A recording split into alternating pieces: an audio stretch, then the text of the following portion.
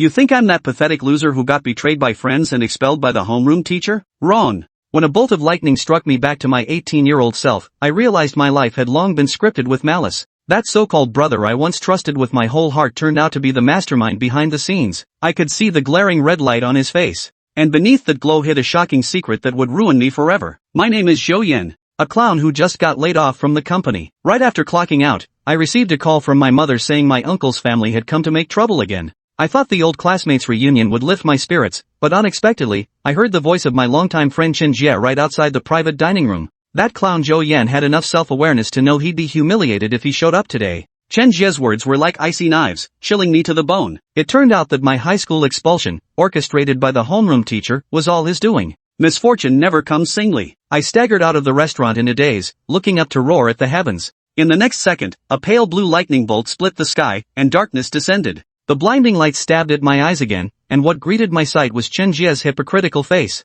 The clamor of the surroundings rushed in. Shaking my head, I realized I was actually in a classroom. Zhao Hongba suddenly threw an arm around my neck. Old Zhou, which internet cafe are you heading to later? Come on, let's do OQ. Internet cafes, duo-Qs, classrooms. My pupils suddenly dilated as I finally woke up from the dream I had been reborn. Returned to the critical moment that would alter the course of my destiny. The night when Zhao Hongba and I sneaked off to an internet cafe after evening self-study and ended up getting caught red-handed by our homeroom teacher. Old Zhou, if you're going to the deep blue internet cafe, can you print something for me? Chen Jie handed over a USB drive. I looked up at him, and a red glow suddenly radiated from my body. With a single thought, exhaustion washed over me, and a notification appeared. Zhou, just wait to be expelled. Who told you to humiliate me in front of the whole class? Why does she like you? Why can't she see my worth? Note, red represents a confrontational wish, which can only be fulfilled if the host destroys it. After being reborn, I obtained a wish fulfillment system. I can see the glow of wishes on others, and by expending mental energy to discern them clearly, I can activate quests.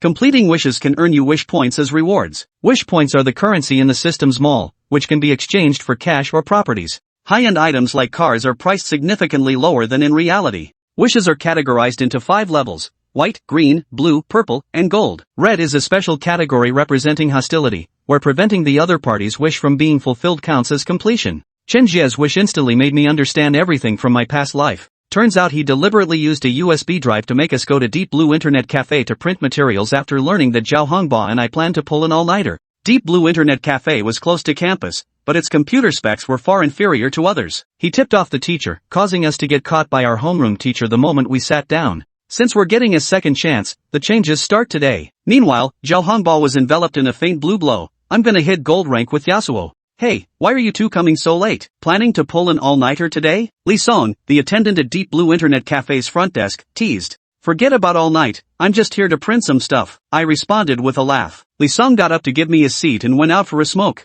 I stopped Zhao Hongba, who was eager to get on the plane. The second-hand printer hidden under the front desk was Li Song's little gray slush fund, offering a friendly price of 50 cents per page. This was also the key to Chen Jie's plan. The printer started working. As I stood up and looked up, the furious expression on our homeroom teacher Yang Liha's face instantly froze. Unlike the last time when I was caught just as I started the game, this time I was printing, and she arrived almost right after us. Teacher Yang, why are you here? I took the initiative to speak, which momentarily confused Yang Liha. Why aren't you going home after evening self-study? What are you two doing at an internet cafe? Yang Liha said with a stern face. I waved the printed materials in my hand and said casually, I came to help Chen Jie print some documents. We're innocent, old Yang. We really came here just to print materials, and it was for Chen Jie. I put on an aggrieved expression. Yang Liha didn't believe me. I leaned in closer and lowered my voice to explain. It's cheaper to print here with the net admin, just 50 cents per page. Many people in the class have asked me for help. I continued to fabricate. Chen Jie doesn't know the network administrator, so they wouldn't let him use the printer. Yang Liha believed it somewhat but still questioned. So you're saying you two are pretty close with the internet cafe manager, huh? Of course we're close. We often play basketball together on weekends. I said confidently, patting my chest. Yang Liha recalled Chen Jie's guilty expression when he came to the office, and suspicion arose in her mind. She pointed at the internet cafe. Let's go check if the printing is done, and get the stuff. I grabbed the materials, pulled out the USB drive, transferred money to Li Song, and bought a Coke to hand over. Seeing what I had in my hands, Yang Liha said, alright, give me the stuff, you two can head home now. Perfect, you can just give it to Chen Jie when you get back. I scratched my head and said casually, he originally said he'd come out during the second night study session to get it and asked us to play some games while waiting for him. He said that? Yang Liha narrowed her eyes, burning with anger. Yeah, if he hadn't promised to treat us to milk tea, I wouldn't have waited. I'll give him the materials later. Let's go home early. Yang Liha reminded us. Got it, bye old Yang. I pulled Zhao Hongbao, who had let out a huge sigh of relief, and we ran off. Chen Jie, since you've shown no mercy, don't blame me for being ruthless. Yang Liha returned to the classroom door and called out, Chen Jie, come out for a moment. Chen Jie thought I had been caught, and a look of joy appeared on his face, which Yang Liha noticed. Her heart turned cold, and her face darkened. Chen Jie followed closely behind Yang Liha, thinking I had been caught by the furious homeroom teacher. At the staircase corner, Yang Liha suddenly stopped. Focus your mind on studying, understood? Yang Liha interrupted Chen Jie's fantasy. Chen Jie felt an ominous premonition and stuttered in reply, I got it. Yang Liha handed him the printed materials. She who prided herself on accurately judging people, for the first time felt she had misjudged someone. Chen Jie's image plummeted in her heart. Back in the classroom, Chen Jie felt flustered and sent me a message, Old Zhou, how come it was teacher Yang who brought the materials back to me? Are you okay? I replied, it's fine.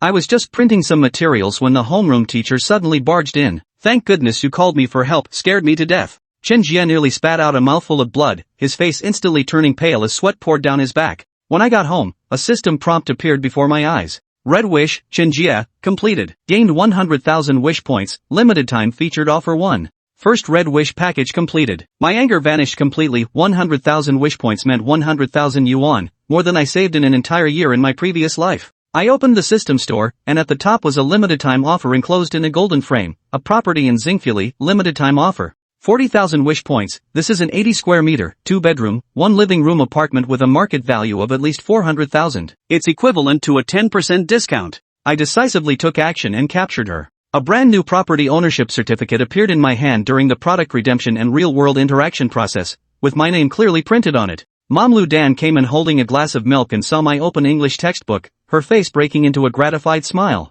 The anger in my heart was dispelled by the warm milk, and everything felt different. No embarrassment of being caught in an internet cafe, no helplessness of temporary suspension from school. I secretly resolved that in this lifetime, I would not let my parents and my esteemed teacher Yang Liha down again. I picked up the physics textbook and started reviewing, reliving the feeling of being a high school student. Since I've been reborn and even have a system, making money isn't the top priority, getting into a good university is what matters most. It was nearly midnight when I pulled up the system panel. Host, Zhou Yan, age, 18, height, 178 centimeters. Weight, 65 kilograms, constitution, 9 spirit, 9 funds, 31,568 yen wish points. 60,000 a gift package emitting red light lies at my feet. With a light mental touch, the gift package opens. Obtained primary body enhancer 1, permanently and comprehensively improves physical fitness, better effects when combined with exercise. I uncorked the bottle and drank the glowing blue enhancer. The icy liquid flowed down my throat, and a surge of warmth instantly spread throughout my body. My body's muscles became firm and elastic. Physical constitution, 912, mental strength, 912. Chapter 4, Golden Legend. You're so bold. I stoned you 4 times, and you didn't block my ultimate, Yasuo? Are you even human? I pressed it. Then why didn't it connect? Too much lag, the internet cafe AC is too cold, my updated keyboard feels off, and mosquitoes are biting me. What can I do? Anyway, I pressed R. Screw this, I'm done. You take the gold yourself. Zhou Yan flung his mouse aside, slumped into his gaming chair, and stared at the defeat notification popping up on the screen with utter despair. The person sitting beside them listened to their exchange. Though they didn't laugh out loud, their constantly twitching shoulders made it clear they were struggling to stifle their laughter. One more round, I swear I'll land the ultimate perfectly. We'll go on a killing spree together. Zhao Hongbao pounded his chest in assurance. You handle the gaga, and I'll handle the slaughter? Zhou Yan grumbled, but his hands obediently joined the game room. After lunch, he got a call from his good buddy Zhao Hongbao, inviting him to duo queue in the valley for gold rank. Recalling the blue wish he'd seen on Zhao Hongbao last night, Zhou Yan had no reason to refuse. He hopped on his bike and headed out. For the wish points, for the first time blue wish completion gift pack he couldn't refuse. Last night, Zhou Yan had discovered that the system shop had tiers. Completing wishes not only granted rewards but also awarded corresponding experience points. If the level 1 shop had so many great items, what about levels 2 and 3? If he could reach the highest level 5, wouldn't that be incredible? Leveling up from level 1 to level 2 required 100 EXP points. The red wish he completed granted 10 points, still a long way from the upgrade threshold. Zhou Yan had assumed that, having reached diamond rank in his previous life, guiding Zhao Hongbao to gold would be a breeze, a piece of cake. But 2 hours later, he realized how utterly wrong he was. If Zhao Hongbao was willing to play a support role and act as his dog, climbing the ranks would be a breeze. But insisting on using the happy wind man to climb to gold? The difficulty skyrocketed exponentially. 3 minutes in, he spammed his E-skill, landing it under the enemy tower to secure first blood. From there, it spiraled out of control victory after victory. His teammates turned into piano players, cursing the entire Windman family. The surrender button was pressed precisely 15 minutes into the game. Winning a game felt harder than climbing Mount Everest, while losing was easier than drinking water. After 5 hours of battle in the Summoner's Rift, Zhao Hongba's silver icon on the screen gradually turned gold. He finally reached gold. Simultaneously, the faint blue glow surrounding him slowly dissipated. A pleasant notification chimed in his ears. Blue Wish Zhao Hongba, completed. Receive 20,000 wish points, limited time special offer 1, first time Blue Wish completion gift pack 1. Additionally, his system experience increased by 6 points, bringing his total to 16,100. I knew my Yasuo was strong. Let's push for platinum. One more game. After reaching gold, Zhao Hongba was ecstatic, his body once again radiating blue wish light. No way, no way. Getting to gold nearly killed me. You want me to carry your Yasuo to platinum? You might as well just kill me. Mom's calling me home for dinner. I'm done. Zhou Yan swiftly exited the game and clicked disconnect in one fluid motion, abruptly halting Zhao Hongba's wishful blow. You told Auntie you'd eat at my place, and I told Mom I'd eat at yours. We're already here, let's play a bit longer. Zhao Hongba grabbed Zhou Yan's arm. He hadn't had his fill yet. No. Hearing this, Zhou Yan shook his head. Damn, memories were attacking him again. Their mothers were high school classmates and remained close friends, so Zhou Yan and Zhao Hongba had known each other since childhood. This tactic had worked countless times before. Going to each other's homes for dinner made both sets of parents feel at ease, and they'd never been caught out before. If memory served, not long after they returned to school in their previous lives, they tried the same trick again, sneaking off to the internet cafe to play games. But their mothers happened to bump into each other at the mall. A few casual words later, everything was exposed. The subsequent mixed doubles beating they received at home was so brutal that Zhou Yan still felt a dull ache in his buttocks whenever he recalled it. This time, he absolutely couldn't repeat that mistake. Seeing Zhou Yan actually get up to leave, Zhao Hongba followed suit and stood up from the computer. He was a noob, not an idiot.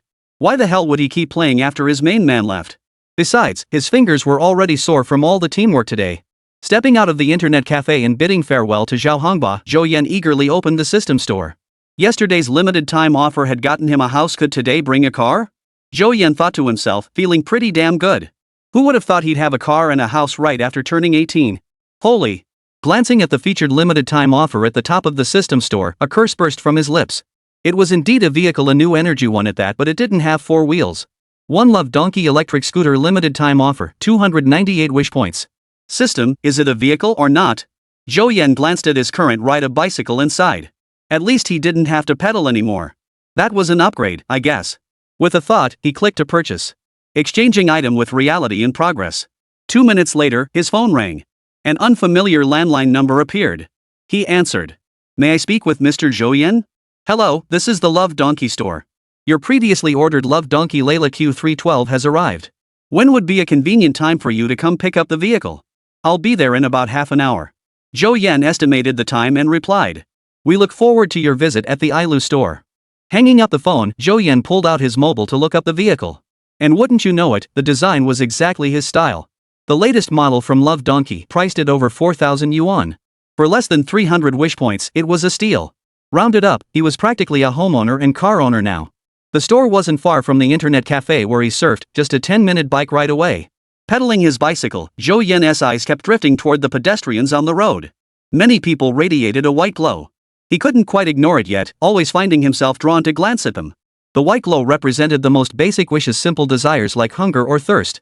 Last night, he noticed many classmates glowing white, so Zhou Yan wasn't in a hurry to fulfill these seemingly worthless wishes. Come Monday, he'd swipe his card however he pleased. Humming a tune, Zhou Yan pedaled leisurely toward the Love Donkey store, feeling incredibly relaxed and content. It had been ages since he'd enjoyed such leisurely moments.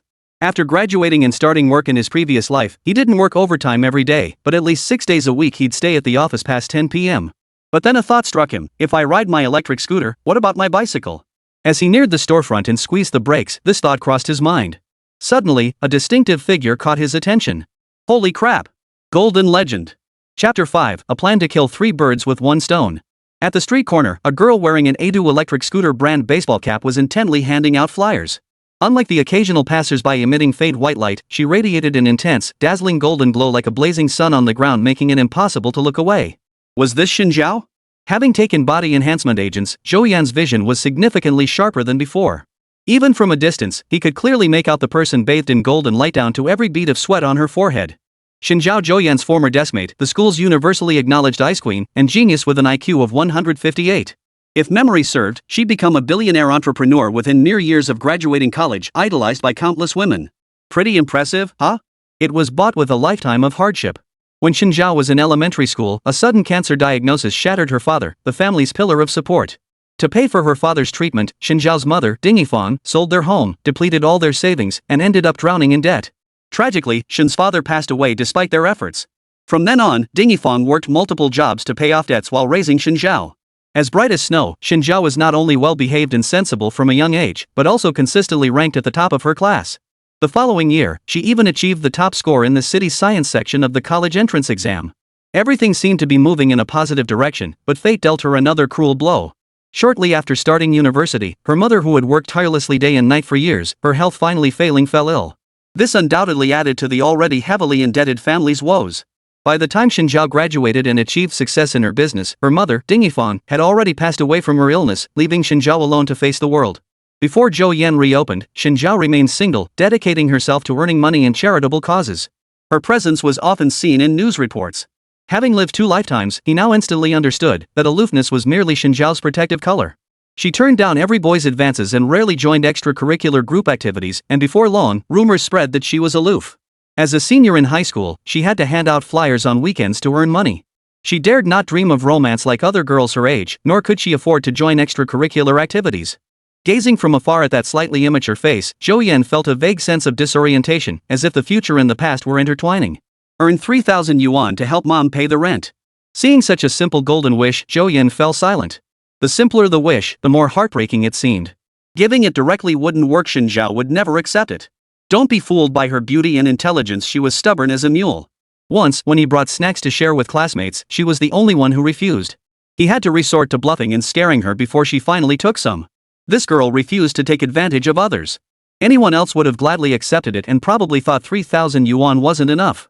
Damn it, I need a solution. Zhou Yan pushed his bike along, pondering as he walked. Gradually, his eyes grew brighter. Damn, I'm a genius. A brilliant idea that would kill 3 birds with 1 stone flashed through his mind. Hello, we're having a big sale on AI Lu electric bikes right now, great prices. Are you Zhou Yan? Zhou, wearing a baseball cap, didn't recognize Zhou Yan at first glance. Only when he looked up did he realize it was his classmate. Old Shen, you're here. Perfect timing. Ha! Zhou was almost thrown off by the old Shen greeting. Old Shen just sounded weird. And what did "I'm so glad you're here" even mean?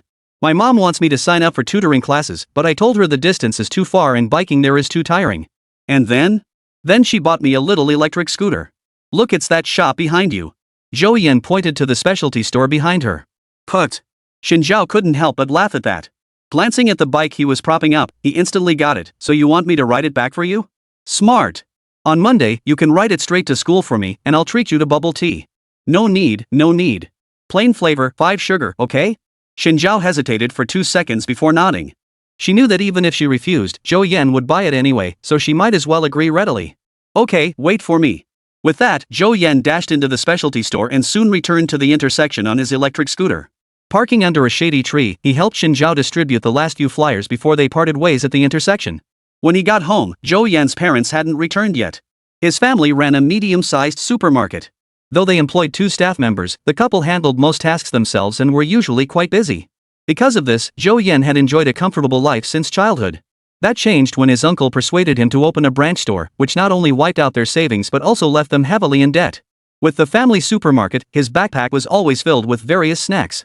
Combined with his mother Lu Dan's lifelong teaching that one must share and never hog food, Zhou Yan had been popular since entering school. Who wouldn't like a classmate who constantly shared snacks? At the dinner table, after polishing off 2 bowls of rice, Zhou Yan set down his chopsticks, patted his belly, and turned to his mom. Mom, I need to talk to you about something. Go ahead. Money is out of the question. She knew her son well enough. That look meant he was running low on cash, but he'd never been shortchanged on allowance. Asking for more was out of the question. I want to sign up for a tutoring class. The moment those words left his mouth, the house fell silent. Even Zhou Jiming, who had been silently eating, shot a puzzled glance over. Lu Dan immediately set down her chopsticks, reached out to touch her son's forehead, and frowned in confusion. Strange, he doesn't have a fever. Zhou Yan's mouth twitched. So this was how his parents saw him? You can sign up for the tutoring class, but don't let this be a 3-minute passion. I'll definitely study hard. I think Teacher Lao said something really insightful. Zhou Yan declared solemnly. What did Teacher Yang say that made you change your tune? Lu Dan perked up instantly. Neither she nor his teachers had spared any words good or bad, but the kid had never listened. Old Yang said top universities have 4-person dorms with AC and fast internet. With my current grades, I'll only get into a second-tier school crammed into an 8-person room with just a fan, no desk for my computer. He also said if I really buckle down on my English and work harder in math and science, my chances are pretty good. Then I can go to a great university and have even more fun. The couple exchanged a glance and instantly bought most of it. This sales pitch certainly swayed their son, but whether he could stick with it was another question entirely. Zhou Yan's grades hovered in the middle of the class, his scores wavering between first-tier and second-tier university cutoff lines. When math and science problems were challenging, he could reach the first-tier threshold. He was a student with a pronounced imbalance in his subjects. His math and science scores were consistently strong, but his Chinese and English were weak, especially English. His homeroom teacher, Yang Liha, who taught math, had always held high hopes for Zhou Yan. Not wanting to waste such promising talent, she frequently checked in with him and pulled him aside for talks. In his previous life, Zhou Yan resented his homeroom teacher intensely around this time, even harboring some hatred during his period of taking a leave of absence from school. It wasn't until he graduated from university and entered society that he realized his homeroom teacher had only had his best interests at heart. In this world, people who genuinely care for you without expecting anything in return are few and far between. That's why, in his previous life, Zhou Yan always brought gifts to visit Yang Liha whenever he returned to Lijiang. Yan Bingbing. You haven't logged in for days. My stars are about to run out, wah. A ding sounded as Zhou Yan looked down at the message popping up on his screen, a smile involuntarily spreading across his lips. Su Chanxian, long time no see. Chapter 6, The Source of Conflict. Who could have imagined that this girl, addicted to games and constantly whining for him to carry her, would one day become a household name? Su Chanxian, whose gaming ID was Little Fox Chanxian, would blossom into a fox spirit capable of bewitching the nation years later. True to her name, Su Chanxian only played dodgy in honor of kings, constantly teasing opponents and teammates with her chat. Once, Zhou Yan ended up on the opposing team. Facing a mid-lane dodgy who dared to taunt him in chat, he instinctively assumed the player behind the Little Fox Chanxian ID must be some scruffy guy. So he swung his mighty hand, using Lan Ling Wang to gank dodgy to death 8 times in 7 minutes. After the game, Zhou Yan received a match invite from Little Fox Shallow. Thinking she was furious and wanted to drag him into voice chat for a verbal showdown, he spent a few seconds rehearsing his insults before accepting. You're so good. Can you carry me? The overly sweet voice made Zhou Yan flinch. He retorted sternly, dude, where'd you get that voice changer? That squeaky pitch is way too obvious, you'll get caught. This remark nearly made Su Chanxian spitfire. After 2 duo queues, they added each other as friends and played together whenever they had time. To Zhou Yan at the time, she was just a mid-laner who provided emotional support, followed orders, and never fought over the blue buff. Even when he later learned that the Little Fox, Shallow, was a high school senior, he didn't think much of it. During his sophomore year, after Zhou Yan went through a breakup, Su Chanxian suggested they meet in person. After seeing the photo she sent, Zhou Yan chickened out. It wasn't that Little Fox was unattractive, she was too beautiful. Having just been dumped when his girlfriend was stolen by a rich kid, he clung to the idea that it was better to avoid the pain of ending a relationship than to start one at all. He stood her up, too scared to show up. After that, their contact gradually faded. The next time Zhou Yan saw Su Chanxian was on the silver screen. After drinking too much at a work dinner, he told his colleagues he'd almost met Su Chanxian in person, but no one believed him. Yan Bing, deep in studies, do not disturb. Little Fox Chanxian, oh dear, you need to rest on weekends, or your little fox will lose her spark. Ouch. That single line nearly drained Zhou Yan's health bar dry. Remember, the lethality of cuteness is directly proportional to the cuteness of the person delivering it.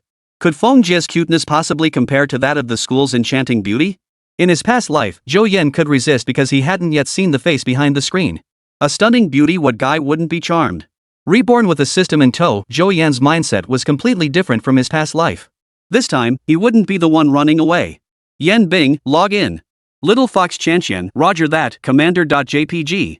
Playing Yasuo with Zhao Hongbao was torture, but playing dodgy with Little Fox was pure bliss. She shouted nice, loudly, and even delivered kills and buffs. When we meet, I'll grant you 10 wishes. No, 100. Putting down his phone, Zhou Yan pondered silently. He didn't leave the house all Sunday, even sternly rejecting his best friend's duo queue invite. Though Zhou Yan dozed off 8 times, he still spent the entire day buried in his book. It was more grueling than overtime work, no wonder they say a day feels like 3 autumns. Seeing her son study so diligently, Mrs. Lu Dan happily prepared 2 extra dishes he loved for dinner. His father's face also lit up with a satisfied smile, and he added 50 more to his allowance. Over the weekend, homeroom teacher Yang Liha learned about the conflict between Chen Jie and Zhou Yan from the class monitor and study committee member. Strictly speaking, this conflict was Chen Jie's one-sided animosity. According to the class monitor, Chen Jie and Zhou Yan had always gotten along well, even playing basketball together every day. If there was any real issue, it stemmed from an incident involving borrowing money. Both Chen Jie and Zhou Yan frequently borrowed money from classmates on Fridays, the former due to financial hardship at home, the latter because he'd spent all his allowance and needed cash for the internet cafe. The difference was that Chen Jie often borrowed money but rarely paid it back, constantly delaying repayment. Over time, few were willing to lend to him anymore. Zhou Yan, however, borrowed on Fridays and repaid by Monday without fail. He was also generous, often sharing snacks, so people were happy to lend to him. So how did the conflict arise? One Friday after class, Zhou Yan dashed out immediately. Chen Jie stayed behind to ask classmate Song Hui for money, but she said she had none to spare. Zhou Yan, unaware of this, returned with water and passed by Song Hui's desk. "Hey Song, lend me 50. I'll pay you back Monday." Song Hui immediately pulled out a 100 yuan bill from her backpack. "I don't have 50, but here's 100. Chen Jie witnessed the entire scene. He got into a heated argument with Song Hui over it, and in the process, he also harbored resentment toward Zhou Yan, believing he had deliberately embarrassed him. Sigh. Yang Liha sighed. The class monitor said Chen Jie still owed her 200 yuan. If Chen Jie truly faced severe financial hardship and couldn't afford meals, classmates who lent him money might understand. But his inability to buy food stemmed entirely from his competitive nature. Like when he joined the boys for basketball, they all had special basketball shoes, so Chen Jie went out and bought some too. Borrowing our money to show off? We've really spoiled you. The girls in the class had long reached a consensus, privately gossiping and listing Chen Jie as one of the most detestable people. The final straw that broke the camel's back, the reason Chen Jie decided to frame Zhou Yan, was something even he himself couldn't quite articulate. High school students, especially seniors, had little downtime at school. Basketball enthusiasts like Zhou Yan seized every second, desperate to grab a ball and shoot a few baskets during those fleeting class breaks. Lunchtime became their golden opportunity to play, so they often asked girls in their class to bring them meals from the cafeteria. Zhou Yan was the only one who not only had different people bring him lunch daily but also never had to swipe his own meal card. As for Chen Jie, even if someone was willing to bring him lunch, the first thing they'd do was ask for his meal card. High school days were simple and pure back then, no hidden agendas, just straightforward kindness. You treat me well, I treat you well, you're generous with me, I'm generous with you. But Chen Jie didn't see it that way. Why should I be the one with no money when Zhou Yan borrows 50 and you give him 100? Why does he get to casually pat a girl on the head and snatch an apple off her desk right before class without anyone getting upset, yet the moment my hand even touches something, he turns on me? Why does he never take my meal card when I bring him lunch, yet when I offer mine, he refuses to take it? Chen Jie, feeling his pride wounded, couldn't solve the problem, so he chose to deal with Zhou Yan himself. But this time, all his schemes were destined to come to nothing. Chapter 7, No More Repeating Past Mistakes. At 6:30 a.m. sharp, Zhou Yan's eyes fluttered open. Reborn, yet his early morning routine for catching the first subway still held hay, more reliable than any alarm clock. He scrambled out of bed, muttering to himself. While washing up, he caught his reflection in the mirror, muscles more defined, looks more handsome, and his smile was harder to suppress than an AK-47. The system-produced body enhancer was quietly transforming his physique. Though the changes weren't obvious, careful observation revealed Zhou Yan was already different. "Zhou Yan, you're up early today. Wow, did you buy this milk tea for me?" Zhou Yan was carrying 2 steaming cups of milk tea when a small hand tapped his shoulder near the classroom entrance. He turned to see a radiant, smiling face. Su Jie, his first love, the girlfriend snatched away by a rich kid during college. Had he not returned to alter the timeline, Su Jie would be Zhou Yan's girlfriend now. In his previous life, he and Zhao Hongba were caught by their homeroom teacher and ordered to go home for reflection. After the news spread, Zhou Yan received a tearful call from Su Jie. "Zhou Yan, what am I supposed to do without you at school? There's no one to see me through high school now." That was the first time Zhou Yan had ever heard Su Jie cry, and his heart pounded uncontrollably. At school, far more boys pursued Su Jie than pursued Xinjiao. The aloof Xinjiao was more like an unattainable white moonlight in most people's hearts, something to be cherished in secret, impossible to approach or touch. Of course, many had initially pursued her. But Xinjiao was the teacher's darling, their hope for admission to prestigious universities like Peking or Tsinghua. Beyond her own cold rejections, every boy who made a move was summoned for a talk by the teachers. After a few such incidents, no one dared pursue Xinjiao anymore. Su Jie, with her sweet looks, was different. Though slightly less outstanding than Xinjiao, she still stood out among the girls. Her lively and adorable personality, coupled with her many friends, made her more popular with the boys. However, whenever someone confessed to her, she would always say she already liked someone. Back then, Zhou Yan also harbored feelings for Su Jie. Hearing her constantly mention having someone she liked, he never imagined that person was actually him. It wasn't until that phone call that he finally understood. He tentatively confessed his feelings over the phone, and thus gained a girlfriend. Seeing Zhou Yan again, Zhou Yan felt a moment of disorientation. Knowing the outcome in advance, he was determined not to repeat the same mistakes. Even at this moment, Zhou Yan genuinely liked him, untouched by the harshness of the world. In his past life, he'd pondered countless times, if given a second chance, he'd likely avoid any connection with Zhou Yan. Oh right, that guy Chen Jie had always secretly admired someone. If he hadn't misjudged, it was Zhou Yan. No wonder he hated him so intensely in his previous life. This was precisely when Zhou Yan and Zhou Yan were deeply involved. Hey, you space cadet? The pale, delicate hand waving before his eyes yanked Zhou Yan back to reality. He shook his head slightly and simply handed both cups of milk tea over. Here, take one for your desk partner too. Ha? The other one's for Xinjiao? Hey, wait for me. Zhou Yan froze for a moment, then stamped her foot in frustration as Zhou Yan walked into the classroom. Inside the classroom, a sea of white light flickered, interspersed with scattered green glows. The most dazzling of all was a blinding golden orb. After glancing at several white wishes all about sleeping in a little longer, Zhou Yan's lips twitched. This wish won't be easy to grant. I really want to eat an egg yolk pie. Persistence paid off. He finally spotted a wish that was easy to fulfill. Zhou Yan dropped his backpack and sprinted toward the small shop next to the classroom building. Didn't have breakfast? Here, have an egg yolk pastry. He walked up to the girl with the ponytail and placed a custard tart in front of her. Her eyes lit up instantly. Wow, how did you know I was craving an egg yolk pastry right now? As she tore open the wrapper and took a bite, a system notification sounded in Zhou Yan's mind. White Wish Xian Xiaorui, completed. Gained 2,000 wish points. First time White Wish completion reward pack 1. 2 yuan 50 turned into 2,000? What kind of miracle was this? Excited, Zhou Yan checked several classmates' wishes. Ignoring the perverted ones like wanting to sleep or relieve stress through masturbation, he fulfilled several white wishes with snacks and drinks. His wish points surged close to 10,000, but his spirit began to flag. Checking wishes drained mental energy. Even with his enhanced constitution, Zhou Yan couldn't sustain such consumption. By the time he returned to his seat, he was already nodding off, looking no different than when he used to come straight to school after pulling all-nighters online. His classmates showed no surprise at his state. After all, in this school, many students' seats seemed like energy-draining traps. Sitting down to open a book brought on an unstoppable wave of drowsiness, only to feel fully energized the moment he stood up after class. Even before the morning study bell rang, the sound of reciting lessons mingled with the rustling of pen tips on paper drifted into his ears. On the back wall, the countdown clock for the college entrance exams had shed another page. The scarlet digits 265 days glared harshly, reminding the seniors that time was running out. Zhao Hongba yawned, his English textbook propped upright on the desk as his lips moved silently. To the uninitiated, it might have looked like he was memorizing some dizzyingly long vocabulary word. Only Zhou Yan knew this guy was just putting on airs. The EQDEQR he was muttering was clearly Yasuo's twin blades combo. As Zhou Yan flipped open his book, a wave of drowsiness washed over him. His wrists could barely support his head, which kept dropping downward. Zhou, did you go queue up without me? His desk mate Zhao Hongba nudged his side. I didn't. Stop making stuff up. I studied all day yesterday, okay? Zhou Yan forced himself to perk up, declaring with righteous indignation. I'm different now, got it? Hey, where's my desk buddy? So you were just putting on a show. Zhao Hongba snorted derisively, looking around exaggeratedly. Like I'd buy that bull.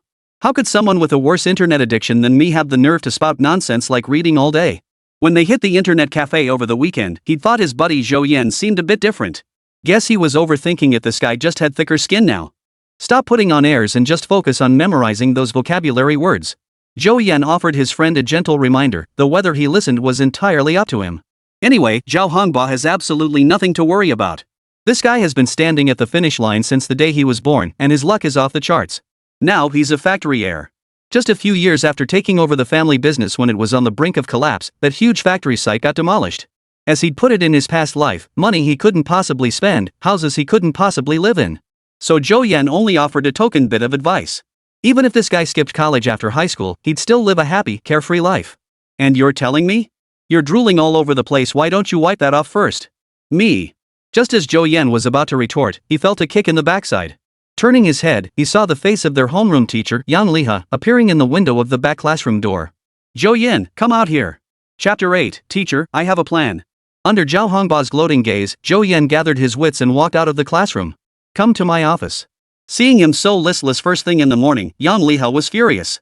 Dragging his body as if hollowed out, Zhou Yan followed closely behind his homeroom teacher and hurriedly opened the system store. Mental recovery potion small, 1,000 wish points. Purchase and extraction completed in one fluid motion. With a thought, a small glass bottle resembling calcium supplements appeared in his hand. Zhou Yan unscrewed the cap and downed it in one gulp. A soothing coolness spread throughout his body, instantly clearing his foggy mind. He was already wide awake the moment he stepped out of the classroom. Yang Li has sat down at her desk and nearly burst out laughing at the sight of Zhou Yan, now brimming with energy. But summoning him to the office this morning wasn't for lecturing. Yesterday, Zhou Yan's mother, Lu Dan, had called. She first thanked him for teaching her son, then mentioned that Zhou Yan had spent the entire Sunday at home reading something rare and had even volunteered to sign up for a tutoring class. In other words, she was asking if the homeroom teacher could recommend any good tutoring programs. Hearing this news, Yang Lihua felt deeply gratified. Yet the faint glimmer of hope that had finally begun to rise within him was extinguished by the sight of Zhou Yan nodding off in class just moments ago. When some parents came asking where to send their children for tutoring, Yang Li had dared not make random recommendations. One misstep could cost her job. But Zhou Yan's parents had absolutely nothing to worry about. When he made a mistake in his first year of high school, an angry and somewhat impulsive Yang Liha had struck him several times with a ruler. When his parent, Lu Dan, arrived, her first words were, "Teacher Yang, you were absolutely right to discipline him." Her next words were, "Actually, it wasn't harsh enough," without a trace of blame. Her gratitude for his discipline was genuine, unlike some parents who couldn't tolerate even mild criticism of their child, claiming it would damage their mental health. Beyond the parents' attitude, another reason Yang Liha cared so deeply was that Zhou Yan was genuinely bright. Unlike those students who get generic praise like smart but lazy during end-of-term evaluations, Zhou Yan was the kind of promising talent who grasped concepts instantly and applied knowledge creatively. With dedicated effort, Zhou Yan could easily get into a top-tier university. His English scores could reach the average level, and he even had the potential to get into a prestigious university. In Yang Liha's view, the boy's science skills were solid, just consistent effort was needed. So he specifically researched tutoring programs for Chinese and English. Both these tutoring centers are perfect for you. Even though you're already in senior year, it's not too late for you. Zhou Yan took the handwritten names and phone numbers from his homeroom teacher and fell deep in thought. After a moment, he tentatively spoke up. "Ms. Yang, I have an idea. What if we asked our classmate Chen Jie to tutor me?" "Absolutely not." At the mention of Chen Jie, Yang Liha's voice shot up an octave like a startled rabbit. "He's my absolute golden child tutoring you? You're clearly up to no good. So you've been waiting here all this time, trying to get your hands on the only student in class with potential for Tsinghua or Peking University? Your little tail's showing. Teacher Yang, I know you're anxious, but hold your horses. Let me explain." Yang Liha crossed his arms, a dismissive smirk playing at the corners of his mouth, clearly waiting to see how I'd perform. "Here's the thing. I went out Saturday to look for a suitable tutoring class or private tutor, and I ran into Shenzhou handing out flyers on the street. You know her family situation. I thought maybe she could tutor me. See? If she tutors me, she won't have to spend weekends handing out flyers for money. Plus, I can ask her questions anytime during the week. It's a win-win. Ms. Yang, you wouldn't want your star student to fall behind in her studies because she's working part-time jobs to make ends meet, only to fail the college entrance exam in the end, would you?" As Zhou Yan spoke, Yang Liha's brow furrowed. Teachers were well aware of Shenzhou's family situation. Due to her father's circumstances, the family had accumulated significant debt, so everyone tried to look out for her whenever possible. Earlier, Yang Liha had even offered her own meal card, one of the school's teacher perks that got topped up monthly, but the stubborn girl refused it outright. After that, he'd occasionally eat at the student cafeteria and forcefully add 2 extra dishes to Shenzhou's plate whenever he saw her. He hadn't realized the situation had grown so dire that Shenzhou now needed to hand out flyers on weekends to supplement the household income. Direct financial aid was unlikely to be accepted, and giving her money wasn't a long-term solution either. You know what? That brat's method actually seemed like the best solution for now.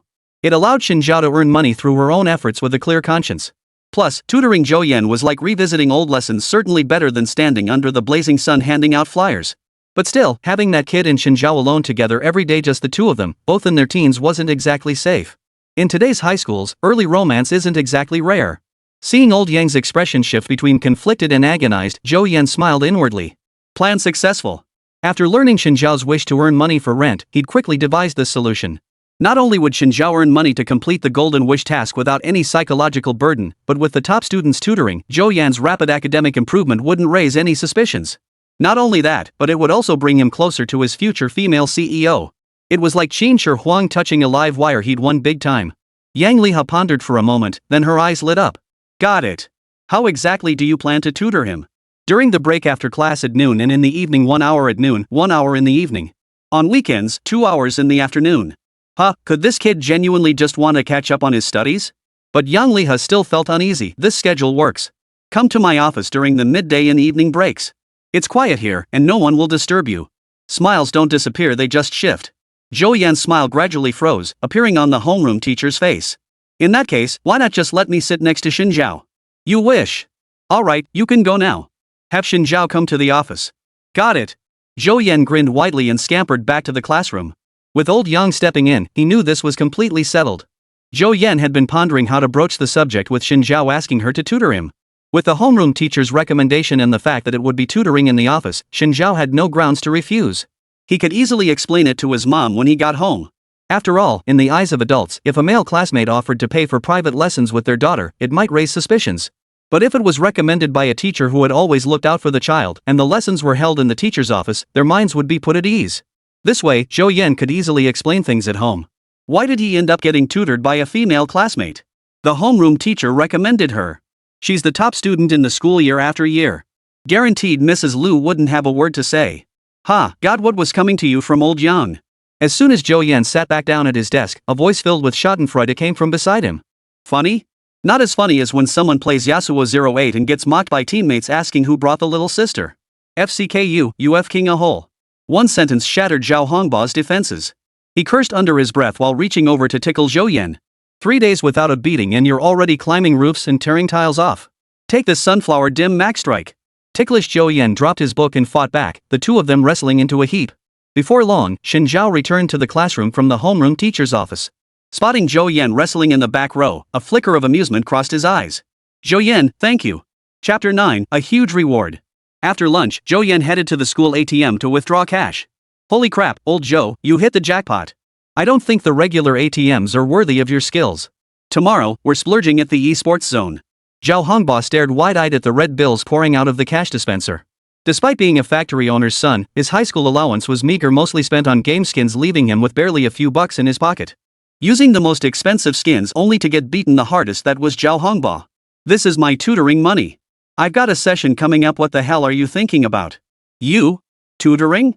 Zhao Hongbao looked utterly skeptical. Come on, let's go play some ball. The court's already been reserved by the gang. Zhou Yan shook his head and sighed. Bro, I gotta head to the old teacher's office for extra lessons soon. No chance of playing ball. Wah! Zhao Hongbao pulled an exaggerated expression, his mouth stretching wider than an AK-47's barrel, barely holding back laughter. A short while later, Zhou Yan arrived at the homeroom teacher's office carrying a nearly brand new English textbook and a notebook with only his name written on it. Chen Jie was already quietly seated at his desk, studying. Good afternoon, Teacher Shen.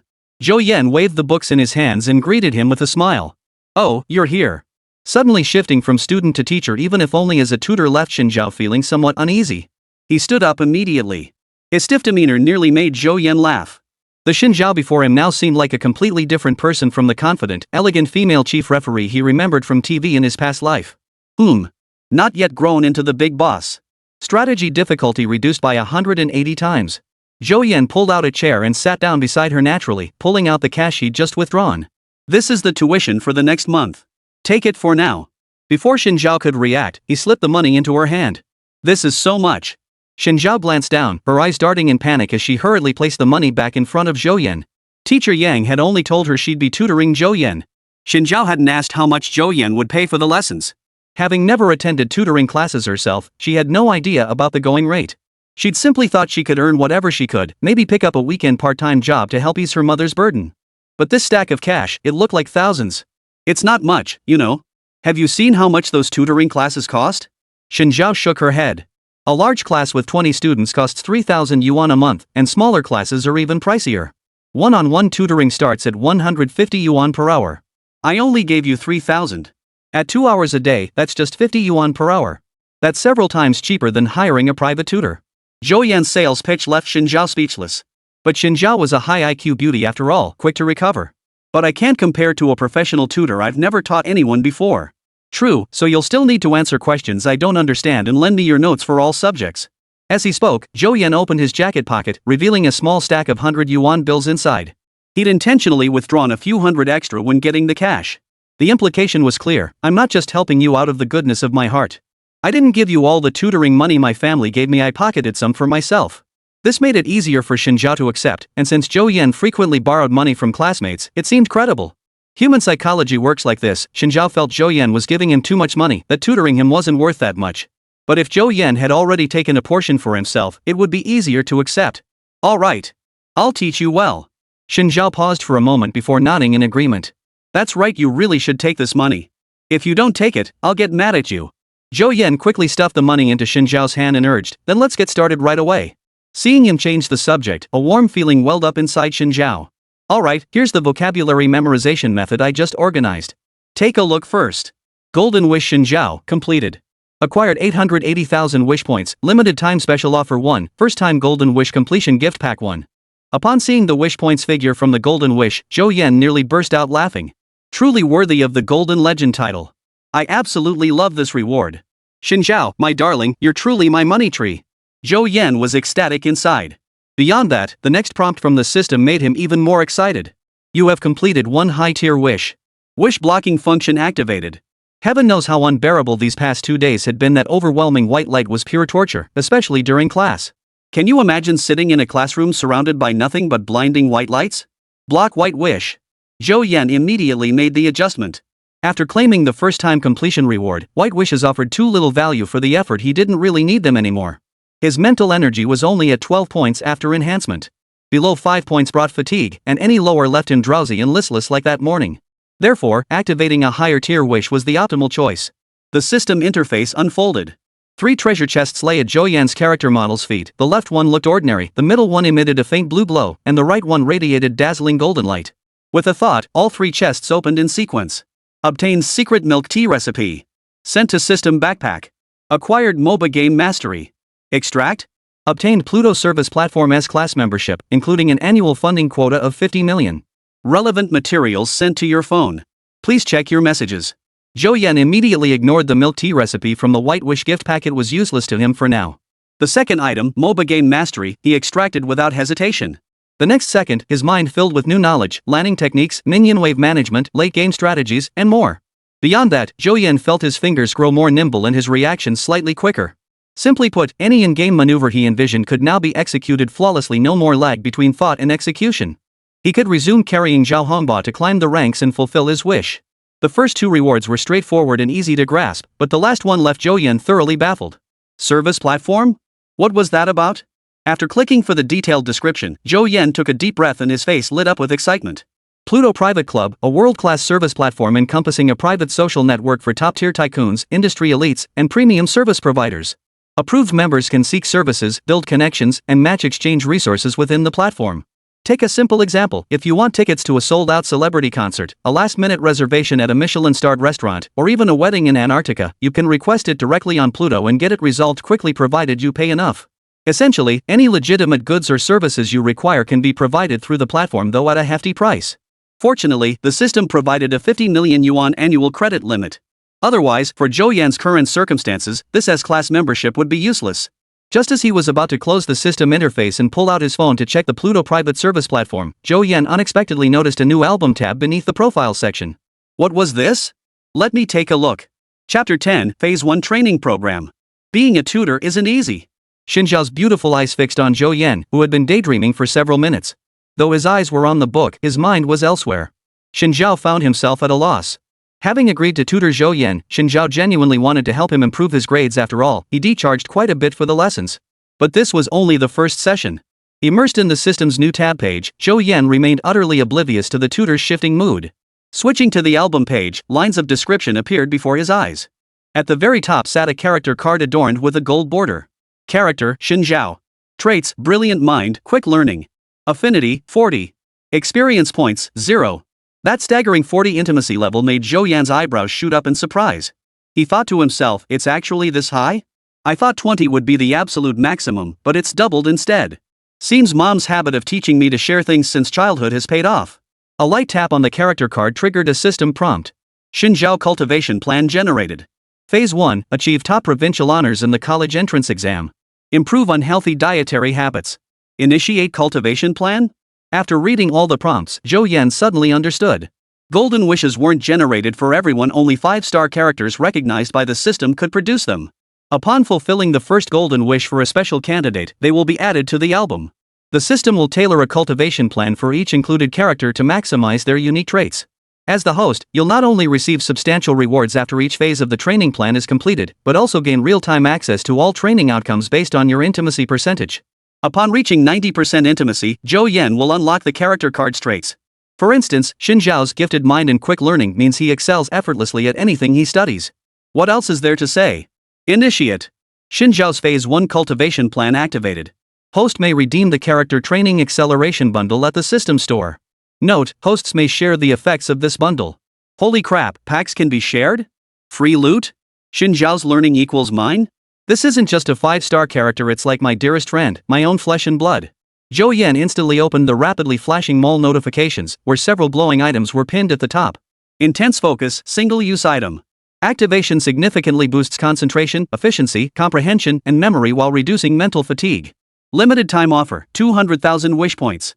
This was the reward for completing a golden wish, an unreal item worth nearly 10 million wish points, now available at a steep discount for just 200,000. Buy.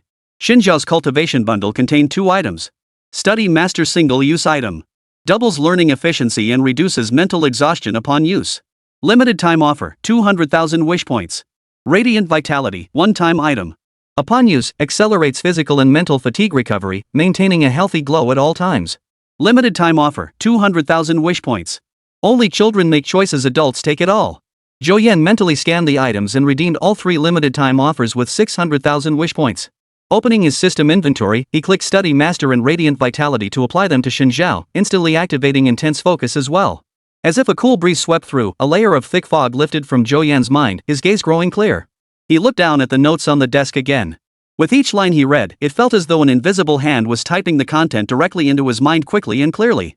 Within mere seconds, Zhou Yan felt this page of notes had been deeply imprinted in his mind. The effect of focus was terrifyingly powerful. Awesome. This is what learning should be. Zhou Yan, snap out of it. Lost in his joy, Zhou Yan suddenly felt a tap on his shoulder. He looked up to meet Xin Zhao's earnest gaze. I wasn't spacing out, I memorized the entire page. You. This remark infuriated the high IQ beauty. Though her gaze remained fixed on her notes, her eyes were clearly unfocused. Did she not recognize the look of someone studying intently? Zhou Yan's expression just now was identical to that of a classmate propping their chin up in daydreams, yet he still dared to make excuses. Let me test you on the first page. I used a very long word as an example. How do you spell that word? The studious beauty fumed, her heaving chest drawing the gaze of the person across from her. The long word on the first page is extraterrestrial, meaning an alien life form. The notes first broke it down using roots and affixes, extra beyond, terra earth, eel adjectival suffix meaning an entity beyond earth. Then, to reinforce the memory, she used phonetic associations, extra like X-ray, terrestrial like kicking a stone. The association, the alien X-rayed and kicked a stone. This approach allowed her to memorize the entire word completely, making it hard to forget. Faced with Zhou Yan's eloquent discourse, the highly intelligent beauty experienced her first pang of self-doubt. Wait, you actually remembered it? She'd planned to wait until he stumbled, then explain it herself before making him study diligently. But you wrote down every single word? Then, what should I do? For a moment, the newly hired tutor was flustered. Did her role suddenly seem redundant? Having lived 2 lifetimes, Zhou Yan instantly read the hidden meaning in Xin Zhao's expression. Joking aside, after working as a laborer for so long in his previous life, his observational skills were well honed. Your notes are really helpful. Let me take a look first. If I don't understand something, I'll ask you right away. Zhou Yan gestured toward the English exam paper in front of her as he spoke. You focus on completing the test first. How should I put it? Just having you nearby creates that study atmosphere that helps me concentrate on learning English. Really? Absolutely. Otherwise, why do so many people prefer studying in libraries during their free time? It's precisely because libraries have such a strong atmosphere of learning. Oh. Xin Zhao always felt like Zhou Yan was trying to fool a simpleton, but she couldn't prove it. While the two were studying quietly, their homeroom teacher, Yang Liha, quietly came over to observe for a moment. Seeing Zhou Yan truly buried in his books, she finally left satisfied. Zhao Honghua, drenched in sweat after playing ball, returned to the classroom chatting and laughing with several other boys from the class. Spotting the open bottle of water on Zhou Yan's desk, he grabbed it and gulped it down in one go. Placing his hands on his hips, he surveyed the classroom before blurting out a profanity that drew disapproving glances from those around him. Old Zhou took money at noon and said he was going to the old teacher's office for tutoring. It's normal for him not to be in the classroom. What about me, the school's top beauty? As the perennial top student who dominated the school rankings, Xin Zhao rarely left her seat during school hours except to eat or use the restroom. Recalling how the school beauty had ridden Zhou Yan's bike to class that morning, Zhao Honghua clenched his jaw so hard his molars nearly shattered. Zhou Yan, you deserve to die. Chapter 11, They Could Never Be Together. 5 minutes before class, Zhou Yan and Xin Zhao finally returned to the classroom from the homeroom teacher's office. One entered through the front door, the other slipped in through the back. Spill it. Confess and get leniency, resist and face harsher punishment. Were you with Miss Shin, the school beauty, at lunch today? Before Zhou Yan could even sit down, Zhou Hongba's gritted teeth voice met his. Not far ahead, Zhou Jie was whispering to her desk partner Chen Jie, occasionally glancing back. Zhao, where did you go at lunchtime? I went to Teacher Yang's office. Oh, okay. 18-year-old intuition told Zhou Jie that Zhou Yan seemed different toward her than before. Even though he'd handed her his milk tea this morning just like always, there was a faint, lingering sense of distance that made her heart flutter inexplicably, as if she'd lost something important. First he had her deliver milk tea to Shen Zhao for him this morning, then both of them vanished at lunchtime. Could it be that there was something going on between them? At that thought, Zhou Jie shook her head and grinned. No way. Even if Zhou Yan wanted to, Shen Zhao certainly didn't. After blocking out those low-level wishes, Zhou Yan's classroom experience improved by leaps and bounds. He fell asleep quickly and slept soundly. It wasn't that he didn't want to study hard, he just hadn't gotten used to sitting still in class yet. Listening to the lectures, his eyelids would start to droop involuntarily. That said, Shen Zhao, sitting attentively in the front row, was effectively studying for him. By the end of the afternoon, Zhou Yan had absorbed more than most of his classmates. At 8:30 p.m., the bell signaling the end of evening study rang. Day students streamed out of the high school gates under the moonlight, jostling to be first. Shen Zhao pushed open the rusted iron gate. The dim motion-activated lights in the hallway flickered on, illuminating the walls covered in layers upon layers of small advertisements. Her family rented a one-bedroom apartment in a 1990s residential building in the old city district. Though small, it offered her some private space. The living room doubled as her bedroom, with a fold-out sofa tucked away during the day and unfolded at night. Her desk beside it was piled high with textbooks and notes. Her mother, Ding Yifang, was stir-frying in the kitchen. The roar of the old range had drowned out Shen Zhao's "I'm home. Wash up and eat." Mom Ding Yifang emerged from the kitchen shortly after, carrying plates of food. Mom, take this money to pay the rent first. After her mother sat down, Shen Zhao pulled out all the money Zhou Yan had given her that day from her backpack. Seeing the stack of cash, Ding Yifang's expression instantly hardened. Where did you get all this money? She snapped. This sudden change of expression startled Shen Zhao, who hurriedly began explaining. She recounted everything from the moment she was summoned to the office by her homeroom teacher, Yang Liha. Upon hearing it was for tutoring fees, Ding Yifang's expression finally softened. It wasn't that she was overly sensitive. Having raised her daughter alone while burdened by enormous debt, she had seen too much of the world's cruelty and indifference. To have given birth to such a beautiful daughter as Shen Zhao, Ding Yifang must have been a stunning beauty in her youth.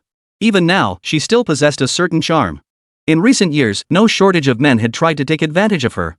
Seeing such a large sum of money suddenly appear inevitably brought back some unpleasant memories. After all, my daughter is only in her senior year of high school and doesn't have the means to earn money. Taking the money Shen Zhao handed her, Ding Yifang's eyes welled up. She gently embraced her daughter. It's my fault for being useless, making you earn money to support the family. Mom, don't say that, Shen Zhao said softly, patting her mother's back to comfort her. After a moment's embrace, Ding Yifang's pent-up emotions eased. She wiped her eyes. Let's eat. To pay for her husband's medical treatment, she'd borrowed from every relative she knew. Despite working 2 jobs, she still owed over 400,000 yuan. Last month, when her cousin's son fell ill and urgently needed money, Ding Yifang withdrew every last cent from her bank card. This disrupted her carefully planned repayment schedule and led to her falling behind on rent. When the landlord pressed Ding Yifang for rent a few days ago, Shen Zhao overheard it by accident. That's what sparked his desire to earn money for the rent. By the way, are you tutoring a male classmate or a female one? Ding Yifang asked casually over dinner. A male classmate. His name is Zhou Yan. We're tutoring in Teacher Yang's office. Mom, you can rest assured. That's good. Hearing it was in the teacher's office, Ding Yifang completely put her mind at ease. The next morning, Zhou Yan walked into the classroom carrying 2 breakfasts, drawing surprised looks from the students in the front rows. It was extremely rare for him to arrive early. Usually, he'd rush in just as the bell rang. Here, this one's for you. Zhou Yan raised an eyebrow, ignoring the stares, and placed a breakfast box in front of Shen Zhao with effortless ease. Oh my, this one's for you. So is there one for me? I want some too. Witnessing this scene, the crowd began to cheer, instantly filling the classroom with lively energy. Gossip was one of the few joys available to high school seniors who worked dawn to dusk, and everyone was fired up, especially since the subject was the famously aloof school beauty. Before Shen Zhao could speak, Zhou Yan cleared his throat twice and began spouting nonsense without batting an eye. Hammering it out, right? From now on, we'll have special training every lunch break in old Yang's office. She'll teach me English, and I'll teach her math, physics, and chemistry. Got it? Ha! I bet old Yang got you in line. He called in the study committee head to supervise you, and you're buying breakfast to bribe her, right? You're even teaching Shen Zhao math and science? 3 words, you're screwed. Man, I'm so jealous Joe gets to study with the school beauty every lunch break. Why don't you drop by the homeroom teacher's office sometime? No thanks, no thanks. I could go, but it's not necessary. Zhou Yan's remark had the whole class in stitches. After all, he'd been disciplined by the homeroom teacher more times than he could count, so everyone was used to it. Not only had he been called to the office alone during lunch, but back when he kept sleeping in class, Yan Liha had even made him sit under the podium for a whole month. And no one would ever suspect Zhou Yan and Chen Jie might have something going on, not just because of Chen Jiao's icy cold image etched in everyone's minds, but mainly because they were heading to the teacher's office. Now that was safe. Amidst the laughter and cheer, Chen Jie, buried in his book, let a subtle, beautiful curve lift the corners of his mouth. This way, their lunchtime disappearances together would avoid any gossip, let alone rumors spiraling out of control through misinterpretation. He really was thoughtful. Little did he know, Zhou Yan hadn't thought that deeply at all. He was purely focused on completing the system's task. In a past interview, Chen Jie had mentioned suffering from severe stomach issues. Linking this to the system's dietary improvement task, Zhou Yan realized it was likely caused by her habit of skipping breakfast during her studies. Now that Chen Jie was Zhou Yan's major financial backer, improvement was essential. Time flew by, and soon it was the weekend. They were at one yuan bookstore in the city center. Zhou Yan stared at the faint golden glow emanating from Chen Jie across the table, his heart racing with impatience. Hurry up and solidify. I need to help you fulfill your wish. Chapter 12, a vaguely familiar figure. 2 weeks had passed, yet Chen Jiao's wish still hadn't fully materialized. Zhou Yan planned to take her to one yuan bookstore for the entire day tomorrow during the holiday, because Chen Jie only emitted golden light when she attended weekend tutoring sessions at the bookstore. Is there anyone kind enough to let me copy their notes? I'm seriously stumped. Sitting in the exam hall, Zhou Yan couldn't help but notice the chubby guy radiating intense purple light up front. After reading the specific wish, his mouth twitched. Dude, this one's beyond my help. To familiarize senior high students with the college entrance exam atmosphere, the monthly exams were arranged almost identically to the real test environment, 2 proctors stationed front and back. Plus, there were roving proctors constantly patrolling the hallways. Forget copying, just turning your head slightly would earn you a stern warning glance. Thud. Once you're done, check your work thoroughly. The proctor at the front noticed Zhou Yan staring blankly at the back of the person in front of him. He walked down and whispered a gentle reminder. Got it. Zhou Yan nodded in response, then lowered his head to look at his answer sheet, pretending to check it meticulously. The final exam that afternoon was English, a subject he'd never passed in his previous life. Over the past half-month, fueled by intense focus and powerful study boosts, Zhou Yan had largely regained his previous academic prowess in math, physics, and chemistry. His English skills, however, had skyrocketed. Chen Jie, who had acquired the learning master skill, sought his own study efficiency soar to new heights while simultaneously imparting vast knowledge across all subjects to Zhou Yan. The Zhou Yan sitting in the exam hall now was significantly stronger than his past self at this stage. When he first returned, Zhou Yan's goal had been merely to get into a decent university, not to disappoint his parents and old Yang. But now, Zhou Yan felt that goal was too low. Getting into a top-tier university, or even Tsinghua or Peking University, wasn't impossible. In his previous life, he had worked in every industry imaginable just to survive in the metropolis. Having tasted the hardships of the real world, he now realized that studying was truly the easiest path. His shift in attitude toward studying was noticed by every subject teacher. Even his English teacher, who had once despised him the most, had softened considerably toward him. I'm home. Zhou Yan pushed open the door after the monthly exams, his voice full of energy. Looks like he did pretty well. Mrs. Lu called out from the kitchen. She knew her son while coming home after an exam, and speaking so loudly said it all. Zhou Zhiming, reading the newspaper on the sofa, didn't say a word, but the corners of his mouth had already turned up slightly. Early the next morning, Zhou Yan hopped on his electric scooter, picked up Chen Jie, and rode toward the city center. How did you do? Chen Jie, sitting on the back seat, gently tugged at Zhou Yan's shirt hem as she asked. The questions weren't too difficult this time. I should have done well. How about you? I think I messed up a step on the final physics problem, but everything else was fine. Chatting and laughing, they navigated through the city streets. 2 girls stood waiting at the crosswalk. Su Jia on the left wore a loose, creamy white knit sweater paired with a light brown plaid skirt. Beside her, her best friend Lu Yao from the liberal arts class sported a mint green hoodie, dark blue straight leg jeans, and white sneakers. Just before the light turned green, an electric scooter whizzed past them. Su Jia turned her head just in time to catch a glimpse of a white figure. The girl on the backseat's profile was obscured by hair fluttering in the breeze, yet Jia felt an inexplicable sense of familiarity. Jia, let's go. What are you spacing out about? Lu Yao tugged her friend's arm. Nothing. Let's go. Su Jia, still a bit dazed, smiled and said it was nothing. The 2 girls linked arms and crossed the street. 10 minutes later, they arrived at the entrance of a literary bookstore on Jiangping Road.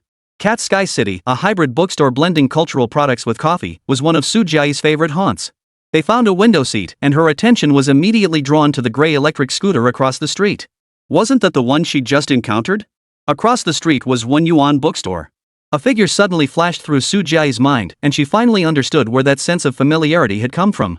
The person sitting on the back seat was her classmate Chen Jie. But who was driving?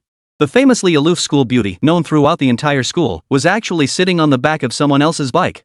Wei Zhao Hongbao had once asked Zhou Yan why he rode a bicycle to school every day instead of using his electric bike. Countless possibilities flashed through Zhou Jie's mind in an instant.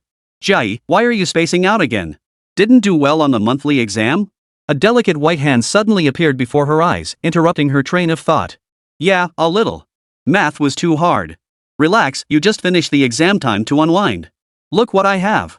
Lu Yao waved a novel in front of her, Xia Dada's latest masterpiece. They say it's sweet enough to make your teeth hurt. Really? Let me see. Zhou Jie took the book, and even the novels she usually couldn't put down suddenly lost their appeal. Though Zhou Yan seemed unchanged toward her lately, girls were naturally sensitive. She couldn't shake the feeling that an invisible barrier had grown between them. And lately, he'd been spending every lunch break with Xin Zhao. Could it be because of Xin Zhao? Zhou Jie had never considered this possibility before, but what if Zhou Yan was the one who had picked up Xin Zhao today? The more she thought about it, the more restless she felt. What the hell is wrong with you today? Seeing her best friend suddenly jump to her feet, Lu Yao pressed her right hand to her forehead and sighed helplessly. Zhou Jie, whose mind grew more chaotic the more she thought about it, felt like a cat's claws were scratching at her insides. She decided to go across the street herself to take a look. I just remembered I need to buy 2 reference books at the bookstore across the street today. But you don't have to go right now. Something's off. You're off. Oh, I'm afraid I'll forget this afternoon. Never mind, I'm off to buy those books. With that, Zhou Jie rushed out the door, leaving her flustered best friend behind. Hey, take me with you. I'll be right back. Lu Yao tugged at the corners of her mouth, showing no intention of chasing after her. She was engrossed in the climax of her novel. Nothing short of the sky falling could make her budge. Across the street, on the 3rd floor of the bookstore's reading area, Zhou Yan stared at the figure across the table, utterly unable to focus on the book in his hands. Hey, system, can you explain why this wish light is flickering like a faulty light bulb? Yet the aloof system remained utterly silent. After calm reflection and brief analysis, Zhou Yan reached a conclusion. Xin Zhao's desire to fulfill this wish must not be strong enough, and this wish must be related to books. It's crowded today since it's a holiday. Let's go buy some reference books first, then come back to study. All right. Xin Zhao looked up and agreed immediately. Just as the two headed straight for the educational aids section, a pretty girl in a light brown plaid skirt peeked her head into one yuan bookstore, glancing around restlessly as if searching for something. Chapter 13, It shook my worldview to its core. The educational aids section boasted a vast array of books, occupying a large portion of the bookstore. Zhou Yan and Xin Zhao navigated through several rows of shelves until they reached the section dedicated to college entrance exam preparation guides. Inviting Xin Zhao to one yuan bookstore today served not only to trigger her next golden wish but also to purchase reference materials, one of Zhou Yan's objectives. 3 years of college entrance exams, 2 years of mock tests would become wildly popular after next year's exams, practically a must-have for every senior high student.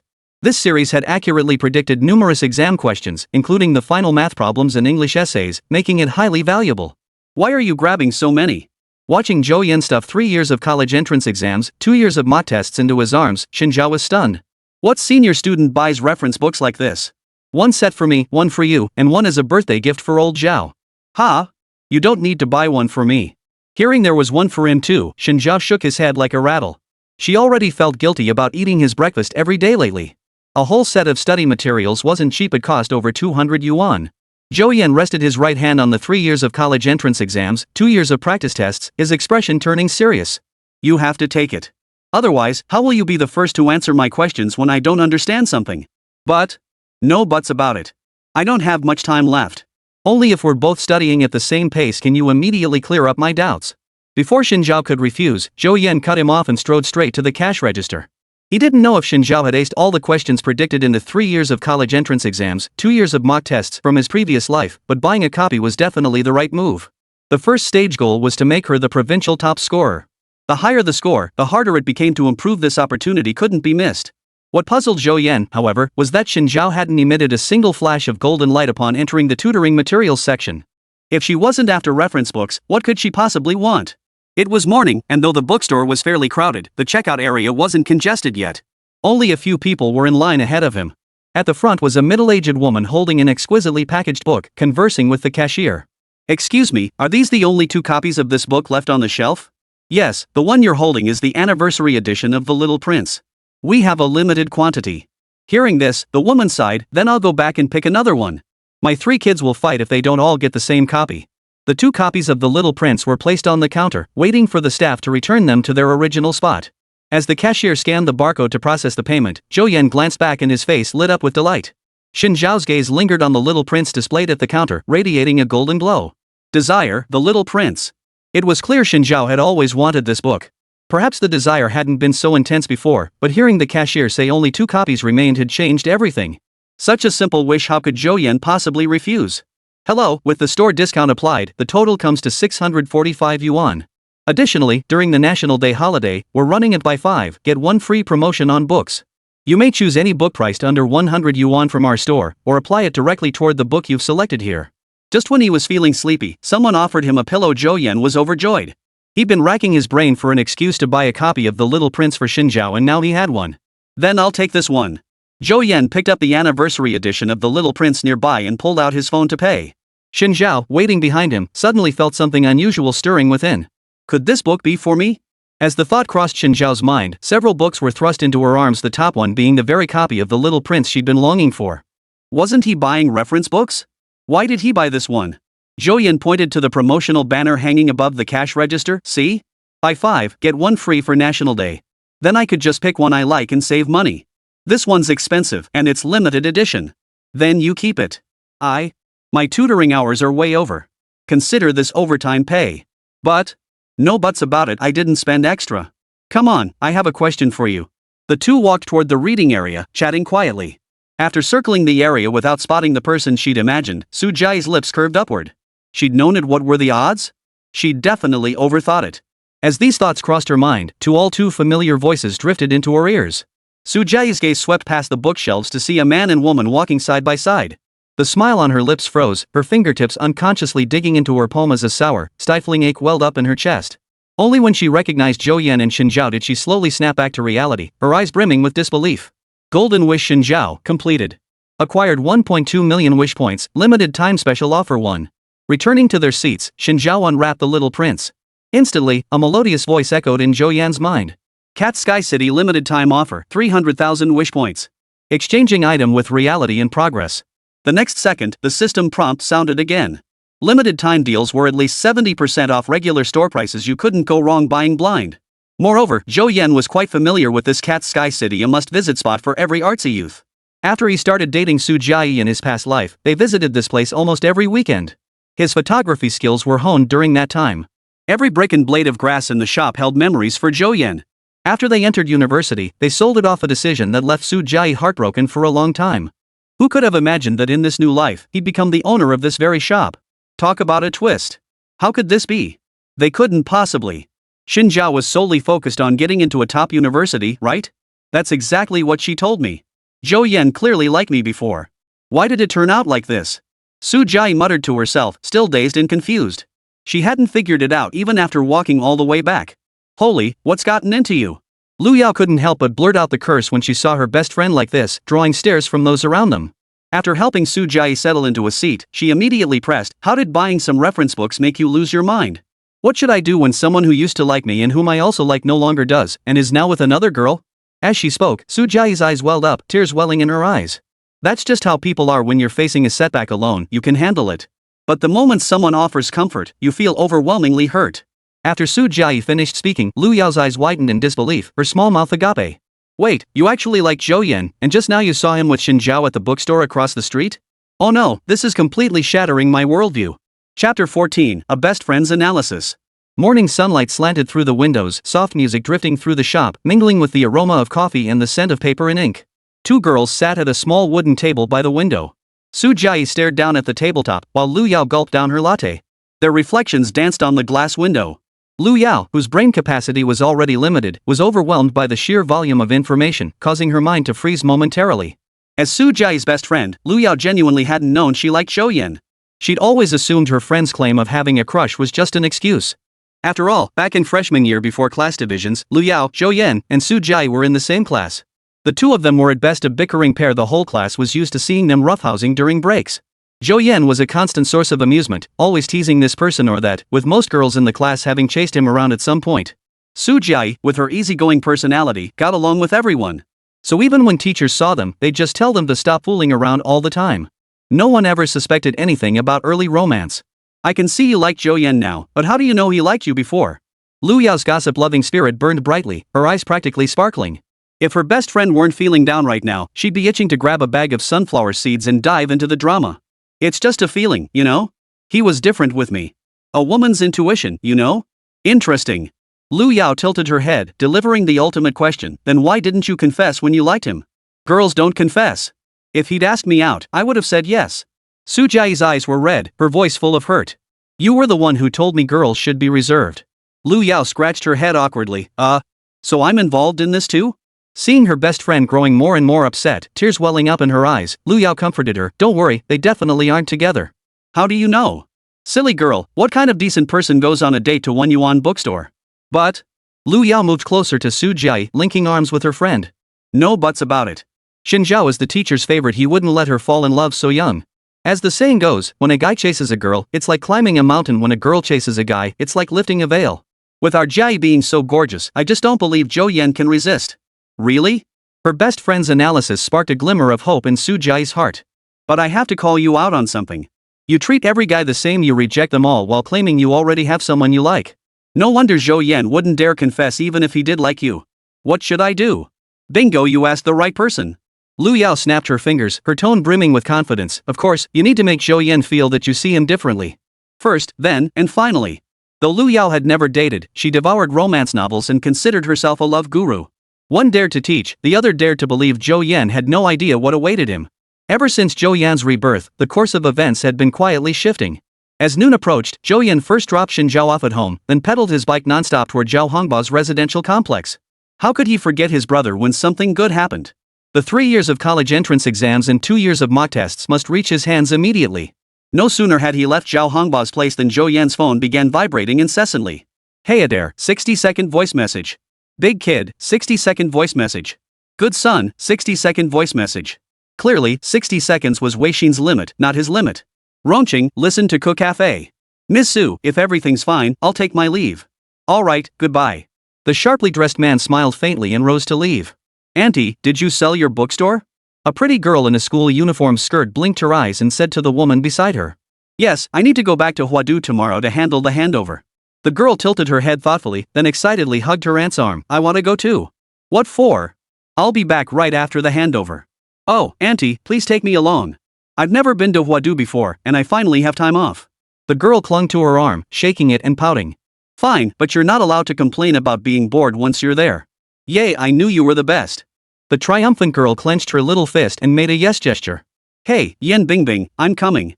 The girl who came with her aunt to sign the contract was none other than Zhou Yan's online friend, Su Chanshan.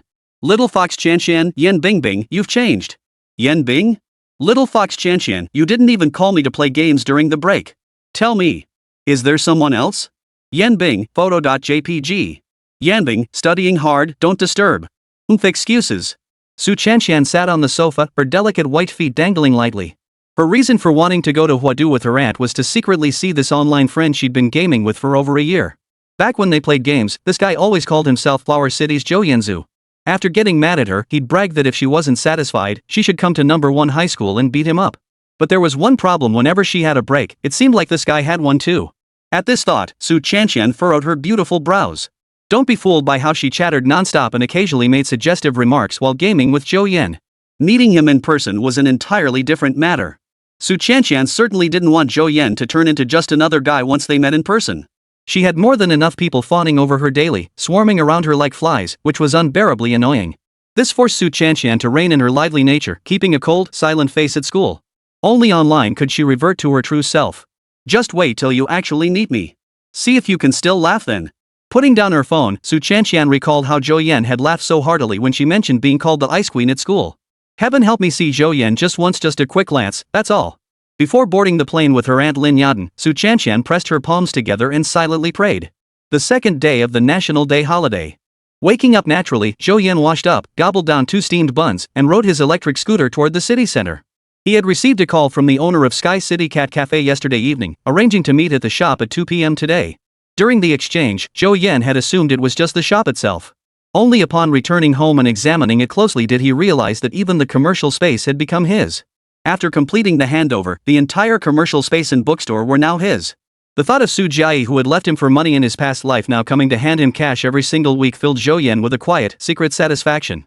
The reason he left early was to buy something first, something powerful enough to alter the fate of his good buddy, Chen Jie. Since you framed me, don't blame me for being ruthless. Chapter 15, the more expensive, the better. In October, Wadu was blessed with clear skies and gentle breezes, the sunlight warm and honeyed. Zhou Yan rode his electric scooter all the way to the arcade at the end of Jiangping Road and parked. The third floor housed numerous physical game stores, stocked with PS5s, Xboxes, Switches, everything imaginable. Even long discontinued PSPs and PSVs could be found. Zhou Yan's purpose in coming here was to buy a Switch. Standing before the Dream Fulfiller storefront, he couldn't help but feel a surge of emotion. Though he was buying a gaming console again, Zhou Yan's mindset and purpose this time were completely opposite to those of his past life. Back then, he and Zhao Hongba had just received notice that they could return to school after the National Day holiday. During his time off at home, feeling wronged, Zhou Yan had erupted in several arguments with his father before completely giving up. Before heading back to school, I scraped together all my savings to buy a Switch and several game cartridges, planning to bring them to school for fun. Handheld gaming systems held immense appeal for high school boys. Though Zhou Yan usually kept his Switch with him most of the time, whenever he had a moment to spare, other boys would ask to borrow it for a quick play session.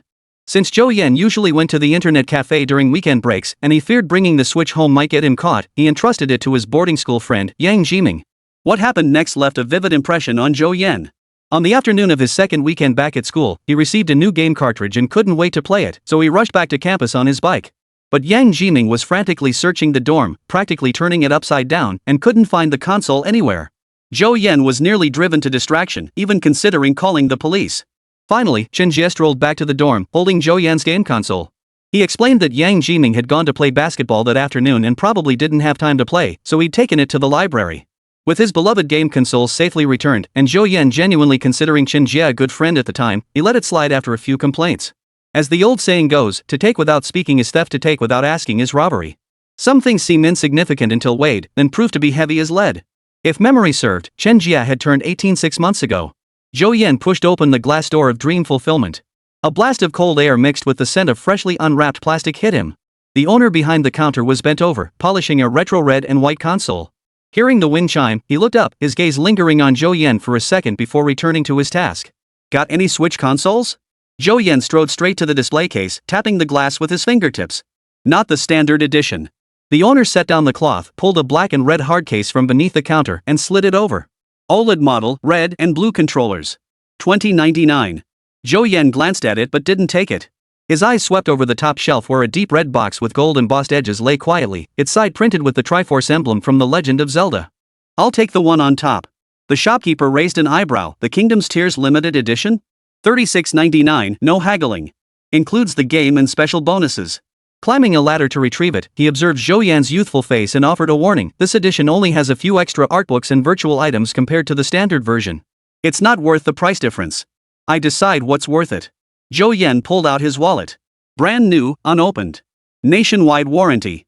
The shopkeeper rotated the shrink-wrapped box. If you're sure, I'll throw in a screen protector. Add $99 for an official case. Can you provide an invoice? Of course. 1 copy each of Animal Crossing, Mario Kart 8, and Xenoblade Chronicles, and issue an invoice. Do you want used or new cartridges? Used ones are cheaper, and if you get tired of them, you can trade them back here. New ones, please. All right. The shopkeeper knew this kid wasn't short on cash, so he bent down to fetch the requested cartridges. Amid the hissing sound of the receipt printer, Zhou Yan stuffed the heavy box into his backpack and tucked the invoice deep inside his wallet. As he pushed open the door to leave, the shopkeeper's slow reminder drifted behind him. Remember to register the warranty. The joysticks on that batch of machines. The glass door's click cut off the rest of his words. A smile spread across Zhou Yan's lips, just like the shopkeeper had said in his past life. If the joystick quality wasn't top-notch, I wouldn't have bought it.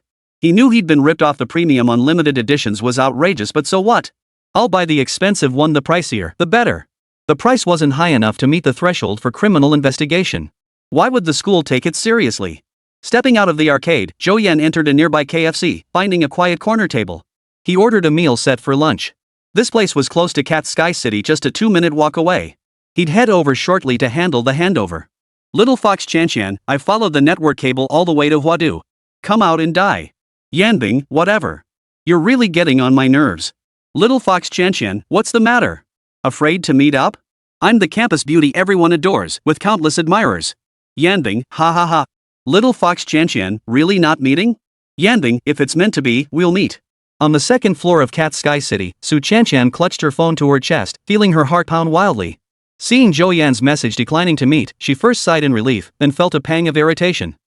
Just you wait when you see the school's most beautiful girl, don't let your jaw drop. Su Chanchan was torn inside. Part of her wanted to see Zhou Yan, while another part didn't. She feared that meeting him would shatter the carefree, playful banter they shared while gaming. She'd considered sneaking into First High to catch a glimpse of Zhou Yan, but with the holidays, that chance was gone. Hee, I'll sneak a peek at you after my art exams. Run for your life, you horsebrain. Su Chanchan's bright eyes twinkled mischievously, yet the urge to see Zhou Yan burned even stronger within her. Zhou Yan set down the newly activated Switch console and sank into deep thought. In his previous life, Su Chanchan had mentioned she'd once secretly come to Huadu to see him. Could it have been during this very break? After recalling the details, Zhou Yan shook his head. Impossible. In his previous life, he and Zhao Hongba had holed up in an internet cafe the entire break and never left. There was absolutely no way they could have crossed paths. 1:50 p.m. Zhou Yan left KFC and headed toward the bookstore. Across the street, two glowing orbs, one golden, one purple, caught his attention. Holy, it's exploding. If the light hadn't still been red, he would have sprinted across the street in an instant. They insisted on coming to Huadu with me just to play with their phones somewhere else? Lin Yaden, dressed in a tailored cheapao, looked helplessly at her niece, who was curled up on the sofa, refusing to budge. Hey, at least no one nags me here. Su Chanchan adorably wrinkled her nose, shifted into a more comfortable position, and continued playing with her phone. Just as Lin Yaden was about to say something, the bookstore's glass door slid open. A warm, pleasant male voice drifted in. Excuse me, is the owner here? Chapter 16, 1 gold, 1 purple, 2 wishes. I hope the next owner will keep running the bookstore. I want to meet my online friend Zhou Yan. Outside the bookstore, Zhou Yan overheard the contents of the purple and gold wishes through the floor-to-ceiling window. The purple wish came from the bookstore's former owner, who was here today for the handover. As for the golden wish? Naturally, it came from Su Chanchan. She was leaning against the sofa by the window, her face partially hidden behind lush green plants, only her profile visible. Zhou Yan had seen Su Chanchan more than once in his past life, but only in photographs and on screen. This was his first time seeing her in person, up close. Sunlight cast a soft shadow beneath her eyes. Her thick, curled lashes fluttered gently with each breath. Her jawline flowed like a single, perfect stroke, her skin pale enough to be almost translucent, revealing faint blue veins beneath. Most alluring were the slightly upturned corners of her eyes, box-like with 3 parts mischief and 7 parts languid laziness. This girl truly possessed a beauty that could bring down a nation. Su Chanchan's beauty differed from Shen Zhao's. It was a blend of innocence and allure, impossible to forget after just one glance. Fortunately, Zhou Yan had spent enough time with Shen Zhao lately to build up considerable resistance to such beauty. After a 2-second pause, Zhou Yan pushed open the door and entered. Hearing his voice, Su Chanchan glanced up briefly before lowering her head to resume her game. Lin Yaden, however, froze upon seeing Zhou Yan. At this hour, the only person who'd walk in and ask for the owner would be the one taking over the bookstore. But this guy was way too young. Today, Zhou Yan wore a pure white t-shirt paired with black work pants, a dark olive canvas backpack slung over one shoulder, and white sneakers on his feet. Combined with his upright posture and handsome features, he radiated youthful energy, yet it was hard to reconcile this image with the mysterious buyer of her bookstore. The buyer, surnamed Zhou, never showed up in person. Everything was handled by a professional lawyer with a power of attorney, making the whole process surprisingly smooth. The entire process was remarkably swift. After reviewing the details, they signed the contract immediately. Within hours, the full payment was transferred, as simple as buying a cup of coffee. Lin Yaden had imagined the buyer as an older, successful individual. Meeting him left her completely dumbfounded. Hello, is the owner here? Zhou Yan repeated the question softly. The purple aura of desire surrounding the beautiful shop owner grew slightly more intense upon their meeting. She just couldn't figure out what her relationship with Su Chanchan was. My apologies, I am the owner. Lin Yaden offered an awkward smile and extended her right hand. Mr. Zhou, it's a pleasure to meet you. I'm Lin Yaden. Hello, Ms. Lin. I'm Zhou Yan. Zhou Yan extended his hand for a brief, polite handshake. Su Chanchan, who had been curled up on the sofa playing games, dropped her phone the moment she heard the name Zhou Yan. She immediately sat up straight, her ears perking up as she turned to look over. Could it really be that coincidental? Her mind was no longer on the game. She tiptoed after her aunt and the mysterious buyer as they headed upstairs. Everything had already been arranged by the system's assigned lawyer. Zhou Yan only needed to pick up a pen and sign his name, and the entire bookstore, including the shop, would become his. After the signature, the room suddenly fell silent. Lin Yaden sat on the sofa, hesitating to speak, while Zhou Yan, wanting to fulfill 2 wishes, also didn't want to leave immediately. Ding! The WeChat notification sound broke the silence. Zhou Yan glanced down at his phone, a faint smile curving his lips. Su Chanqian, peeking from the stairwell, watched him pull out his phone. Her beautiful eyes widened in shock before shifting to delight. She had just sent a message to her online friend Yinbing, and the next second, the person inside pulled out their phone. This guy never imagined I'd sneak into Huadu, and by some twist of fate, we actually met. Su Chanqian thought to herself, feeling delighted. She opened her phone camera and snapped a candid photo of his profile. Seeing the next owner checking his phone, likely about to leave, Lin Yadin couldn't help but speak up. Mr. Zhou, after purchasing this establishment, what are your plans? Will you continue operating it or? Finally, you're here, Zhou Yan smiled. Just as he lowered his head to check a message, the system notified him, the golden wish has been fulfilled. Only this purple wish remains. Of course I'll keep it open. I bought it precisely because I love this place. Hearing this, Lin Yadin felt a wave of relief wash over her, and a faint smile touched her lips. Thank you. Cat Sky City was her life's work. After running it for over 3 years, she had deep emotional ties to it. Selling it to return home was truly a last resort. Before leaving, her greatest wish was to find a good owner for the shop, hoping Sky City for Cats could continue operating. Zhou Yan knew no notification of wish fulfillment would appear. He understood that a single sentence wouldn't truly convince this intelligent beauty of his words. Perhaps it would take time to prove himself. He wasn't in a hurry. Fulfilling one golden wish was already an unexpected delight. After Lin Yadin and Zhou Yan went upstairs, the shop staff exchanged nervous glances. The bookstore offered excellent benefits, manageable workloads, and a friendly boss and colleagues, truly a rare gem of a job in Huadu. But with the sudden change in ownership, would they lose their jobs? Was that handsome guy our new boss? He looks so young. He looks barely of age. Are we about to lose our jobs? No way. I finally found a job I love. While the employees were chatting excitedly in the group chat, Zhou Yan followed Lin Yadin downstairs. Su Chanqian slipped back to the sofa first, pretending to look at her phone while secretly glancing at Zhou Yan. After a brief introduction, Zhou Yan met 3 staff members. Store manager Chen Rui, barista Li Yuanqing, and front desk waitress Wu Jiajiao. The new owner's simple 2 sentences put the 3 at ease, and they exchanged relieved smiles. He wouldn't be visiting often, and the bookstore would continue operating as usual. Not only did Chen Rui and the others breathe a huge sigh of relief, but Lin Yadin also felt considerably more at ease. It seemed the mysterious new owner hadn't deceived her earlier. He genuinely intended to keep the bookstore running. But Lin Yadin didn't fully trust Zhou Yan's words. Who knew if he'd change his mind the moment she left? After the monthly exams, all the students were on break, but the teachers still had to work overtime grading papers. The results were in, showing little change from the previous final exams. Xin Zhao remained firmly in first place across the entire school. And her scores were actually improving. Yang Liha was in high spirits today. Zhou Yan, the troublemaker who had been a constant headache, was finally showing signs of improvement. Though Zhou Yan had only climbed from the 30s to 23rd place, the encouraging news was that his academic imbalance was finally improving. Particularly in English, he had actually passed for the first time ever. With a score of 97, he was just a hair's breadth away from hitting the 100-point mark. Regarding this, English teacher Zhang Qi, who usually called Zhou Yan a black sheep, commented, "He's clearly put in the effort to memorize vocabulary, but there's still plenty of room for improvement." No teacher would not want their students to improve. So dear teacher Zhang thoughtfully prepared specialized training for Zhou Yan. After getting home, Zhou Yan pulled out his phone to reply. Nothing much. Just popped out this afternoon to buy a simple bookstore. Can't help it, I just love reading too much. Chapter 17, Fishing begins. By the time Su Chanqian received the message, she and her aunt had already returned to their home in Rongqing. In the past, such absurd words would have made her curl her lips in a sneer before launching into sarcastic remarks. But now it seemed Zhou Yan hadn't been lying to her after all. Back when he bragged about his look, sure, with his sharp brows, starry eyes, and tall, straight posture, he was definitely a classic hottie. He also claimed that gacha skins and games were a waste of money, affordable but unnecessary. Now it seemed he wasn't just talking tough. He bought the bookstore on a whim, hardly the behavior of someone short on cash. The most terrifying thing is the power of imagination. After meeting Su Chanqian, Zhou Yan's main thing during their gaming sessions was spouting off non-stop, bragging about who knows what. Online, after all, identities are self-defined. In his past life, Zhou Yan genuinely believed Su Chanqian was just some guy using a voice changer at first. Even after realizing she was a girl, he didn't take her seriously. Back then, there was a popular saying, girls with nice voices never have good looks. Besides, at this point in his past life, Zhou Yan's heart was completely tied to Su Jie. A distant online friend held no appeal whatsoever. If she hadn't insisted on having Buff cheer her on, Zhou Yan would have deleted Su Chanqian long ago. The old Su Chanqian never took Zhou Yan's boasts seriously either. They'd just exchange a few playful jabs, laugh it off, and move on, never taking it to heart. On the contrary, she actually enjoyed this dynamic with Zhou Yan. Simply put, it was because Zhou Yan treated her differently than other guys did. He didn't put her on a pedestal or try every trick in the book to flatter her.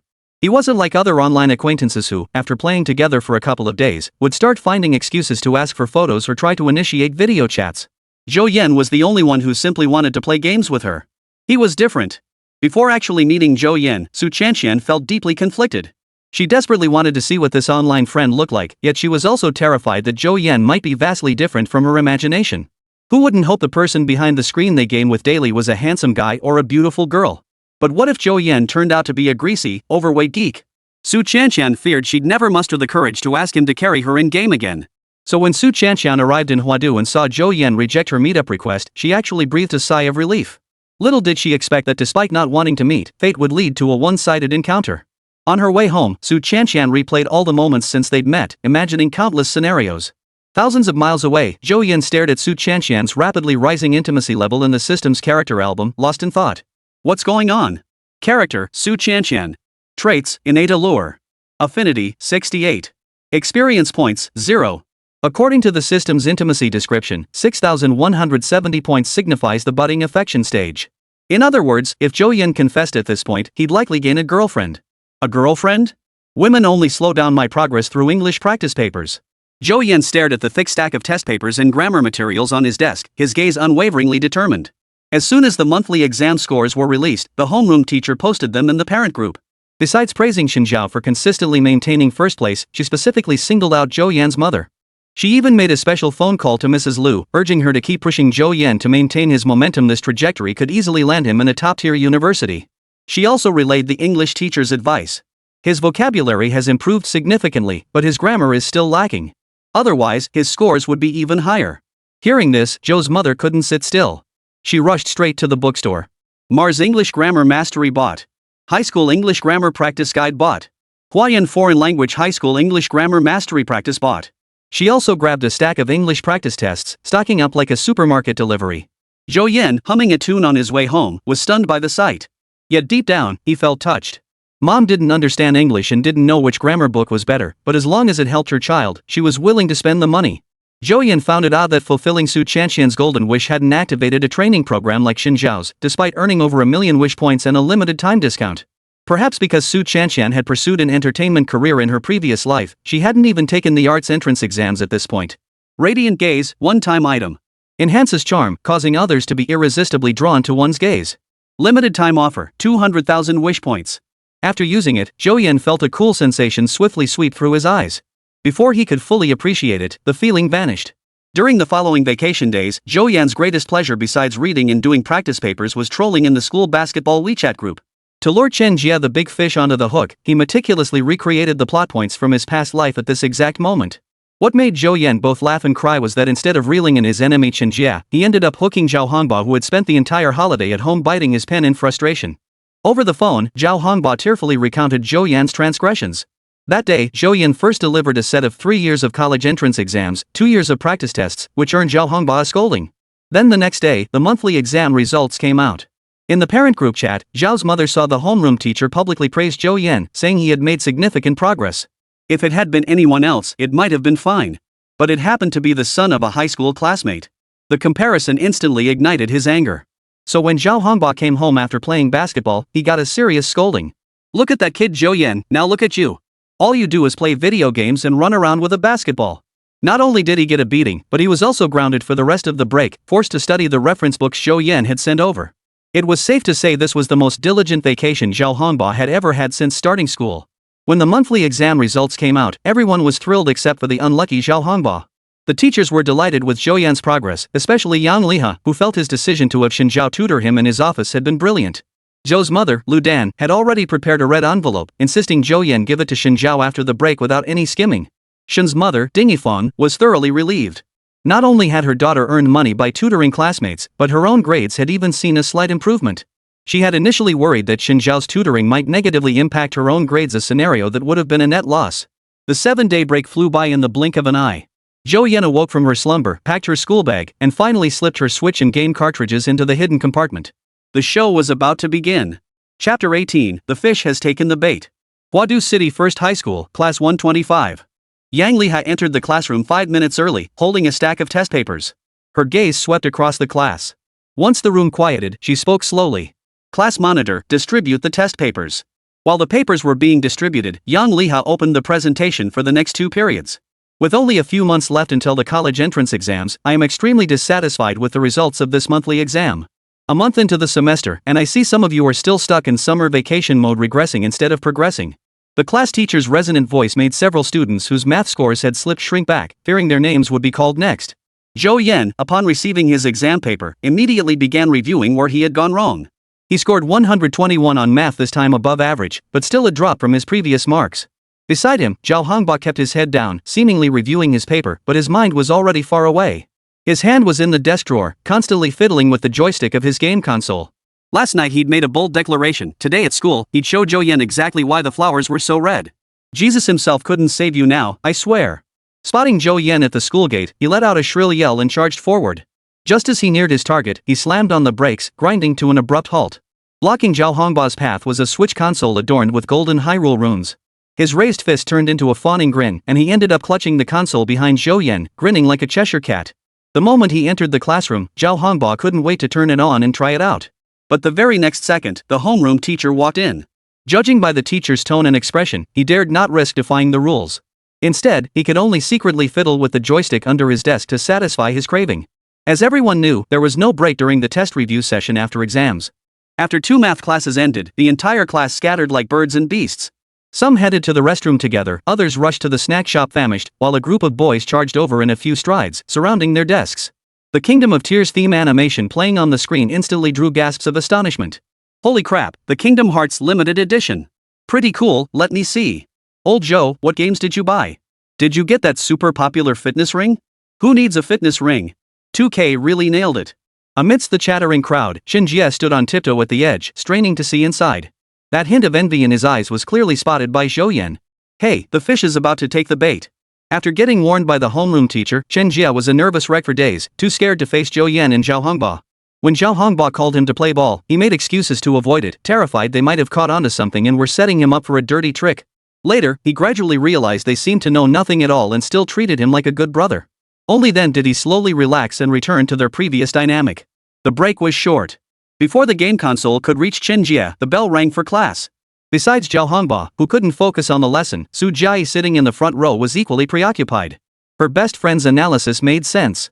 During the break, she'd tested Chen Zhao a few times herself, and it seemed they really weren't together like she'd imagined. Ever since returning to school, Zhu Jie's attention had been fixed on Chen Zhao and Zhou Yan, yet she couldn't discern anything unusual. Yet she couldn't shake the feeling that something was off, though she couldn't pinpoint exactly what. Ever since bringing his Switch to school, Zhou Yan's status had skyrocketed. His basketball buddies now addressed him as Brother Joe without fail. During halftime breaks, the drinks handed over had switched from mineral water to ice-cold Coke. Chen Jie had played with it a few times and was always left wanting more. Others might have been chasing the novelty, playing it out of curiosity, but for someone like Chen Jie, a boy who'd never experienced video games like this growing up, the Switch held an irresistible allure. He knew his studies came first, and that the only chance to change his fate lay in the college entrance exams just a few months away. But he couldn't bury his head in books forever. He needed breaks to clear his mind and refocus. If he could play a free game console during his rare breaks, that would be perfect. Once the thought took root in his mind, it grew wildly and uncontrollably. When Zhou Yan handed the console to roommate Yang Jiming on Friday night, Chen Jie's eyes lit up. You've been playing all afternoon, let me have a turn. Hold on, I'm about to clear this level. 1 hour later. Done, right? My turn now. Hold on, I'm fighting the boss. No way. The console isn't even yours, you won't let go of it. Zhou Yan gave it to me to watch. What's the problem? You didn't say a word when I wasn't playing this morning, but now that I'm playing, you're nagging to play. How am I supposed to give it to you halfway through? Like I care. I do. I love playing it. If you don't want it, then don't play. In the boys' dorm on Saturday, Chen Jie and Yang Jiming got into a heated argument. Afterward, both of them independently sought out Zhou Yan to vent their frustrations. Upon seeing the messages, Zhou Yan knew the bait had taken hold. The plot unfolded exactly as it had in his past life. Now all he had to do was sit back and wait for the show to begin. Cat Sky City operated as usual, as if it had never changed owners. The staff never imagined that after Zhou Yan made a brief appearance on the day of the handover, they'd never see him again. Not even the former owner, Lin Yatan, who had sold the bookstore, showed any concern for its current state. In Lin Yatan's eyes, this young buyer grew increasingly mysterious. Yet for now, it seemed the new owner hadn't deceived her. He genuinely intended to keep the bookstore running smoothly. At 9:30 p.m., after all the customers had left, the 3 staff members began cleaning up and wrapping up their daily tasks. Sister Chen, why don't you go ask the owner when he'll be coming to the store? Yeah. The new owner hasn't been here in so long, it's got me feeling uneasy. Wu Jiaojiao, mopping the floor, and Li Yuanqing, washing the cups, voiced their concerns. At first, we were scared we'd lose our jobs when the new boss arrived. Then we worried he'd micromanage everything after taking over. And what happened? The new boss never even showed up. But Zhou Yan's absence had them feeling uneasy, since payday was just around the corner. The boss is actually coming. Store manager Chen Rui nodded. It's too late now. I'll call the boss tomorrow. She wasn't worried about the wages. The new boss had shelled out millions to buy the bookstore without batting an eye. How could he possibly be short on paying a few employees? Zhou Yan had been incredibly busy lately. Not only had his mom bought him stacks of practice tests and grammar books, but his English teacher hadn't let up either, assigning him extra grammar drills. When Zhou Yan tactfully mentioned he wasn't short on English materials, teacher Zhang smiled faintly. English demands a sea of practice problems. Work diligently, I'll check your progress regularly. Chapter 19, The Missing Game Console. After battling English worksheets until midnight, Zhou Yan woke up at 9:30 a.m. He was munching on a meat bun at his desk when he got a call from store manager Chen Rui. Over the phone, Chen Rui first reported on the store's recent operations and financial status before tactfully suggesting that Zhou Yan visit the store to inspect and offer guidance. Actually, even without the clerk's reminder, Zhou Yan had already planned to visit the bookstore today. On the second floor, there was a private room formerly Lin Yaden's office, perfect for meeting Xin Zhao. Wait, not for a date, but for tutoring. One Yuan bookstore was not only crowded but also prone to seat shortages. It wasn't until former boss Lin Yaden sent him a message that Zhou Yan finally understood why the store manager had called him to inspect the bookstore. Turns out payday was approaching. After signing the contract, all the payment codes in the bookstore had been switched to Zhou Yan's. Opening his mobile banking app, he saw tens of thousands had already been deposited. Zhou Yan raised an eyebrow. Including cash transactions, this bookstore's monthly revenue exceeded 200,000 yuan. He had assumed Cat's Sky City was being sold off because of poor management and losses, but it seemed that wasn't the case at all.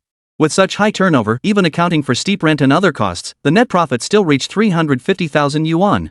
In Huadu, that income was definitely not low.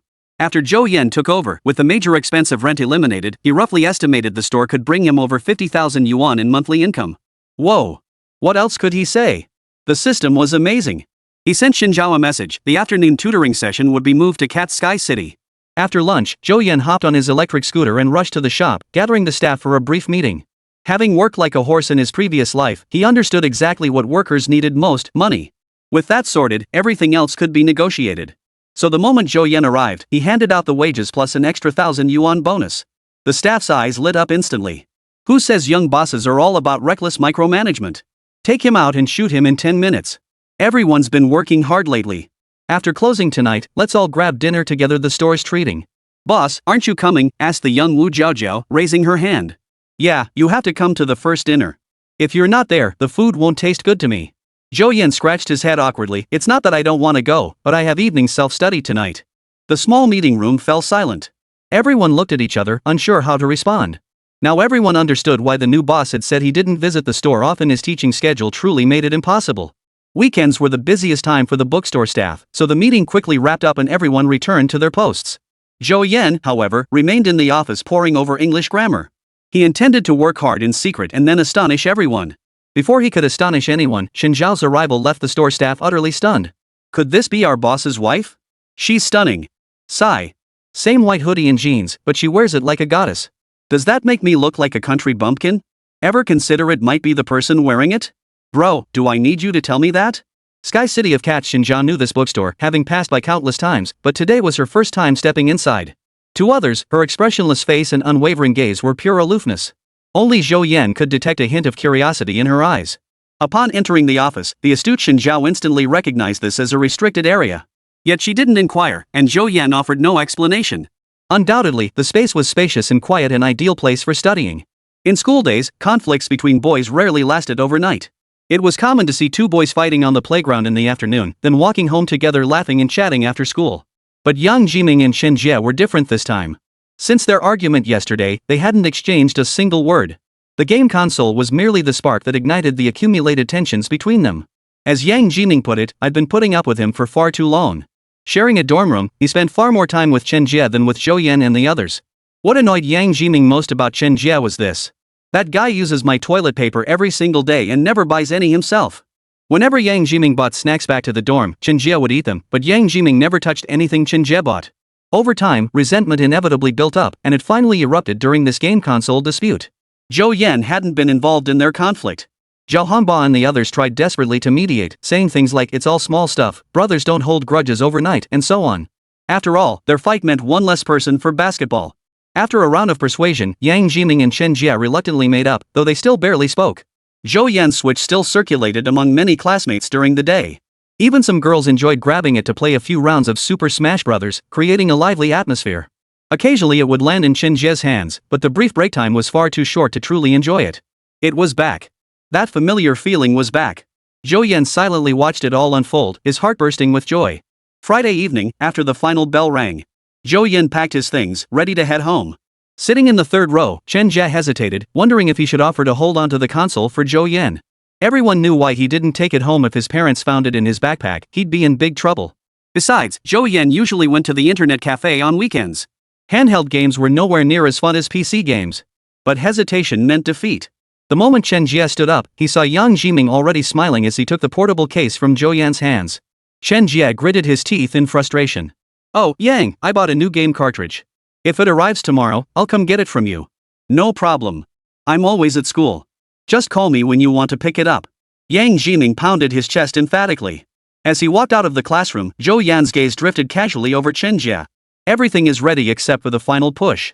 The stage is set. Don't let me down, you star. At 2:30 p.m. the next day, Zhou Yan picked up the delivery of the new game cartridge from the security office. After opening it, he dialed Yang Jiming's number. "Old Yang, my new copy of Phoenix Wright Ace Attorney arrived. Are you in the dorm? I'm heading over now to grab your switch." Yang Jiming's breathless voice came through the phone. "Just finished playing ball. Come straight over. I'm heading back to the dorm to shower anyway, so I'll wait for you." "Alright, see you soon." After hanging up, Zhou Yan took his time heading out. He leisurely went home, ate a slice of watermelon, rested for 15 minutes, and then left. He knew Yang Jiming, drenched in sweat after basketball, would shower first upon returning to the dorm. No rush, let the bullets fly for a while.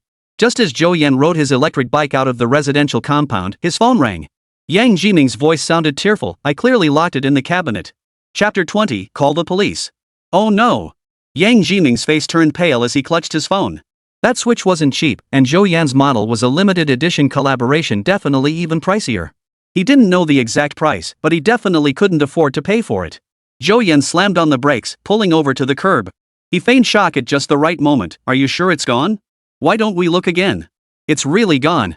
Yang Jiming's eyes reddened with panic. "I played with it this morning and specifically put it in the cabinet before heading out to play ball." "The locker was broken into? You know how dorm lockers are just for clothes." "The key was still in the lock, never removed." Zhou Yan took a deep breath, as if suppressing anger. "Calm down. Go check the security footage at the guardhouse. There are cameras at the dorm entrance. I'm on my way to campus right now." "That stuff cost over 5,000 yuan. If it really got stolen, I won't be able to handle it." Hearing the figure of over 5,000, Yang Jiming froze, his heart pounding uncontrollably. If they couldn't be recovered and he had to pay for them. He could already picture the scene of returning home after paying the compensation only to get beaten by both parents. And Zhou Yan had trusted him so much, entrusting him with the game console only for him to lose it? Calling it safekeeping was just an excuse to play with it himself. Plenty of people wanted to keep it safe. The more he thought about it, the more anxious Yang Jiming became. He rushed frantically to the dormitory guardhouse. Peering through the window, his world came crashing down. The security guard on duty, old Zhang, wasn't even there. A phone call revealed old Zhang had gone to deliver something to his wife and wouldn't be back for quite some time. Yang Jiming paced restlessly near the dormitory entrance. His classmate, who had been playing basketball with him earlier, strolled back slowly carrying the ball. Seeing his frantic state, he asked curiously, "Old Yang, what are you doing here? What would you do if you lost something worth thousands?" "Holy crap, you lost something? And it's worth thousands? Call the cops. What good does freaking out here do? You're not expecting old Zhang to help you find it, are you? What good is he?" As soon as they heard this, the group started buzzing with suggestions. While Yang Jiming hesitated over whether to call the police, the leader snapped him out of his daze. "You need to act fast. The sooner you report it, the better your chances of getting it back. Plus, a few thousand yuan meets the threshold for filing a case." This struck a chord with Yang Jiming. He bit his lip, pulled out his phone, and dialed the police. The police arrived even faster than Zhou Yan. Two uniformed officers carefully inspected the locker where the items had been stolen, took photographs, and then went to the security office to copy the surveillance footage. By the time Zhou Yan arrived on his bike, the men's dormitory area had swelled with a crowd of onlookers. After struggling to push through the crowd, the officers had already identified the person who took the switch. The footage clearly showed that at 1:56 p.m., Chen Jie had hurriedly left the dormitory building carrying a backpack and clutching a small black storage bag, its shape and size matching Yang Jiming's description perfectly. "It was Chen Jie," Yang Jiming murmured, his voice thick with disbelief. "How could he do this?" Zhou Yan also looked shocked. "What? How could it be Chen Jie?" The crowd gathered nearby erupted into a buzz of whispers and murmurs. "You know him?" The young officer furrowed his brow. Yang Jiming nodded, his words stumbling slightly from nervousness. "We were roommates and classmates. That makes things easier. Call him back." "Sure." Yang Jiming quickly pulled out his phone and dialed Chen Jie. The moment the call connected, an impatient voice snapped, "What do you want? Where are you?" "I'm out. Besides, what business is it of yours where I am?" Chen Jie, who was at the repair shop, felt a pang of panic upon receiving Yang Jiming's call. Had he discovered that Chen Jie had taken the game console? "Get back to school immediately. I can't come back right now." "That's it." Hanging up. Just as he was about to hang up, a stern voice came through his phone, making his heart skip a beat. "This is the police. We need you to return immediately for questioning. Your cooperation is requested." "Okay, I'll be right back." After hanging up, Chen Jie anxiously urged the shop assistant to hurry with the repairs, since he'd broken Zhou Yan's game console. He didn't know what happened either. It had been working fine when he started playing, but suddenly the joystick stopped responding.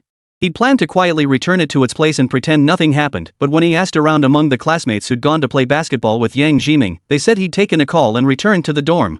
So Chen Jie rushed outside the school to find a repair shop to get the console fixed. While it was being repaired, Yang Jiming's call came through. The voice on the other end, claiming to be a police officer, made him inexplicably panic. 10 minutes later, Chen Jie returned to the dormitory drenched in sweat. Before he could steady himself, hurried footsteps echoed down the hallway behind him. Grade Director Chao Song and homeroom teacher Yang Liha burst into the dorm one after the other, both with beads of sweat on their foreheads. "What's going on?" Director Chao's voice was slightly hoarse from running. "The security office said someone from our school is suspected of theft?" The lead officer presented his credentials. "We received a report of stolen goods totaling over 5,000 yuan. Surveillance footage shows this student, Chen Jie, taking them." Ms. Yang adjusted her crooked glasses and looked at Chen Jie in disbelief. "Chen Jie? Is there some kind of misunderstanding here?" "Teacher Yang." Chen Jie clung to her like a lifeline, his voice suddenly rising an octave. "I only borrowed it to play with. How did that become stealing? Taking things from someone else's locker without permission is called borrowing?" The senior officer sneered coldly, turning to the school administrator. "Principal Chao, this constitutes clear unlawful appropriation. By standard procedure, it qualifies as a criminal case." But Zhou Yan lent it to me." Chen Jie suddenly turned to Zhou Yan, his eyes pleading. "Right, Zhou Yan?" Zhou Yan shook his head calmly. "You didn't borrow it from me. I entrusted the switch to Yang Jiming for safekeeping. You took it directly from his locker without telling me." "You." Zhou Yan's words plunged Chen Jie into an icy abyss. He lunged toward Yang Jiming. "Old Yang, say something. I was just borrowing it to play for a bit. I was going to put it back right away." Yang Jiming was stunned by Chen Jie's ferocious expression. He shrank his neck, his voice barely above a whisper. You didn't tell me." Article 264 of the Criminal Law of the People's Republic of China. The senior officer stated sternly, "Whoever, with the intent of illegal possession, secretly steals public or private property of considerable value shall be sentenced to fixed term imprisonment of not more than 3 years, criminal detention, or public surveillance. This constitutes unauthorized taking of another's property, and the value far exceeds the threshold for filing a case." Chen Jie's face turned from pale to green. "I just took it to play around. Is this really worth calling the police?" "Yang Jiming. You framed me. It's just a few $100 I owe you. Is this necessary?" "Ah." This outburst prompted the young officer to step forward, silencing Chen Jie's angry roar. "Mr. Chen, please accompany us to the police station to assist with the investigation." Watching Chen Jie's hysterical figure being led away by the police, Zhou Yan felt an unusual calmness, even a slight urge to laugh. "Officer, wait a minute." The sudden voice made everyone turn their heads in unison. Chapter 21, Revenge for Past Wrongs, Tenfold. The intense gaze of so many eyes made Director Chao break out in a cold sweat. Could we handle this internally first? After all, it concerns the student's future. Chao Song wiped his brow and whispered to the older-looking officer before turning to Zhou Yan with pleading eyes. "Zhou Yan, you're the owner of the lost item, right? If this is a misunderstanding, could we?" "The case is already filed." The young officer pointed to the body camera. "We need to take the suspect back for questioning now." "Yes, it's a misunderstanding. Zhou Yan, you agree, right?" As if clutching at a lifeline, Chen Jie's voice grew louder again. "Shut up." Realizing the body camera was recording, Director Chao snapped sharply, then sighed deeply. The school will fully cooperate with the investigation. He shot a glare at the still struggling Chen Jie, then composed his expression. Officer, if you need any materials from us, just let us know. Zhou Yan, who had been observing coldly, flashed a perfectly timed look of reluctance as Chen Jie was handcuffed. Actually, if the item had been returned, I wouldn't have pursued it. It was returned, but it's already broken, Yang Jiming muttered under his breath. But Director Chow, who overheard this, couldn't sit still. The recorder's rolling. What nonsense are you spouting, you brat? No way. Director Chow and Yang Liha declared in unison. Yang Liha pushed her glasses up sternly. School regulations clearly state that theft must be severely punished. As their homeroom teacher, he felt deeply pained and reluctant, but the current situation was beyond his control. After the police took Chen Jie away, Principal Chow specifically kept Zhou Yan and Yang Jiming behind. You did the right thing. When something like this happens, you must report it immediately. He patted Zhou Yan on the shoulder. Cooperate fully with the officers. The school will ensure you receive proper recognition. The hallway and corridors were nearly packed with onlookers. Curiosity is a natural instinct among the young. Those present quickly spread the story, embellishing it as it circulated through the school forum and class group chats, sparking endless discussion. Chen Jie from Senior 3, Class 125 was caught red-handed stealing a classmate's game console and has been taken to the police station. The Class 125 group chat, in particular, was already blowing up. Holy crap, is this for real? Photo JPG. Does the police officer look fake to you? Caught red-handed, ironclad evidence. This is insane. He could have just borrowed it from Zhou Yan. Why did he have to steal it? There are so many people who want to play. It's not like it was his turn. Heard that by the time it was returned, Zhou Yan's console was already broken. He never even got to play the new game that just arrived in the mail. Poor guy. Come to think of it, Chen Jie never returned the pens he borrowed from me before. Guess karma finally caught up with him. Wait, Chen Jie got arrested. What about the money he owes me? You didn't mention it, but he owes me 100 too. On the way back to the police station, a pale-faced Chen Jie kept protesting, but it was useless. Soon he was led into the interrogation room for questioning. Tell us your motive and the details of the theft. I didn't steal it. I just borrowed it to play with. Chen Jie shouted, utterly aggrieved. The young officer frowned and asked sternly. You say you didn't steal it, but did you ask the owner, Zhou Yan, before opening the cabinet and taking the game console? Chen Jie paused for a few seconds, his voice softening. No, but we're really good friends. I knew he'd be happy to lend it to me. So Zhou Yan didn't know. Did you get your roommate's permission to open his locker? No, but we share a dorm. We often take things from each other's lockers. It's no big deal. Taking items without permission and without the owner's knowledge, what else is that but theft? And the items you took are worth over 5,000 yuan, that far exceeds the threshold for filing a case. The officer's words left Chen Jie completely silent, his head bowed as he lost himself in thought. Over an hour later, Chen Jie's father, notified of the situation, rushed to the police station. After hearing the officer's account, he pulled out his belt to strike Chen Jie, but was restrained. Angry though he was still his son.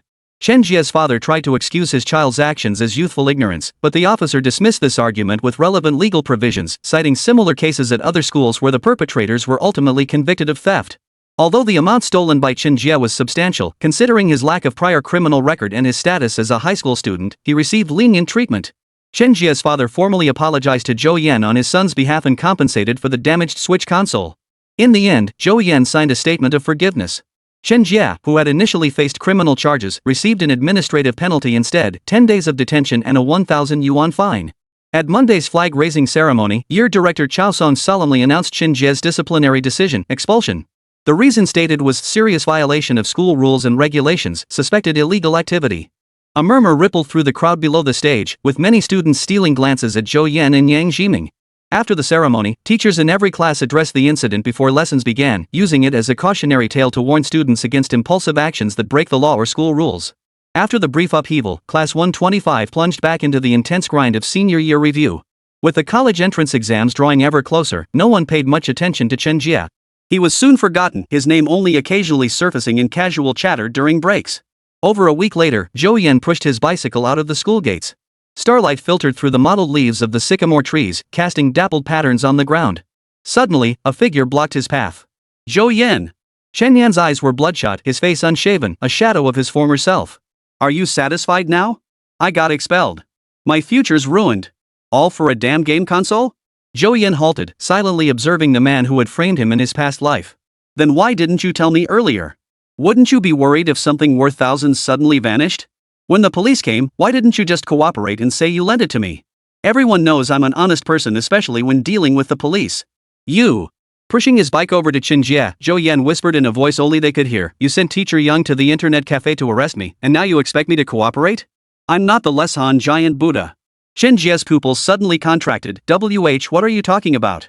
What do you mean, have you arrested? Zhou Yan smiled faintly, mounted his bicycle, and rode off. Behind him, Chen Jie's hysterical curses gradually faded into silence. A gentleman's revenge can wait a decade. What I, Zhou Yan, endure, I shall repay tenfold. Chapter 22, How would you know without trying? Pedaling homeward, Zhou Yan felt an exhilarating sense of freedom wash over him. It felt like the breakthrough one experiences in cultivation novels after overcoming inner demons, a sense of personal elevation. Back home, Zhou Yan retrieved a notebook from the depths of a drawer. He drew a red line through Chen Jie's name.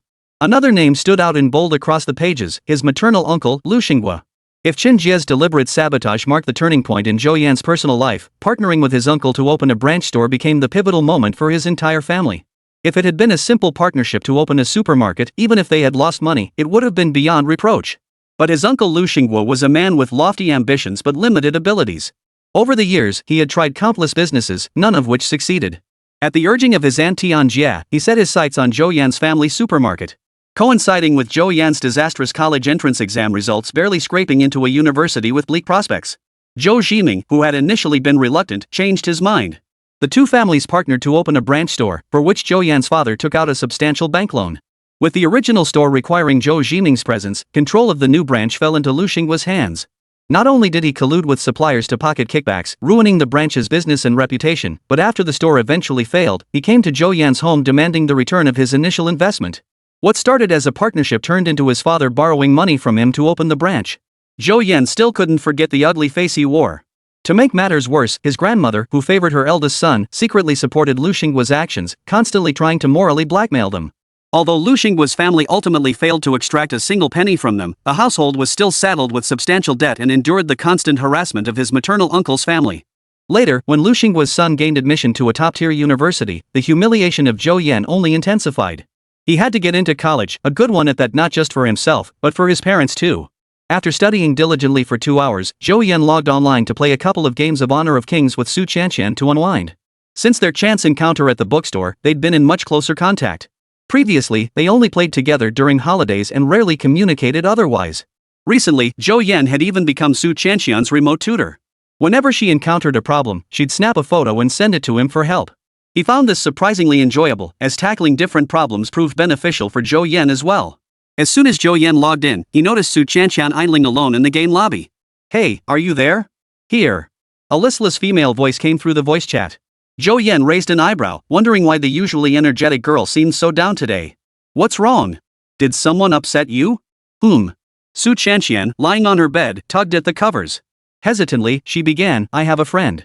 She's really pretty, but her grades aren't great." On the other end, Zhou Yan's lips twitched. Classic "I have a friend" series. But he didn't call her out on it. And she wants to take the arts entrance exam. If she's truly beautiful, she'll definitely get in. Zhou Yan's lips curved into a smile as he offered encouragement. "The arts entrance exam isn't as easy as you think." Su Qianqian breathed a sigh of relief. "I think it's possible. If she becomes a star, you'll have a celebrity bestie. But what if she doesn't get in?" Su Qianqian had always been fascinated by the glamorous celebrities she saw on TV. As she grew older, her determination only strengthened. Her grades weren't great. Every time she came home after an exam, her mother, Lin Manlin, would scold her, "You're so slow, what are we going to do with you?" At those moments, she'd silently think to herself, "I can become a star." But she dared not say it aloud. Su Qianqian knew Lin Manlin's reaction, she would never agree. How would she know she couldn't get in without trying? Even if she failed, at least she'd have tried her best and wouldn't have any regrets. Zhou Yan patiently encouraged her. In her previous life, she had been admitted to the Shanghai Institute of Visual Arts. Though audiences constantly criticized her acting skills, she had become incredibly popular. "Yeah, you're right." A smile blossomed on Su Qianqian's face. Zhou Yan was right, you wouldn't know unless you tried. At least she'd given it her all for her dream. Even if she failed, there'd be no shame in that. "Nothing wrong? Totally fine. Bring it on." The next second, Su Qianqian was back to her old self, her voice booming. "Hey, big dummy, just wait till I get in, I'll show you." Midway through their game, Su Qianqian suddenly asked, "Oh right, Zhou Yan, where are you planning to go to college?" "Shanghai." Zhou Yan blurted out. Having achieved nothing in Shanghai in his past life, this time he would return as a conqueror. "Oh. Why don't you come to the Magic City too? You want to see me?" Su Chanxian's eyes crinkled with delight at the suggestion. Yeah, that'd make it easier for you to introduce me to your celebrity besties, Zhou Yan teased. You. I won't introduce them to you. That's too bad. The two of them giggled and played for a while before going to rest. After putting down her phone, Su Chanxian lay on her bed, staring at the ceiling as she fell deep in thought. Then she picked up her phone and started searching. Zhou Yan is applying to Fuguang University, and the visual arts college I'm aiming for is 35 kilometers away from Fuguang. No way, that's way too far. Let me see which performing arts colleges are closer. After Zhou Yan's encouragement, Su Chanxian felt energized. After searching for a while, her eyes locked on the Shanghai Theater Academy. MDT is one of the top art academies in the country, but the competition is fiercer and the academic requirements are significantly higher than those for the School of Visual Arts. Go for it. If I'm going to apply, I'm aiming for the best. The moment she made up her mind, a system notification sounded in Zhou Yan's mind while he was showering. Su Chanxian cultivation plan generated. Phase 1, gain admission to Shanghai Theater Academy. Initiate cultivation plan? Without a second's hesitation, Zhou Yan selected activation. Phase 1 of Su Chanxian's cultivation plan has commenced. Host may visit the system store to redeem the Character Cultivation Express gift pack. Note, host may share the effects of the gift pack. Entering the system store, 2 gift packs were prominently featured at the top. Learning Master Single-Use Item. Doubles learning efficiency and reduces mental strain upon use. Limited time offer, 200,000 wish points. Heart of Acting, single-use item. Doubles training effectiveness for performance-related skills upon use. Limited time offer, 200,000 wish points. One targets academic subjects, the other focuses on performing arts exams perfectly balanced. With a flick of her thoughts, both gift packs were redeemed, then designated for Su Chanxian to use. With these 2 items, Su Chanxian's chances of passing the Magic Theater entrance exam had greatly increased, but Zhou Yan felt it still wasn't enough. Suddenly, he recalled a reward the system had given him earlier. Let me test if it works. Chapter 23, Insider Price. After showering and drying his hair, Zhou Yan sat down at his desk and pulled up the text message he'd received earlier. He clicked the link inside, installed the Pluto Service Platform app, and logged in with the provided username and password. The moment he opened the app, several messages popped up immediately. Eileen, esteemed S-Class member Mr. Zhou, thank you for joining. I am your dedicated assistant, Eileen, available 24/7 to serve you. Eileen, you may contact me anytime by clicking the dedicated assistant icon in the bottom right corner, calling my mobile number 185XXXXXXXX, or adding me on Weixin same number. Below, I will introduce Pluto's basic services. Zhou Yan carefully reviewed the introduction sent by Aaron. The diverse array of services offered broadened his horizons as someone who had lived 2 lifetimes, but the prices listed after each service were equally eye-opening. In China, each use of Pluto's services starts at a minimum service fee of 10,000 yuan.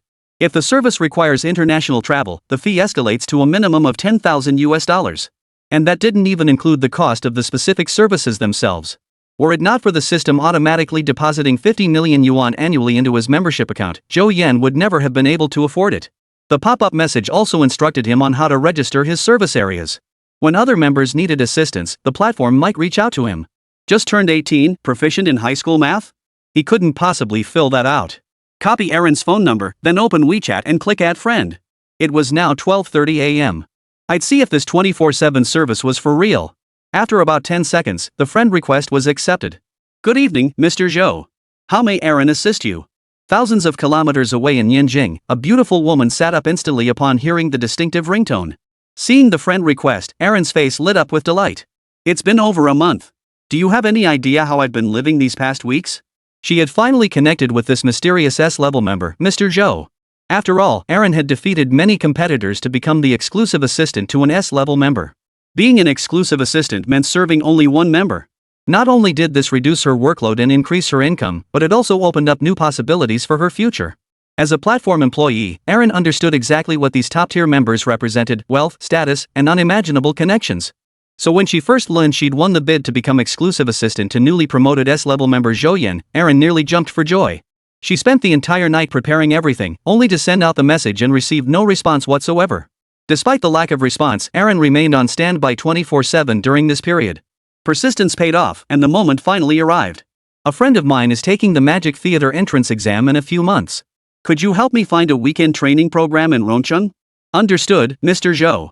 I'll find you the most suitable professional institution by 6 p.m. tomorrow at the latest. Zhou Yan nodded in satisfaction. He could handle this himself, but doing so would waste time, likely yield less specialized options, and require out-of-pocket expenses. Through the Pluto platform, although a service fee was incurred, the training costs could be directly deducted from the 15 million credit line. He wouldn't have to spend a single penny. After sending the reply, Erin set down her phone and exhaled deeply, all traces of sleepiness vanishing from her eyes. A friend taking the arts entrance exam? Must be a pretty little sweetheart. In Erin's view, someone who could afford an S-tier membership was likely well past their teens. The one taking the entrance exam is probably just turning 18. TSK. Of course, Erin only muttered her complaints under her breath. She still maintained her professional decorum. She woke up, turned on her computer, and headed to the kitchen to brew a cup of coffee. She planned to stay up late screening art training institutions and prepare several pricing packages for members to choose from. By 2 p.m. the next day, Zhou Yan received 3 training proposals from his personal assistant, ranging from tens of thousands to hundreds of thousands in price. He wanted the best. With the system granting him a 50 million yuan budget, Zhou Yan naturally saw no reason to hold back. That evening while gaming with Su Chanxian, he mentioned the matter. "I'll hook you up with an art exam prep class. Forget about gaming on weekends, you'll be training hard." "What art exam prep?" Su Chanxian asked instinctively. Zhou Yan chuckled. "Aren't we friends anymore?" Su Chanxian flushed as she caught on. "Oh my gosh. I told you I'm the school beauty queen. If you didn't believe me before, fine. But now you're trying to trick me? Usually when I say I have a friend, that friend is me." "I'm ignoring you." Su Chanxian fidgeted awkwardly, her toes curling as her face burned fiercely. "Who's tricking you? I really found you an art exam prep class." "Really? What's it called?" "Starlight Arts Academy." "I know that place." Su Chanxian perked up for a second, then her voice dropped. "But it's way too expensive. I haven't saved enough." She had researched every art exam prep center in Ronqing and had been secretly saving money for this very purpose. Star Voice Arts Training Center was one of the top art training institutions in the country, with substantial branches in many cities nationwide and a huge reputation.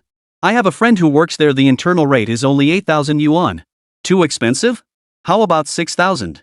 Zhou Yan scratched his head, thinking this didn't add up. He remembered Su Chanxian telling him after they started college in his previous life about saving up for intensive training.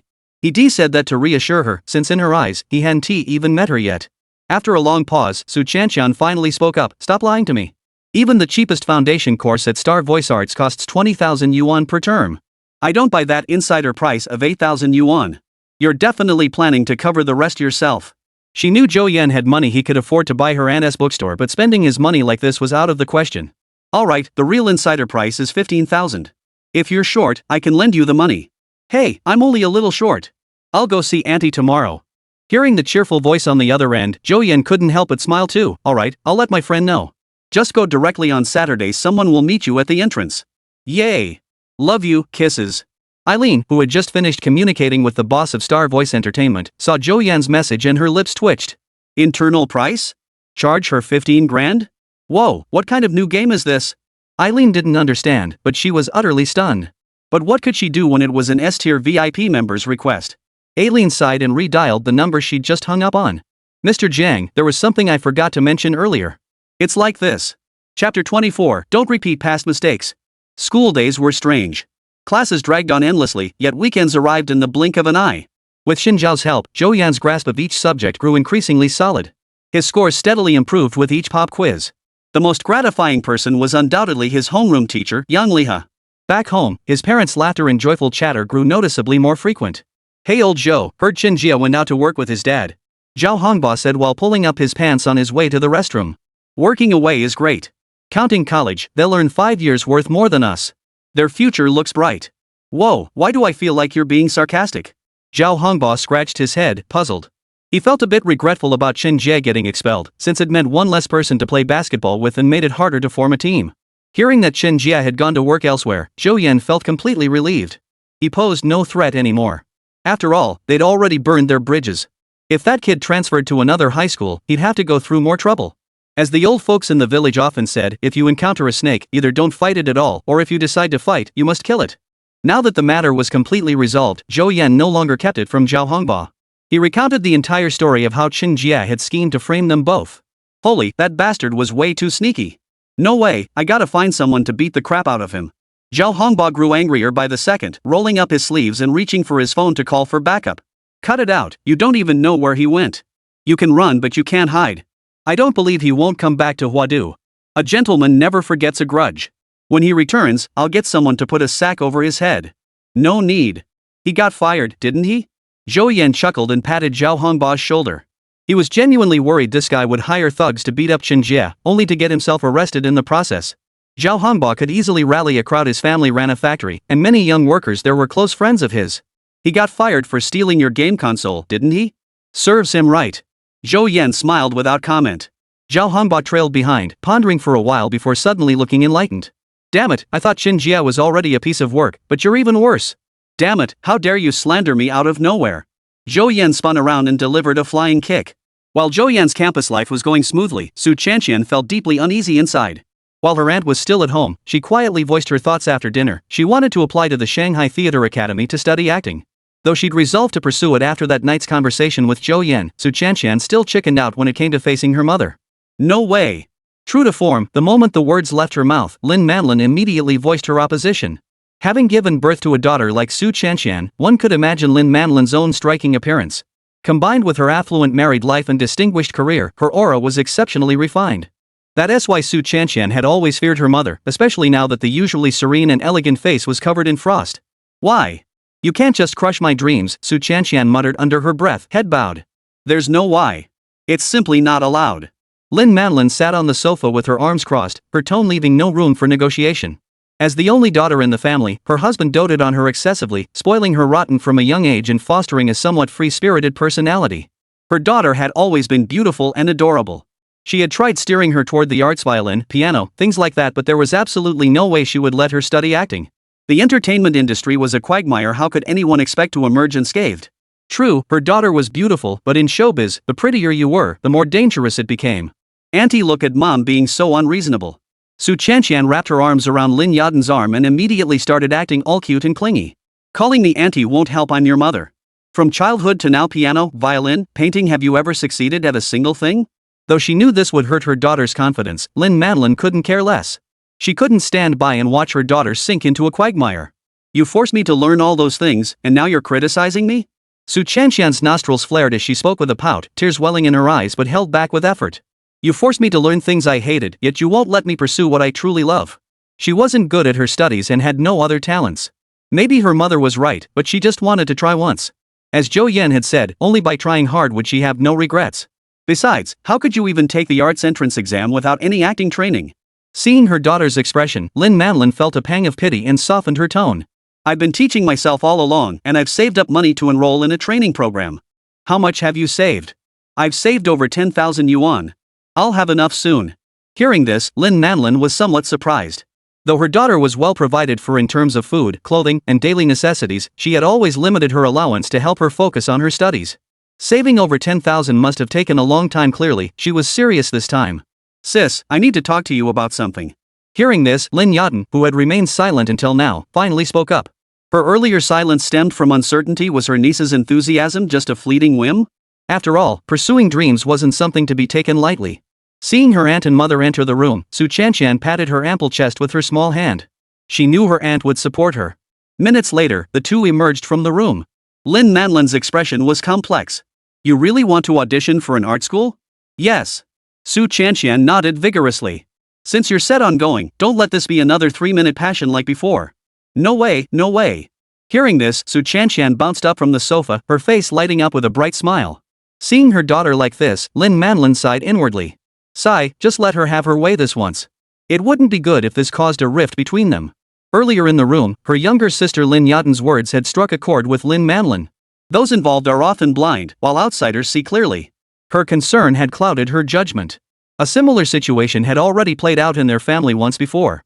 Her younger sister, Lin Yaden, had clashed with their mother over college choices and ended up moving away for many years after graduation. It had only been in the last couple of years that their relationship had gradually improved. Recalling how lonely her parents looked during past holidays, Lin Manlin felt heartbroken. She absolutely couldn't repeat that mistake. Dear mom, could you please give your adorable daughter a little support? Oh, you. Lin Manlin smiled and gently patted her daughter's little head. She'd mastered the art of seizing the moment. Chapter 25, Star Voice Talent Agency. What kind of arts exam prep class can you enroll in for 15,000? Since you're taking the exam, choose a good one. If the money isn't enough, mom will cover the rest. Lin Manlin said, stroking her daughter's head. She didn't plan to cover the entire cost. Her daughter needed to use her own savings to truly appreciate their value. Money wasn't an issue at home, but Lin Manlin wanted her daughter to have no regrets. Don't worry, I'm going to Star Voice Arts. It's one of the top art training institutions in the country. Su Qianqian, overjoyed at getting her wish, beamed from ear to ear. Star Voice Arts isn't cheap at all, you know. If you want to enroll in their intensive exam prep course, 15,000 definitely won't cover it. Auntie Lin Yadin frowned. My friend knows someone at Star Voice Arts. They're giving me an insider rate. I can start this weekend, heh. Lin Yadin gave her sister a reassuring look. Alright, I'll drive you there. Yay, Auntie's the best. Even if Aunt Lin hadn't offered, Su Qianqian had already planned to drag her aunt along. After Zhou Yan mentioned the training program, Xing Sheng Arts called her the very next day and added her on WeChat. They'd asked numerous questions these past few days, saying they needed to understand her background to tailor the training content. The main reason she wanted to bring Lin Yadin along was because the Star Voice Entertainment staff were downright enthusiastic. Their service attitude was almost scary. While it's true that the customer is king, wasn't her status being elevated a bit too much? Yesterday, they even messaged asking if Saturday was convenient for her to come in. If not, they offered to send a car to pick her up.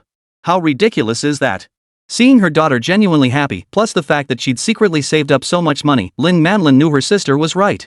Even if she tried to stop her, given that girl's stubborn nature, she'd probably sneak off to attend anyway. All because her father spoiled her rotten from childhood. Just wait till we get home, I'll deal with him. Mom, why won't you let me audition for art school? Seeing Lin Manlin deep in thought, Su Qianqian hurriedly sat beside her and asked, afraid her mother might change her mind. The entertainment industry isn't the right place for you. Lin Manlin often saw celebrity scandals online and occasionally clicked to read them, but she absolutely didn't want her daughter to become one of them. Her daughter was bright and adorable now, but environments could change people, especially the entertainment industry, that melting pot of influences. She'd agreed, but if her daughter could change her mind, that would be best. You're overthinking it. The entertainment industry isn't that easy to break into. I'm not even sure if I can pass the entrance exams. Su Qianqian understood her mother's concerns well enough. She decided to try a retreat to advanced tactic, wrapping her arms around her mother's arm as she continued, my grades aren't great. With my current performance, even getting into a regular undergraduate program is a stretch. I have to go to college, right? Lin Manlin sighed. Her daughter had a point. Besides, there are so many aspiring stars out there. Even if a golden opportunity fell from the sky, it wouldn't necessarily land on my head. Alright, I've already agreed. Can I go back on my word now? Lin Manlin saw through her daughter's little scheme, but she knew the truth in those words. The world was overflowing with aspiring stars, and stardom wasn't something just anyone could achieve. Ha! Caught out, Su Qianqian gave a silly chuckle and nestled her head against Lin Manlin's shoulder, acting coy. Little Fox Qianqian, my mom agreed to let me take the arts entrance exam. Tomorrow I can finally start my prep classes. Yanbing, go for it, future superstar. Seeing the message, Zhou Yan froze. So her family hadn't agreed before. In her previous life, Su Qianqian never mentioned any of this to him. Could it be that her sudden voice call at year's end, sobbing that she'd run away from home, was actually true? Zhou Yan was right. In the past life, Su Qianqian had planned to sneak off to take the entrance exam, but Lin Manlin caught her red-handed. At that time, Lin Yadin's bookstore hadn't been sold yet, so she hadn't returned to her hometown of Rongqing. Naturally, no one was there to persuade Su Qianqian's mother. Mother and daughter had a heated argument, and Su Qianqian ran out of the house. It wasn't until evening that her family found her. In the end, Lin Manlin relented and took her daughter to the entrance exam. But after Zhou Yan reincarnated, he bought Lin Yadin's bookstore in advance and encouraged Su Qianqian, altering the entire timeline. At 9:30 a.m. on Saturday, a red Volkswagen Beetle pulled up outside the Chengdu branch of Star Voice Arts near Futian 2nd Street. The towering, oversized lettering of Star Voice Talent dominated the rooftop. Various metal plaques hung on either side of the main entrance. A closer look revealed they were mostly designations like Cooperative Unit of XX Department, Partner Institution of XX Television Station, and Senior Partner of XX Company, showcasing the training center's connections and status. When Lin Yadin and Su Qianqian stepped out of the car, someone was already standing at attention by the entrance. A middle-aged woman in a moon-white qipao, accompanied by a young female assistant, approached upon seeing them. May I ask if you are Miss Su? The graceful middle-aged woman stopped before them, her voice gentle as she inquired. That's me. Are you Sister Jiang, who's been in touch with me these past few days? The addressed Sister Jiang struck a chord with Jiang Baiwei, deepening the smile on her face. That's correct. Welcome, Qianqian. This is... Hello, Miss Jiang. I'm Lin Yadin, Qianqian's aunt. Jiang Baiwei. The two women shook hands, then followed Jiang Baiwei into the lobby of Star Voice Entertainment. The design here was equally artistic. The hallway displayed numerous photos of celebrities visiting and training here, along with a significant number of pictures featuring Jiang Baiwei alongside various entertainment industry heavyweights at different events. The carefree Su Chanshan didn't notice anything amiss, but Lin Yadin narrowed her eyes slightly. Originally, she had thought this Miss Jian was merely a manager, but now it seemed she was far more than that. If I may ask, are you with Star Voice Entertainment? Apologies, I didn't introduce myself earlier. I'm the founder and majority shareholder of Star Voice Entertainment. Lin Yadin was secretly startled. Where did Qianqian find such a powerful friend? She actually knew the owner of Star Voice Entertainment. She'd assumed this was just a salesperson offering an internal discount for a regular large group performing arts exam class. This situation was nothing like she'd imagined. Lin Yadin had come today not only to prevent her niece from being scammed but also to see if the so-called internal rate course was legitimate. Large group classes with many students were out of the question. Small group sessions or one-on-one private tutoring were preferable. If the cost was too high, she would cover the difference. Passing through the lobby, the group settled into an elegant, refined office where Jiang Baiwei personally brewed tea. She hadn't expected the owner, Ms. Jiang, to come personally. As far as Lin Yadin knew, Star Voice Entertainment ranked among the top art training institutions in the country, with branches in numerous cities nationwide. Logically, Jiang Baiwei should have been stationed at the Yanjing headquarters. There was no reason for her to come all the way to Rongqing for a small order. Qianqian is a friend of Mr. Zhou's. I absolutely had to come and host her. Jiang Baiwei silently added in her mind, Mr. Zhou, a Pluto S-class member. Chapter 26, Qianqian's Training Plan. The name Mr. Zhou instantly brought to mind a certain young, handsome figure in Lin Yadin's mind. Impossible. How could Qianqian possibly know Zhou Yan? They're worlds apart. At this moment, Su Chanshan was also a bit stunned. Wasn't this getting a little too insider? Why? How did it even involve the boss? As one of Pluto Platform's service providers, Jiang Baiwei was well aware of its immense power. Over the years, she'd handled several member orders, but an S-level member highlighted with special emphasis was a tier she'd never encountered before. The real identities of the A-level members she'd dealt with before were already astonishing enough, let alone S-level. This big shot, hidden behind layers of secrecy, represented a rare networking opportunity she absolutely couldn't miss. So, shall I briefly introduce Star Voice Entertainment first, then discuss the intensive training plan I prepared for Qianqian? Could you hold on for 2 minutes? I need to discuss something with Qianqian. I actually need to use the restroom. You two take your time. Jiang Baiwei smiled and nodded, rising to leave the office and give them space. Going to the restroom was actually a way to give her an out. How could Lin Yadin not see that? At the same time, she gained a new appreciation for the weight of this friend, Qianqian. The office door closed, leaving only Lin Yadin and Su Chanshan inside. So, tell me about your mysterious friend, that Mr. Zhou.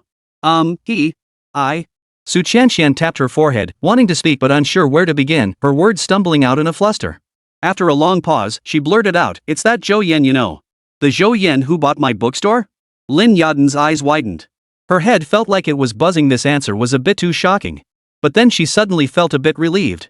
Her biggest worry was that Su Chanshan's friend might be twice her age or even more. That would have been a huge problem. After reassuring herself like that, Lin Yadin's expression turned serious. "How did you two meet?" "Not at the book club meeting, right? I met Zhou Yan way before you did, okay?" Su Chanshan pouted at this remark. Then, under her aunt's death stare, she spilled the beans about how they'd met in a game and played together on and off for nearly 2 years. "I've met him in person, but he still doesn't know what I look like, hee hee." As she spoke, Su Chanshan lifted her chin proudly, her expression begging for praise. Lin Yadin promptly smacked her on the head. "How can you be sure the Zhou Yan who bought my book is the same Zhou Yan, you know?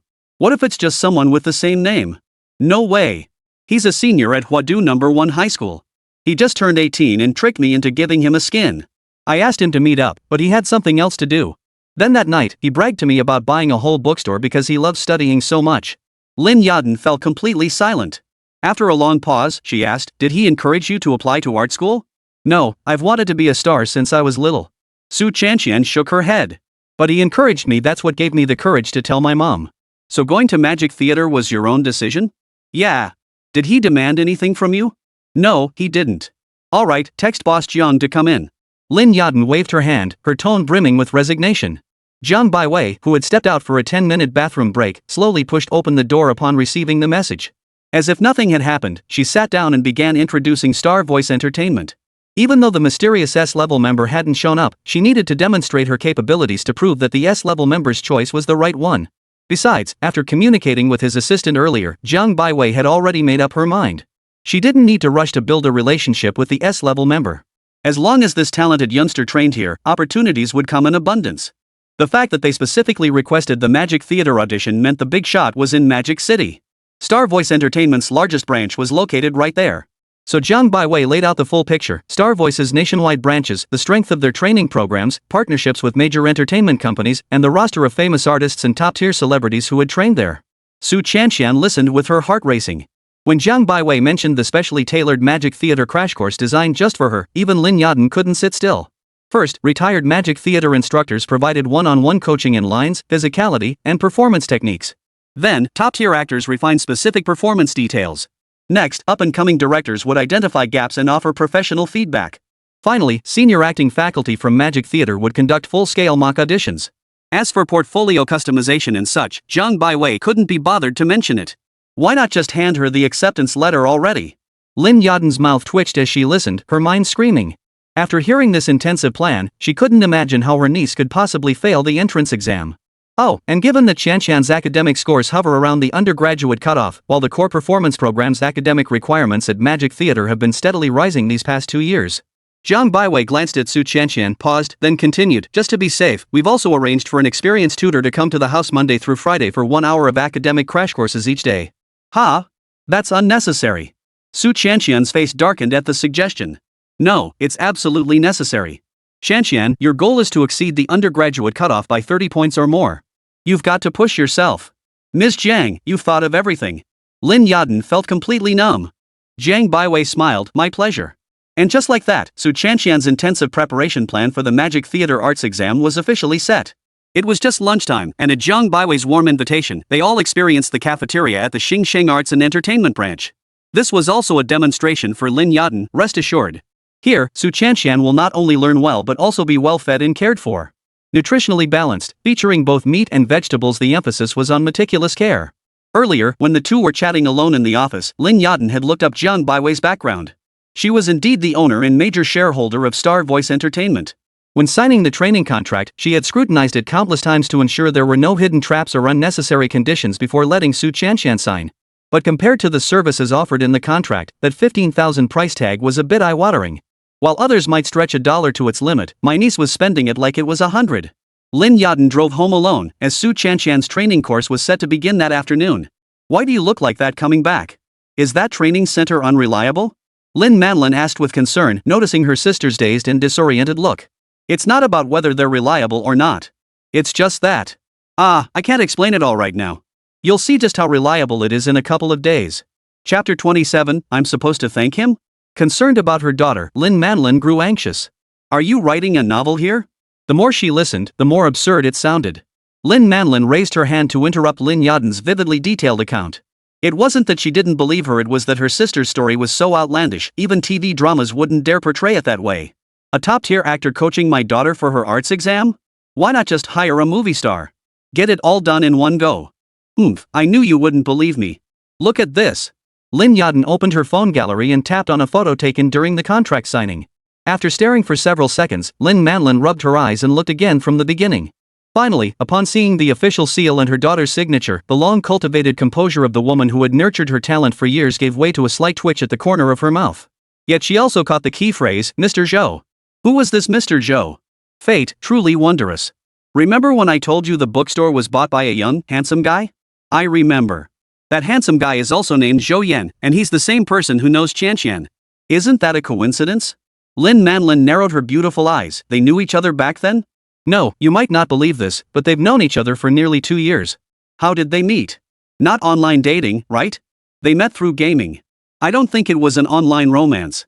Qianqian showed me their chat history, it was incredibly pure.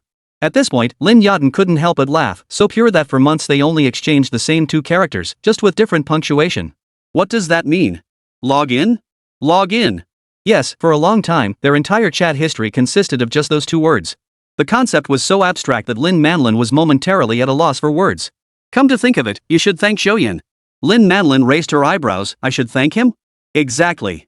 I suspect Zhou Yan didn't encourage Qianqian. She was planning to sneak off and take the arts entrance exam. Lin Yadin spread her hands helplessly. Don't look at me. Your daughter is totally capable of pulling something like that off. She certainly could pull it off. Lin Manlin didn't even need to think about it. Knowing her daughter's temperament, she'd either throw a tantrum or act first and ask for forgiveness later if she knew Lin Yandan wouldn't approve. For something as big as an art exam, it would definitely be the latter. But seeing her sister's mouth stretched wide in a grin, Lin Manlin's anger flared. So it's not your niece? I knew you'd gloat over her misfortune. It wasn't that she wanted to laugh, but Chen was just too hilarious. Lin Yadin covered her mouth. She wanted to ask Zhou Yan's opinion, but he'd probably be too embarrassed to say, I have a friend. Only to be ruthlessly exposed. That would be hilarious. Tired of this. Destroy it all. How could someone so smart give birth to such a little dummy? Let's hope the simple-minded have simple blessings. Lin Manlin thought to herself. As a corporate executive, she knew from her sister's description alone that this young man named Zhou Yan possessed terrifyingly immense energy. Zhang Baiwei from Star Sound Entertainment treated them with excessive politeness, almost reverence. A billionaire CEO actually lowering himself to personally contact a trainee and even greeting them at the door? It was simply unbelievable. Unless the person she was dealing with was of a much higher rank than herself, there was no other explanation. Most crucially, neither the intermediary nor Zhou Yan himself had even shown up.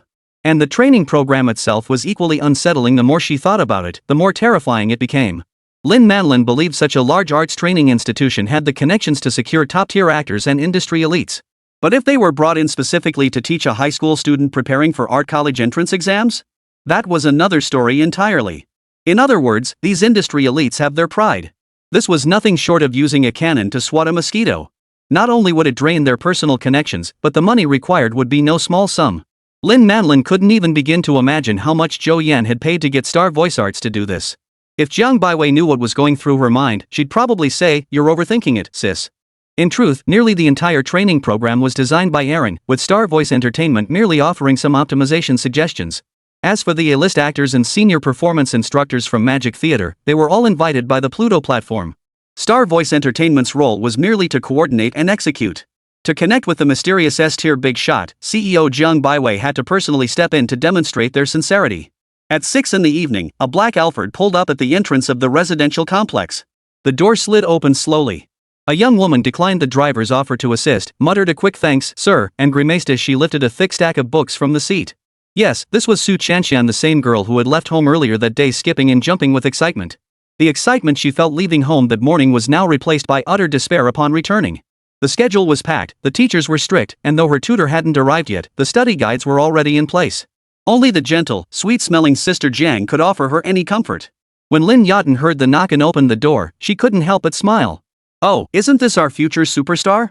Where'd that smile on your face go? Lin Manlin, cooking in the kitchen, heard the commotion and peeked out to see her daughter clutching a stack of study guides. Startled, she nearly dropped the spatula. Whoa! The sun must be rising in the west. It wasn't that Su Chanshan had changed her mind. She knew full well that academic performance was crucial for admission to Magic Theater. After all, it was one of the top art universities in the country, so a higher admission threshold was only natural.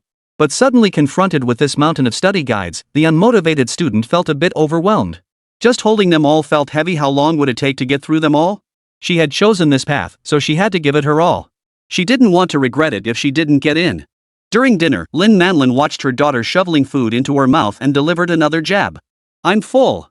I'm going back to my room to study now. I will get in. Finishing the last few bites in her bowl, Su Chanshan set down her chopsticks and bowl, declaring her bold resolve. Purple Wish Lin Yadin, completed. Acquired 1.08 million wish points, limited time special offer 1, first time Purple Wish completion gift pack 1. Zhou Yan, sweating buckets on the basketball court, was dribbling toward the paint when a system notification suddenly rang in his mind. He froze for a second, only to have the ball stolen by Xiao Hongba. The ball was passed to Yang Jining standing beyond the three-point line, who immediately took a jump shot. The ball swished through the net. Dude, that steal, gotta admit it was sick. Xiao Hongba grinned, slapping Zhou Yan's shoulder as he celebrated. Yang Jining, the scorer, couldn't help but smirk. I made the shot, but you can take all the credit, B. The purple wish was finally fulfilled. That was Zhou Yan's sole thought at that moment, his heart racing with excitement. He'd once looked down on low-tier white and green wishes, but lately he'd realized even blue wishes were rare, let alone higher tiers. Unrealistic wishes like those won't gather the light of aspiration. For instance, Zhao Hongba's dream of playing in the NBA isn't a wish, it's a fantasy. Seeing the long-awaited wish gift pack, Zhou Yan rubbed his hands together excitedly. A flash of light, and the gift box opened. Holy crap! This is insane! Zhao Hongba burst out laughing upon hearing this. I know I'm awesome, but you don't have to shout it out loud.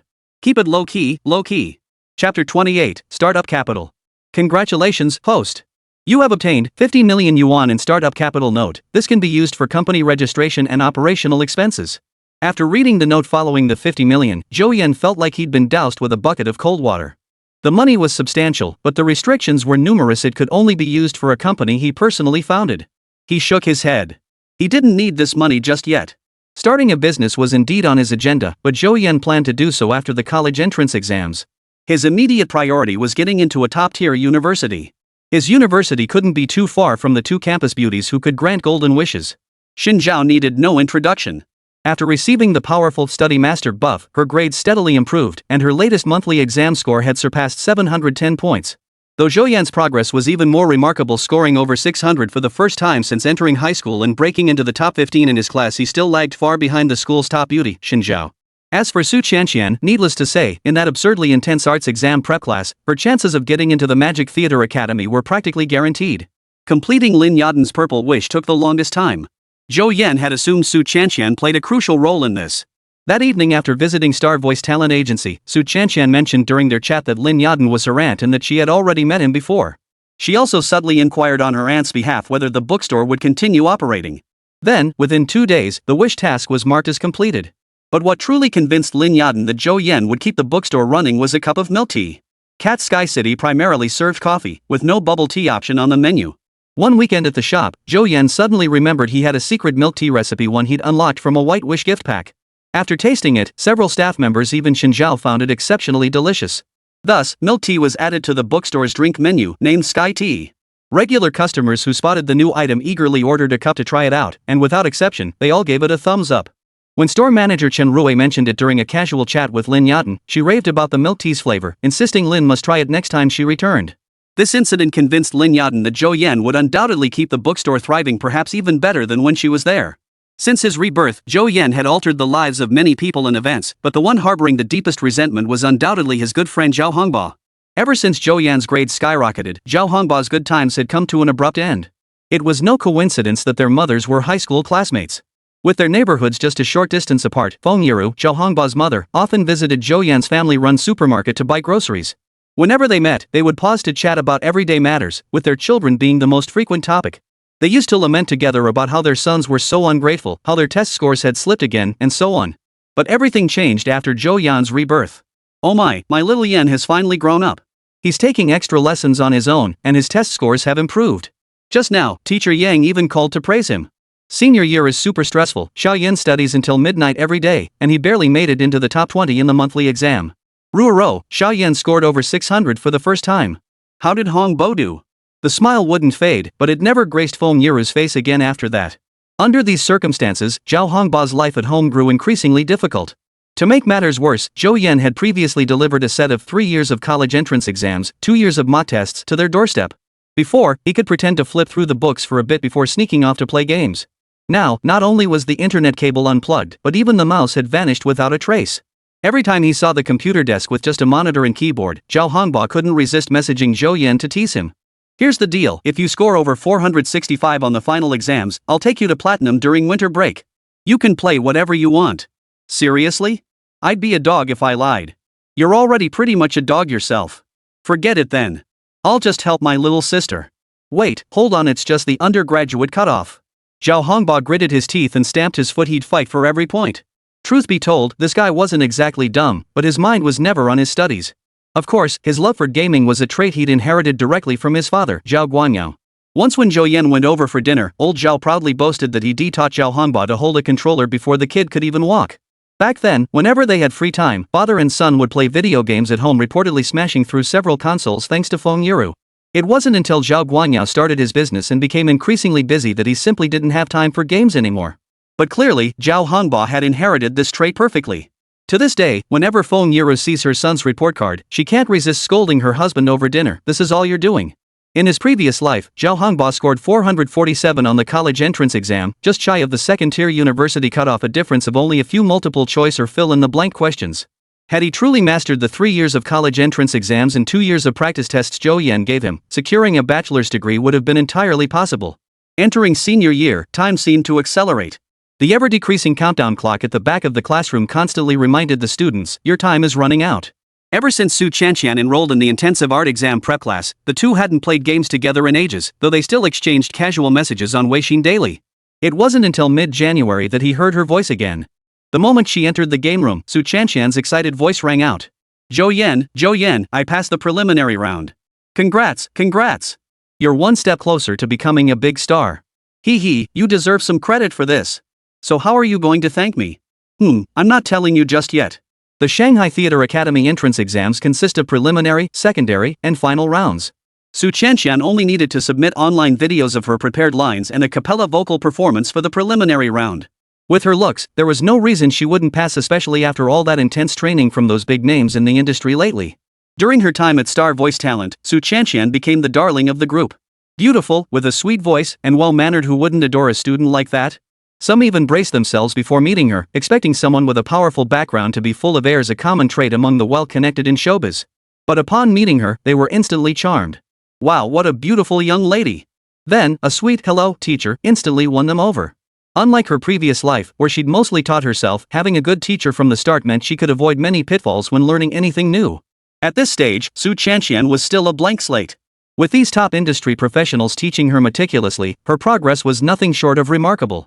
Especially the teachers from the Magic Theater, who had long since regarded Su Qianqian as one of their own students. Su Qianqian wasn't just a promising newcomer, she was highly likely to become a renowned alumnus in just a few years. For an actor to gain fame, beyond acting skills, what matters most is opportunity. But Su Qianqian was different, she herself was opportunity. With a mysterious big shot backing her, why would she ever worry about not getting roles? This student Magic Theater is determined to have her. Chapter 29, Hesitation Leads to Defeat. Before every weekend break, Old Yang would deliver a lecture. His speech always followed the same script: don't just think about playing during the break. With final exams tomorrow and winter break right after, Old Yang's lecture ran a bit longer than usual. The same old speech had everyone's ears practically calloused from hearing it so often. Some kept their heads down, playing on their phones or reading novels. Zhao Hongba, Xiong Jixiang, Li Song. What are you three doing with your heads down? Are there flowers on your desks? Standing at the lectern, Yang Liha had a clear view of the students below. A quick glance with his peripheral vision was enough to grasp what they were up to. Sometimes it wasn't that she didn't see it, but that she was too lazy to say anything. But with the second semester of senior year approaching, there were things she, as homeroom teacher, had to say. Especially you two, Xiong Jixiang and Li Song. Zhao Hongba comes from a family that runs a factory. Even if he doesn't get into a good university, he'll always have a fallback. What about you? The college entrance exam is the only chance for ordinary people to change their fate. If you don't cherish it now, regretting it later when you enter society will be useless. These words plunged Li Song into deep thought, while Xiong Jixiang wore his usual indifferent expression. Don't be fooled by how he never gets angry when called old. Young, his tongue is sharper than a razor. He's even made girls cry with his words alone. When it came to cutting people down, old Young never failed to deliver. Wait a few days for me to carry you mid lane on Sakura. After I dominate for you, I'll play whatever I want and still get you to platinum. After reading a few books, Zhao Hongba thought he was all that, his tone turning cocky. Let me put it this way, you could win even if you just AFK'd. Zhou Yan curled his lip, unconcerned. After mastering MOBA games, his skill in both League and Honor of Kings had skyrocketed. Replicating those highlight reel plays was a breeze. Higher tiers might be another story, but in gold and platinum? Zhou Yan had only 4 words: piece of cake. Plus, Zhao Hongba was an absolute rank-obsessed player. Losing a game hurt him worse than death. Zhou Yan didn't believe he'd mess around during their duo queue. Final exams were no longer a torment for Zhou Yan. Instead, he was gradually learning to enjoy them. Gone was the unease that gripped him the moment he stepped into the exam hall in his past life, and he no longer spent most of the test staring blankly at the answer sheet. The only regret was that Xin Zhao's intimacy level remained stuck at 59 points, unchanged for ages. The real-time sharing of training results was tied to intimacy levels, otherwise, Zhou Yan's scores could have been even higher. Even so, after finishing the final English exam, Zhou Yan estimated his total score would exceed 630. Fuguang University's minimum admission threshold last year was 667 points, no longer an unattainable goal. The remaining months were more than enough for Zhou Yan to boost his score. How did you do on the exam? Stepping out of the academic building, he immediately ran into Xin Zhao. Not bad. How about you? Seeing the smile on her face, Zhou Yan quickened his pace to walk shoulder to shoulder with Xin Zhao toward the school exit. The science comprehensive exam this morning was a bit tricky. I don't think I'll get a perfect score. Glancing at the stunningly beautiful, expressionless profile beside him, Zhou Yan's lips twitched. A bit off. Can't get full marks. Is that something a normal person would say? You finished showing off. But coming from Xin Zhao, it was impossible to argue. After all, he'd scored perfect marks in both math and science on the previous 2 monthly exams and even aced English once. Your room for improvement is already minimal. Same place tomorrow? Yeah, sure. But Xin Zhao nodded, his tone tinged with hesitation. The timing might not be so fixed. I got a part-time job as a supermarket promoter. A supermarket salesperson? You'd be better off working at a bookstore. Cat Sky City is hiring, their bubble tea is flying off the shelves lately. Really? Chen Jie tilted her head slightly toward Zhou Yan, looking skeptical. You're always upstairs. You haven't noticed how busy the shop is. Just hang around the store tomorrow afternoon and you'll see. Zhou Yan pulled out his phone and opened the shop's WeChat group, showing a string of messages where baristas complained about being overwhelmed by the crowd. Don't overthink it. Come tutor me in the morning when it's quiet. Once the shop gets busy in the afternoon, you can just head down to help, no need to run back and forth. Okay. Without much hesitation, Chen Jie nodded in agreement, a warm wave of gratitude washing over her. All the help Zhou Yan had given her over this period was quietly etched into her memory, one act at a time. Since she already owed him so much, a little more wouldn't hurt. She'd repay him slowly over time. This time, Zhou Yan wasn't deliberately helping Chen Jie. Ever since adding bubble tea to the menu, business at the shop had genuinely picked up. Sky Tea was practically becoming an internet sensation. After the first wave of customers tried it and posted photos on their social feeds, they didn't forget to share it with their best buddies and girlfriends. Word of mouth buzz gradually built up, giving it a bit of a name. Lately, people had been coming specifically to the shop to buy bubble tea, and even reseller services had sprung up. Barista Li Yuanqing's days of leisure were gone forever. While he could manage during weekdays, weekends left him scrambling non-stop. So last week, he started pestering the boss to hire another person he genuinely couldn't handle at all. Zhou Yan was busy studying those days and had no time to handle shop matters, leaving everything to manager Chen Rui. Since they hadn't found a suitable candidate yet, Zhou Yan thought Chen Jie would be perfect for the job. With such a stunning salesperson standing there, wouldn't business increase by 30%? At the corner of the flower bed, Su Jie, waiting for her best friend, happened to see Chen Jie glance at Zhou Yan's phone. From afar, the two looked incredibly intimate. The sight made Su Jie's heart ache. Her hanging hands unconsciously clenched the hem of her skirt. She used to be the one so close to him. Hey, been waiting long, Jie? Lost in thought, she was startled when someone suddenly tapped her shoulder from behind. Lu Yao bounced over and saw her best friend on the verge of tears. Thinking she'd done poorly on an exam, she hooked her arm through Su Jie's and started comforting her. It's okay, don't be sad. I'll treat you to that trendy bubble tea everyone's raving about. Su Jie shook her head, her eyes red. I don't want any. Then just come with me as company, okay? Led away by her best friend's arm, Su Jie felt somewhat dazed. Although Lu Yao had given her plenty of advice earlier, when she actually arrived at school, Su Jie couldn't bring herself to say any of those words. So many people like me, why should I confess to you? With that thought in mind, Su Jie tried various ways to test her desk partner, Chen Jie. Chen Jie flatly stated that he'd gone to help Zhou Yan pick out reference books that day and went straight home after buying them. So she concluded there was nothing between them, she'd been overthinking it. Torn between hesitation and self-doubt, Su Jie ultimately took no action. But today, seeing Zhou Yan and Chen Jie walking side by side, she realized she'd been completely wrong. What kind of nothing going on was that? She'd never seen Chen Jie get so close to a guy before. Chapter 30, Intimacy Breakthrough. Didn't perform well today? You look so down. At dinner, Su's mother glanced at her daughter, her tone tinged with concern. With the college entrance exams drawing near, maintaining the right mindset was crucial. She didn't want her daughter to be too affected by this. No, I did pretty well. I'm full. Su Jie set down her chopsticks and headed straight for her room. Watching her retreating figure, Su's mother sighed silently. If it wasn't about the exam, then it must be about that boy named Zhou Yan. A mother knows her daughter best. She understood her little thoughts better than anyone. She just hoped it wouldn't affect the college entrance exams. The Su family mother and daughter shared a close bond, getting along like sisters and confiding in each other about everything. Plus, she and Su's father had also met in college and married, so she didn't demonize this kind of teenage crush like other parents might. There was only one condition: it must not interfere with her studies, and she must not get carried away. After washing the dishes and stepping out of the kitchen, Su's mother heard voices coming from the room. Sure enough, she faintly caught the name Zhou Yan, and her brow instinctively furrowed. Suddenly, she felt curious about this Zhou Yan. What kind of boy wouldn't appreciate her daughter? Academically, while not at the very top of her class, her daughter was certainly outstanding. In terms of looks, her daughter's appearance and figure were undeniably those of a great beauty. She couldn't understand it. If Su Jie knew about these thoughts, she'd probably feel even worse. Why? Because there really was someone who was not only prettier than her, but also ranked among the top students.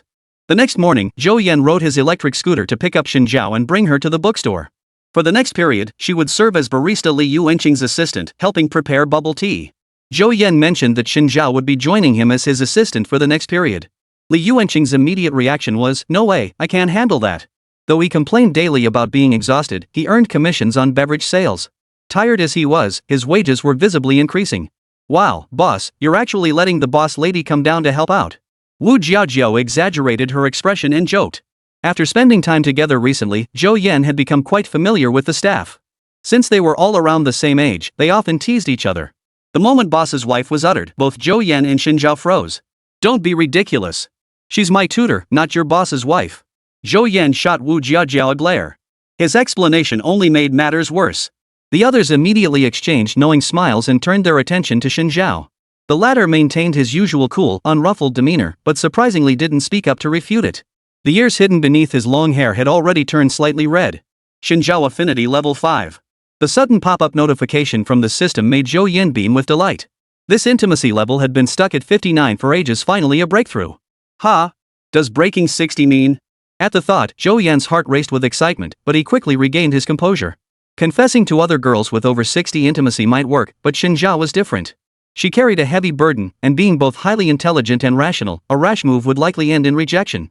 Haste makes waste. You need patience to reel in the big fish. Oldly, just teach Chen Jie the milk tea making process this morning. If you need help when it gets busy this afternoon, come call her over. Boss, look, you're the founder of Sky Tea. I think you're better suited to teach the boss's friend. Right, Jiajiao? Wu Jiajiao nodded vigorously. Exactly. You're right, store manager. I think so too. Chen Rui stroked her chin in agreement, inwardly marveling at how sweet and innocent young love was. As seasoned veterans, they could all see the mutual attraction between the two. They just needed someone to break the ice.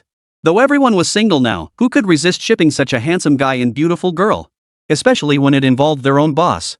Zhou Yan shot a sideways glance at the gawking employees. Though his heart was bursting with joy, his expression remained impassive as he turned to Chen Jie. Come on, ignore them.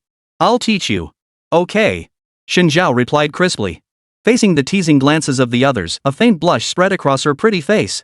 An hour later, everyone in the shop held a cup of the milk tea she'd just made. Chen Jie watched them all lift their cups and take a sip, feeling a little nervous. The milk tea making process wasn't complicated for her. She'd basically memorized it after Zhou Yan showed her twice. But food doesn't taste good just because you follow the steps. The same goes for bubble tea. Huh, this is good. Somehow it tastes a bit better than Old Lee's? Ahem, don't say that. After finishing their drinks, the three of them couldn't help but exclaim in surprise. They'd actually prepared themselves to offer some polite praise regardless of the taste. But to their surprise, it tasted genuinely delicious, as if it had been made countless times before. Zhou Yan wasn't surprised at all. With Chen Jiao's intelligence, he picked things up quickly. It would be strange if it didn't taste good. After winter break began, the bookstore saw a 30% increase in customers compared to usual, mostly high school students. Many girls came in groups, eager to taste the milk tea their friends had raved about. Upon entering, they found the atmosphere inviting. Ordering a drink also granted free access to the books, so they stayed. Some students from number 1 high school had spotted the school beauty, Chen Jie, through the window while passing by and decided to come in. Manager, did you see that? If we hire staff based on the owner's standards, just standing here would double our customer base. Chen Rui shot Li Yuanqing a withering glance, silently mouthing 3 words, bro, you're the man. By afternoon, someone had snapped a side profile shot of Chen Jie bent over making bubble tea and posted it in the class group chat and campus forum. The caption read, "The bubble tea made by our school's most beautiful girl tastes amazing." It instantly shot to the top of the forum's trending list, and the class group chats were buzzing with excitement. Pfft, look at you, such a loser. Where's the address? I'm going to call you out. Chen Jie is so gorgeous, I gotta go support her. Wow, is this the one called Cat's Sky Castle? My bestie says their bubble tea is amazing. I'm here to confirm it's truly delicious. Attached photo JPG. The shop's decor is amazing, perfect for photos. Been there before. Whoa, now I have a reason to go. Chen Jie arrived home in the evening, feeling a bit tired. She'd been on her feet all afternoon at the shop, running around non-stop. Sometimes when Wu Jiajiao was swamped, she even had to deliver bubble tea orders. You took on another part-time job? Didn't I tell you mom can earn money? Your studies are the top priority now. Seeing the weariness in her daughter's eyes, Ding Yifang felt a pang of pity. Mom, I'm not tired. This part-time job lasts the whole winter break, and it's at a bookstore. It really isn't tiring. A bookstore? Yeah, making bubble tea at a bookstore. Bubble tea? Chapter 31, Ms. Lu's Triumph. One photo caused Cat's Sky City to be packed for days. Students from First High School contributed significantly to Zhou Yan's sales. Su Jiayi and Lu Yao also spent an entire afternoon there, unaware that Zhou Yan was sitting upstairs. A week after the final exams, the results were released. Chen Jie topped the entire school with an exceptionally high score of 723 points, while Zhou Yan scored 657 points, narrowing the gap to his goal of entering Fuguang University once again. Meanwhile, Zhao Hongba achieved an unprecedented 484 points, surpassing last year's undergraduate cutoff score. That very day, he demanded Zhou Yan honor his promise, having already prepared a list of picks: Timo top lane, Sona mid lane, and Yasuo jungle, among others. Being cooped up at home after the exams had driven Zhao Hongba crazy, but now that the results were out, he could finally hold his head high. Upon learning he was heading out to meet Zhou Yan, his dad waved his hand and handed him 500 yuan. But his mother, knitting in the living room, fell deep in thought. If her son could reach the undergraduate cutoff with just a little effort, what would happen if she hired him a few tutors? Wouldn't he soar to new heights? There was no way around it. She'd been outshone by Zhou Yan's mother every time they met over the past 6 months. She absolutely had to win this round back. Zhao Hongba set off cheerfully, completely unaware of what awaited him during the upcoming holiday. Far away in Chengdu, Su Chanxian's progress was equally impressive. Her final exam scores exceeded the undergraduate cutoff by 20 points. Zhang Baiwei from Star Voice Talent Agency breathed a sigh of relief upon hearing the results. She was more invested in Su Chanxian's admission to the prestigious acting academy than Su Chanxian herself. During the training period, she'd learned that the mysterious Mr. Zhou was actually around Su Chanxian's age, which only strengthened her resolve to get to know him. Young people were ideal. Self-made tycoons were too shrewd. These newly minted adults were easier to talk to and more receptive to friendship. The second round of MOSH's entrance exams was scheduled after the Spring Festival. After the break, Su Chanxian began full-day training to prepare. Though academically challenged, the classic dumb beauty type, she wasn't truly stupid. During this period, both her teachers and the staff at Star Voice Entertainment treated her distinctly differently from the others. Su Chanxian could grasp that Zhou Yan's status and influence were far greater than she'd imagined. Yet the Zhou Yan she cherished was the one who played games with her, shared playful banter, and brought her genuine joy. This only intensified her desire to get into magic theater to be closer to him, fueling her with relentless motivation. Before she knew it, the Spring Festival arrived. Unlike previous years, Lu Dan was unusually cheerful this time, with every third sentence revolving around her son Zhou Yan's exam results. At their age, beyond competing in careers, the most common topic among relatives was their children's academic achievements. Though she had always led in her career, she had consistently fallen short when it came to her child. The conversation naturally turned to children's education. You can't let your son's education fall behind just because you're making money. We don't earn as much as you, but our son and daughter both ranked in the top 10 in their class this time. The next generation is what truly matters. Can all that money you earn really support him for a lifetime? After flaunting their achievements, they still ask you for loans. How infuriating is that? This year, Lu Dan made a dazzling entrance, striking first and silencing those relatives one by one. Sis, isn't Xiaohu in his senior year too? How did he do on the final exams? Oh dear, my Zhou Yan didn't do well, only scored 657. How did you manage his education? I'm always swamped at the supermarket, never had time to supervise him. But he suddenly grew up and got a 657 on his own. Who can argue with that? But second brother is right, we absolutely must focus on the kid's education. Next semester, I'll keep a closer eye on him. Getting into a top university is the most important thing. The results just came out, and the homeroom teacher called right away. She said Xiao Yan will represent the seniors at the college entrance exam rally at the start of the semester. I heard your kid has experience with this kind of thing, so I'll definitely be seeking your advice. Zhou Zhiming watched his wife bustling around with a cup of tea, looking quite the picture of authority among the relatives. He turned his head and said to Zhou Yan with a dismissive tone, "Look at your mom, acting all important. How many times do I have to tell her it's not worth the effort?" Zhou Yan's lips twitched at this remark. You were the first to snap a photo of the results and post it in the family group chat. Fine, I posted it, Zhou Yan replied, adding a few minutes later, oops, wrong post, clearly just to rub it in. But seeing his parents' genuine joy lifted Zhou Yan's spirits too. This Lunar New Year, Zhou Yan received treatment completely different from his past life. Even his red envelope money was several hundred yuan more. The elders kept hinting around, wanting him to share the secret to his dramatic improvement and offer some tutoring for their kids. Zhou Yan just bluffed his way through, claiming it was all about tackling mountains of practice problems. When pressed for a specific time, he always promised, next time for sure. In his previous life, Zhou Yan never accompanied his parents to visit relatives during the New Year. On New Year's Eve, he'd eat his fill, set down his chopsticks, and slip out to play. He genuinely disliked this custom of visiting relatives. This year, he accompanied his parents throughout the festivities mainly to see when his maternal uncle, Lu Xinghua, would finally slip up. Unfortunately, even after the entire Spring Festival passed, Zhou Yan hadn't noticed anything unusual. The Shanghai Theatre Academy's second-round auditions this year were scheduled for February 25th. As the date approached, Su Chanxian was granted a brief 2-day break. 8:10 a.m. Zhou Yan, come play games with me. 10 minutes later. You're not still asleep, are you? Another 5 minutes passed with no response. Voice message, you lazy bum, get up already. After brushing her teeth, Su Chanxian sat on the sofa with a pout, muttering, I'm ignoring you today, yet her eyes kept darting toward the chat interface. Zhou Yan was jolted awake by a loud thud on the door. His mom was calling him for breakfast. He scrambled out of bed, dressed at lightning speed, and rushed to wash up. Despite his stellar performance on the final exams, which had elevated his status at home, it felt like a limited-time title in a game bound to expire. After a few days of sleeping in, Mrs. Liu's attitude did a complete 180. If he didn't answer within 5 minutes of the knocking, a lioness's roar awaited him. Wearing fluffy slippers and sporting a stubborn tuft of bedhead, Zhou Yan sat at the dining table. His left hand held a steaming bun while his right deftly unlocked his phone. "Ha! Look who's here, the little fox." The second he opened the voice message, Zhou Yan swiftly switched from speakerphone to earpiece. Hearing that loud shout, Mom would inevitably grill him for details. "Here we go. What else is there to say? Log in, I'll carry you today." He'd missed hearing the little fox's soft, sweet voice for a while. These days, Zhou Yan wasn't just the jungler king in honor of kings, he was a complete force to be reckoned with across all positions in low-star matches.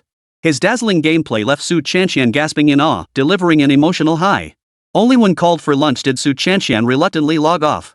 Closing her phone, Zhou Yan suddenly noticed an exclamation mark next to the Quest List tab on the system interface. Clicking it revealed an uncompleted wish prompt. Expanding the task details, Zhou Yan froze in place. This was a golden wish from Su Chanxian. Chapter 32, 2 Golden Wishes. Could it be that the person compiling the album could bypass distance restrictions and directly assign me wish tasks? Zhou Yan's face lit up with delight. He'd been worried no one could generate high-level wishes. He expended mental energy to examine the wish's details. "I'm so nervous about the art exam the day after tomorrow. If only Zhou Yan could accompany me." Such an easily achievable wish, how could Zhou Yan possibly pass it up? While most intensive art exam prep classes ended before the second round, Jiang Baiwei mentioned that Magic Theater's final exam had a staggering 70% elimination rate. After passing the second round, Su Chanxian needed to immediately begin training for the final exam. The final exam roster typically appeared on the official website 7-10 days after the second round, so it was best for her to stay in Magic City for the foreseeable future. Conveniently, Star Voice Entertainment's largest branch was located in the Magic City, ready to provide Su Chanxian with all necessary support. Zhou Yan asked his personal assistant, Aaron, for the phone number of Star Voice Entertainment's owner, Jiang Baiwei. He intended to inquire about the little fox's schedule on the day of the second round and the specific exam time. Yes, he intended to surprise Su Chanxian. In the chairman's office of Star Voice Entertainment's Rongqing branch, the usually poised and professional Jiang Baiwei sat uncharacteristically tense. Her eyes were fixed on her phone screen, and her long legs, encased in sheer stockings, twitched slightly, betraying her inner anxiety. Just minutes earlier, she had been in a remote meeting when a sudden message from Aaron arrived. Mr. Zhou would be calling shortly to inquire about certain matters. Jiang Baiwei shot to her feet and hastily ended the meeting. She had assumed her first encounter with the enigmatic Mr. Zhou would occur in Shanghai, but it had come sooner than anticipated. She'd been subtly probing Su Chanxian lately, trying to uncover Mr. Zhou's preferences, only to receive a result that left her utterly dumbfounded. "He loves basketball and playing Han Xin?" Before she could recover from her daze, her phone rang. Jiang Baiwei immediately tapped to answer. "Hello, Mr. Zhou. This is Jiang Baiwei from Star Voice Entertainment." "Hello, Ms. Jiang. I'd like to discuss something. Do you have time?" "Yes, go ahead." After hanging up, Jiang Baiwei exhaled in relief, her entire body relaxing. Mr. Zhou was surprisingly polite, and his voice sounded far too young. Even though Su Chanxian had mentioned more than once that Zhou Yan was around her age, Jiang Baiwei couldn't quite bring herself to believe it. Mr. Zhou might be young, but how could he possibly be barely of age? An inexperienced, love-struck young girl would probably believe anything Mr. Zhou said. After that call, Jiang Baiwei's resolve began to waver. The second round of auditions for the Magic Performance Department would conclude on the 25th. The morning session tested physicality and lines, while the afternoon featured improvisational sketches and interviews. If attendance was low, candidates might enter in the morning and finish by noon. If numbers were high, the process would extend into the afternoon. Learning Zhou Yan's morning flight, she planned to surprise Su Chanxian. Jiang Baiwei proactively requested his flight details, planning to pick him up and head straight to the exam venue to wait for Su Chanxian's exit, ready to give her a huge surprise. This arrangement spared Zhou Yan a lot of trouble, leaving him little reason to refuse. "Chanxian, maybe I should go with you tomorrow after all." Lin Manlin couldn't help but speak up while helping her daughter pack. Her younger sister, Lin Yaten, was out of town on business. Lin Manlin had intended to take time off work to accompany her daughter to the second round of interviews, but Su Chanxian had declined. No need. I can handle it. Come when the final exam is over. After the test, you can take me shopping on the way." Su Chanxian set down the clothes she was holding, patted her chest, and chuckled. She knew her mother had been extremely busy lately and couldn't take time off. Besides, after all the training she'd undergone, her chances of making it to the final round were very high. The final exam was on a Saturday, making it convenient for Lin Manlin to travel to Shanghai. The mother and daughter could even stay an extra day to explore the city. "Alright, but when you're in Shanghai, you have to be careful. Don't wander off all over the place, got it? When would I have time to go out? Training starts the day after the final interview. I'll check in with you every day, okay? In another city, Zhou Yan was reporting to the head of the household, Mrs. Liu. When her son asked to go out for the day, Liu Dan didn't think twice before agreeing, even pulling 200 yuan from her wallet to give Zhou Yan. In the past, her face might have darkened instantly, but now that her son was being so sensible, burying himself in studies day after day, only taking a break during the New Year holidays, she understood.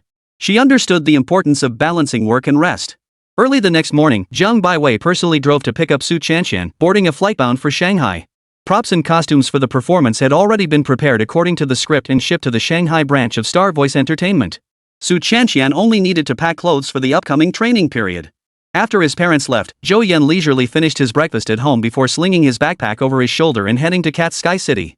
When he arrived at the shop at 9:50, Chen Jie was already helping with the opening preparations. The bookstore work wasn't complicated, and she adapted quickly, gradually getting to know the other staff members. Everyone noticed that Chen Jie only seemed aloof and unapproachable at first glance. She was actually quite easy to get along with. Zhao, why are you so unhappy this early in the morning? Did that dim-witted boss upset you? Tell me, and I'll get him back for you. As soon as Zhou Yan pushed open the door, he heard Wu Jiajiao gossiping about him. How exactly do you plan to vent? Spit it out. Wu Jiajiao's voice abruptly stopped. She turned around and gave an awkward smile. Good morning, boss. You're here pretty early today, huh? But Zhou Yan wasn't in the mood to deal with her. He turned his attention to Shen Zhao, who seemed distracted yet radiated a golden glow, asking with concern, did something happen? Shen Zhao shook his head and continued with his work. I want mom to go to the hospital for a thorough checkup. Seeing Shen Zhao's troubled expression, Zhou Yan's heart skipped a beat, fearing something terrible had happened. After expending mental energy to check the wish prompt, he breathed a sigh of relief. It wasn't a major issue. It seemed her mother's health was already showing early signs at this point. No wonder she hadn't lived to see Shen Zhao graduate from university in her previous life. In her interviews, she'd mentioned her mother's death was caused by prolonged overwork, a condition that wasn't difficult to treat if caught early. After helping downstairs, Shen Zhao went upstairs. Zhou Yan asked her repeatedly before she finally spoke softly. The reason was that Ding Yifang had looked extremely exhausted lately, occasionally experiencing dizziness and sudden chest pains. Shen Zhao urged her to get checked at the hospital, but Ding Yifang insisted she was fine to save money. No matter how much Shen Zhao pleaded, she couldn't convince her mother. She'd only gotten home from work late last night and had left for work again before dawn today, which made Shen Zhao extremely worried. After hearing the full story, Zhou Yan's eyes darted around as he instantly came up with a plan. Don't worry about it. Leave this to me. You have a solution? Shen Zhao abruptly lifted her head, her beautiful eyes fixed on Zhou Yan, a strange light flickering within them. Chapter 33, Win-win means I win twice. There is a way. Zhou Yan's lips curved into a faint smile as he sat up straight. School starts in a few days. I can have Auntie take your place and work full-time. After you start, I'll arrange for all staff to undergo physical examinations. Zhou Yan, you really don't need to go this far. Shen Zhao lowered his head, his voice dropping several octaves. Don't read too much into it. It's mainly because we haven't been able to hire anyone for the store. Zhou Yan paused before continuing, and now we don't just need one person, we need at least 3. That many? Taking advantage of the moment, Zhou Yan outlined some future plans. This store's business is booming. Perhaps this innovative bookstore model is the way forward. I plan to open a branch in Shanghai this summer. We should use this time to hire more people and train them in advance. When the time comes, anyone from the current store who's willing can transfer to the new location. So we actually need quite a few new hires. Zhou Yan didn't just blurt this out. The shop's growing success reminded him of a wildly popular concept bookstore from his later life, one that blended a bookstore, cafe, and cultural product shop. Its unique artistic atmosphere and creative concept turned it into a viral hotspot. Later, it collaborated with numerous brands, and at its peak, it had over 40 branches nationwide. That concept bookstore was likely still a small, unknown shop at this point. As someone reborn, information asymmetry was one of his greatest advantages. With the system's 50 million yuan startup fund as a safety net, Zhou Yan had boundless room for error. He planned to borrow the shop's most famous feature postcards mailed to the future and gradually introduce original cultural and creative products. These included notebooks featuring cats, hand-drawn illustrations, and literary quotes, washi tape bookmarks, and canvas bags. Sitting across from him, Shen Zhao watched Zhou Yan speak with such eloquence and confidence that her heart skipped a beat. Even as she listened, she knew Zhou Yan wasn't speaking solely for her sake. But what did it matter? If she could work at the bookstore, she wouldn't have to juggle 2 jobs every day. She could finally get a proper health checkup and wouldn't be as exhausted as she was now. I'm worried mom won't be able to handle the work here. Shen Zhao felt uneasy. Many people had applied recently, but none had stayed. This showed Zhou Yan had high standards for his staff. While she hoped her mother could join, she didn't want to make things difficult for Zhou Yan. Since last semester, Zhou Yan had helped her so much. He was like a savior sent by heaven to rescue her whenever she needed something. He'd appear like a shining star. She'd be more than capable. Tell me, do you think the work at the shop is difficult? Not really. Chen Jie shook her head. Then that settles it.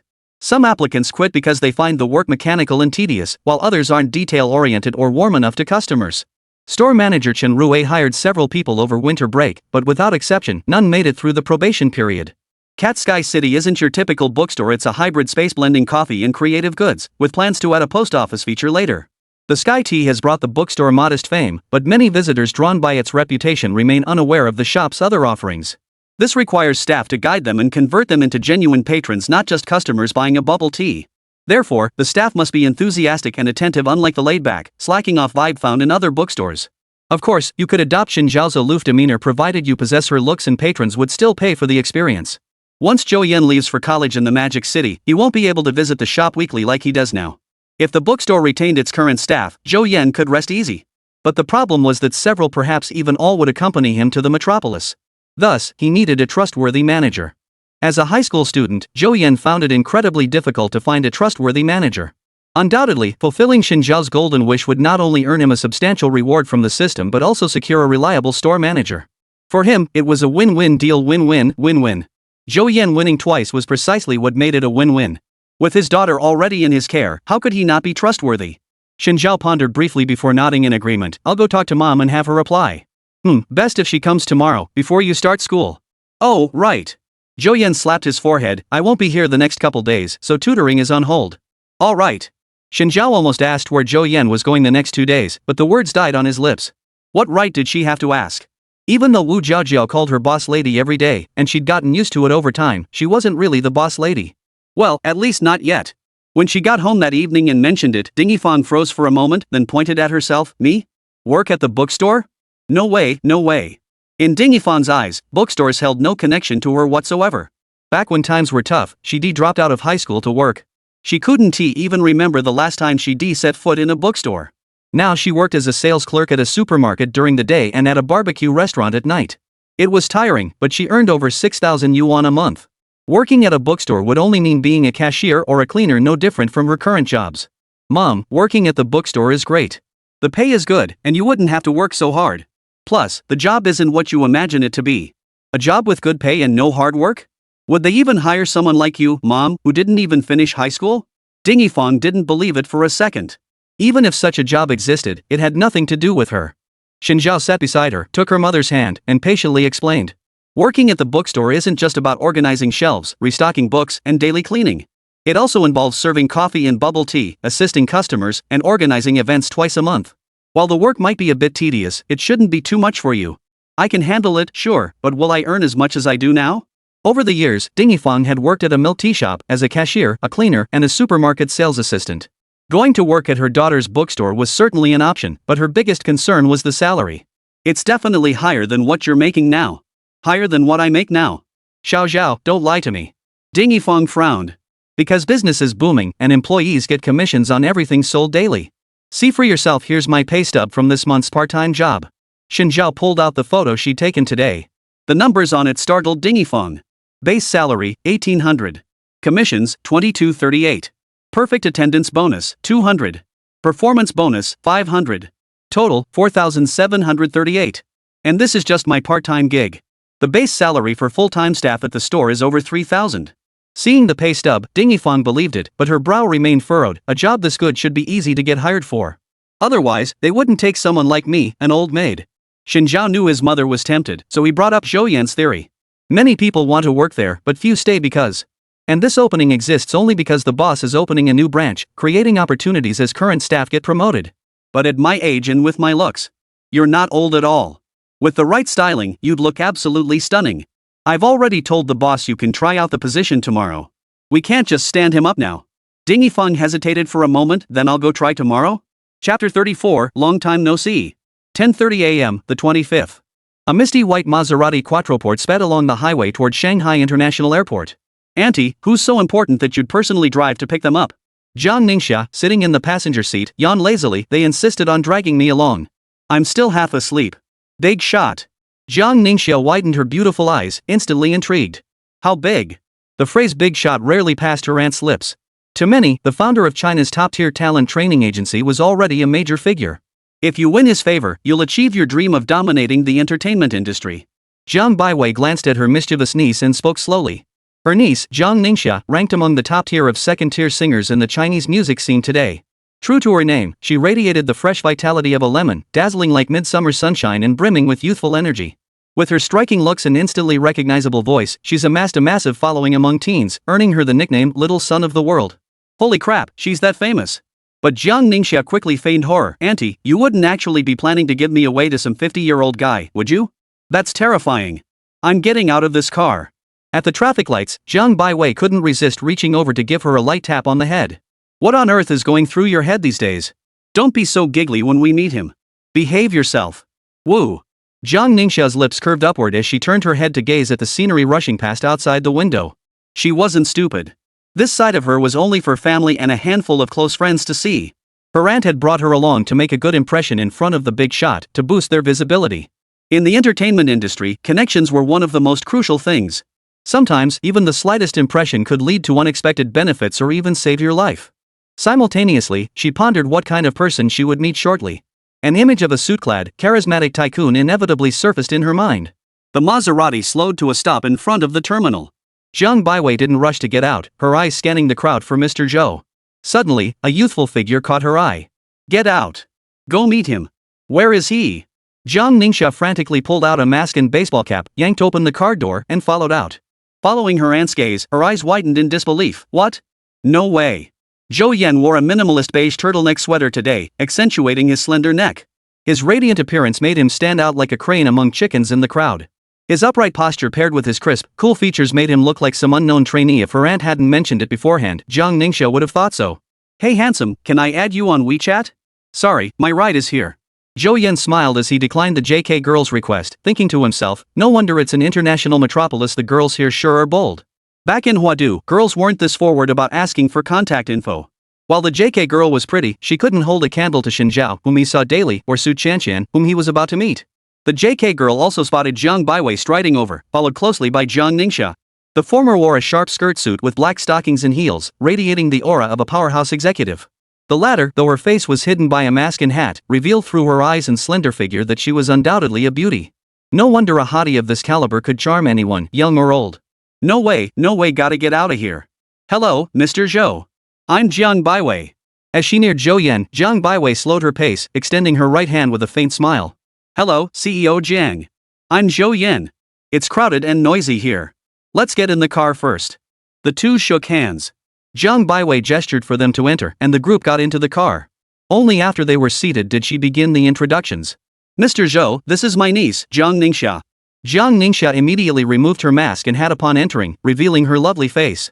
Hearing her aunt's words, she flashed a sweet smile and extended her fair hand. Mr. Zhou, I'm Jiang Ningxia. Seeing her true appearance, Zhou Yan raised an eyebrow. He had guessed that Jiang Baiwei was accompanied by an artist, but hadn't expected it to be Jiang Ningxia, the niece of the owner of Star Voice Entertainment. I've heard your songs. Many classmates in my class are your fans. Really? Jiang Ningxia sat up straight. Which school? I'll check nearby venues for a tour right away. But it's probably too late, the college entrance exams are coming up soon. No problem. I have signed photos and CDs. With that, Jiang Ningxia pulled out a stack of autographed photos from her bag, preparations for unexpected fans that unexpectedly served a greater purpose. Then I'll thank you on behalf of my classmates. Zhou Yan accepted them without refusal, smiling as he took them. Jiang Ningxia was just as lively as her classmates described. If I remember correctly, that Zhao Hongbao guy seemed to have a thing for her. I'll show him these when I get back. Just won't give him one, it'll drive him crazy. Seeing Zhou Yan tuck away her autographed photo, Jiang Ningxia turned to her aunt and tilted her little head proudly. As if to say, look at your niece's irresistible charm, even big shots can't resist it. Driving intently, Jiang Baiwei felt elated inside, almost tempted to blast "Today's a Good Day" from the stereo. After discovering the mysterious big shot was actually younger than her and surprisingly easygoing, Jiang Ningxia opened up. Her chatter filled the car, banishing any trace of dullness from the atmosphere. Through their conversation, Zhou Yan learned that Jiang Ningxia had graduated from the vocal department of Shanghai Theatre Academy and had been specially invited by her aunt for this occasion. Besides sharing details about Su Chanqian's final audition, he would also teach some vocal techniques. Mr. Zhou, you can trust me completely. I guarantee I'll make Chanqian my junior. Jiang Ningxia patted her chest in assurance. Over an hour later, Zhou Yan and the others arrived near the Shanghai Theater Academy exam venue. Ms. Zhang, Miss Su drew a later group, but with fewer candidates this year, she should be coming out soon based on the schedule. Spotting the familiar Maserati Quattroporte, the assistant who had been waiting in the waiting area scurried over. Glancing at her wristwatch, she reported. Mr. Zhou, Qian won't be out for a while yet. Shall we grab coffee at a nearby cafe? No need. Let's wait for her to come out, then grab a bite together. Understood. Zhang Baiwei nodded and gave the assistant a subtle nod, signaling her to go buy coffee. Inside the exam room, Su Qian had completed all the re-examination tasks and was signing her name. All signed, sir. The proctor glanced at the form. You may leave the exam room now. Stepping out of the room, Su Qian exhaled deeply, patted her ample chest, and clenched her fist. I can do this. Go, Su Qian. As she walked out of the school gate, she spotted Zhang Baiwei's car from afar. Su Qian rubbed her stomach. She was getting hungry. She absolutely had to treat herself to a big meal to celebrate. Clunk. As she pulled open the car door, Su Qian froze in place, her mouth slightly agape and eyes wide with shock. Zhou. Long time no see, little fox. Zhou Yan's lips curved upward. Chapter 35, Clinging to the Golden Leg. Golden Wish. Su Qian, completed. System store upgrade, unlocked higher purchase privileges. Acquired 2.09 million wish points, limited time special offer 2. Su Qian Intimacy Level 5, Intimacy exceeded 70, obtained Intimacy Gift Pack 1. A flurry of system notifications popped up, but Zhou Yan had no mind to read them at that moment, for in his arms now lay a stunning beauty in ancient attire. Su Qian still wore her fiery crimson ancient attire, its flowing sleeves like drifting clouds. As she threw herself into his arms, the billowing fabric made her resemble a fox spirit who had traversed 1,000 years. Her exquisite features were flushed with a faint blush as she realized she'd landed fully in Zhou Yan's embrace. The hint of crimson at the corners of her eyes outshone her makeup, while the small mole beneath her right eye added an extra touch of allure. Her gaze, like that of a startled fawn, was shy and timid, leaving Zhou Yan utterly transfixed. Though Su Qian still carried a hint of innocence, in this moment, she was utterly captivating. Her eyes held spring waters reflecting peach blossoms. One glance could captivate a city, intoxicating the evening glow. Whether the sunset was intoxicated, Zhou Yan couldn't say, but he certainly was. Wow. Shallow, you're absolutely stunning. Jiang Ningxia, who had recovered her face with a mask and hat under the shade of the trees behind them, let out an exclamation. Her beautiful eyes sparkled, making her look like a little fox enjoying melons in a melon patch. At least close the car door. Auntie, do you think the car might start moving soon? Ouch. Jiang Ningxia clutched her head after getting whacked, looking thoroughly annoyed. Get back in the car. If the paparazzi snap another photo, see how you'll explain it. Zhang Baiwei turned and walked away, leaving Jiang Ningxia muttering behind her, you were the one craning your neck longer than mine just now, and now you're blaming me? Escaping Zhou Yan's embrace, Su Qian's face was flushed, even her neck tinged pink, though her upturned lips couldn't hide her delight. Why are you here? I figured out you had an exam today, so I came to visit our future superstar and build connections early. Zhou Yan took her soft, delicate hand and smiled warmly. Strictly speaking, this was their first meeting, yet neither felt the awkwardness of strangers meeting for the first time. Your Majesty has traveled so far to see this humble servant. I am truly flattered and overwhelmed. Su Qian pressed her hands to her right hip in a formal bow, her voice crisp and clear, her eyes sparkling with amusement as she looked at Zhou Yan. Since you feel so honored, my beloved, dance for me. But this servant does not know how to dance. Not? Then there's no point in keeping him alive. Drag him away and behead him. Your Majesty. The young assistant, who had just returned with coffee, heard the seductive Your Majesty as she approached.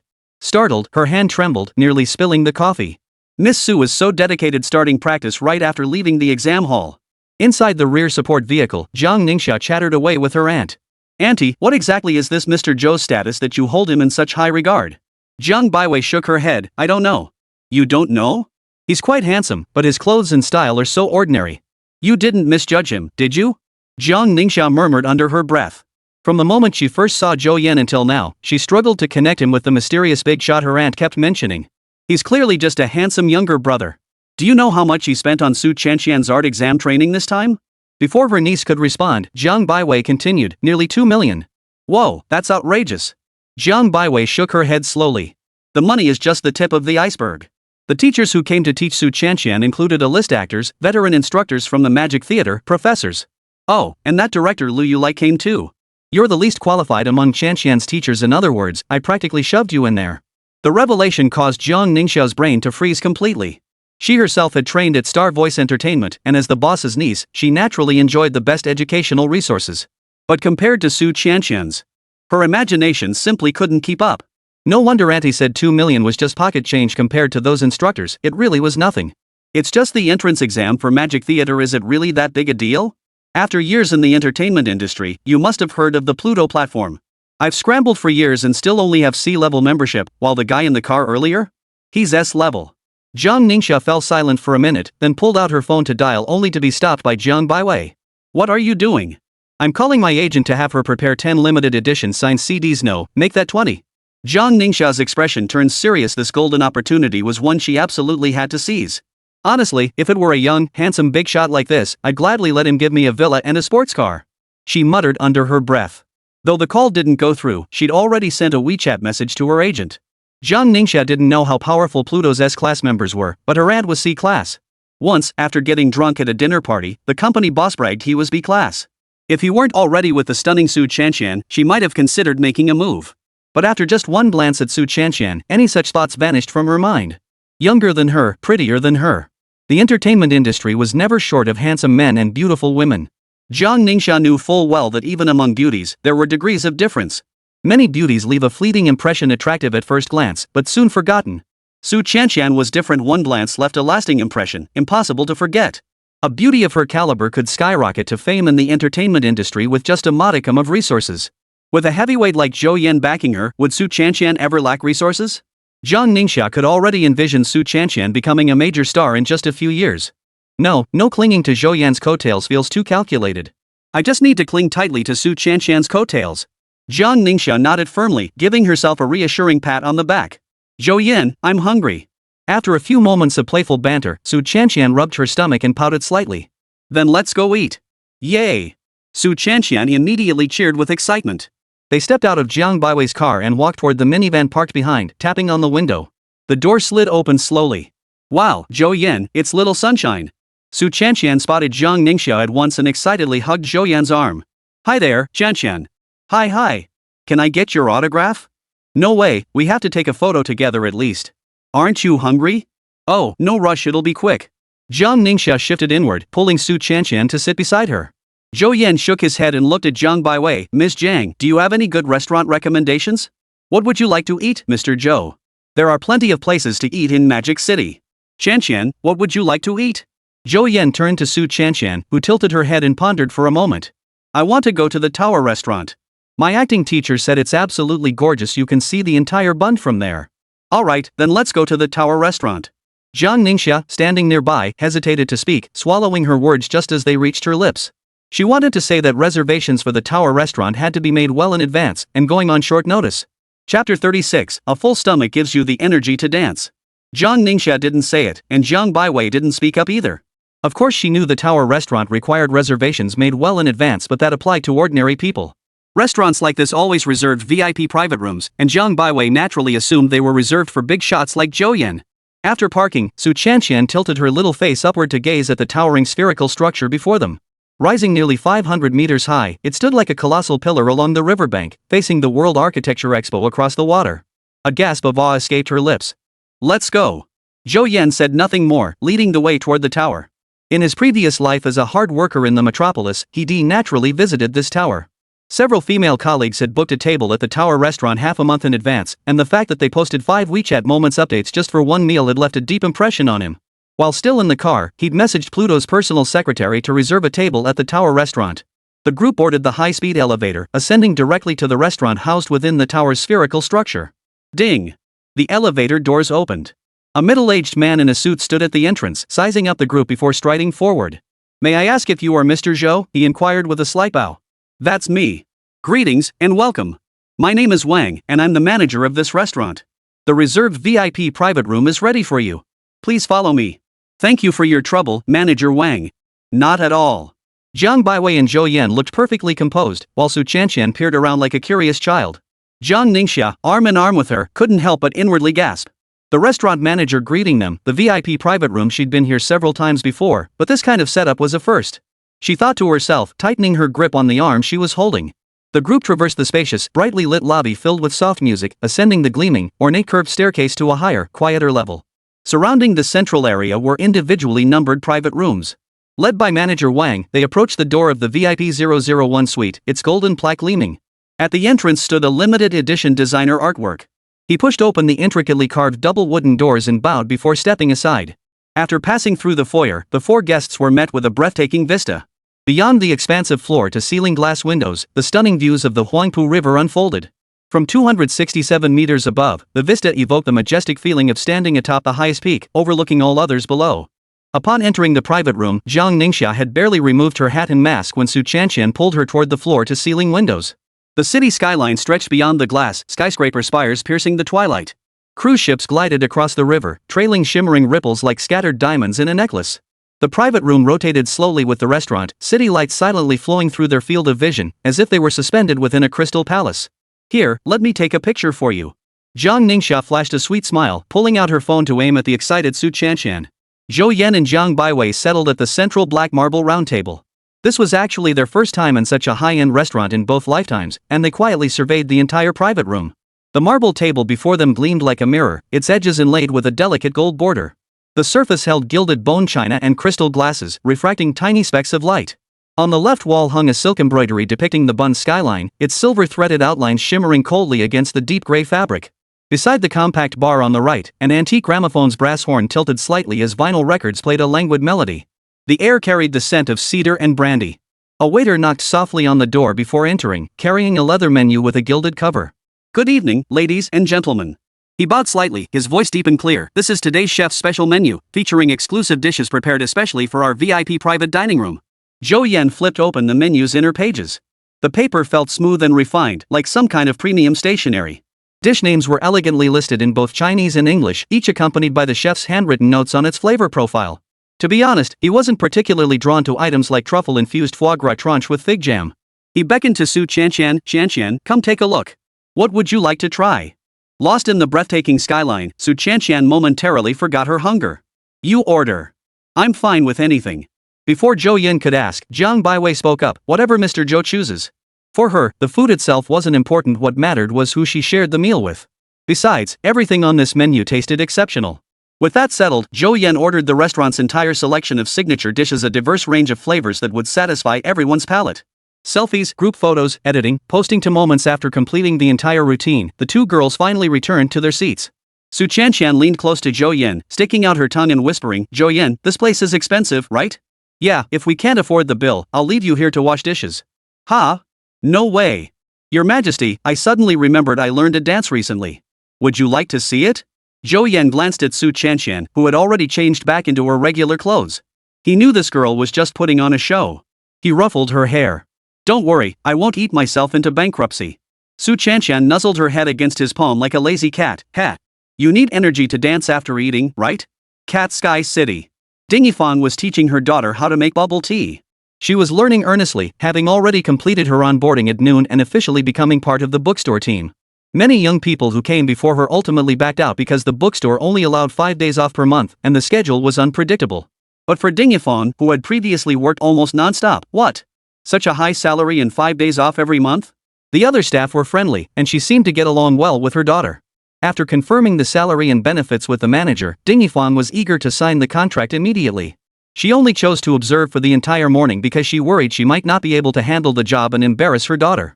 The morning was quiet, giving Shenjiao ample time to walk his mother through all the duties. The tasks sounded varied, but Ding Yifan had experience with most of them and picked things up quickly. Only after confirming she could handle the job did she sign the contract. After lunch, store manager Chen Rui gathered everyone for a brief meeting. She had 2 announcements to make, one of which was good news. Chen Rui paused dramatically at this point, building suspense before slowly continuing, and the other piece is also good news. Wu Jiaojiao, who had braced herself for bad news, rolled her eyes. Ding Yifan, who had been feeling a bit nervous, secretly breathed a sigh of relief. Thanks to everyone's relentless efforts, we're opening a branch. Cat Sky City is becoming a chain bookstore. The group erupted in applause, but Wu Jiaojiao and Li Yuanqing both thought the same thing. This doesn't exactly sound like good news for us. Barring any surprises, the new location would be in the Magic City. Those interested could choose to transfer to the branch, essentially a promotion with a raise. The second piece of good news was that the bookstore's benefits would now include annual employee health checkups. Once enough staff were hired, fixed rotating shifts would be implemented, and the number of days off would increase to 8. We'll finally get weekends off too. Chapter 37, A Bountiful Harvest. Holy crap! Sister Rui, you're not joking, right? April Fool's isn't even here yet. Wu Jiaojiao's eyes widened as she gasped in surprise. Barista Li Yuanqing, usually as calm as a cloudless sky, raised an eyebrow. His face showed little emotion, but inside he was utterly shocked. Opening a new branch was one thing, but expanding the staff at the main shop and adding rest days would increase costs. In other words, Zhou Yan's profits would shrink. Ding Yifang felt a warm glow at the mention of employee health checkups, her gaze toward her daughter growing even more tender. Who's joking with you? I've already booked the checkup package. Meet at the city hospital entrance tomorrow at 8 a.m. Remember not to eat breakfast. Oh, and Xinjiao, you're coming too. MHM. Xinjiao nodded. Knowing it was Zhou Yan's arrangement, refusing would be pointless. Where did he go today? It feels like it's been ages since I last saw Zhou Yan. The main point is, Jiaju and Yuanqing, the two of you, do you have any thoughts about going to Shanghai with the boss to develop your careers? What about you, Sister Rui? Wu Jiaojiao raised her hand. I'll probably go. Then I'm in too. Chen Rui nodded and turned to the barista. What about you, Yuanqing? Everyone's gaze turned to him. Li Yuanqing slowly shook his head. I won't be going. I'm perfectly happy here. No worries. The branch is still in the planning stages, so there's plenty of time to think it over. If you change your mind, just send me a message anytime. After the meeting, afternoon customers trickled into the shop. Everyone knew Xinjiao was a senior about to take the college entrance exams. With new staff arriving, they promptly sent her upstairs to study. Sitting at her usual spot, Xinjiao opened her book, propped her chin on her hand, and stared out the window, unusually lost in thought. She couldn't shake the feeling that something was missing in the room. At the Tower restaurant, the round table was soon laden with an array of dishes. The famished crowd dug in with gusto. Seeing Su Chanqian eat with such relish, Zhou Yan felt the dishes before him seemed even more fragrant. Though a few years older than Su Chanqian, Zhang Ningxia was outgoing and completely free of celebrity airs, quickly bonding with Su Chanqian. In truth, the moment they entered the Tower restaurant, Zhou Yan had noticed the faint blue glow emanating from Zhang Ningxia. By the time they sat down to eat, it had grown more intense. Chanqian is so adorable. I want to be her bestie and hug her long, slender legs. Reading this wish notification made Zhou Yan's mouth twitch. It was too vague to fulfill immediately, so he could only add it to his task list and work on it gradually. Seems she thinks of herself as a real big shot now. Though Zhang Ningxia might have some ulterior motives, she genuinely wants to be friends with Su Chanqian. Let things unfold naturally. Having another senior friend wouldn't hurt shallow. By the time they finished eating, it was already 3 in the afternoon. Having risen early and just finished a big meal, Su Chanqian was yawning constantly. Zhou Yan lost interest in taking her sightseeing and instead followed Jiang Baiwei to tour the Shanghai branch of Star Voice Entertainment. Su Chanqian's training schedule was already packed for the next day, so Zhou Yan, who had originally planned to stay an extra night, booked a flight departing at 9 p.m. With the golden wish fulfilled, the system had upgraded. As for Su Chanqian, there would be plenty of opportunities to meet again in the future. There was no need to rush. Goodbye, Zhou Yan. At the airport, Su Chanqian bid Zhou Yan a reluctant farewell. Before he left, she leaned close to his ear and whispered softly, I'll miss you. Standing nearby, Jiang Baiwei and Zhang Ningxia experienced entirely different thoughts. The former had assumed Zhou Yan would take Su Chanqian out for the night and had already prepared to postpone her classes. Instead, Zhou Yan left that very night, elevating Su Chanqian's importance in her mind to a whole new level. This wasn't the behavior of someone keeping a pet canary, it was clearly genuine affection. Jiang Ningxia, however, looked utterly sated by the romantic display, her mind screaming, this pairing of the mysterious big shot and the innocent sweetheart is just too good to resist. Seated on the plane, Zhou Yan closed his eyes and activated the system interface. The upgraded system store now offered a wealth of new items, properties in the Magic City, limited edition sports cars, and surreal props like physical enhancement potions and mental stimulants. After reaching level 2, the store now offered 2 limited time wish fulfillment deals. 99% stake in Jingyuan Cultural Creative Technology Company, limited time offer, 100,000 wish points. Mastery of driving limited time offer, 100,000 wish points. With a thought, 200,000 wish points were deducted from the balance. Exchanging item with reality in progress. Simultaneously, Zhou Yan's mind filled with vast driving knowledge and experience, making him feel instantly transformed into a seasoned driver with decades of experience. The intimacy gift pack revealed a cashback card. Cashback card Su Chanqian, used to receive 5-10x cashback on your next purchase for Su Chanqian. What a waste. Seeing the cashback card lying in his system inventory, Zhou Yan sighed. If only he'd obtained it earlier, he could have used it for Su Chanqian's art exam training this time. Such opportunities for large expenditures were rare. At midnight, Zhou Yan sent Su Chanqian a message after returning home. After brushing his teeth and washing up, he lay down and fell asleep. That's a wrap. Prepare for the next shot. Beijing 83 Film Studio. The director shouted through a megaphone. Ji Fei, clad in a red dress, pulled the coat her assistant had draped over her tighter and hurried toward the mobile rest van. Phew! The warmth inside the van helped her recover. She took off the coat, sat down, and picked up the phone resting beside her. Within seconds, Ji Fei's gaze sharpened. She was the top-tier actress invited to train Su Chanxian recently. Opening her social feed, she saw the post Su Chanxian had shared that afternoon. The best private room in the Tower restaurant, so this person. Ji Fei enlarged one of the photos and spotted Zhou Yan's profile in the corner. She recognized Jiang Baiwei inside, and Zhang Ningxia too, only this young man was unfamiliar. Yesterday was the second round of auditions for Magic Theater, and she hadn't expected the mysterious Mr. Zhou to be so young. Noticing the key detail, Ji Fei's lips gradually curved upward. She commented beneath the post, "See? My sister's recommendation was spot on. Soon I'll take you somewhere even more spectacular." After 2 flights in one day, Zhou Yan awoke to find the sun already high in the sky. The moment he opened his eyes, he saw the notification for a wish fulfilled, along with several unread messages from Shen Zhaoxiao and Su Chanxian. Golden Wish Shen Zhao, completed. Acquired 2.68 million wish points, limited time special offer too. Just woke up. Remember to train properly. I overslept. I'll make up for it this afternoon. After replying to both messages, Zhou Yan opened the system store. His face lit up upon seeing the featured limited time offer. Here it comes, isn't this the dream car from his past life? Constitution Potion, increases constitution by 1 point, limited time offer, 100,000 wish points. U9 Standard Edition limited time offer, 150,000 wish points. Chapter 38, What Speech? 10 minutes after redeeming the items, Zhou Yan received a text from Aspire Motors. Your U9 order number 6212XXXX has entered production. Estimated delivery is August this year. Track progress via the Aspire app. For inquiries, contact your advisor or call 400X. No sooner had he obtained his driving mastery than a limited time offer for a supercar appeared. It was hard not to suspect the system had deliberately orchestrated this. The August delivery date coincided perfectly with Zhou Yan's upcoming university enrollment. He can only conclude that everything was working out for the best. After lunch, Zhou Yan shouldered his backpack and headed out. The store staff had finished their physical examination around 11 a.m. and returned to the shop by noon. By the time he arrived, they had just finished preparing to open. Ding Yifang, seeing someone enter, thought it was a customer and hurried over to greet them. Learning that the boy before her, who looked about the same age as her daughter, was actually the owner, she was utterly astonished. "Zhou Yan, you're here."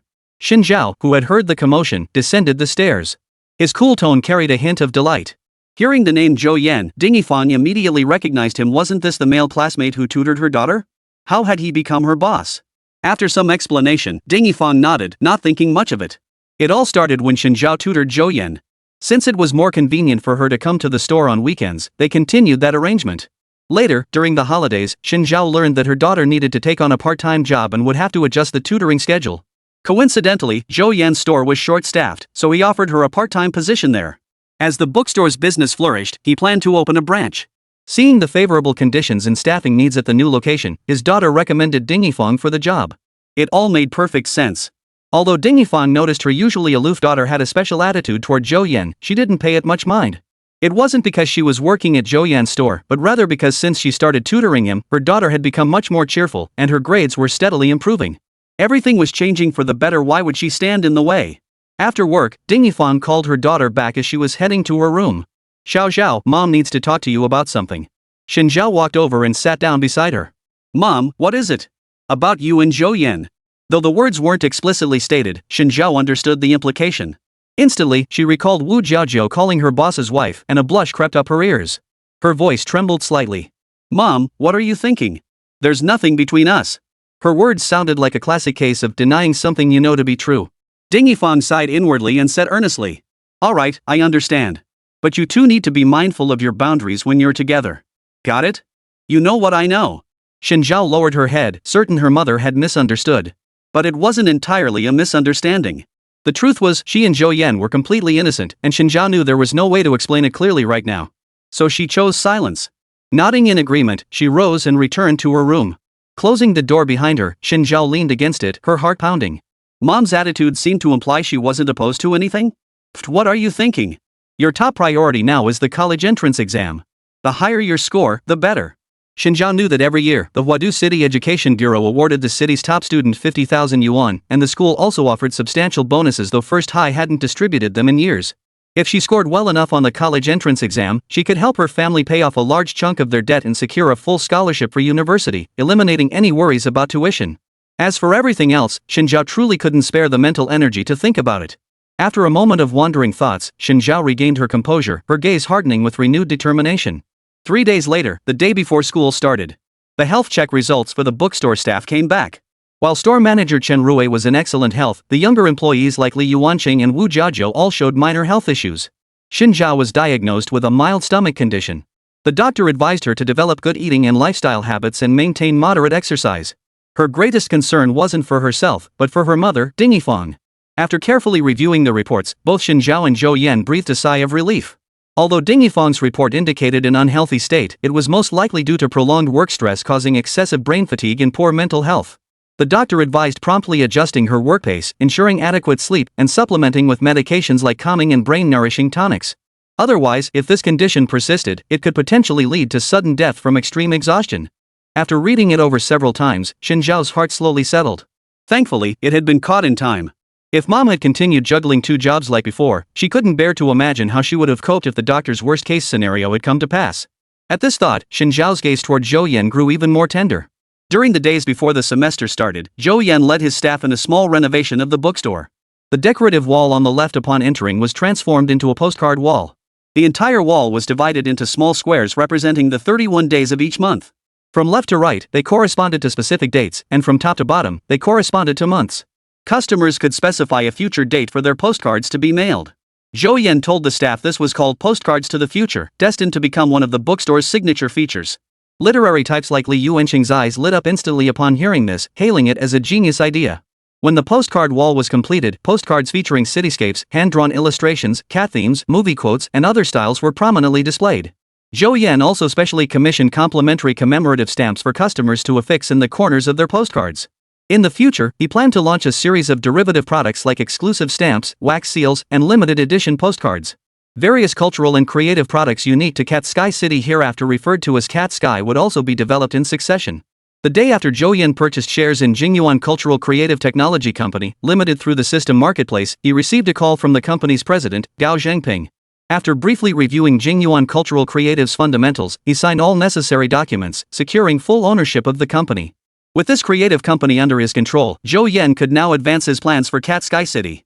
If Cat Sky City could achieve the same level of success as in his previous life, Jingyuan Cultural and Creative would also enjoy better development. Before Zhou Yan could indulge in fantasies of Malcolm's future popularity, his identity shifted back from entrepreneur to a struggling senior high school student. With the start of the new semester, his homeroom teacher, Old Yang, immediately summoned him to the office. "Have you finished your speech for the mobilization meeting? Bring it over so I can review it for you." "What speech?" A huge question mark appeared above Zhou Yan's head. Yang Lihao's expression darkened. "Didn't your mother tell you? That shouldn't be possible. I specifically called to inform you." Zhou Yan. Chapter 39, Stop Keeping Secrets.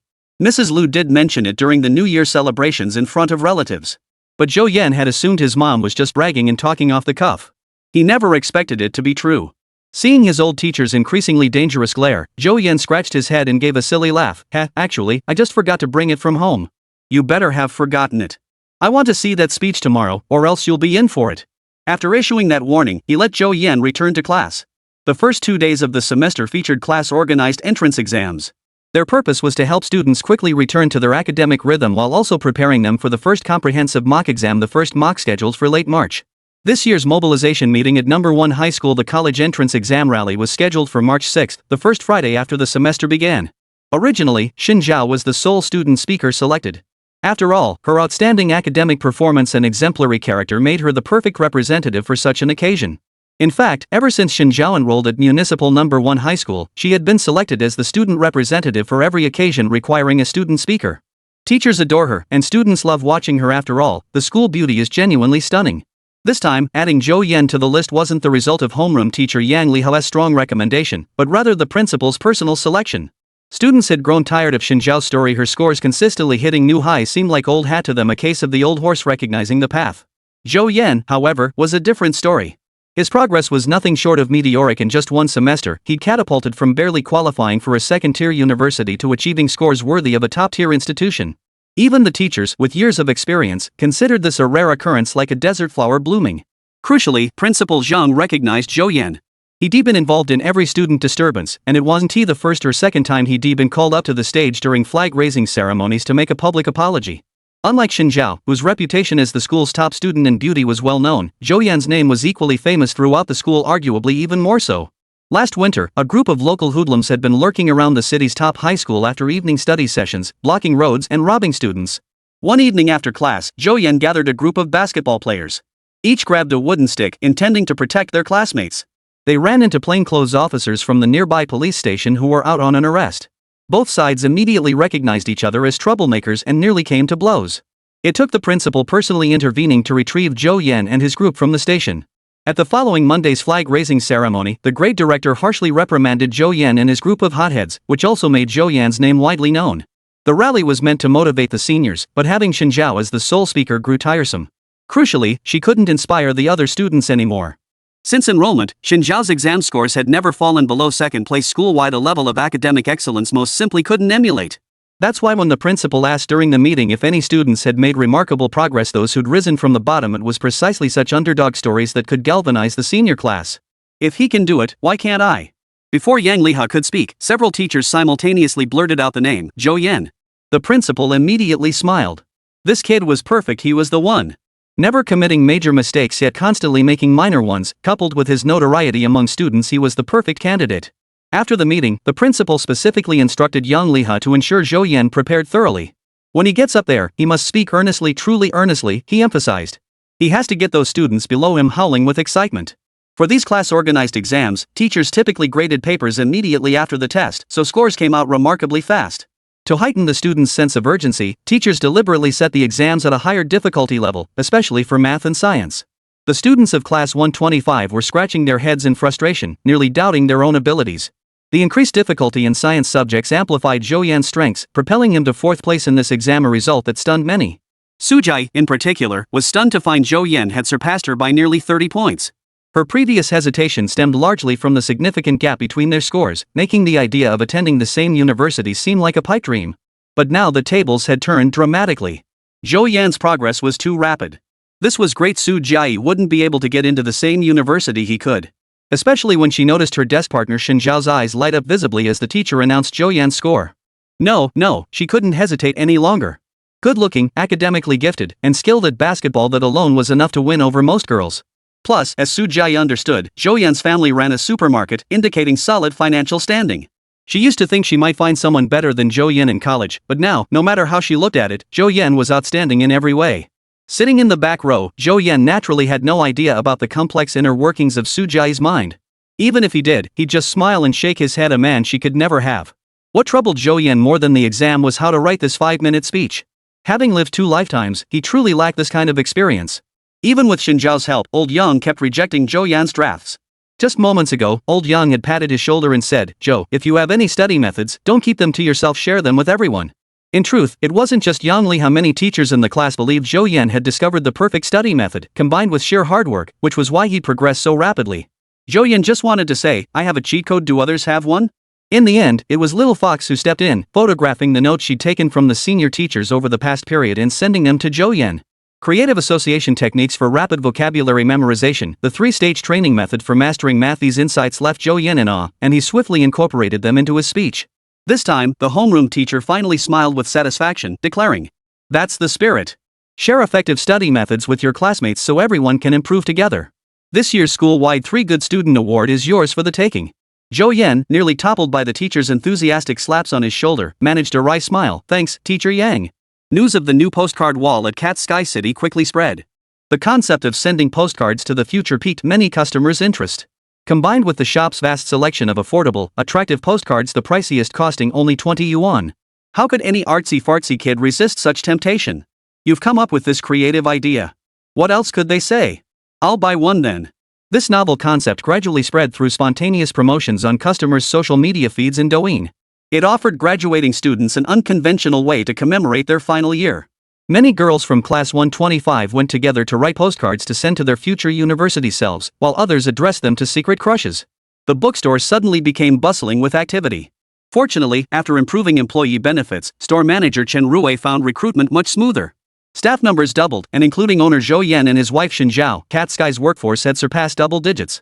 "Manager, I need to take tomorrow off." On Thursday afternoon, Ding Yifang approached Chen Rui to request time off. "Sure, no problem." Chen Rui nodded.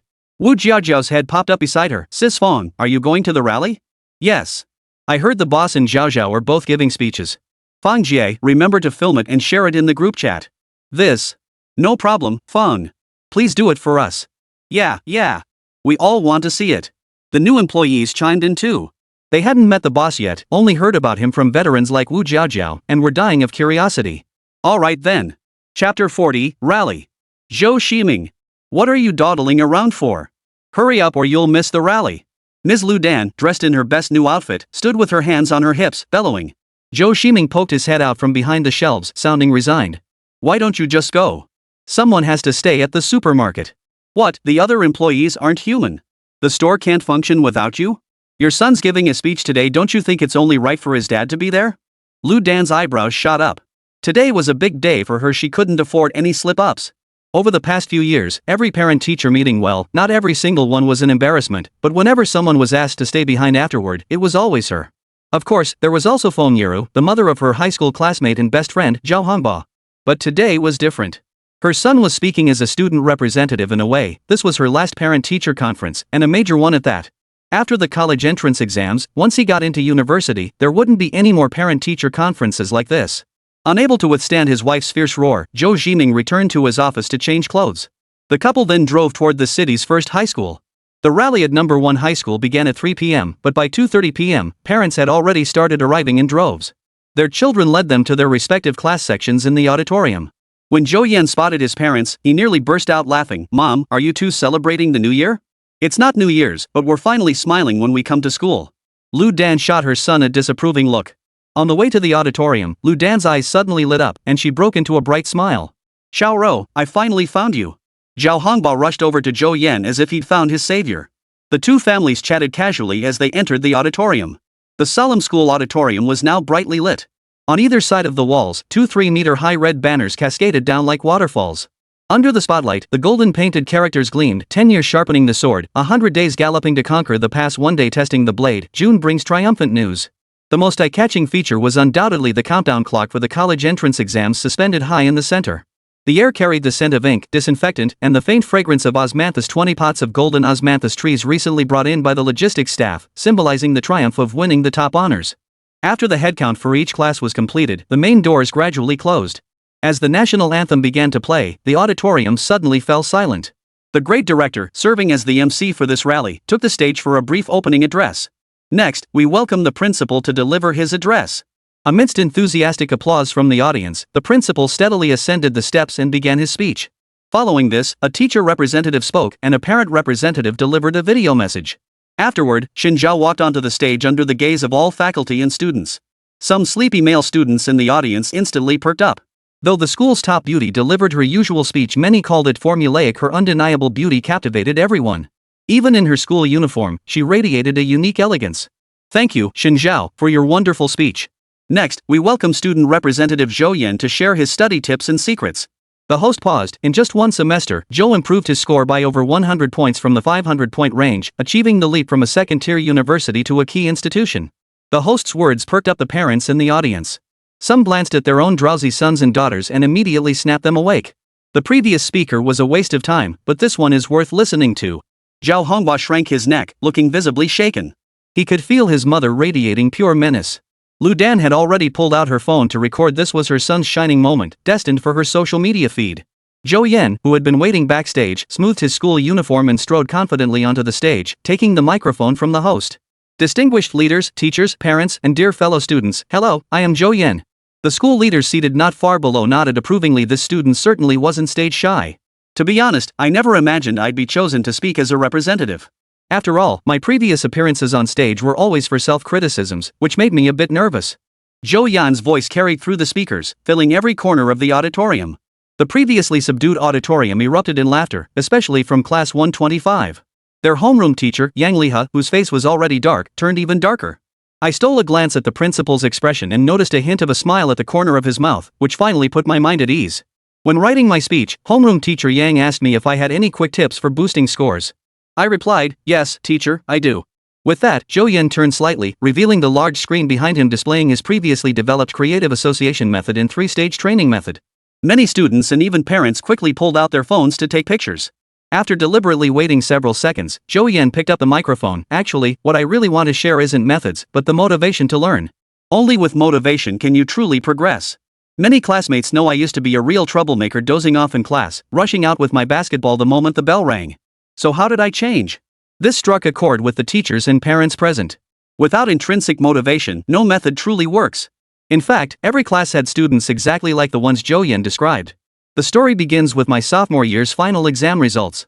When my dad saw the report card, he said nothing. My mom grabbed a broom and walked out. Why? Because the broom wasn't sturdy enough. She went to find a more effective weapon. Another wave of laughter erupted, though only a few like Zhao Hongba shared a look of deep understanding.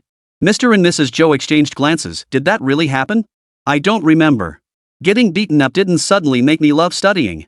The real reason I resolved to work hard was simple. My scores back then would only get me into a second-tier university, where dorms mostly housed 8 people. I thought, 7 people fighting over Wi-Fi? My gaming would be so laggy. The auditorium was now filled with cheerful energy as Zhou Yan continued, so I searched online and found a university that perfectly matched my vision: a newly built basketball court, super fast internet, per-person dorms, and plenty of beautiful girls. Its name was Fuguang University. Last year, Fuguang University's minimum admission score was 667 points. I only scored 523 on my final exams, a huge gap. But then I thought, this means I have plenty of room to improve, unlike my classmate Chen Jie, who has little room left to grow. The students below listened with rapt attention, each one looking 100 times more alert than before. So I started studying from the worst subject, English. Whenever I felt like giving up, I'd ask myself if I really wanted to live in an 8-person dorm. Look how little time has passed. Fuguang University doesn't seem so tough after all. I found my goal. Have you found yours? I proved I could do it, so surely everyone here can too. Zhou Yan gripped the microphone tighter, his voice swelling with passion. A life without regrets begins with relentless effort. May none of you tremble with regret when you cap your pens in June, nor leave the exam hall with unresolved remorse. It's time for everyone to see just how brilliant we the underdogs can shine. Yes. The students below the stage fell silent for a few seconds before erupting into thunderous applause. Within the Class 125 formation, Su Jie gazed at Zhou Yan's spirited figure on stage, her eyes sparkling with something special. Zhou Yan, you can only be mine. Chapter 41, Meeting the Parents Early? Compared to the grand principles teachers usually preached, Zhou Yan's seemingly overly simple reasoning actually resonated more deeply with the senior high students below. Students at this age rarely think long-term. Many students hovering around the second-tier college cutoff line fell deep in thought after hearing his words. An 8-person dorm? It's practically worse than the current dorms at number 1 high school. Maybe it's time to push harder? The gap between second-tier and first-tier university cutoff scores is roughly 50 points. If Zhou Yan can boost his score by over 100 points in a semester, even if I'm not as strong, aiming for the first-tier cutoff shouldn't be too much of a stretch. With this thought, many students silently resolved to push themselves. While they couldn't compare to academic prodigies like Chen Jie, Zhou Yan had once been on par with them, a fact that gave many students hope. The emotional shift among the students below was palpable to the school leaders and teachers. Yang Liha hadn't expected Zhou Yan to take the stage without a trace of nervousness, delivering an unexpectedly powerful and effective speech. At 5:30 p.m., the rally concluded. Lu Dan, who had recorded her son's entire speech, instantly shared the video in the family group chat and posted a pre-edited update to her social feed. You did amazing, son. Beaming with pride, Lu Dan patted Zhou Yan's hand. While her son was on stage, she had clearly overheard the whispered compliments from the surrounding parents. For a mother, what could be more joyful than seeing her son succeed? Not bad, he's starting to resemble me. Zhou Jiming couldn't quite suppress the smile tugging at his lips, though his tone remained nonchalant, earning him a disapproving glare from his wife. Seeing his parents' joy, Zhou Yan felt all his recent efforts had been well worth it. Shen Xiao and Ding Yifang were held back briefly by the homeroom teacher, so they emerged a little later. As soon as they emerged, Lu Dan stepped forward, warmly taking Ding Yifang's hand before turning to Zhou Yan. You and Xiao Zhao go pack your things quickly. Our two families are having dinner together. Earlier in the auditorium, Ding Yifang had been seated to Lu Dan's left. Upon learning she was the mother of her son's tutor, Lu Dan had immediately struck up a warm conversation. She insisted on treating Ding Yifang and her daughter to a meal, but Ding Yifang refused, insisting on hosting instead. Lu Dan felt her son's remarkable progress was largely thanks to Shen Zhao's help. Moreover, every time she tried to give Shen Zhao a red envelope through Zhou Yan, the young girl had politely declined. She truly felt she owed her a proper thank you. Ding Yifang felt similarly, believing Zhou Yan had done so much for both of them that it was only right to treat her to a meal. The two mothers stubbornly insisted on hosting the meal, refusing to yield. In the end, Zhou Jiming stepped in. Stop arguing. We can always have another meal together. This time we'll treat, and next time Sister Fong can host. Let's schedule it after the college entrance exams. Hearing her husband's suggestion, Lu Dan thought it made perfect sense. Indeed, they could have multiple meals together, and they should. She absolutely adored Chen Jie, beautiful, brilliant, and though a bit aloof, that was no issue. If only her son could get into the same university as that girl. Then, with proximity comes opportunity. Chen Jie could become their daughter-in-law. On the way back to class, Zhou Yan and Chen Jie walked side by side. Hey, do you think this counts as meeting the parents early? Zhou Yan's sudden remark caught Chen Jie off guard, making her heart skip a beat. Her previously calm state was like a lake suddenly disturbed by a pebble, sending ripples spreading out in concentric circles. Chen Jie said nothing, silently quickening her pace. See? You're rushing again. Hearing Zhou Yan's voice behind him, Chen Jie's lips curved into a faint smile. As the two entered the classroom one after the other, they instantly drew the attention of nearly everyone present. Damn, Zhou. What kind of weapon did Auntie bring that day, anyway? Zhou Yan's kinda cool. He's gonna get a bunch of new fangirls now. A group of classmates chattered excitedly as they surrounded Zhou Yan. For some reason, Chen Jie felt a twinge of discomfort watching the girls stare at him with shining eyes. Lu Dan deliberately chose a high-end restaurant with a nice atmosphere, located not far from the school, just a 10-minute drive away. Having done business for so many years and encountered all kinds of people, Lu Dan possessed high emotional intelligence and quickly found common ground with Ding Yifeng. By the end of the meal, she found herself growing fonder of the young Chen Jie. Though a bit reserved, she was exceptionally polite, and the more Lu Dan observed her, the more satisfying she found her in every aspect. Meanwhile, at Cat's Sky City store, a group of people gathered around to watch the video of Wu Jiajiu and Zhou Yan giving their speeches. Wow, our boss is this handsome? I'm sold. No wonder he's the boss, he doesn't get stage fright with a crowd like that. Honestly, back in high school, I'd stutter just standing at the podium. The new employees chattered excitedly, especially the two girls who were particularly thrilled. Wu Jiajiu tucked away her phone, cleared her throat, and decided to personally shatter the illusions of the two fresh-out-of-college women. Stop daydreaming, the boss is already taken. Is that considered early romance? Early romance isn't advisable, but dating me during the summer break after the college entrance exams doesn't count. You two would calm down once you met the boss's wife. Jiajiu, tell us. What does the boss's wife look like? Is she pretty? The two girls flanked Wu Jiajiu on either side. She smiled faintly and countered, do you think Sister Fong is pretty? Of course she is. She must have been a real beauty in her youth. This wasn't flattery. Though Ding Yifeng looked somewhat aged from overwork in recent years, the grace radiating from her brow still hinted at her youthful beauty. Since starting work at the bookstore, her energy and spirit had recovered somewhat, making her look much younger. Many young men who came into the store would occasionally steal glances at Ding Yifeng. If Sister Fong were 20 years younger, could you compete with her? Compete? I'd turn tail and run. Then that's settled. Wu Jiajiu shrugged. If Sister Fong were 20 years younger, she'd look just like the boss's wife. The two new female employees were just talking idly, but Wu Jiajiu had successfully piqued their curiosity. The next day, the new hires got their wish and met Zhou Yan and Chen Jie. Soon enough, they all joined Wu Jiajiu's ranks as members of the shipping army. A few days later, Zhou Yan received a call from Su Chanqian. Her voice was so excited it could have lifted the roof off. After months of relentless effort, she had passed the entrance exam for Magic Theater Academy. Now, she only needed to pass the college entrance exam to officially become one of them. During the final auditions, Su Chanqian had even made a new friend named Song Yi. Opening the group photo, the girl in the picture was every bit as stunning as Su Chanqian herself, her features radiant and commanding, her smile infectious. Zhou Yan nodded. This girl's looks were practically maxed out, no wonder she got into Magic Theater. Maybe this was a wish-granting machine. She'd have to figure out a way to meet her when school started. It's absolutely not because she's beautiful, I'm just a kind-hearted person who enjoys helping others. Zhou Yan thought to himself. Chapter 42, College Entrance Exams. After the rally, the seniors entered their final sprint phase. The study atmosphere in the classroom grew increasingly intense. Even Zhao Hongba rarely left the classroom after class. Whether Zhou Yan's speech at the rally had motivated him remained to be seen, but it certainly ignited the fighting spirit of Mrs. Fong, the head of the household. The once carefree young Master Zhao now seemed worn out, buried under endless homework and extra classes. Even their homeroom teacher, Old Yang, remarked on how much he had changed. By the end of month mock exam, Zhou Yan's total score had edged up, successfully surpassing last year's 667-point admission threshold for Fuguang University. By the second mock exam in April, Zhou Yan's scores had stabilized around 670 points. In the final mock exam before the college entrance exams, Zhou Yan scored 687 points, ranking second in his class and third in the entire school. After that speech, he became a frequently cited example among teachers across all senior classes and a figure of interest to many students. Zhou Yan did not disappoint, steadily improving his performance. Judging by his mock exam results, his prospects now extended far beyond just getting into Fuguang University. If he performed well, even admission to prestigious universities like Tsinghua or Huazhong University of Science and Technology was within reach. Yet the seniors inspired by Zhou Yan began to sense something was off. Dude, how come I'm killing myself studying and not making as much progress? In response, Zhou Yan himself posted on the school forum. Ever seen the flowers blooming at 4 a.m.?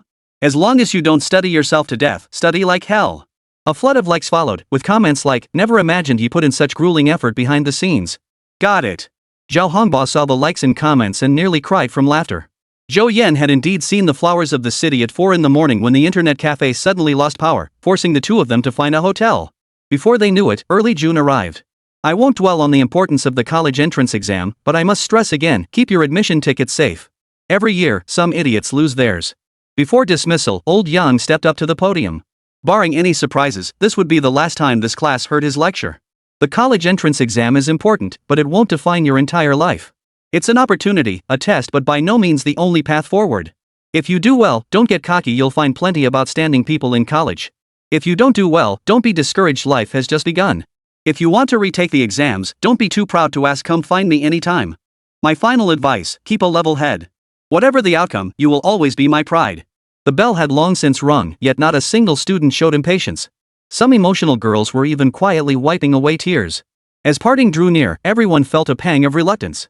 Zhou Yan was relatively composed, having experienced this parting once before in his previous life. The college entrance exam was a watershed moment, scattering classmates to the four corners of the earth until they lost touch entirely. What are you planning to do these next 3 days? As old Yang left the classroom, Zhao Hongba nudged Zhou Yan. I need to focus on reading and adjust my mindset. Alright, then I won't go out either.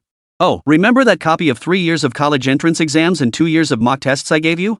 Make sure to go over the practice test papers included in it. Zhao Hongba scratched his head. I already finished that ages ago. Trust me, go through it again, especially the practice papers. Fine, you got the higher score, so I'll listen to you. Zhao Hongba gave an okay sign and took note of Zhou Yan's words. He was a very agreeable person, trusting his good buddy Zhou Yan completely. If Zhou Yan said to review it again, then he'd review it again.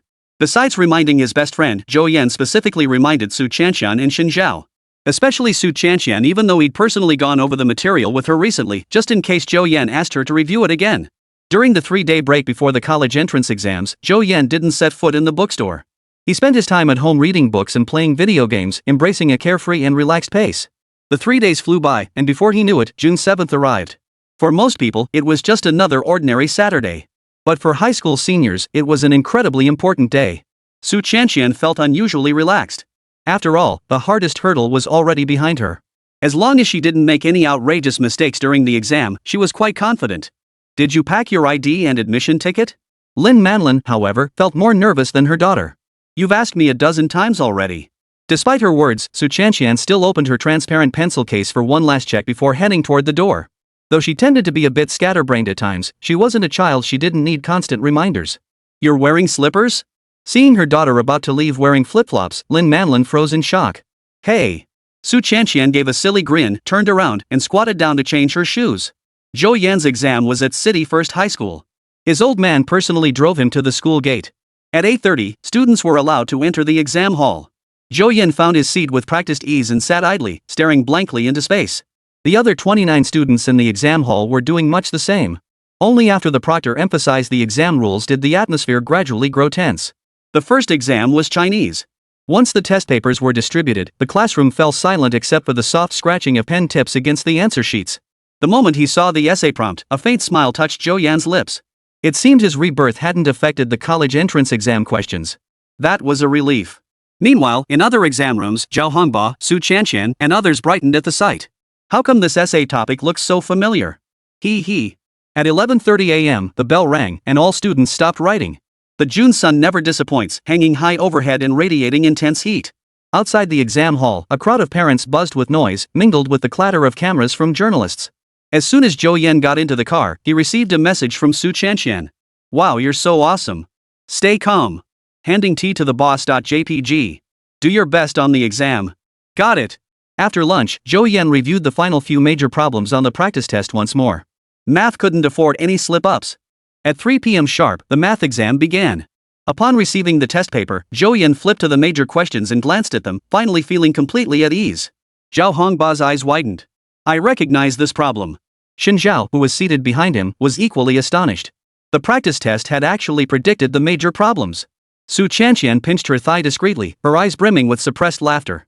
Math was her weakest subject, and getting those final major questions right meant a huge leap forward. As soon as she stepped out of the exam hall, Zhao Hongbao's call came through. "Holy crap, old Zhou, the book you bought is unbeatable. You got them all right, right?" A smile spread across Zhou Yan's face. "You bet I did. I'm telling you, I'm definitely scoring over 100 in math this time." Mid-sentence, an excited Zhao Hongbao was cut off. "Mom's calling me. Gotta go. See you tomorrow after the last exam." As the final bell for the English exam rang, signaling the official end of this year's college entrance exams, some celebrated while others grieved. Zhou Yan set down his brush and gazed out the window. Magic City, I'm back. Chapter 43, Ancestral Grave Smoking? On fire. Early the next morning, his biological clock woke Zhou Yan right on schedule. The moment the college entrance exams ended, the long-dormant class group chat sprang back to life. Zhou Yan glanced at it twice before closing it. He wasn't particularly interested in the group's discussions. With nearly 2 weeks left before the exam results were released on the 23rd, he decided it would be better to go get his driver's license. The delivery date for the Ewon U9 he'd bought from the system store was just 2 months away. Wouldn't it be awkward to show up without a license? Going alone would be too boring, so Zhou Yan decided to call his good buddy Zhao Hongbao. The phone connected quickly. "Hey, Zhou, wanna go get our driver's licenses?" Zhou Yan's eyebrows shot up at the question. "Holy crap, I was just about to ask you the same thing." "Huh? How'd you know my dad's planning to let me drive his Audi?" "Who asked you?" Zhou Yan's lips twitched. "Don't sweat the small stuff. I'll be right over to pick you up." With that, Zhao Hongbao hung up immediately and sprinted downstairs. "Dad, Zhou Yan and I are going to get our driver's licenses together. Tell Uncle Zhang." He called out into the yard before hopping on his electric scooter and heading out. Zhao Hongbao picked up Zhou Yan, and the two headed to Tiancheng driving school together. On the way, he learned why Zhao Hongbao was in such a hurry to get his license. His dad had promised to let him drive the family Audi A6 if he got into a 4-year university. If Hongbao had felt a bit unsure before, seeing the math and English exam papers made his smile harder to suppress than an AK-47. Back home, his jaw nearly hit the ceiling. He embellished the story of predicting the exam questions, and his parents were overjoyed. Eager to get behind the wheel sooner, Zhao Hongbao planned to enroll in driving school that very night after the exam. His father waved his hand generously. "I'll handle the driving school arrangements." He called Xiao Zhou along too, figuring he'd have to take the test sooner or later anyway. When Zhou Yan learned everything was arranged, he tried to pay but was firmly refused by Zhao Hongbao. "No way. How could I let you pay for my license? My dad would beat me to death if he found out."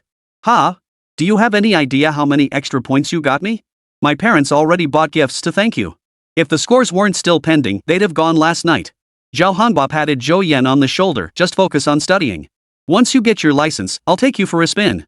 "Who the hell wants to go for a drive with some guy? Like I have time for that?" Zhou Yan scoffed dismissively. "Here's what we'll do, you take my car, pick up that campus beautician, throw a little rose in the trunk, then drop the romantic confession, she'll be yours. We're just friends." "You bastard, you're getting more and more full of yourself. If you two really aren't anything, I'll eat it live on stream." Zhao Hongbao was impressed by Zhou Yan. Despite the heavy academic pressure, not only had his grades skyrocketed, but he'd also quietly won over the girl every guy in school had a crush on. If the guys who secretly liked Shen Zhao found out, they'd all lose their minds. Before even starting driving lessons, Zhao Hongbao was already daydreaming. "Hopefully I'll get my license before the party. Then the two of us can make a dazzling entrance and blind them with our awesomeness. Man, just thinking about it feels awesome." Zhou Yan sighed, rubbing his forehead in exasperation. What kind of overpowered protagonist novels has this guy been reading lately? All he does is come up with cringy ideas. For the next 10+ days, Zhou Yan's life followed a strict routine. During the day, he and Zhao Hongbao went to the driving school to practice. In the afternoons, they occasionally hit the internet cafe to play games or stopped by the shop to check things out. Evenings were spent chatting with Little Fox and grinding levels. Life couldn't have been more pleasant. After finishing her college entrance exams, Chen Jie took just 2 days off before rushing back to her part-time job at the bookstore. As store manager Chen put it, her presence alone became a striking visual draw, attracting numerous customers. A real walking advertisement. Lately, the class group chat had been buzzing about plans for a reunion party. They finally settled on the 24th, the day after college entrance exam results were released. As the day of results drew nearer, the students who had taken the exams grew increasingly nervous. Even Zhou Yan, who was usually full of confidence, couldn't help but feel a bit anxious between his driving practice sessions. Early on the 23rd, the exam results were freshly released. Countless parents and students waited anxiously by their computers or phones for the results.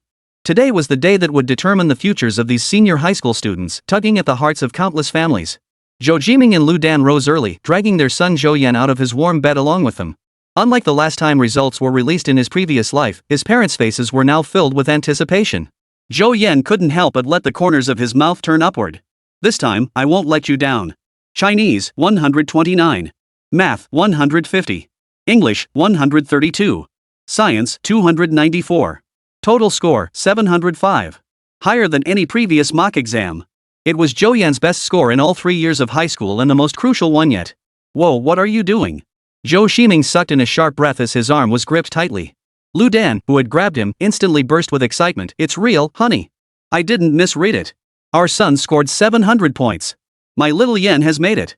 As she spoke, Lu Dan's eyes welled up, tears blurring her vision. Zhou Yan felt a sharp pang in his heart. He stepped forward, embraced his mother, and gently patted her back. Zhou Jiming, usually expressionless, now held his lighter with a slight tremor in his hand. He suddenly felt an urge to return to his hometown, not because the ancestral graves were emitting green smoke, but because they seemed to be on fire. Lu Dan's emotions came and went quickly. After repeatedly confirming her son's scores, the family group chat buzzed incessantly. Holding her phone, Mrs. Lu's fingers danced across the screen like a warrior, almost creating phantom images. Zhou Yan, standing nearby, understood his parents' feelings all too well. To the older generation, education was the surest path to changing one's fate. The college entrance exam served as a springboard to success, a stepping stone to prosperity and honor. A score over 700 points was, in many eyes, an achievement that brought honor to the family. But mom didn't have long to brag. Soon, calls started pouring in from top universities, though the most prestigious ones like Tsinghua and Peking University were notably absent. The admissions directors of these universities were scrambling to contact Chen Jie, the provincial top scorer. Chen Jiao's score was staggering 728 points, setting a new record for Yunnan province and narrowly missing the national top spot. However, that national top scorer had achieved their result with a 20-point bonus, meaning Chen Jie actually held the highest raw score. Much like Lu Dan's reaction to her son's results, Ding Yifang wept uncontrollably upon seeing her daughter's scores displayed on the screen. Phone calls came in one after another, each university offering terms so generous that Ding Yifang could scarcely believe them. Soon, a delegation from the school and the education bureau arrived at the building with bouquets of flowers. News of the neighborhood's top-scoring students spread rapidly. The property management quickly purchased firecrackers, and within moments, the area around Chen Jiao's home erupted in celebration. Meanwhile, Zhou Yan's phone rang incessantly. He glanced at the caller ID. Zhou Yan smiled and tapped to answer. Chapter 44, Milestone Achieved. Zhou Yan, I scored 523 points. Su Chanxian was so excited she nearly jumped for joy. As an arts student, this score exceeded the undergraduate cutoff by several dozen points. This meant she was now officially a freshman in the acting department at Shanghai Theatre Academy. Congratulations! Hee, what did you score? Average. Only about 200 points higher than yours. Ha! This utterly pretentious remark caused Su Chanxian's little brain to short-circuit for 2 seconds before she snapped back, baring her teeth in a fierce yet adorable manner. Spill it. What was your actual score? 705. What the hell? 705. Pretty average. Second in the class. Holy crap, 705 and you're only second in the class? Zhou Yan's score was beyond belief. Su Chanxian had never heard of such a thing. Who knew there were even higher achievers out there? So does that mean you're guaranteed into Fuguan University? Catching the sly probe in her voice, Zhou Yan's lips curved in a teasing smile.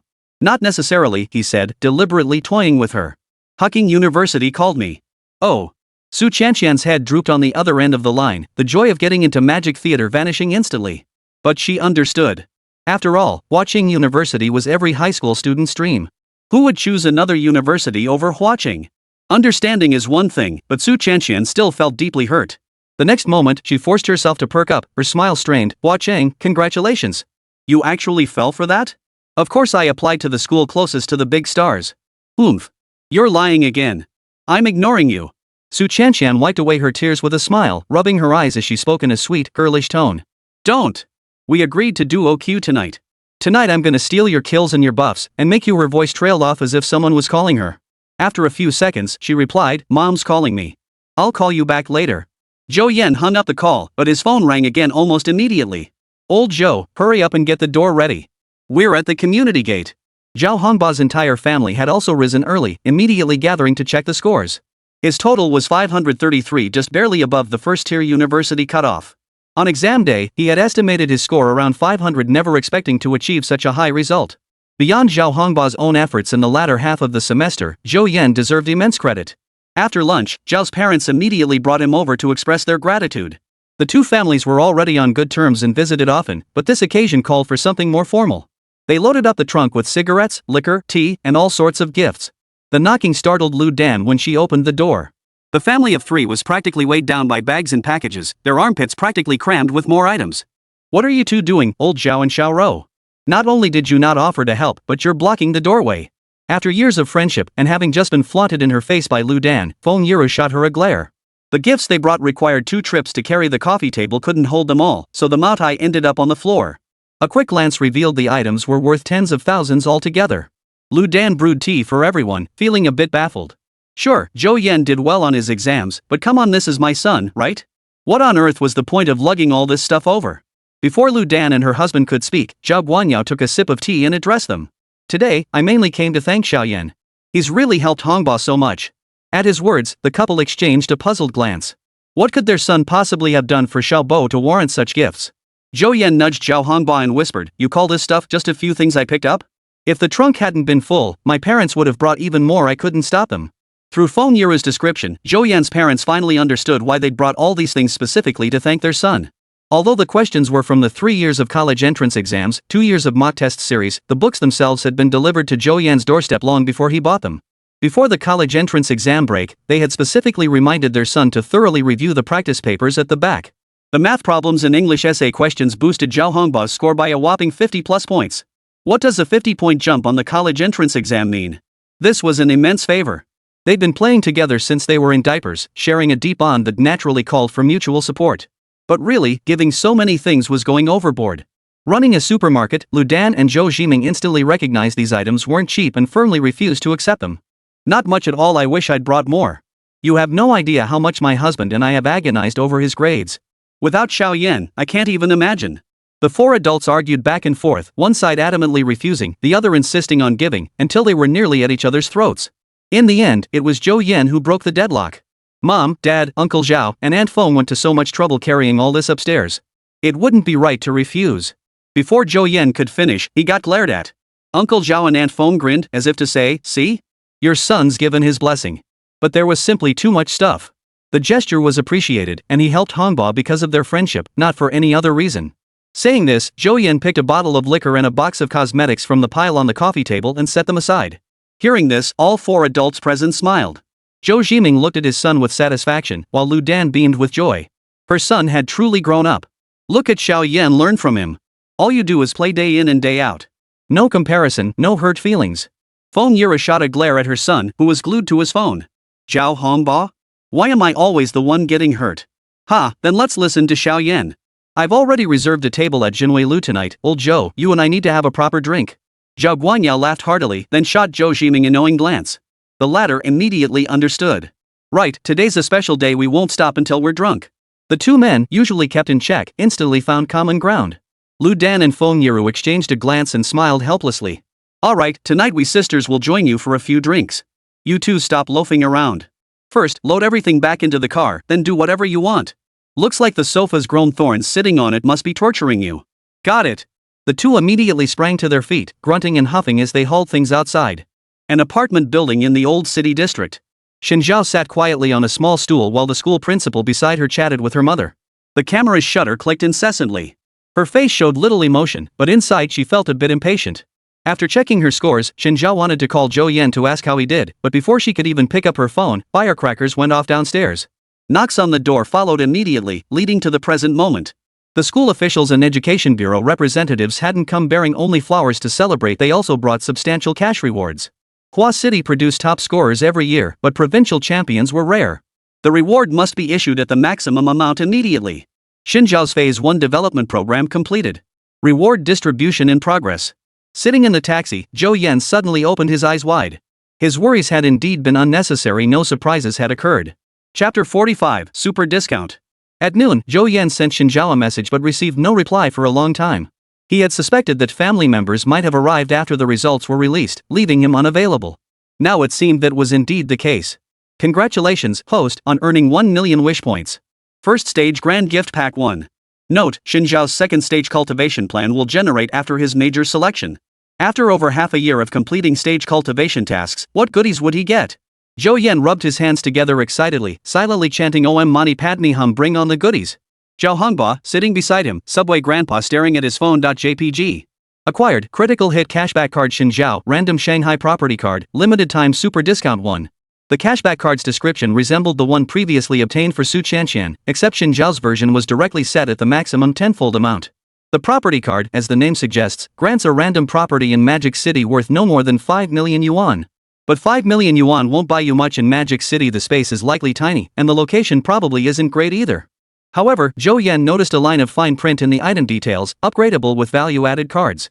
Unfortunately, he couldn't find value-added cards in the shop, so he assumed they could only be obtained through quests. For now, it would just gather dust in his system inventory. He'd wait until he obtained an upgrade card. What caught Zhou Yan's attention most was the limited-time super deal promotion. While regular quest rewards were premium, this one was labeled super. I'll be damned if I don't see just how super this super is. Holy crap! Ouch! What are you doing? Zhao Hongbao jolted awake from the sudden pain as Zhou Yan's hand smacked his thigh. Zhou Yan seemed oblivious to his buddy's cries of pain, his eyes fixed intently on the system interface floating before him. 99% stake in Wancheng Investment, Magic City Wancheng Investment Company, Limited, registered capital, 100 million limited time offer, 100,000 wish points. The unit 100 million was something Zhou Yan had only ever possessed in Happy Landlord. Hesitating even for a second felt like disrespect to the system. Exchanging item with reality. Duration unknown. Please wait patiently. Given the host has acquired absolute controlling stake in a keynote company, previously redeemed Gingyuan cultural shares will be transferred to Wancheng Investment. Execution will resume upon interaction completion. Consolidating these assets with his previous holdings actually simplified things. In his previous life, Zhou Yan had always been a lowly worker with little understanding of shares and such. The system saved him a lot of trouble. She truly is the first treasure girl I've encountered. I must treat Xinjiao better from now on. We've arrived at Huasheng Mall. Please check your belongings and make sure you haven't left anything behind. The taxi driver's words snapped Zhou Yan out of his reverie. Only after opening the door and stepping out did he turn to ask Zhao Hongbao.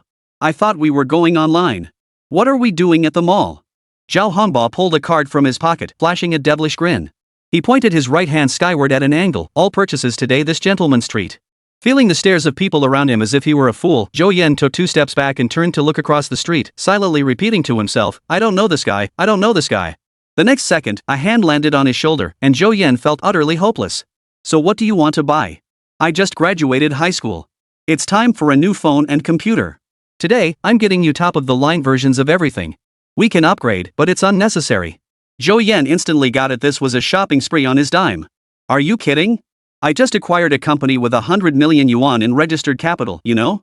Zhao Hongbao looked dead serious. No, I think it's absolutely necessary. I don't want to.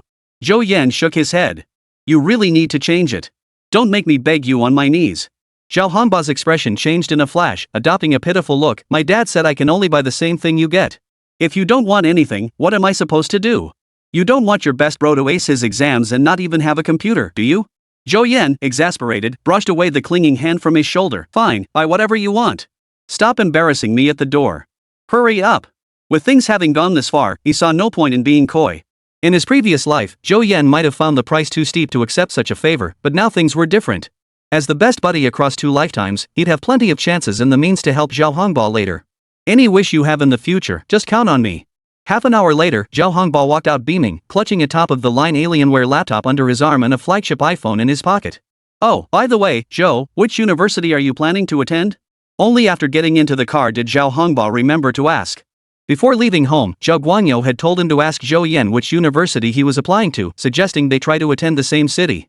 The most crucial thing in life is choosing the right people to follow. That was the wisdom Zhao Guangyou had distilled over most of his life. He had chosen the right people when he was young, which led to his current success. For his son, Zhou Yan was that right person. Fuguan, huh? With your scores, you could get into Huacheng University. Why go to Fuguan? Zhao Hongbao couldn't quite grasp it.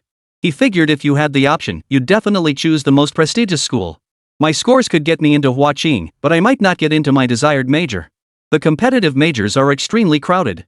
Zhou Yan paused before explaining. Though attending Fuguan was a long-planned decision, every choice needed justification, especially when his scores could have secured him a spot at Huacheng's gates. Oh, then I guess I'll head to Shanghai too. Want to give me some advice? Is there a major you're interested in? I can help you figure it out. Zhao Hongbao shook his head. Scoring over 500 points was largely down to luck. He hadn't given majors any thought before that. There are still a few days before application submissions.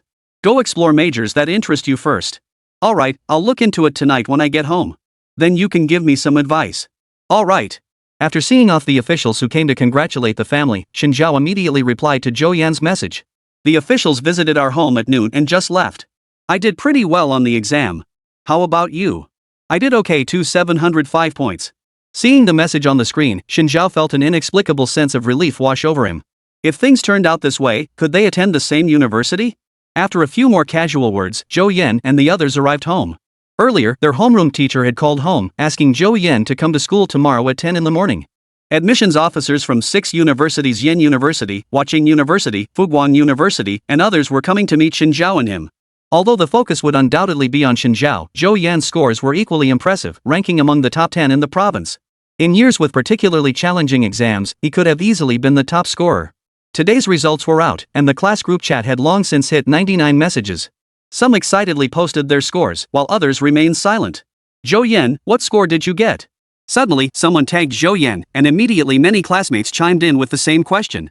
It wasn't that they expected him to have done poorly and wanted to gloat over his failure. Rather, everyone was genuinely curious. After all, Zhou Yan had emerged as a dark horse who only truly rose to prominence in his senior year. Could Zhou Yan pull off the upset all the way to the top?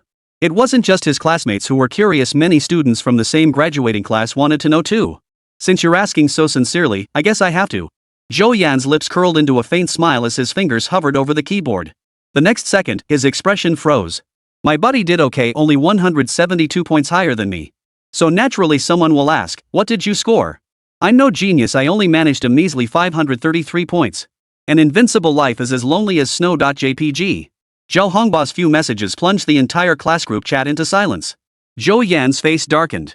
You've completely ruined my image, what am I supposed to pretend now? Chapter 46, Dreams Make Life Brilliant. 10 p.m., Jinwei Restaurant. After a hearty meal and drinks, the two families prepared to head home.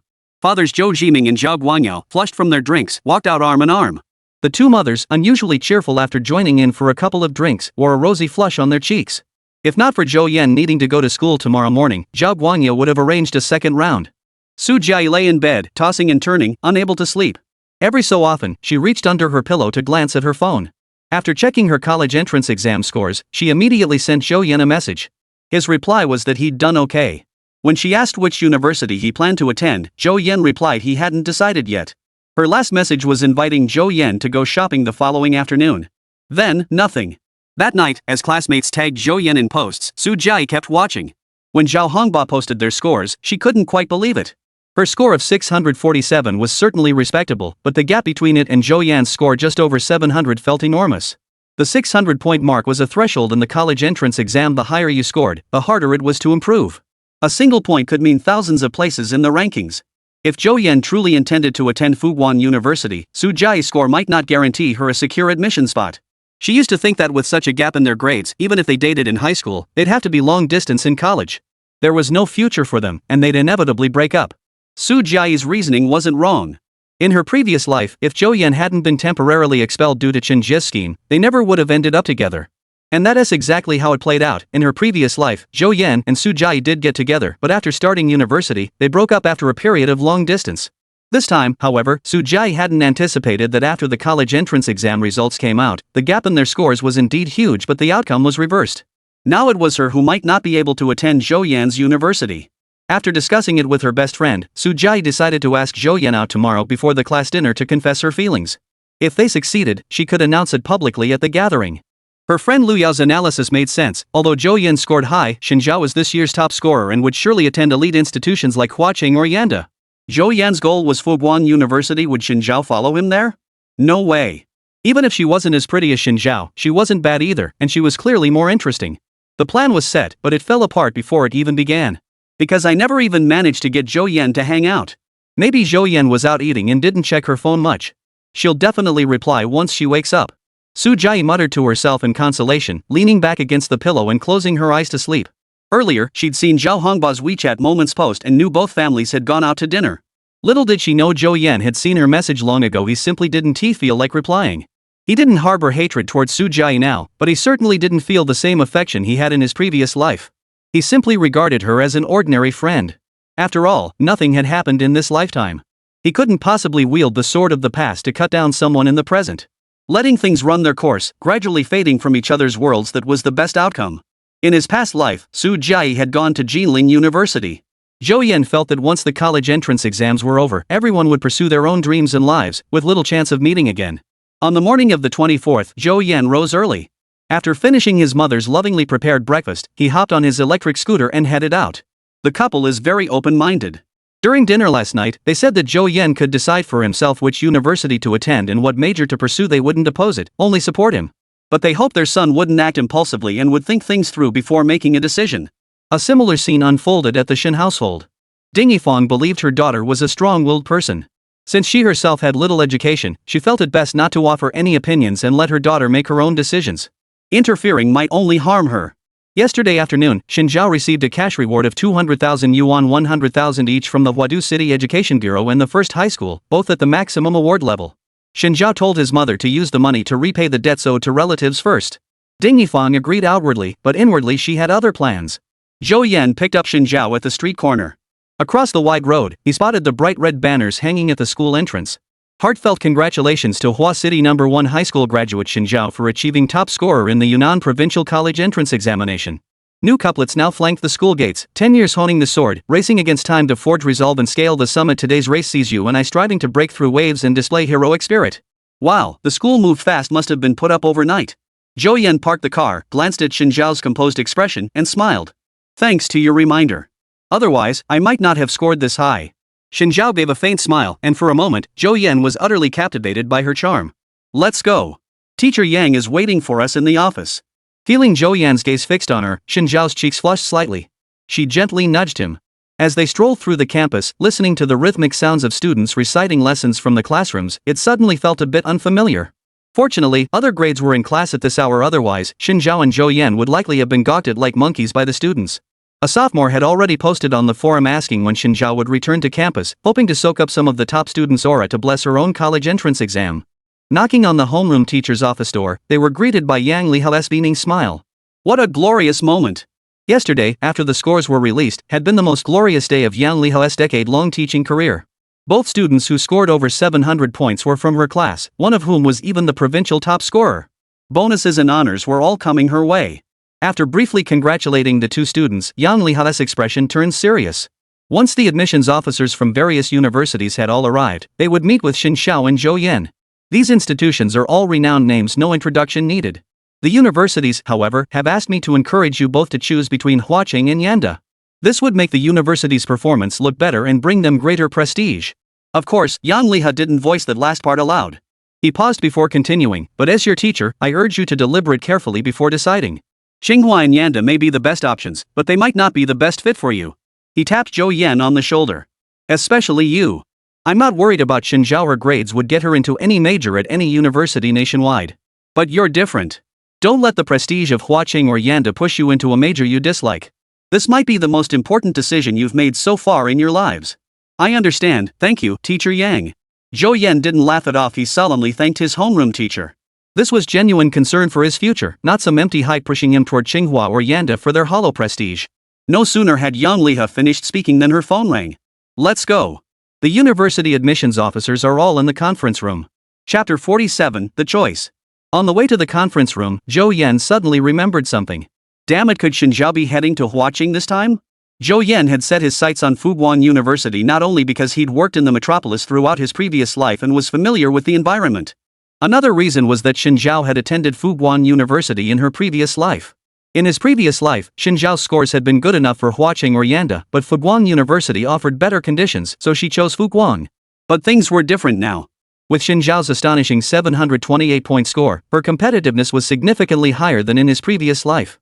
If Huaqing University offered the same conditions as Fuguan University did in his previous life, full scholarships for any major, international exchange programs, and special funding for academician mentors, would Shen Zhao still choose Fuguan?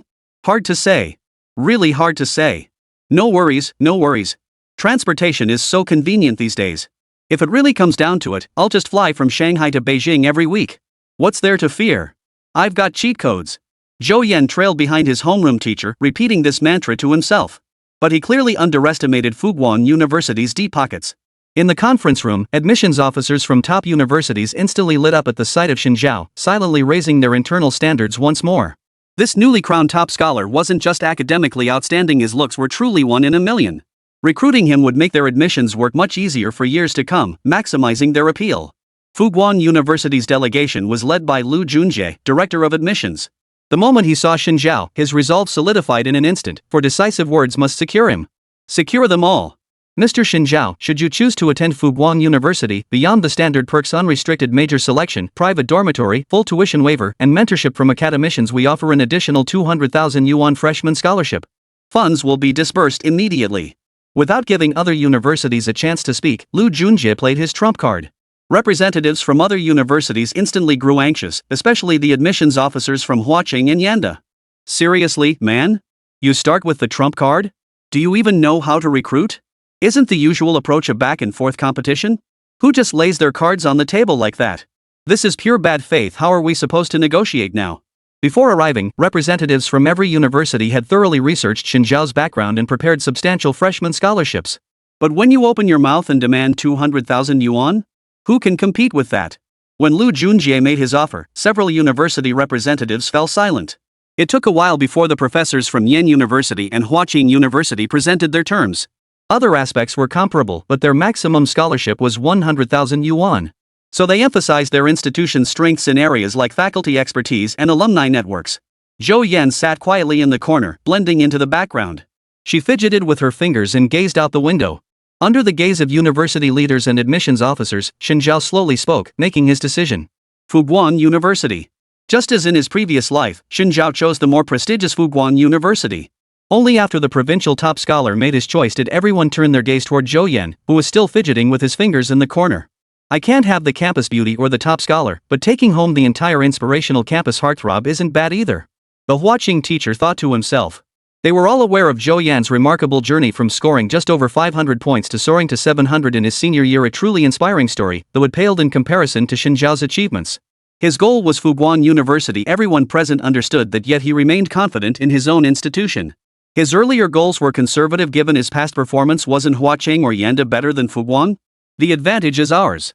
Even though these universities had raised their offers after failing to recruit Chen Jie, the terms they presented to Zhou Yan still couldn't compare to hers. Surprisingly, Fuguan University once again offered the most favorable terms. As Lu Junjie put it, if a student strives from a score of 500 plus to get into Fuguan University, they deserve a perfect ending. What fantastic publicity material. The student Fuguan University wants her too. Thank you all for your kind consideration. I choose Fuguan University. Zhou Yan smiled faintly, giving the same answer as Chen Jie. Unnoticed by anyone, Chen Jie, who had been keeping his head down, let a beautiful curve lift the corners of his mouth upon hearing those words. Though the leaders of No. 1 High School felt a touch of regret that neither had chosen Huaqing or Yanda, they understood their reasoning. Fuguan University had truly shown remarkable sincerity. Especially the 200,000 yuan freshman scholarship had hit Chen Jie right where it counted. Truly impossible to refuse. Zhou Yan's choice of Fuguan University would also make for a commendable story, one that could be used to motivate current students in the future. To avoid any variables, Lu Junjie had both students sign confirmation letters immediately after the meeting, legally binding documents designed to lock in their commitments and prevent poaching by other universities. Even with the confirmation signed, you must still submit your regular college applications. Otherwise, the university won't be able to process your admission. I'll guide you through the entire process. For the next few days, just focus on choosing which major to pursue. Before leaving, Lu Junjie exchanged contact information with Zhou Yan and Chen Jie, offering final reminders. During the meeting, Zhou Yan's phone had accumulated over 10 unread messages. In high spirits at the prospect of attending the same university as Chen Jie, Zhou Yan replied to each message. Spotting a message from Su Jie from earlier that morning, he hesitated before responding. Some universities came early for recruitment. Old Jung called me to school, so I might not have time this afternoon. You guys go have fun. Oh, okay then. The next message popped up immediately, but Zhou Yan didn't reply. As they walked side by side toward the school gate, Chen Jie suddenly stopped in his tracks. Are you coming to the dinner tonight? Sure, I'll go. We won't have many chances to meet up with these classmates in the future. Okay. Chen Jie responded with a nod, then looked down at her phone. We're all coming. The lively class group chat fell silent the moment this message appeared. The class dinner was set at a farmhouse restaurant in the suburbs. With the long holiday, everyone had free time, so they decided to arrive early and hang out together. Almost everyone in the class agreed to come. Only Zhou Yan and Chen Jie hadn't spoken in the group chat, so early in the morning, classmates who were usually close to them tagged them both. Chen Jie rarely spoke in the class group chat, so it was quite a surprise when he finally did, and it was big news. Both of you are coming? That's a lot to process. Does this mean Chen Jie can make decisions for Zhou Yan now, or are they spending the holiday together? Zhao Hongba, he was saying yesterday it depended on the situation. How did you find out? Xin Zhao, he just told me. Zhao Hongba rolled around laughing on the couch when he saw the reply. He knew Xin Zhao and Zhou Yan had both been summoned to school today. He asked that question on purpose. I knew there was definitely something going on between them. Suddenly, playing cards felt pointless. I'm out. In the card room of the farmhouse restaurant, a boy glanced at his phone and tossed his playing cards aside. Chapter 48, You're way too good at this. The sky fell. For the boys of class 125, their hearts shattered into 1,000 pieces upon seeing Xin Zhao's message in the group chat. No exaggeration, she was the unattainable white moonlight in every guy's heart across the entire school. Before this, no one had ever imagined Zhou Yan and Xin Zhao would end up together. Even Su Jie, who had been quietly observing their interactions, had long since dropped her suspicions. Sure, they studied together every lunch break, but after so long, everyone had grown accustomed to it. After all, they went to the homeroom teacher's office, and Xin Zhao had always maintained his aloof persona. No one thought much of it. Truthfully, the main reason was that Zhou Yan and Xin Zhao barely interacted in class at all. There were absolutely no signs. Zhou Yan, he really deserves to die.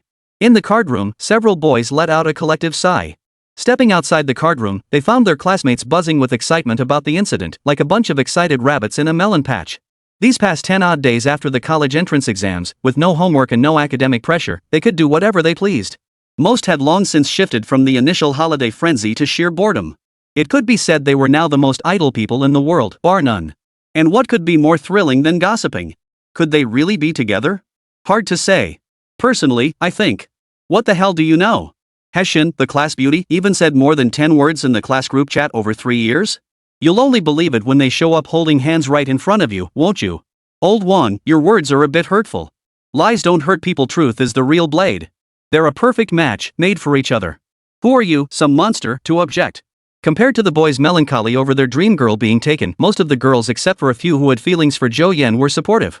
Just as everyone was chattering away excitedly, the class monitor poured cold water on the whole thing with one sentence. Enough chatter. Admissions officers from Huaqing and Yanda are here today.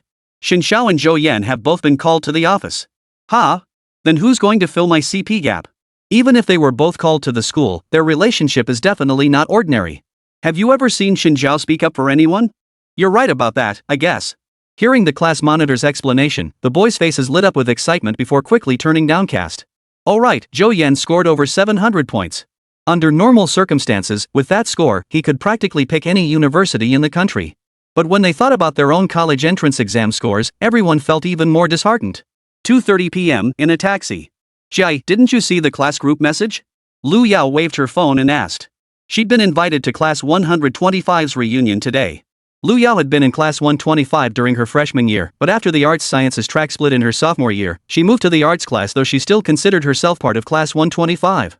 Since Lu Yao and Su Jie were best friends who often dropped by the class, everyone got along well, so Lu Yao had stayed in the class group chat. I saw it. So what? Su Jie remained completely unfazed. Nothing, she retorted. This clearly means they're together today. They were called to the school by a teacher. Oh, that explains why you're so calm. The summer breeze carried waves of heat, yet felt refreshing as they sped along. Zhou Yan gripped the handlebars as the electric bike weaved nimbly through the streets. Xin Zhao sat on the back seat, her small hand lightly tugging at his shirt tail, smiling until her eyes crinkled. This was the most carefree day since she'd become aware of her surroundings. The mountain that had weighed down Xin Zhao and his mother had finally been leveled. The School and Education Bureau awarded a 200,000 yuan bonus, combined with Fuguang University's 200,000 yuan freshman scholarship, which was more than enough to repay the vast majority of their debts. The admissions director worked with remarkable efficiency. After Xin Zhao signed the confirmation, the payment was arranged immediately. The bank had just sent a text notification. The remaining tens of thousands could be saved quickly with Ding Yifang's income and Xin Zhao's part-time job at the bookstore. The seeds sown through 3 years of high school sweat had finally sprouted, bearing heavy fruit under the sun. This also indirectly validated the homeroom teacher's oft-repeated saying, knowledge is power. Xin Zhao gazed deeply at the boy before her. She knew that without Zhou Yan, none of this would have come together so smoothly. Old Shen, you're here. Great. The scene of their chance encounter on the street that day flashed before Xin Zhao's eyes once more. It was from that moment that the gears of fate began to turn. Lost in thought, she jolted as the electric scooter abruptly stopped, causing Xin Zhao to cling to the waist of the person in front of her. Whoa! Wu Jiajiu at the front desk looked up just in time to witness the scene, letting out a gasp. Graduation, does that mean the show's over? Finally, some sweet romance to ship. To her disappointment, after setting Chen Jie down, Zhou Yan twisted the throttle, executed a graceful spin, and rode off with effortless cool. He planned to stop by his family's supermarket first to tell his parents about college, then pick up Zhao Hongba, and finally the three of them would take a taxi to the farmhouse restaurant for their reunion dinner. After entering the store, Chen Jie headed straight for his mother, Ding Yifang, and the two went upstairs to the office. Not long after, Ding Yifang descended the stairs, her eyes reddened but wearing a relieved smile. She had originally planned to set aside half of the bonus she received earlier for her daughter's college expenses. But just now, her daughter had said the school would take care of everything, so she didn't need to worry. The entire 400,000 yuan bonus would go toward debt repayment. She aimed to clear the remaining balance before the new year, ensuring mother and daughter could finally enjoy a proper holiday together. This year, our province's college entrance exam results have achieved outstanding success once again. Xin Zhao, a student from Huadu No. 1 High School, has earned the title of provincial science champion with an exceptional total score of 728 points. The large screen above the bookstore had just switched to news from Dianan TV, showing a camera shot of the red banner hanging at the entrance of No. 1 High School. Zhou Yan and Xin Zhao's college entrance exam results had long been the talk of the bookstore staff. Wu Jiaojiu had been waiting for the news and immediately switched to the broadcast. Following the report on the provincial top scorer, Zhou Yan's outstanding results were also briefly mentioned. Wu Jiaojiu recorded the entire segment and immediately shared it in the group chat. Our boss is awesome. Zhao Zhao is awesome. After her round of flattery, she planned to set the news clip on loop for the next few days. Xin Zhao mentioned she'd continue her part-time job at the store over the upcoming summer break. Our bookstore clerk is a top scholar. And every single customer who walks through our doors needs to know it, right? Wu Jiaojiu spotted Xin Zhao coming downstairs and hurried over to ask her opinion. Sure. Xin Zhao tilted her head, thought for a few seconds, then said, then I'll write a postcard too and put it on the postcard wall. Jiaojiu, remember to take a picture of it so we can rotate the display. She pointed to the postcard display area as she spoke. We'll make a label for a top scholar edition. Whoa, you're so clever. Wu Jiaojiu looked stunned, muttering under her breath. Chapter 49, He's the Boss?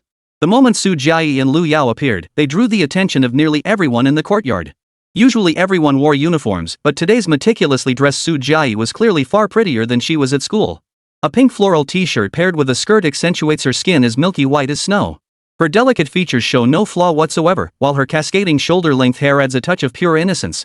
Her slender, straight legs were adorned with a pair of white sneakers, making her the epitome of an invincibly youthful beauty. She left many boys in the class mesmerized. I'd say Su Jiayi is every bit as stunning as our school's top beauty, Shin. And apparently Su Jiayi scored over 600 points on the exam. She'd be a top student in class beauty in any other class. Too bad her desk partner is Xin Zhao. Lu Yao quickly pulled her into the courtyard's chatting group, and before long, the conversation turned to Cat's Sky City. The postcard wall at his place is pretty cool. I plan to mail one to my future self before heading off to college. Honestly, I couldn't care less about postcards. The real bummer is that once I'm in college, I won't be able to drink their bubble tea anymore. Last time I visited, I heard they're opening a new branch. Wonder where it'll be. I'll ask Xin Zhao later. She used to work part-time there, right? Now that you mention it, I kinda want to try their milk tea again. I was too busy last semester and never made it there. Who hasn't been there yet?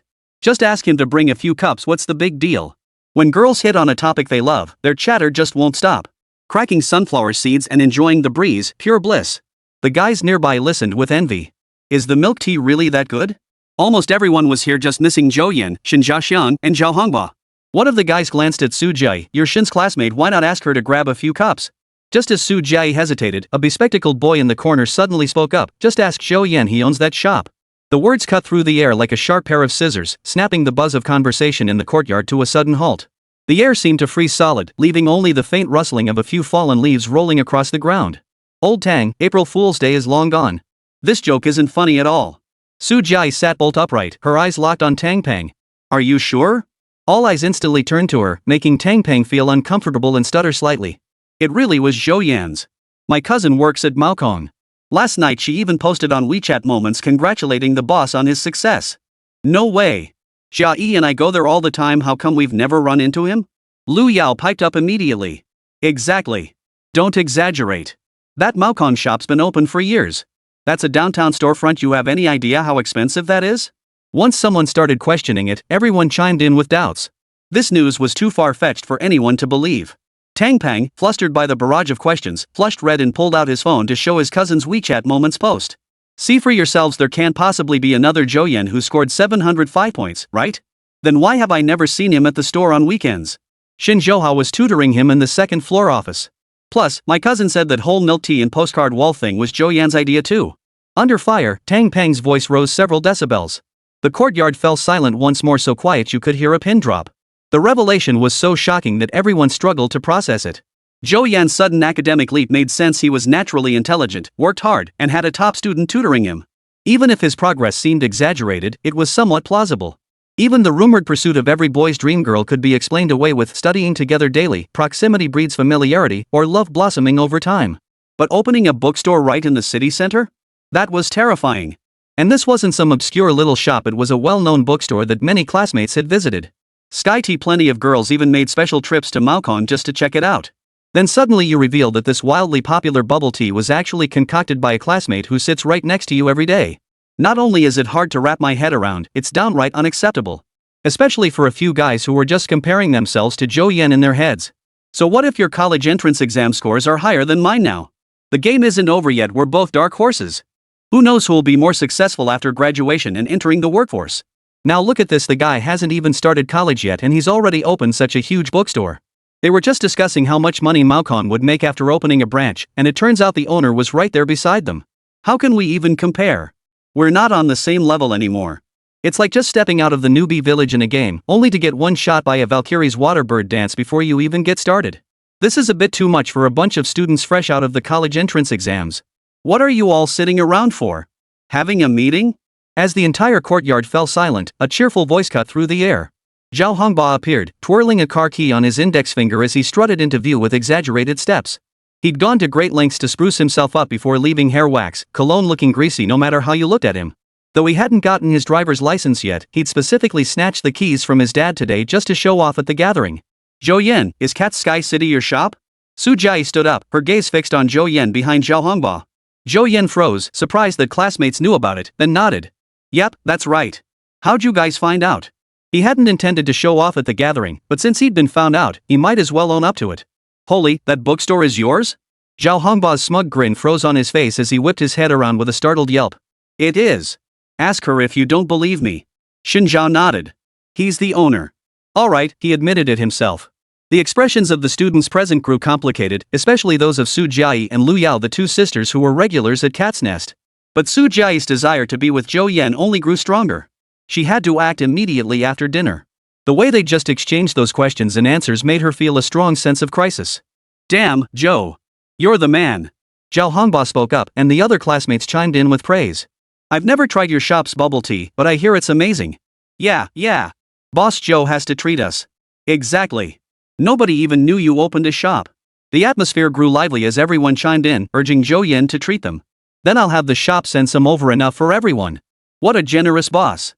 Old Zhou is so generous. Zhou Yan picked up his phone and called the store manager, Chen Jie. As the last three arrived, everyone naturally dropped the topic of Zhou Yan being the boss and began discussing which university they wanted to attend. At 5:30 p.m., homeroom teacher Yang Liha arrived at the farmhouse restaurant. Waitstaff steadily brought out the dishes, and Class 125's final gathering kicked off in lively fashion. Chapter 50, Confession. Amidst the greetings, Yang Liha smiled and took her seat. Class monitor Deng rushed out from the kitchen, placing a cup of milk tea before the homeroom teacher. This is something you young folks drink. I'll pass, it's not to my taste. Yang Liha waved his hand. Teacher Yang, you really should try it. It's from Zhou Yan's shop. Oh? Well, I suppose I'll give it a try then. Yang Liha glanced at Zhou Yan with surprise, inserted the straw, took a small sip, then drank another mouthful. The flavor was nothing like the bubble tea he remembered. The tea aroma wasn't overpowering, the milk wasn't cloying, and everything was perfectly balanced. Not bad. Who knew you had this talent? Running a stall during the holidays could earn you some decent pocket money. Amidst the chatter and clamor of the farmhouse restaurant, Yang Liha misheard that the milk tea was made by Zhou Yan. Immediately, a classmate stepped forward to explain how Zhou Yan had become a boss now, leaving Yang Liha momentarily dumbfounded. This kid is such a troublemaker. How'd he even open a shop? From the sound of it, it seems he's been running it for a while, and everyone just found out now. But all the dishes were already on the table. No one had touched their chopsticks yet, waiting for the homeroom teacher to make the first move. Yang Liha stood up, smiled, and looked around the table before raising his milk tea. Alright, everyone, just 2 rules for this meal. First, don't go hungry. Second, don't hold back. Let's all take a sip together, then dig in. After saying that and sitting down, Yang Liha added, oh, and no drinking today. 18 is the age of recklessness, and with the holidays upon them, alcohol could easily lead to trouble, whether it's doing something out of line or getting into an accident. As soon as he walked in, he noticed many classmates had arrived on electric scooters, so drinking was out of the question.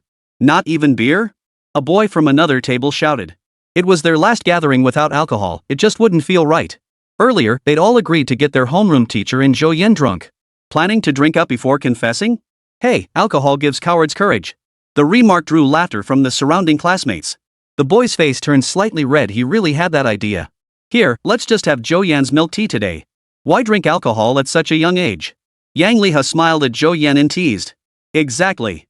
Let's toast to Zhou Yan and thank him for treating us to bubble tea. The class monitor stood up and shouted loudly. After the meal began, the atmosphere grew increasingly lively. Perhaps because it was their last gathering, the students were all very talkative. Chen Jie sat beside Zhou Yan, silent as usual, quietly eating his food. Seeing Zhou Jie looking hesitant and unable to speak, Liu Yao couldn't stand by and decided to help her best friend. The two of them were seated at the same table as Zhou Yan. Originally, they had wanted Zhou Jie to sit next to Zhou Yan, but with Shen Zhao on his left and Zhao Hongba on his right. After a moment's hesitation, she quickly took the only remaining seat, ending up half a table away from him. Zhou Yan. I heard several university professors visited campus today. Which university are you planning to apply to? Liu Yao's voice wasn't loud, but the surrounding students perked up upon hearing it, especially the girls. Several of them quietly stopped eating. With the internet so advanced these days, everyone knew Zhou Yan had already pulled far ahead of them. If they could be in the same city and build a good relationship, it would definitely be beneficial for the future. Some girls were even considering confessing their feelings to Zhou Yan as soon as they got back. What if it worked out? Wouldn't that mean gaining a rich and handsome boyfriend? Fuguang University, didn't I mention it when I took the stage earlier? Fuguang has fast internet. The whole table burst out laughing. No one takes that claim seriously anymore. Some suspect his past gaming habits and weekend trips to the internet cafe were just lies, pure deception. Speaking of university, Yang Liha couldn't help but offer her students a few words of advice. The college entrance exams may be over, but filling out your university applications is just as crucial. Don't make impulsive decisions, think it through carefully before submitting. Finally, she turned to Zhou Yan. You and Shen Zhao are going to the same university. Keep an eye on her while you're there, got it? Leave it to me. I'll take good care of her. Zhou Yan grinned, patting his chest in assurance. The others froze upon hearing this, some even pausing mid-air with their chopsticks mid-scoop. Look out for her. So the campus beautician is also attending Fuguang University. Is that for real? Earlier that afternoon, when everyone was gossiping about Chen Xiao and Zhou Yan, some had speculated they probably wouldn't end up at the same university, and even if they did, it would be tough. The backlash came way too fast. Everyone assumed Shen Zhao would definitely go to Huacheng or Yanda, only those two universities were worthy of the provincial top scholar. So why did she end up at Fuguang with Zhou Yan? Is this the power of love? Zhou Jie clenched her hands beneath the table so tightly her knuckles turned white. Uninformed classmates were already imagining a 20,000-word romance novel in their heads. Truthfully, Yang Liha had mentioned it because she worried about Shen Zhao. She'd been quiet in high school, focused solely on her studies, and might struggle in college due to her personality. Plus, being so beautiful, she might not know how to handle someone who became overly persistent. As for Zhou Yan? Not a worry in the world. That kid could chat with anyone, and with him around, things would be just fine. After this little interlude, the lively atmosphere quickly returned. Everyone, head home early. Don't stay out too late. Old John gave a final reminder before leaving. Once the homeroom teacher was gone, the farmhouse atmosphere grew even livelier. Shall we move somewhere else to continue? The class monitor stood up and suggested. Yeah. Going home this early would be so boring. The classmates all agreed, but many eyes drifted subtly toward Zhou Yan and Shen Zhao. Anywhere is fine with me. Zhou Yan didn't want to be a killjoy. After today, who knew when they'd all gather like this again? A new KTV just opened on the pedestrian street and they're having a grand opening event. How about we go sing? No sooner had Zhao Hongba finished speaking than the guy who first suggested drinking, the class sports representative, appeared carrying a bouquet of roses, making his way toward their table. Zhou Jie, I need to talk to you. The boy approached Zhou Jie. Ever since the reunion date was set, he'd been preparing. Facing the whole class made him a bit nervous, which was why he'd suggested drinking to build up his courage in the first place. The legendary graduation day scene was unfolding, and classmates instantly perked up. Zhang Ruiming, hurry up and confess already. Finally, this moment we've all been waiting for. Stop being shy, seize the moment. Oh my gosh, a confession? Really? All eyes were on the two of them, including Zhou Yan's. This never happened in my past life. Back then, everyone knew he and Zhou Jie were a couple. No wonder he sat silently drinking alone when we went singing later, so that's why. Zhou Jie stood up expressionless. You'd better not say another word. But Zhang Ruiming clearly wasn't ready to give up, but Zhou Jie didn't give him a chance. Wow, Zhou Hongma mentioned that KTV has a graduation season promotion. Senior high graduates get 50% off plus a free fruit platter. As the awkward silence hung heavy, Lu Yao held up her phone with a gasp of delight and walked over to Zhou Yan. Zhou Yan, why don't we just go to that place? Sure. Zhou Yan smiled faintly. Lu Yao was quite clever this way, her best friend wouldn't have to refuse, and Zhang Ruiming's face was saved too. What else is there to say? Let's go. Oldly, I'll ride your scooter. Ugly rejection, you're too heavy, I'm afraid it'll run out of juice halfway. Damn it. With that distraction, the students began chatting and forming groups of 3 or 5. A large group marched out toward the exit. Su Jie watched Zhou Yan's retreating figure, biting her lip with a hint of disappointment in her eyes. Damn Zhang Ruiming. He's ruined my entire plan. Chapter 51, next time. Su Jie had every right to be furious, her lines had all been stolen. She'd gone to such trouble with her outfit today, all for the chance to confess her feelings to Zhou Yan after dinner. But now, thanks to that meddling fool Zhang Ruiming, she had no idea what to do. And she found Zhou Yan's intentions increasingly hard to read. No matter how much she tried to prepare herself, it was clear his relationship with Xin Zhao was anything but ordinary. It's okay. There'll be plenty of chances later at the KTV. Lu Yao wrapped her arm around her best friends and whispered softly to comfort her. As an observer, she could tell her friends' chances were dwindling. The competition was simply too formidable. There was nothing to be done. If she were a guy, she'd probably choose Xin Zhao too. As the farewell drew near, the atmosphere grew even livelier once they arrived at the KTV. Especially after downing 2 beers and singing a few graduation classics together. Zhou Yan gazed at Zhang Ruiming drinking alone in the corner and couldn't help but sigh. The timeline has converged. Zhou Yan, let's raise a glass to you. The moment the group sing-along ended, someone approached with a raised glass to toast. Zhou Yan had always been popular in class, and with his stellar college entrance exam scores and the revelation that he was a business owner, he had become the center of attention for the entire class. Since he was already there, Zhou Yan didn't play hard to get. He lifted his glass and downed it in one gulp. In his past life, he worked in sales and developed an exceptional tolerance for alcohol. Though rebirth didn't carry over that tolerance, Zhou Yan's body had been enhanced by the system. After downing a dozen beers, Zhou Yan remained perfectly composed, his face unflushed and heart unruffled, as if nothing had happened. Xin Zhao remained seated beside him. Many men approached with raised glasses intending to toast him, only to turn and raise their glasses to Zhou Yan or Zhao Hongba instead. She seemed to radiate an aura of power that kept others at bay.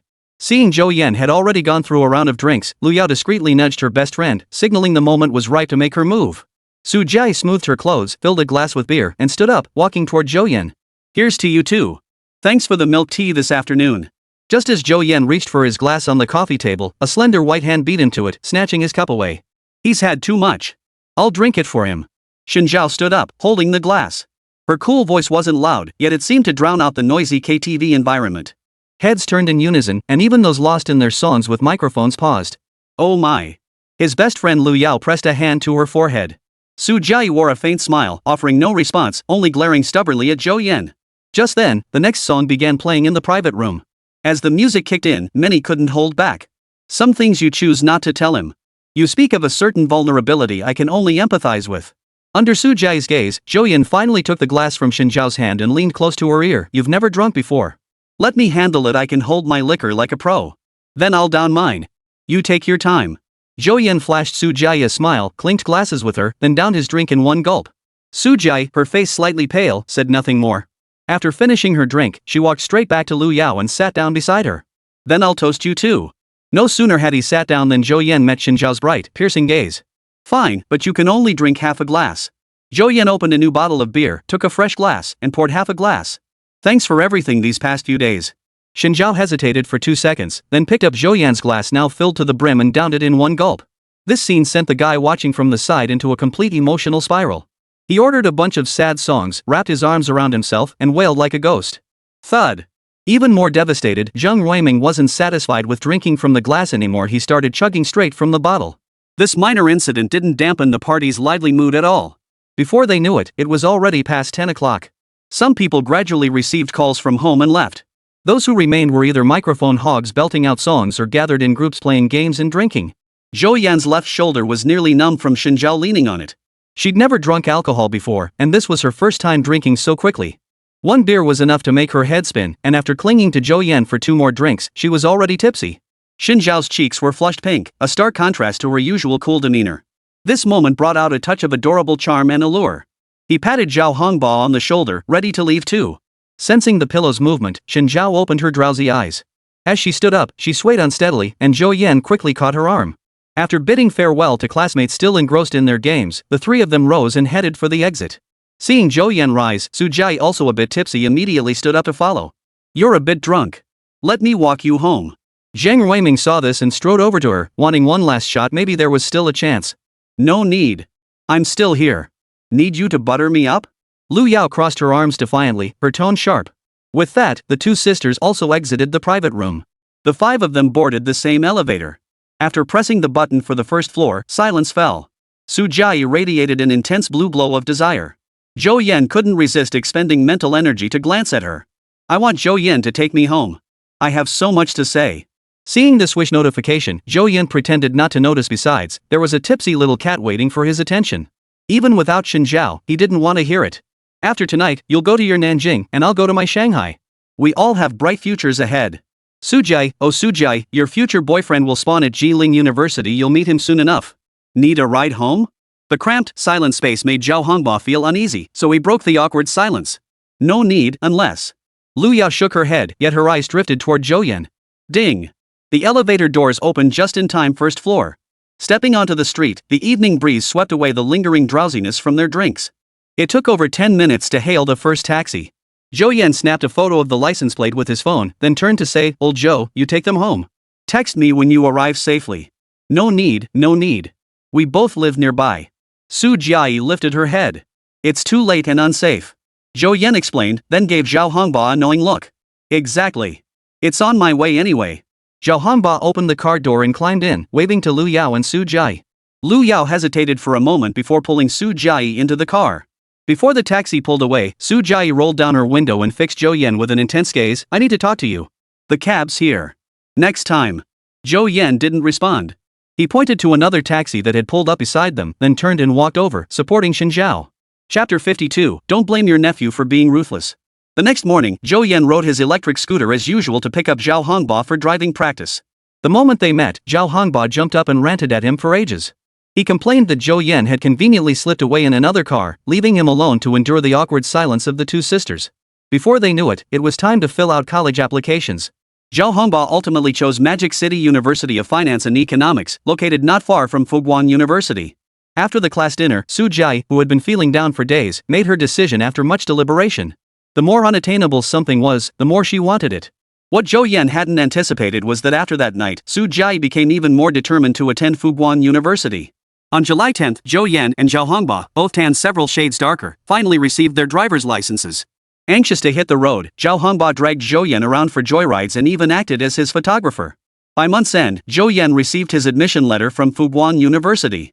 At his mother Lu Dan's suggestion, Zhou Yan drove to the Yang family home first to personally deliver the invitation to the celebration banquet. Before visiting the Yangs, Zhou Yan made sure to buy a gift. After all, one shouldn't show up empty-handed on a first visit to a teacher's home. Not bad, not bad. Yang Liha was delighted to see Zhou Yan. Lately, he hadn't stopped bragging at home about how he'd helped his student jump from 500-something points to over 700. "See? The student himself brought gifts to personally invite me to the celebration banquet. Teacher Yang, you absolutely must be there the day after tomorrow at noon. My parents said the banquet won't start without you." "Alright, I'll be there early." After leaving the homeroom teacher's house, Zhou Yan headed to his maternal uncle and aunt's place. He thought a phone call would suffice, but Lu Dan insisted he visit in person. Her exact words were, "Those two love to nitpick. Don't give them any excuse to complain. What if they don't show up then? Our son earned admission to such a prestigious university through his own hard work. We absolutely must invite them both to see it." Zhou Yan's achievements had been bragged about countless times by his mother, so every relative knew about them. Everyone knew Zhou Yan was heading to the most prestigious university, so when he arrived at their homes, he felt a treatment completely different from before. Goodness, the barrage of praise was so thick even Zhou Yan's thick skin felt a bit overwhelmed. They were calling him everything from a literary genius incarnate to a celestial being descended to earth. On the day of the banquet, nearly all the friends close to his parents and relatives from the family clan showed up, including Shen Zhao and her daughter. Those relatives who used to tease his mother by comparing their own children to his kept their mouths shut this time. "Thank you all for coming. I have nothing else to say except eat well and drink heartily." Old Zhou raised his wine glass, his face flushed with joy. Lu Dan stood beside him, smiling radiantly, her wrinkles seeming to vanish as if she'd grown 10 years younger. After returning home, Zhou Yan settled his drunken father for the night. Lu Dan then handed him the box containing all the red envelopes she'd collected. "What do you need it for?" "I have money to spend. Your dad said you can manage this money yourself. College will have plenty of expenses. I really am well off. Zhou Yan hesitated, holding back. Setting aside the millions in wish points in the system, factoring in his company shares and the booming bookstore business, calling him a wealthy man wouldn't be an exaggeration.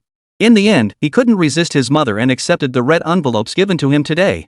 He'd find a chance later to come clean with his parents. During today's graduation banquet, his maternal uncle Lu Xing's true colors finally showed. Leaning on Zhou Jiming's shoulder at the banquet table, he began painting a rosy picture. He went on about how Zhou Yan had gotten into a university in the Magic City, and after graduation, he'd stay in the big city to work, get married, and have kids. But a house in the Magic City? Your family's supermarket alone couldn't afford it, blah blah blah. Zhou Yan couldn't help but sneer inwardly. Uncle, if you don't court disaster, you won't meet it. Since that's the case, don't blame your nephew for being ruthless. Originally, he'd thought that if his uncle didn't stir up trouble and try to scheme against his family, he'd let him off the hook. Dad was someone who valued family bonds deeply. In his past life, he'd suffered greatly because of this uncle's family. Though his mother had talked him out of it that afternoon, as the saying goes, good advice can't save a doomed soul.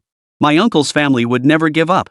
This time, it was only delayed slightly because of Zhou Yan's transformation. Looks like I can cross another name off my list. Ta-da! Zhou Yan, look what this is? Photo JPG. After receiving her acceptance letter from Magic Theater, Su Qianqian immediately snapped a photo and shared it with Zhou Yan. Oh, isn't this our big star? Not really, heh. Su Qianqian wrinkled her nose and tapped away on the keyboard. Auntie and I are coming to Huadu in a couple days. You're picking us up, right? Sure thing. Zhou Yan readily agreed he knew all about this. Lin Yaden had always been on great terms with the shop staff, and even after handing it over to Zhou Yan, she never lost touch. Hearing about Cat's Nest's subsequent development made her heart flutter. Sky tea, the postcard wall, all kinds of cultural and creative products. After wrapping up urgent matters at Su Qianqian's urging, Lin Yaden agreed to bring her to Huadu for a 2-day visit and check out the thriving bookstore. It had been quite a while since he'd seen Su Qianqian, and Zhou Yan found himself missing her. Though they often played games together online and occasionally video chatted, nothing compared to meeting face to face. After the college entrance exams, Su Qianqian hadn't been idle either. During her time in Shanghai, she'd quickly become close friends with Jiang Ningxia. Coincidentally, a music festival was happening in Chengdu during the summer break. Jiang Ningxia took Su Qianqian to experience many things she'd never seen before, even visiting a TV drama filming location, which was a real treat. Ever since Shenzhou featured the top scorer's signature style in the store, postcard sales had skyrocketed. The design she'd chosen frequently sold out. Most buyers were high school students.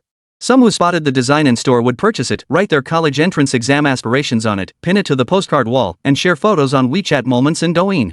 Caption: soak up the top scholar's academic aura. Word quickly spread among students, especially since the commemorative postcard was only 10 yuan. Buying it alongside other stationery items like notebooks unlocked bundle discounts. There's even a combo deal for the Sky Tea themed postcards. It's a steal no matter how you look at it. Unsurprisingly, it sold like hotcakes. Upon hearing this, Zhou Yan felt deeply challenged. You may be the provincial top scholar, he thought, but I could easily be Hua City's runner-up. So he set up a runner-up version right next to the top scholars. 3 days passed. Even when Shenzhou's top scholar version sold out, his runner-up version remained untouched. Especially when customers who came for the top scholar's set couldn't find it and turned to the runner-up set, only to let out a dismissive tisk of disdain. That's when the shop would erupt in hearty laughter. Finally, Zhou Yan threw away the runner-up version sign with a dark expression. The moment he tossed it aside, someone bought the very style he'd discarded. He nearly died of frustration. Zhou Yan, Auntie and I will be there at 2:30 p.m. Remember to pick us up, okay? After receiving the message, Zhou Yan replied with a simple okay, then hopped on his electric scooter to borrow a car from Zhao Hongba. After driving it for over half a month, the novelty wore off and he lost interest in the scooter. As he put it, I drove around to show off, but who am I showing off to now? I'll worry about it when school starts. After smoothly getting the keys, Zhao Hongba suddenly jolted upright in bed. Who are you driving to pick up? A good friend. Guy or girl? A girl.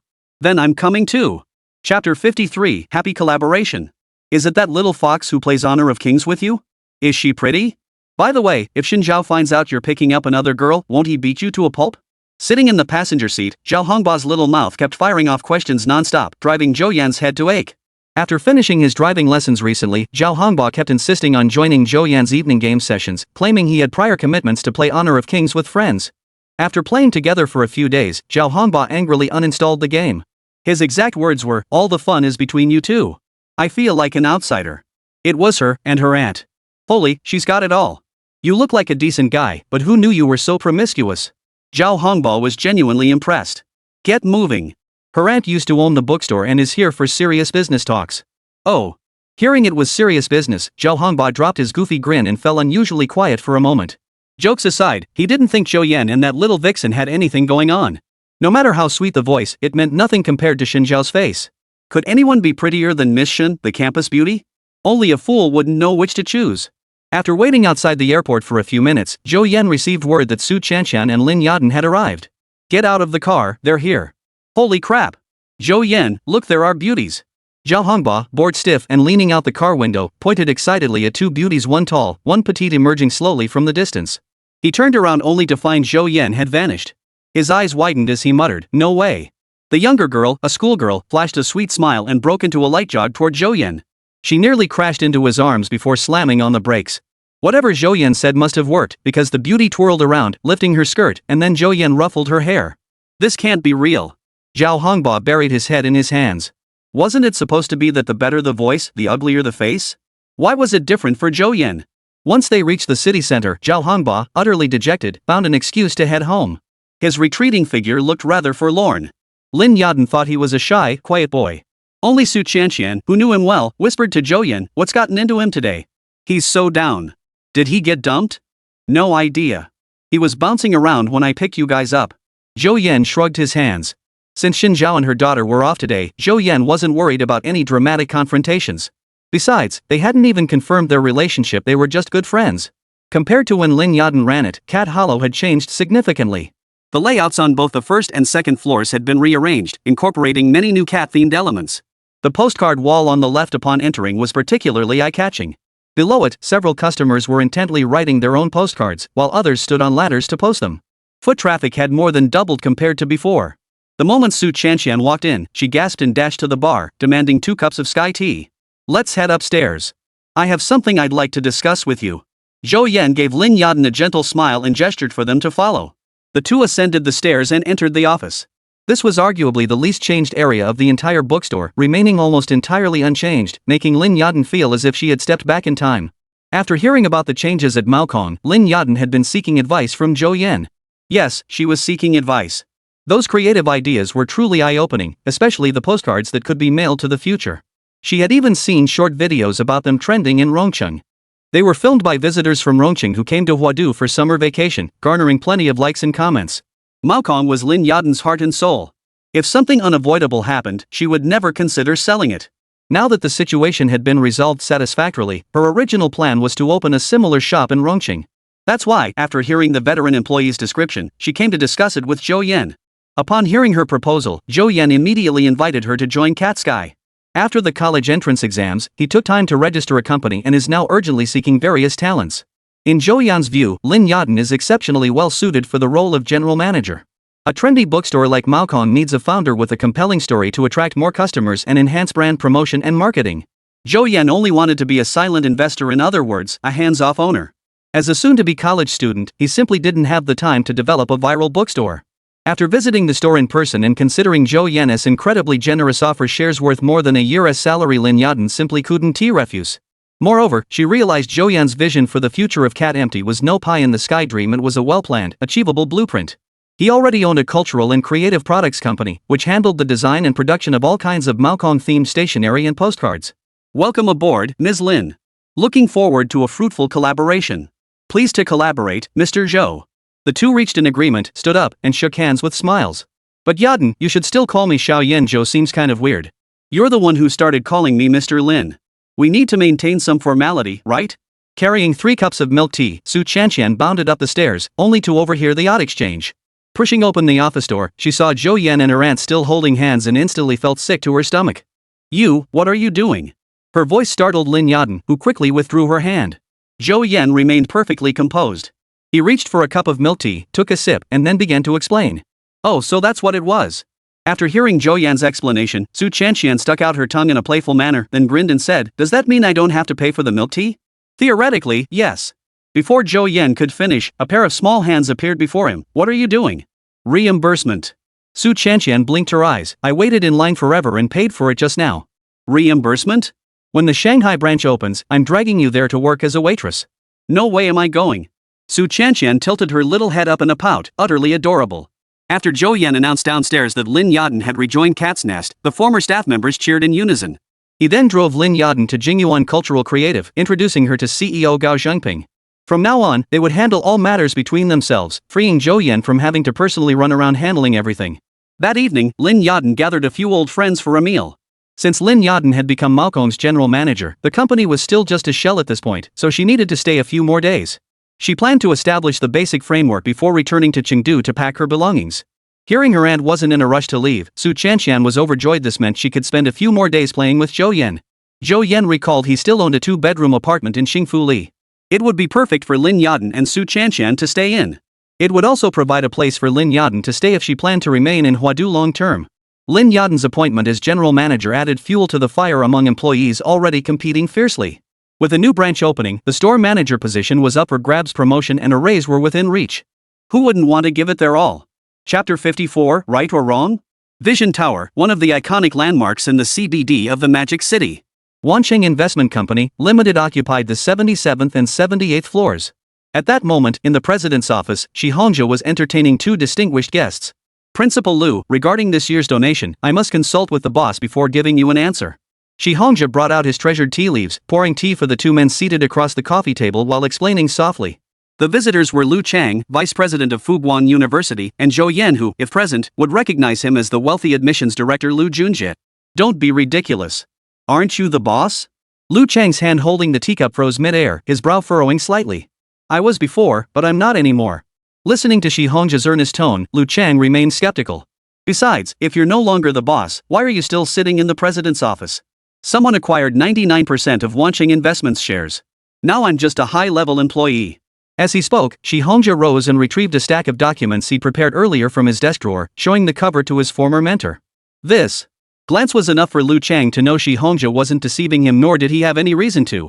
No wonder this year's scholarship donation had been delayed, so that was it. Shi Hongjia was an outstanding graduate of Fuguan University's finance program, once Lu Chang's star pupil.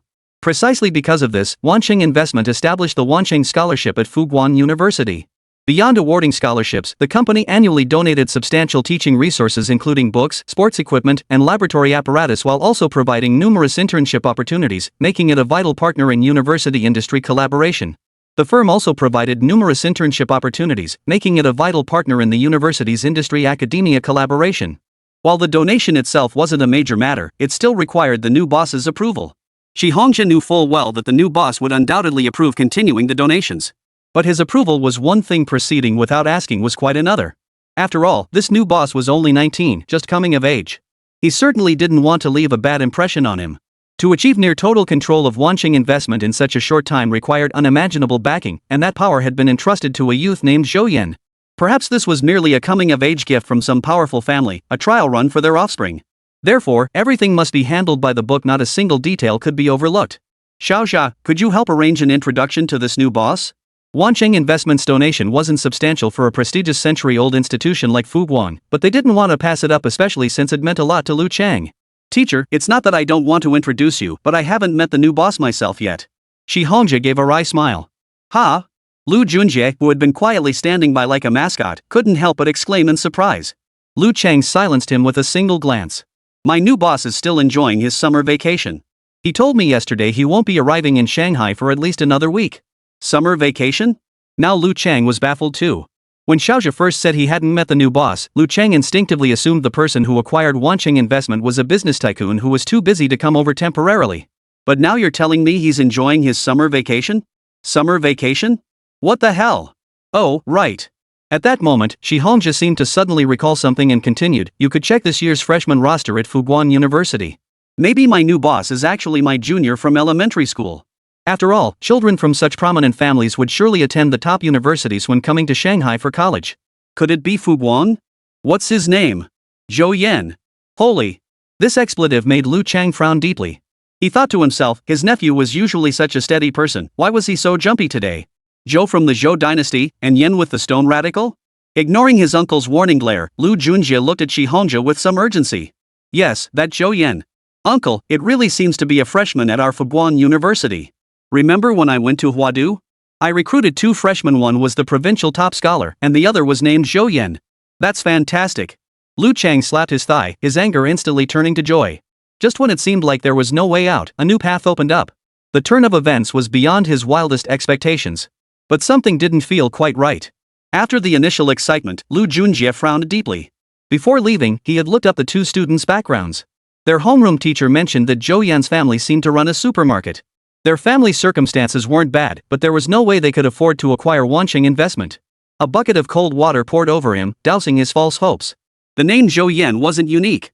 In a country this vast, it was perfectly normal for several people to share the same name. The office atmosphere instantly turned awkward. Gritting his teeth, Chen Jie decided to take the plunge and sent Zhou Yan a message. "Mr. Zhou, do you happen to know about Wanqing investment?"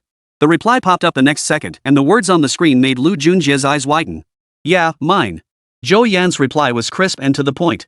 He was even a bit surprised. No wonder it's one of the top universities in the Magic City. Information really does travel fast here. There was no need to hide anything from the school. He had applied for the finance major. This identity made it easier for Zhou Yan to handle many matters. For instance, obtaining a vehicle communication permit, or occasionally skipping class without failing at the end of the term. After double-checking several times, Chen Jie swallowed hard and looked at his uncle, the vice dean. "It seems right again." But was it really? Lu Chang felt a bit annoyed. "I brought you here to broaden your horizons and expand your network, and you go and embarrass me? It's like a comedy routine. One minute it's wrong, the next it's right." Chen Jie said nothing, simply handing over his phone. "Oh, this time it really is correct. Then it's fine." Shi Hongzhi raised an eyebrow. The new boss really was his junior. This was a good thing. Though the matter remained unresolved, Lu Chang felt not a shred of worry. After catching up with his former student in the office and savoring some fine tea, he happily departed with his nephew Chen Jie. "Zhou Yan, when are you reporting to the university?" At Huadu Airport, Su Chanshan tugged at Zhou Yan's sleeve with lingering reluctance before departing. Over the past few days, Zhou Yan had taken her to every scenic spot in Huadu and treated her to all kinds of delicious local specialties, making her reluctant to leave. Around the 20th. See you next time in the Magic City. MHM. After seeing Su Chanshan off, Zhou Yan drove back to the bookstore. Regarding the new store manager for the bookstore, Lin Yatan had offered her advice before leaving. What surprised Zhou Yan was that she hadn't recommended any of her former staff members, but instead wanted Ding Yifang to become the manager of the original store. And so, the first round of personnel changes at Cat's Nest came to a close. Chen Rui and Wu Jiaojia chose to pursue opportunities at the new branch in Shanghai. Although Li Yuanqing remained, she was promoted to become Maokon's beverage trainer. Ding Yifang's promotion to manager of the Huadu branch met with no objections from the other staff. After all, everyone had witnessed Ding Yifang's dedication. Moreover, if the Shanghai branch thrived, plenty of future promotion opportunities would open up for them. Chapter 55, I'm not playing along anymore, I'm calling your bluff. These young people today have no sense of honor, trying to deceive a 40-year-old middle-aged man like him. After returning to school and getting lectured by his uncle, Chen Jie felt utterly wronged. Lu Chang, the vice principal, listened to his nephew's account in silence for a long time before finally smoothing things over. This student named Zhou Yan must come from a prominent family with high standing. His high school experience was merely a form of training and cultivation. After all, it's common knowledge that sons are raised frugally while daughters are raised lavishly. Not only Lu Chang, but Shi Hongzhi shared this view. It perfectly illustrated the saying, when you achieve success and fame, scholars will come to defend your cause. Zhou Yan hadn't expected that one text reply would spark so much speculation. Later, when he came to his senses, he called Shi Hongzhi to inquire about the whole situation. After all, a university admissions counselor wouldn't randomly message a freshman who hadn't even enrolled. Upon learning of the connection between Wansheng Investment and Fuguan University, Zhou Yan was delighted. This connection would make things much easier once he started university. Zhou Yan planned to open the Maokong branch of Magic City near the university town, as college students were one of the main consumer groups for trendy bookstores. He asked Shi Hongzhi to introduce him to Vice President Lu Chang, and the two hit it off immediately. After announcing Ding Yifang's impending appointment as manager of the Huadu branch, Shen Zhao privately approached Zhou Yan. Though she didn't state it explicitly, her implication was clear: don't promote her mother because of their relationship. Zhou Yan had indeed considered it, but in truth, it wasn't necessary.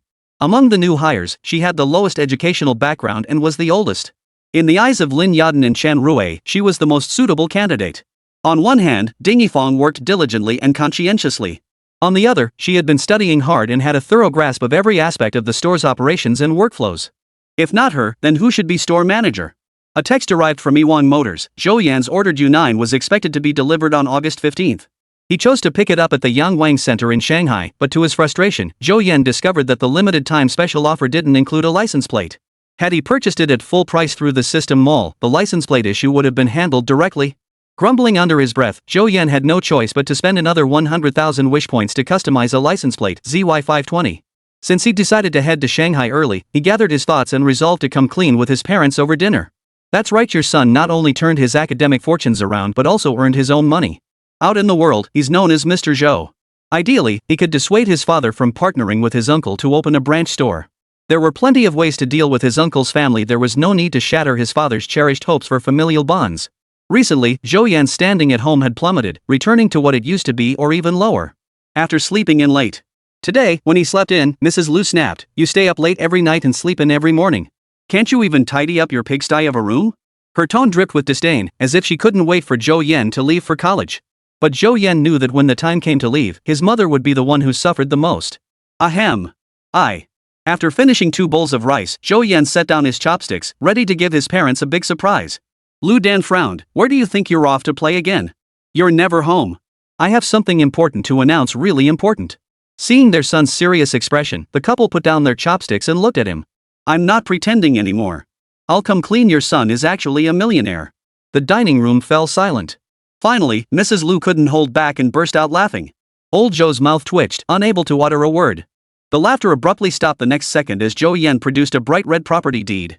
Lu Dan snatched it away, flipped it open, and her eyes widened at the name Zhou Yan written on it. Wasn't this the Xingfu Li neighborhood? Last year, they'd bought a unit there while prices were still reasonable, intending it as a future wedding home for their son. At the time, Zhou Yan's grades suggested he wouldn't get into a top university, so he'd likely return to take over the family supermarket. They had visited Xingfu Li several times without finding a suitable place. Then Zhou Yan suddenly seemed to mature, his grades steadily improving, and the matter was put on hold. Could this be real? Zhou Jiming took the notice and glanced at it, feeling a bit skeptical. Absolutely genuine. Where did the money come from? Lu Dan snapped back to reality, her tone utterly serious. I earned it myself. Not just this apartment, I also opened a store. See? That bookstore that's been trending lately. As Zhou Yan spoke, he opened his phone and found a popular Douyin video. Cat Sky City. Both Zhou Jiming and his wife had seen this bookstore on Douyin. Zhou Jiming even remarked that the owner was a marketing genius, perfectly capturing the mindset of young people. Turns out my son opened this place? So where did the money for the shop come from? Well, that's a long story. He'd intended to keep it a secret, but seeing his mother's dangerous glare, Zhou Yan shrank back and blurted out, the startup capital came from selling over 10 bitcoins. Bitcoin? Lu Dan had no idea what he was talking about. Zhou Jiming, who hadn't said much until now, frowned. That virtual currency that skyrocketed in value recently? Zhou Yan nodded. Exactly. I only remembered I had some after seeing it in the news. You dared touch that? I really think you're. Zhou Jiming stood up, drew his belt, and made a move to strike. People who gamble on that crap lose everything down to their last penny. It's a dime a dozen. Dad, just hear me out. I wasn't actively speculating.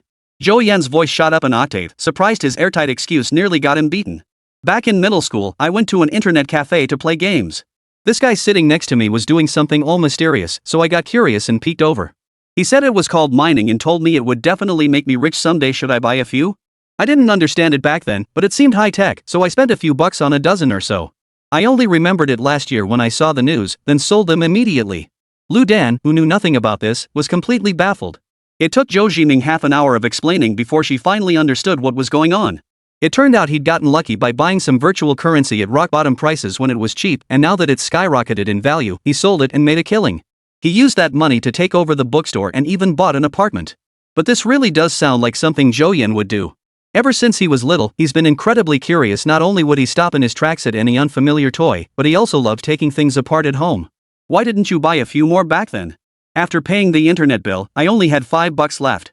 Zhou Yan spread his hands in a gesture of regret, stealing glances at his parents. Sure enough, they bought it.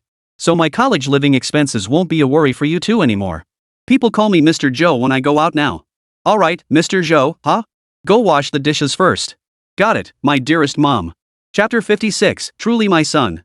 Why are you leaning here instead of sleeping? Lu Dan emerged from the bathroom after showering and saw her husband leaning against the headboard, lost in thought. She couldn't help but ask. Zhou Jiming sighed, his voice tinged with melancholy. You said our son's grown up, he won't even need us to cover his living expenses when he goes to college. Does that mean we won't be needed anymore? Ha, I think you've lost your mind.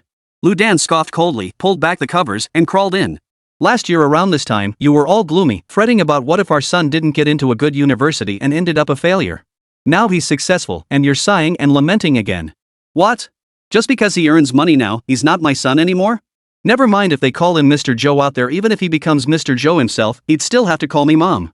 Zhou Yiming was stunned by his wife's barrage of arguments. Thinking it over, he realized she had a point. No matter how successful he becomes, I'm still his father. Since he couldn't win an argument with his wife, the only way to save face was to take matters into his own hands. Hey, honey, your nightgown tonight looks pretty nice. Let me feel the material. No touching unless you eat. 1,500 words omitted here. Though last night's bluff had barely convinced mom and dad that I'd started my own business and was making money now. But still uneasy, Lu Dan secretly went to the shop, intending to discreetly inquire. But the moment she walked in, she heard a sweet Aunt Lu and saw Dingifang. Havu knew this kid had some real skills. Learning Chen Jie was working part-time here and that her mom was the newly appointed store manager of her son's bookstore made Lu Dan chuckle. When word spread that the boss's mother had arrived, the unsuspecting staff mistakenly thought the real big boss had come for an inspection. One by one, they were incredibly enthusiastic, finding every possible way to praise Zhou Yan to the skies. It was as if the bookstore couldn't survive without Zhou Yan and would go out of business the very next day. Having run a business for so many years and managed several employees herself, Lu Dan could naturally tell the difference between genuine praise and flattery. She couldn't help but look at her son with newfound respect. While the flattery was clearly over the top, Zhou Yan was undeniably the backbone of the shop, earning the genuine respect of every employee. He's definitely my son, he's got my knack for business. After chatting with Dingifang and her daughter, Mrs. Lu left satisfied.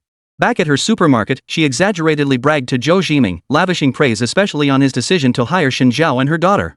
With his mother-in-law already on his side, he reckoned he'd be holding a grandchild by the time his son graduated college. After coming clean with his parents, Zhou Yan felt more liberated. When he wasn't home, Lu Dan didn't pester him with questions. The downside was no one prepared lunch anymore. On lucky days, he could reheat last night's leftovers from the fridge. On unlucky days, he went hungry. Lin Yaden, who had returned to her hometown of Rongqing for a few days, came back as scheduled and threw herself into work with full force. The first branch was slated for Shanghai, requiring extensive advance preparation. Wu Jiaozhou and Chen Rui, the two trailblazers, headed to Shanghai ahead of schedule after Lin Yaden's return to scout locations and gather information on suitable shops near the university district. Since becoming store manager, Dingifang's drive had only intensified. Coupled with the fact that the debts that had weighed her down for so many years were now mostly settled, she radiated a newfound glow. Compared to when she first joined the bookstore, she looked 10 years younger, radiating the charm of a beautiful mature woman that captivated the young customers who frequented the store. Zhou Yan booked a flight to the Magic City for the morning of the 14th, while Shen Jie planned to head to campus the day before classes resumed. Business at the store had been booming lately, and she, the living proof of success, deserved all the credit. On the evening of the 13th, upon learning her son would be leaving the next day, Mrs. Lu's smile vanished. Why go to Shanghai so early? Zhou Yan shoveled rice into his mouth without looking up. To prepare for the new branch. You're opening a branch too? That word too instantly set Zhou Yan on guard. Despite all the groundwork laid, it seemed Dad had ultimately been swayed by Uncle. Dad, opening a branch requires careful consideration. Don't act on impulse. Zhou Yiming was so exasperated he laughed. I haven't even taught you that yet, and you're already stealing my lines. It was like turning the tables and twisting the truth. You weren't even born yet when I started this business. Seeing his father's defiant expression, Zhou Yan spoke slowly. Dad, my partner secured investment funding. Opening a branch won't cost me a dime. If it turns a profit, I get a share. If it loses money, it won't be my loss. You secured investment too? Zhou Yiming was rendered speechless. Lu Dan, who had never approved of her husband's ventures, immediately delivered the final blow. I told you ages ago to stop meddling. Our son is doing so well now, why do you still need to worry about him? Exactly. All you need to do is sit back and enjoy life. If you still have the energy, keep running our family supermarket. When you get tired, just close it down and travel around. Exactly. Don't listen to my brother's nonsense, he's completely unreliable. The mother-daughter duo delivered a double whammy that left Comrade Zhou's mind completely blank. Though he finally agreed not to open a branch, Zhou Yan was certain his dad would most likely go ahead with it anyway. No one knows a father better than his son. Zhou Yan understood his dad's temperament inside out. As they chatted, Zhou Yan noticed his mother's mood had grown a bit low. He sat beside her to offer comfort. I'm just going a few days early. I'll be back right after the National Day holiday. It won't take long. Why bother me when you come back for the National Day holiday? It's a waste of money and disrupts my alone time with your dad.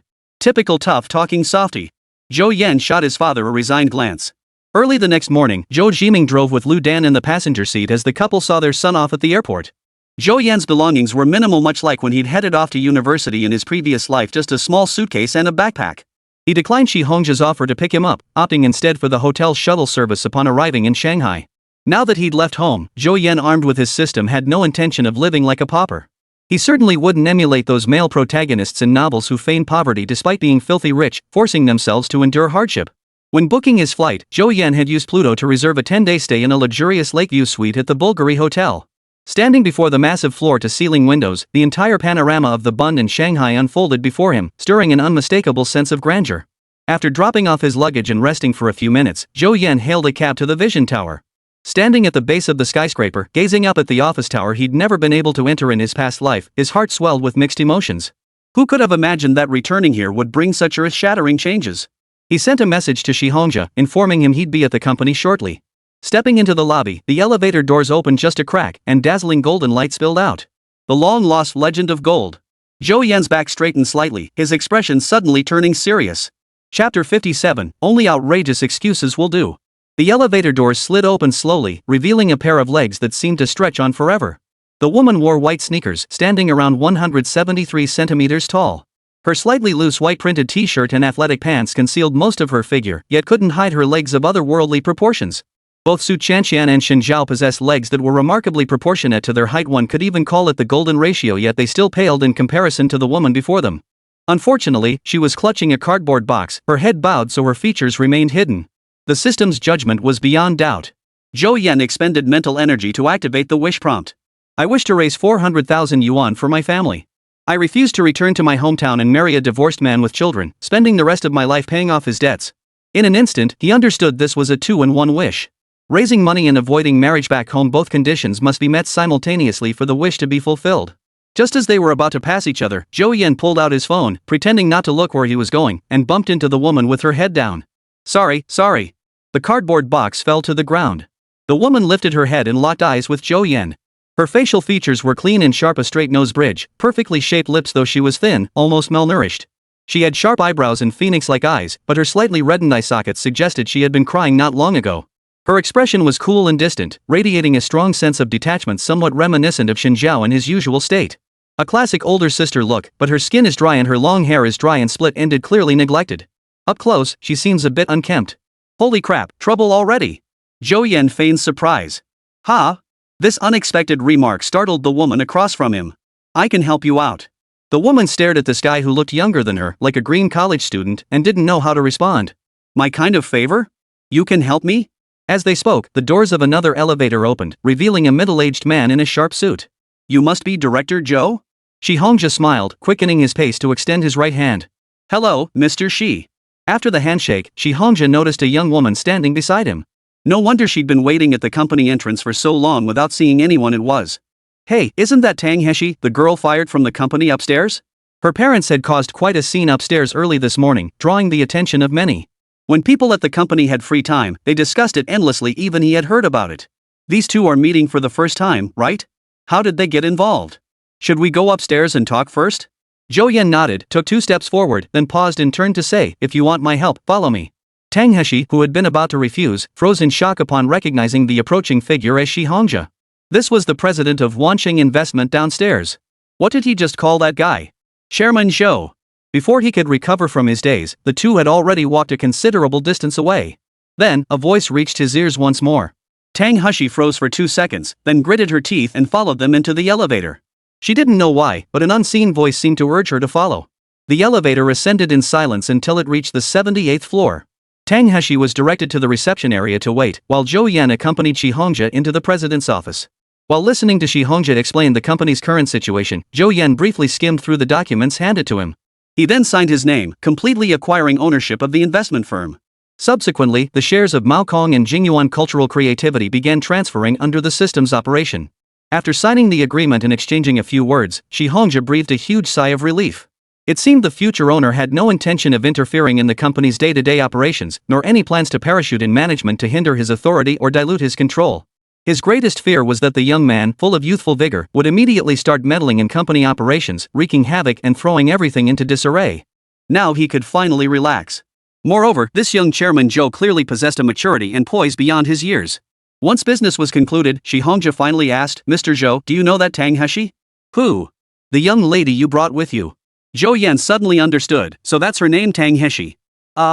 His expression didn't seem fake, leaving Shi Hongjia even more baffled about Zhou Yan's intentions. Could it be he's taken a liking to her? That shouldn't be possible. That girl's image. Before leaving, grandfather had someone divine my fortune. They said after arriving in the magic city, I should do more good deeds and accumulate virtue, especially helping others whenever possible. And here I was, bumping right into her. She looked like she'd just been crying, so I get it. Shi Hongjia wore an understanding expression, his conviction deepening that Zhou Yan must come from a prominent family. The wealthier and more powerful one is, the more they believe in such things. Better to believe it exists than to doubt it. Seeing his expression, Zhou Yan felt a surge of amusement. Indeed, the more outlandish the excuse, the easier it was to make people believe it. Tang Heshi paced restlessly in the reception room, having downed 3 cups of tea already, yet no one had shown up. He could only inwardly curse himself for impulsively following alone. Could anyone in this world truly save her now? While she wrestled with these thoughts, Zhou Yan had pieced together the basics from Shi Hongjia. Tang Heshi had been an assistant at the company upstairs, but she got fired after her parents came to the office, causing a scene. Rumor had it her mother sat on the floor wailing about raising an ungrateful daughter, forcing the company to let her go. As she waited, growing increasingly uneasy and ready to leave, the reception room door opened. Zhou Yan strode in with purpose and sat down across from Tang Heshi. So, what do you need help with? Why would you help me? He repeated the words he just used to fend off Chairman Shi, then revealed his true identity, the real owner of Wanqing Investment. The reason was surreal, but as the old saying goes, since I'm already here. Tang Heshi closed her eyes, steeled her resolve, and spoke slowly. My name is Tang Heshi. I'm 24, from Jiangnan. After graduation, I worked in Shanghai for over a year but just got laid off. I have a younger brother who dropped out of high school. He's set to marry after an arranged match back home, but my family know, I can't afford the 400,000 yuan dowry. You can't afford it? Your brother's marriage requires you to pay the dowry? What about your parents? Zhou Yan cut her off. My parents. Tang Heshi struggled to speak. She considered lying or glossing over the details, knowing no one would help her after learning the truth. Wasn't this exactly what people online called a brother-burying demon? Besides, she and the person across from her weren't that kind of relationship. 400,000 yuan isn't a small sum. I want the truth. Zhou Yan's gaze was cold as he looked at her. He understood now. All this talk of an ungrateful daughter and disobedience was just a family that favored sons over daughters, squeezing every last drop of value from their daughter. After a moment's hesitation, Tang Heshi clenched her teeth and chose to tell the truth. I'm the eldest daughter. My parents say they raised me, sent me to university, and now it's time for me to repay the family. They have no money and want me to help cover my brother's marriage dowry. I'm just an ordinary college graduate. I barely landed an assistant position, and half of my monthly salary, just over 5,000 yuan, goes to my family. What's left barely covers my basic living expenses. I really don't have any money. If you can't come up with it, what do your parents plan to do with you? The question felt like a sharp blade, relentlessly digging into Tang Heshi's heart, causing her immense pain. They're going to sell me off. Make me return to our hometown to marry some divorced old man with kids I've never even met, just because he's willing to pay 400,000 yuan in dowry. Tang Heshi stood up, overcome with emotion, and screamed hysterically. Chapter 58, Personal Secretary. Thankfully, the reception room's soundproofing was effective enough, otherwise, that scream would have been heard by half the company. I refused, so they came all the way to Shanghai and caused a scene at the company. I got fired yesterday. What am I supposed to do? Tang Heshi grew increasingly distraught, crouching on the floor and sobbing as she spoke. They're my biological parents, I really had no choice. I wasn't scraping together money for my brother, it was for myself. Please don't humiliate me. I don't want your help anymore. Hearing this, Zhou Yan sighed inwardly, though his expression remained impassive. I can help you, but if you're this weak, what happens when they make even more outrageous demands next time? Will you keep backing down like this? Go back and marry that divorced old man with kids? Tang Heshi, still crouched with her head buried, abruptly stopped sobbing. In disbelief, she lifted her tear-filled eyes to stare intently at the young man's handsome face. Her lips trembled slightly, as if trying to confirm the words she'd just heard were real, yet she couldn't speak. My help comes with conditions. I can give you 400,000 yuan, but you must work for me for 4 years without quitting. Zhou Yan raised a finger as he spoke, his tone icy cold. Most crucially, you must never comply with your parents' every demand. The next 4 years belong entirely to me. Every matter, public or private, requires my approval. What kind of work? Personal secretary on call at all times. I won't sell my body. Tang Heshi shot to her feet, eyes red with fury as she glared at Zhou Yan. If I wanted money, I'd have it already. Zhou Yan's carefully cultivated cold facade crumbled instantly. He awkwardly rubbed his nose and hurriedly explained. Calm down, I'm not asking you to sell your body. It's a completely green, eco-friendly, harmless, legitimate job, okay? Tang Heshi relaxed slightly at this, but still eyed him warily, like a stray cat with its fur standing on end. Zhou Yan pressed a hand to his forehead and sighed. I don't just have wanching investment. I'm also a college freshman to be. I start at Fuguan University in September. How could I possibly juggle everything and run around everywhere? Seems like I can't, huh? Tang Heshi shook his head. The fortune teller told me to do more good deeds and accumulate virtue. My grandfather even set a quota I have to help 3 people every month. How am I supposed to handle that all by myself at school? Tang Heshi shook his head again. That's why I want to hire a personal secretary or assistant to help me. Got it? Tang Heshi nodded vigorously, returning to her cool composure, though her expression held a hint of hesitation. I was an assistant before, but only an administrative assistant. Maybe. Then go get married. No, I can do it. If I don't know how, I'll learn. I'll work really hard. Zhou Yan nodded with satisfaction. If you can't handle it alone, hire someone. Bring in professionals for what you don't know. This task my grandfather gave me might be too much for one person. Hearing this, Tang Heshi felt a flicker of excitement. Could she actually land a management position? Back then, she'd foolishly chosen business administration, a major with an intimidating name. Only after graduation did she realize her family didn't own a company. Who was she supposed to manage? Landing a job felt like climbing a mountain. After sending out countless resumes, she finally got her last assistant position, which mostly involved menial tasks. To keep this system candidate close, Zhou Yan had gone to extraordinary lengths. But he couldn't let his cold persona crumble. Now this guy couldn't have it too easy. So Zhou Yan turned serious. Let me be clear up front. While I'll tolerate mistakes early on, I won't tolerate them indefinitely. If you can't handle it, I'll replace you. Got it? Yes, I understand. By now, Tang Heshi had calmed down. She knew this might be her only way out. Was she really supposed to return to her hometown, marry some old man she'd never met, and become a stepmother to an 8-year-old? Your position is here, but you won't handle any wanching investment affairs. You report solely to me. Occasionally, I might delegate personal matters I can't manage while at school, hence the on-call personal assistant title. After half a day of mental preparation, Tang Heshi bit her lip. Alright, I accept. Her anger had clouded her judgment earlier, but now that she'd calmed down, she understood. What company secretary can truly separate work and personal life? Even as an assistant before, she'd often fetched packages for her boss or picked up their kids. When the boss assigned something, could you really refuse? As long as it didn't involve that kind of thing, she could accept it. At that thought, Tang Heshi suddenly found herself rather amusing. The man standing across from her was young, handsome, and wealthy. Would he really lack beautiful women? Her college-fresh self might have been passable, but now, looking like a disheveled office drone, she couldn't even bring herself to look at him. I'll have someone draft a contract shortly. It will outline our agreement. Your stated salary is 11K, but your take-home pay will be 3K monthly. The remainder will go toward repaying your debt over 50 months. Additionally, the penalty for breach of contract will be double the debt amount. In other words, if you violate the agreement and resign, you'll be saddled with 800,000 yuan in debt. This contract is for your parents to see. Understand? Zhou Yan emphasized the last sentence, afraid this sensitive girl might think he was scheming against her again. Well, saying he was scheming against her wasn't entirely wrong after all. She was the wish-granting machine he'd worked so hard to find. After a few seconds of careful consideration, Tang Heshi's eyes lit up. With this contract, her parents couldn't force her back to marry someone. Who would want to marry a woman with 800,000 yuan in debt? It stated her actual take-home pay was only 3,000 yuan, so they'd have no grounds to ask her for money. 3,000 yuan might mean a tougher life in the metropolis, but hadn't she managed just fine before? He was brilliant. He'd thought of everything. When she looked at Zhou Yan again, Tang Heshi's usual coolness had vanished, replaced by a face full of gratitude. I understand now. Thank you, Mr. Zhou. Zhou Yan nodded with satisfaction. Thank goodness she wasn't a fool, otherwise, she'd never make it as a private secretary. He then picked up his phone and sent a message to Shi Hongzhe, briefly outlining the contract details and instructing him to prepare it for delivery. Alright, don't stand there. Sit down for a moment and tell old Shi brings the contract. Yes, sir. Tang Heshi obediently returned to her seat, her back straight as an arrow. Wipe your face. Zhou Yan pulled a wet wipe from the coffee table and handed it over. Otherwise, when someone arrives, they'll think I did something to you in the reception room. Tang Heshi gave an awkward smile, took the wipe, and pulled out a small makeup mirror from her bag to tidy her appearance. Shortly after, Xia Hongzhe's assistant, Xiao Zhang, brought in the printed contract. Zhou Yan glanced over the contract drafted by the company's legal team, found no issues, and handed it to Tang Heshi. After she signed and placed her fingerprint seal, he pulled out his phone and transferred 400,000 yuan to the salary account she had provided. Tang Heshi quickly received the bank notification text. Her grip on the contract tightened involuntarily as a flood of emotions washed over her. Golden Wish Tang Heshi, completed.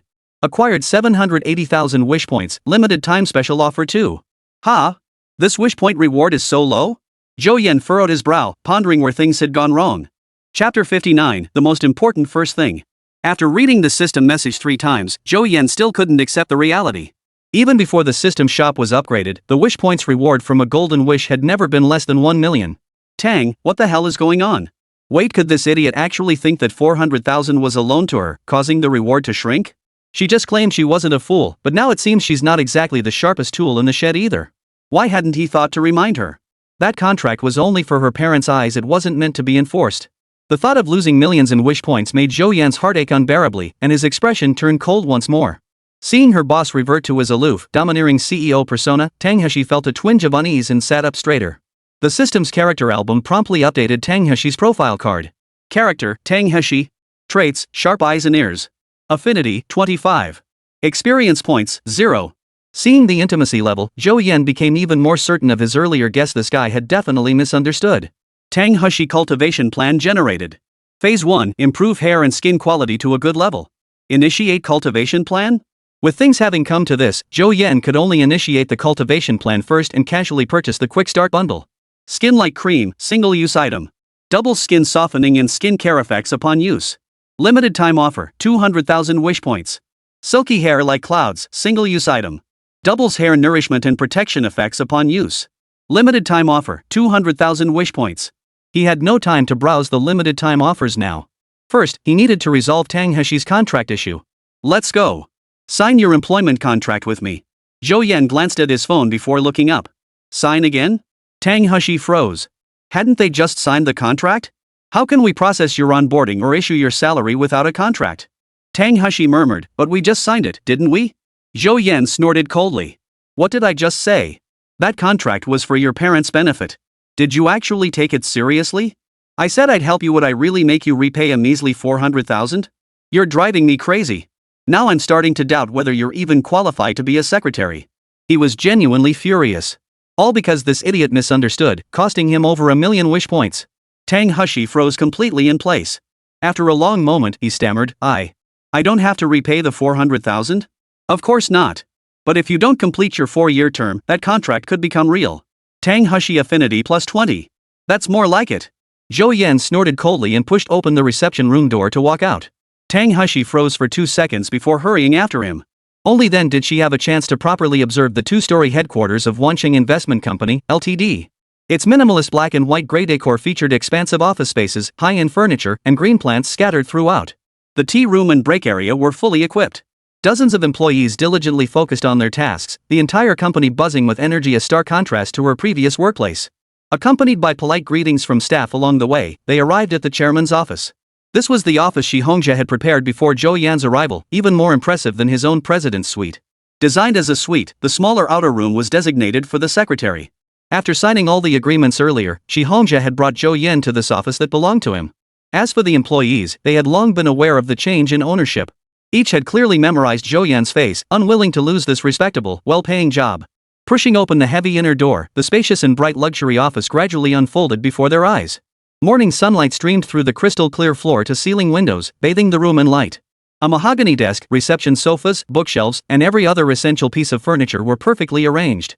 Tang Heshi watched as Zhou Yan walked step by step to the desk and came to a stop. When he turned to look back, he seemed to blend seamlessly with the opulent office.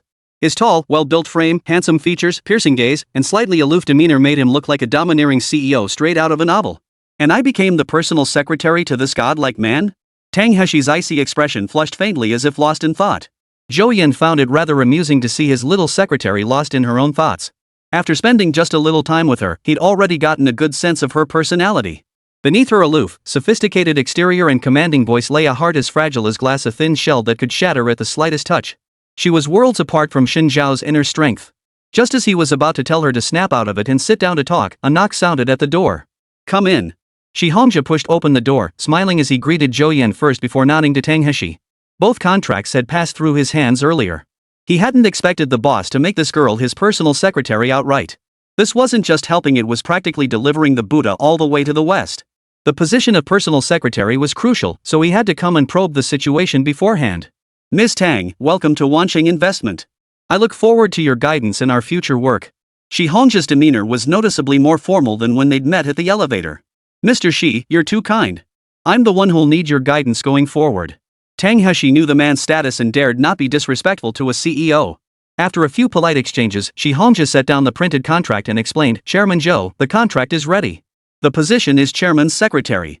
Regarding compensation, a monthly salary of 20,000 yuan, with other benefits following company policy. Additionally, she will receive 1 month's salary in advance. Understood, Chairman Zhou. Shi Hongzhi pulled out a pen, scribbled a few figures on the contract, then slid it toward Tang Heshi, signaling she could sign. Upon hearing the 20,000 monthly salary, the young secretary's head buzzed. She gripped the paper so tightly her fingernails dug deep into her palms. Mr. Shi, she won't be involved in company operations either. But once she's familiar with the work, she may take over handling matters with you on my behalf. Understood. Shi Hongzhi nodded. Even if she doesn't handle company affairs, she's still family to the boss. In fact, she might be even closer than my own connections. It's just that. He glanced up at the secretary, whose appearance was frankly unimpressive, and thought he'd better remind her later to work on improving her image. After signing the contract, Shi Hongzhi promptly left the office. So, can you be on call whenever needed?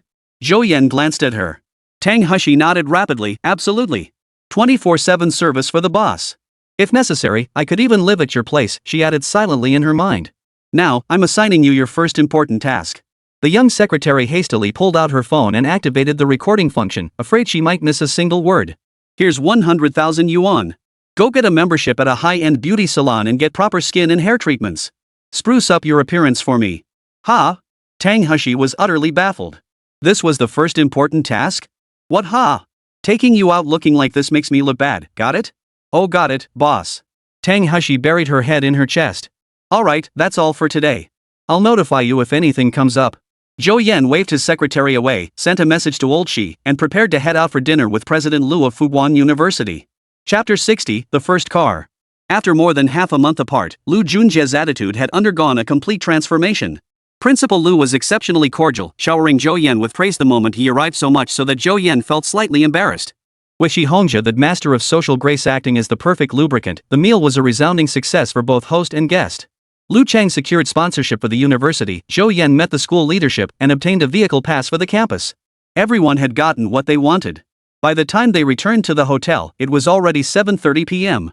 After showering, Zhou Yan finally lay in bed and opened the system store. The 2 limited-time offers for fulfilling the little secretary's wish were prominently featured at the top.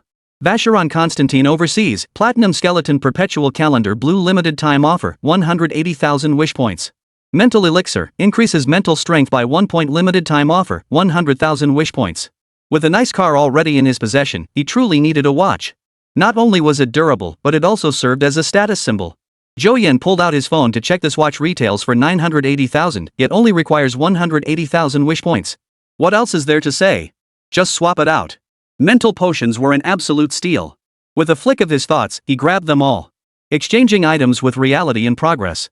After downing a bottle of mental tonic, a refreshing breeze swept through Zhou Yan's mind, instantly clearing his thoughts. Redemption complete. Please collect your item at the Vacheron Constantin flagship store on West Nanjing Road.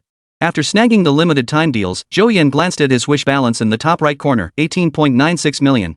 It seemed like a lot, but many items in the mall cost hundreds of thousands or even millions. Every time he saw them, he felt like he was actually quite poor.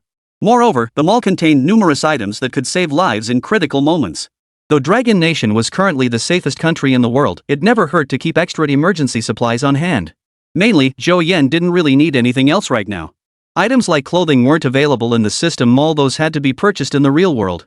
Xinjiao's first phase cultivation plan was complete, and logically, Su Chanxian should have been finished too, yet it hadn't been settled. Zhou Yan estimated it would be finalized at the latest by the time she enrolled in school, at which point he would initiate both their second phase cultivation plans simultaneously. Truthfully, not everything he said earlier today was fabricated. While there weren't many high-level wishes to fulfill within the school itself, the situation was entirely different when looking at Shanghai or even the entire country. While idly scrolling through Douyin, Zhou Yan noticed videos about cyber wish-making were trending. Many netizens wrote their wishes in the comments section. Most were unrealistic daydreams like becoming a CEO or marrying a rich, beautiful woman, but a handful were genuine wishes that could trigger system quests. So he decided to create a Douyin account dedicated to helping strangers fulfill their wishes and dreams. Later, when completing wish tasks, he could film the process as content, and by some traffic he was confident it wouldn't be hard to go viral.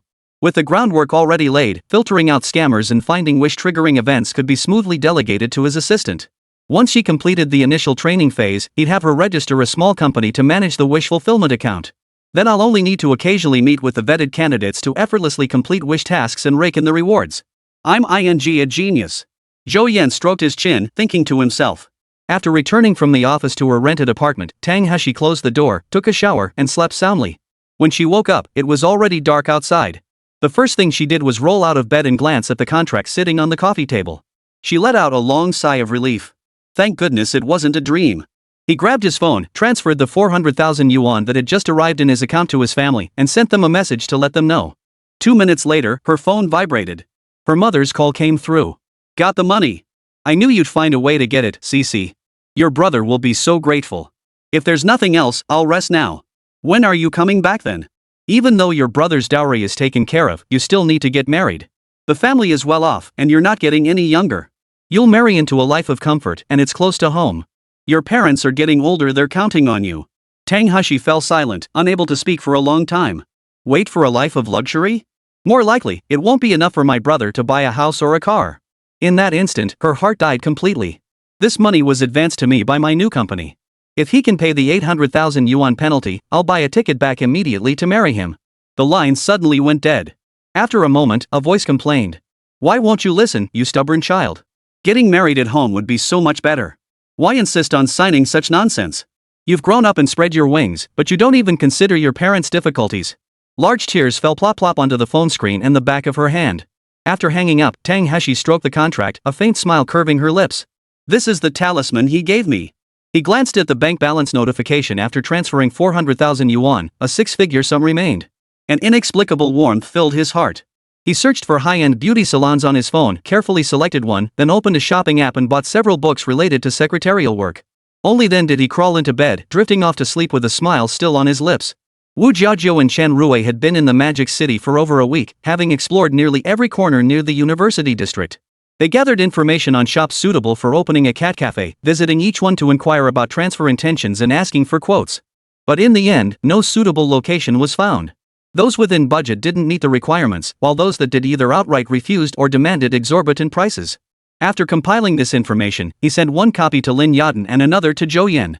The next morning, after waking up, Zhou Yan reviewed the information she'd received and instructed both women to return to Huadu first. During yesterday's dinner with Principal Lu, he had casually mentioned this matter, and the other party had offered to keep an eye out upon returning. To his surprise, the response was remarkably swift.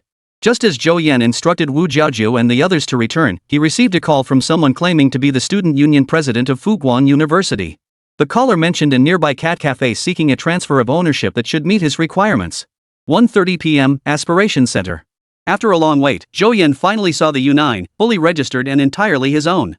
Under the sunlight, the Monday's silver paintwork shimmered with iridescent brilliance. The aggressively styled spacetime portal design language instantly captured his full attention. The low-slung, fierce stance paired with butterfly doors made it resemble a mechanical beast poised to charge forward. Circling the car once, Zhou Yan excitedly pulled open the door and slid into the driver's seat. After a brief overview of the features from the enthusiastic saleswoman, he pressed the accelerator amid farewells and sped off, his schedule pressing. Chapter 61, The President and Her Adoring Follower.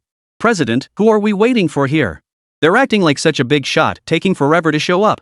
The guy in black-rimmed glasses glanced up at the scorching sun and muttered a complaint to the girl in front of him. He'd finally managed to get her out during the holiday, only for her boss to call and assign her to something else. How ridiculous is that? I didn't ask you to wait. Xia Kersen shot a disbelieving glance at the guy named Du Liang. She'd seen right through his little scheme. If he hadn't claimed to have secured sponsorship for the event and offered to take her to meet the sponsor, she never would have agreed to meet him alone. Great. Now she couldn't shake him off. No matter how skilled the driver or how powerful the sports car, it couldn't handle this traffic jam. Zhou Yan stared at the endless line of cars ahead, tapping the steering wheel in utter frustration. A half-hour drive stretched into over an hour before they finally reached their destination. Du Liang tried every trick in the book to keep the conversation going, talking non-stop for ages without getting more than a few half-hearted replies from Xia Kersen. Suddenly, a sports car appeared at the end of the street and his eyes lit up instantly. Kersen, look! Isn't that the car you always said was your favorite? Following the voice, Xia Kersen immediately walked toward it. This was most likely the person Principal Lu had mentioned. Hey, slow down.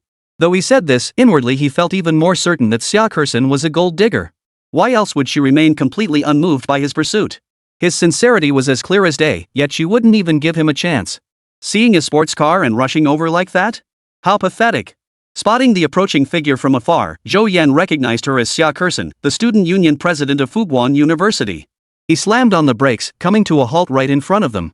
The butterfly doors slid open as Zhou Yan stepped out of the driver's seat. May I ask if you are Mr. Zhou? Seeing the man's face, Xia Kersen froze in place. So young, so handsome? If I recall correctly, Principal Lu mentioned he was a director at Wansheng Investment. Hadn't Wansheng Investment always been represented by President Xi? Oh no, I hope I haven't mistaken him for someone else. That's right, it's me. Hello, Senior Xia.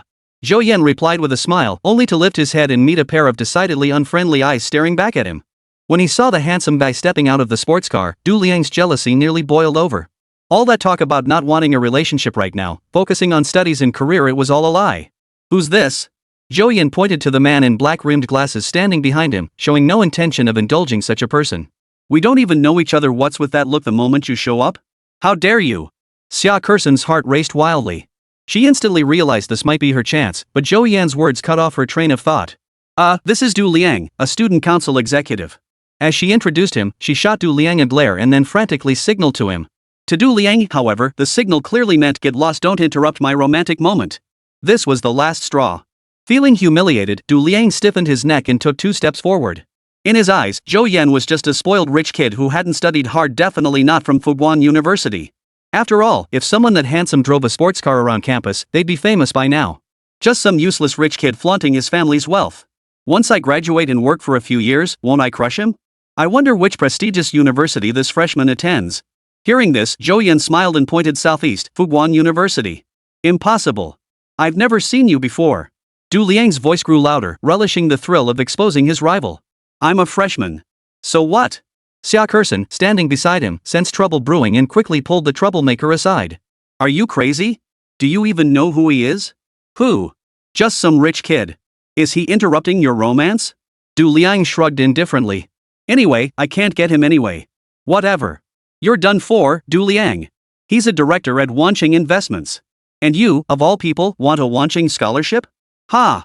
That's some wild exaggeration. He's a director at Wansheng? I'm the world's richest person. He pulled out his phone to search for Wansheng Investment, smugly declaring, take a good look at who the boss of Wansheng Investment really is. His voice trailed off abruptly. The updated corporate profile displayed a photo of the chairman. Why did it look so familiar? Gulp. Du Liang swallowed hard, feeling his breath catch in his throat. His top goal after graduation next year was to work at Wansheng Investment. Had he already offended the boss before even starting? The two moved aside to whisper, their voices barely audible, yet Zhou Yan heard every word. The smile on his face grew even brighter. Soon, Xia Kersen led a pale-faced Du Liang to Zhou Yan. I apologize, Mr. Zhou. I was rash earlier. Please forgive me. Before she could finish the phrase, please be magnanimous, Zhou Yan raised his hand to interrupt. Trying to elevate my status to morally blackmail me? Playing the forgive the petty card? Ha! I'm younger than you, buddy. I hear you're after the Wansheng Investment Scholarship. Let me make this perfectly clear, it's not happening. Also, I'll ask Lu Chang later, are the recipients of my scholarship really the school's top students? They don't seem particularly outstanding to me. To Du Liang, Zhou Yan's smile now resembled that of a devil. He wanted to speak, but his throat tightened and not a single word came out. Forget the scholarship, if this reached the vice president's ears, he'd be finished. Mr. Zhou. Xia Kersen instinctively wanted to plead for Du Liang. After all, he was a student union member. But meeting Zhou Yan's icy gaze, she quickly changed her tone. There's a cat cafe nearby up for transfer. It should meet your requirements for a shop. Then please take me to see it, senior. Certainly. This way, please. Xia Kersen wiped the sweat from her forehead and led Zhou Yan forward, leaving Du Liang standing alone. On the way to the cat cafe, she explained the shop's details to Zhou Yan. Wu Jiaojiu and the others had already scouted it out, noting the asking price was too high and the owner seemed to have other demands. But from the information Xia Kersen provided, it seemed different. Zhou Yan quickly grasped the distinction. The cat cafe occupied a 2-story commercial space, but the previous owner had converted the second floor into private living quarters, which were not open to the public. This led Wu Jiaojiu and the others to assume the monthly rent was 50,000 yuan for just the first floor. If the price included both floors, it would fall within a reasonable range.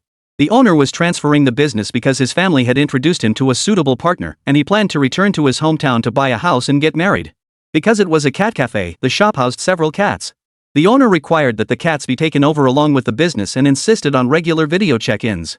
This single condition alone deterred many potential buyers. But for Zhou Yan, this wasn't a problem at all, it was practically tailor-made for him. After touring the cat cafe and inspecting the second floor space with the owner, Zhou Yan was thoroughly satisfied. With Xia Kersen assisting alongside him, they quickly reached an agreement. The cat cafe owner had 2.5 years left on his lease, with total rent amounting to 1.5 million yuan, while his asking price was 1.6 million yuan. This price was perfectly acceptable. After signing the contract, Zhou Yan transferred the money immediately. Standing nearby, Xia Kersen watched him transfer 1.6 million yuan with the same casual ease as if he were sending 8 yuan to a roommate for a bubble tea. Her expression remained utterly unruffled, yet a flicker of astonishment flickered in her eyes. After completing the transfer, Zhou Yan turned around to find his senior radiating a blue glow. Oh, there's more to this. Chapter 62, Sports Cars Run Hot. U9 looks so cool from below. If only I could drive it just once, just for a little while. After straining his mind to decipher the wish's contents, Zhou Yan's mouth twitched. That's it? The moment the transfer was complete, this cat cafe officially belonged to Zhou Yan. Of course, the actual handover would begin next month, as the previous owner needed a few more days to pack up their personal belongings. I really appreciate your help this time, senior. Zhou Yan said with a smile. Xia Kersen waved her hands hurriedly, her cheeks flushing slightly. Don't mention it. I didn't do much, just showed you the way. She thought to herself, with Zhou Yan's status, why would he personally handle renting a shop? Maybe it was just a whim. If you're not too busy, senior, Zhou Yan politely extended an invitation, would you consider joining me for a meal? Just to express my gratitude for your assistance. After a moment's hesitation, Xia Kersen nodded in agreement. As they approached the car, Zhou Yan suddenly pulled out his phone, as if receiving an urgent message.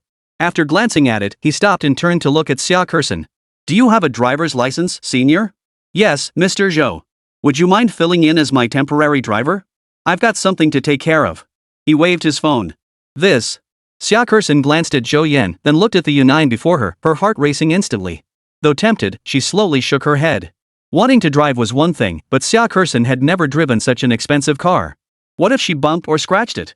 She couldn't afford the repairs. Don't worry. We're just going to West Nanjing Road, it's very close. Noticing her hesitation, Zhou Yan offered an explanation. Or how about eating nearby? There are plenty of great restaurants around campus. We can find a private room where you can handle your business first. Suppressing her restless heart, Xia Kersen proposed a solution that satisfied both parties. Drive with confidence. If the wheels fly off, it's on me. Without giving her a chance to refuse, Zhou Yan opened the passenger door and slid in. After wrestling with herself for over 10 seconds, Xia Kersen gritted her teeth. Fine, if that's how you feel, then drive. When asked for a destination, Zhou Yan named a Sichuan restaurant on West Nanjing Road. After setting the navigation, he lowered his head to reply to messages. He informed Lin Yaden that he'd selected a location for the Shanghai branch and asked her to bring her team over to plan the interior design. Although Wu Jiajiu and Shan Rui had made some work errors that led to missing out on this cat cafe, they had genuinely put effort into their tasks. Zhou Yan considered it a learning experience. So instead of reprimanding them, Zhou Yan even sent both of them red envelopes in the company group chat. When they first saw the branch location, Chen Rui and Wu Jiajiu exchanged nervous glances, expecting a scolding. They hesitated to claim the red envelopes at first, only accepting them after receiving private messages from Zhou Yan instructing them to do so in the group chat. What a generous boss. I'll work at Maokong for another 50 years. Mr. Zhou V587. Flattery will get you everywhere. Wu Jiajiu and Shan Rui, who accepted the red envelopes, pledged their loyalty and led other employees in lavishing praise on Zhou Yan as their boss in the group chat.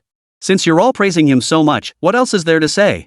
Just send another 2,000 red envelopes.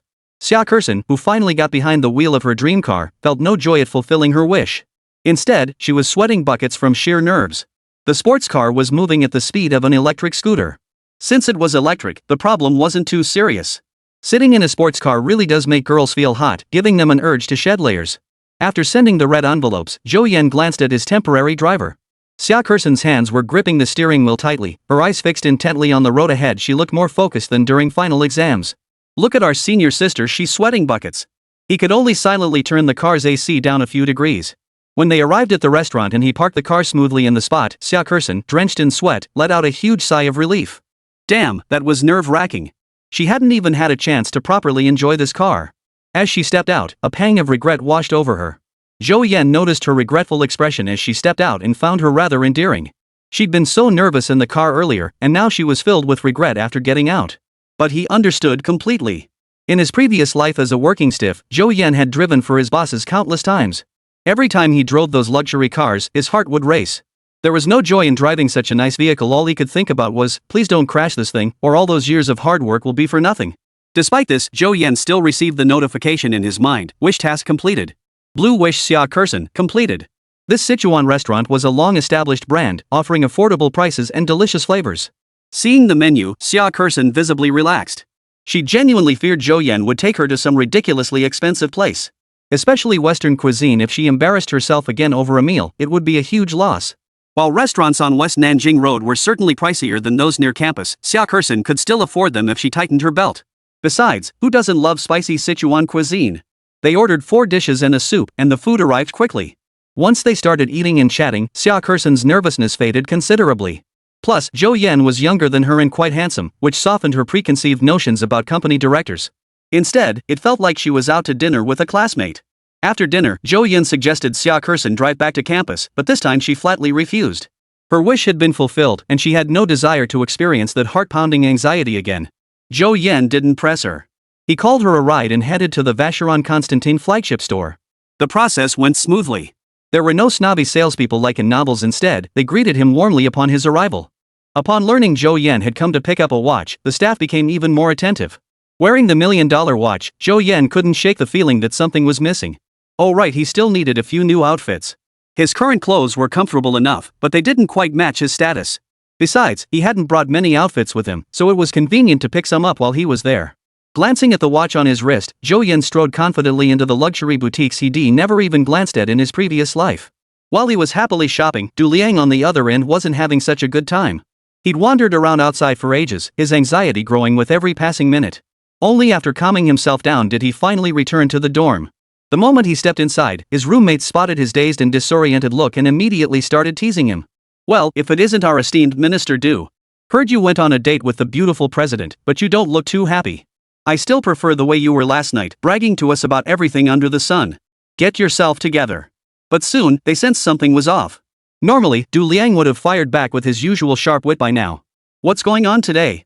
Did President Xia turn him down? But he's the Academy's notorious suck-up. His whole thing is relentless persistence. This doesn't add up. No matter how much the guys pressed him, Du Liang stayed silent, looking utterly heartbroken. If Zhou Yan were here, he'd say, he's not heartbroken, he knows he's about to die. Chapter 63, Rigorous Investigation.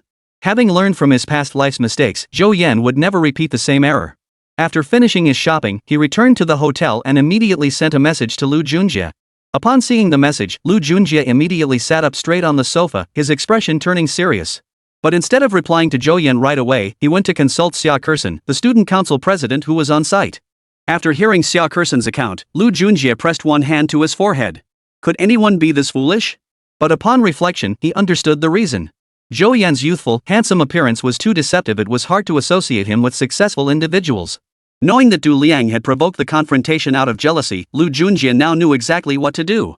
To be honest, this is the first time in all these years he's seen a scholarship applicant manage to offend the company owner who funds the scholarship. Under normal circumstances, the vast majority of companies that donate funds generally cannot and will not interfere with scholarship selections. But there are always exceptions, and Zhou Yan's case was particularly unusual. At this point, merely revoking Du Liang's scholarship wouldn't suffice.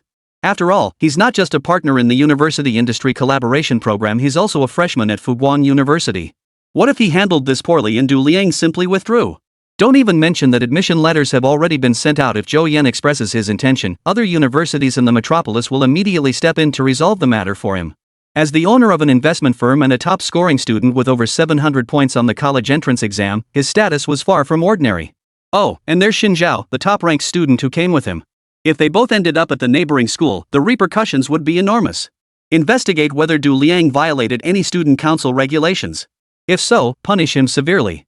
Upon learning the situation, Lu Chang offered a hint. Lu Junjie instantly understood and immediately contacted the teachers at the school's Communist Youth League Committee.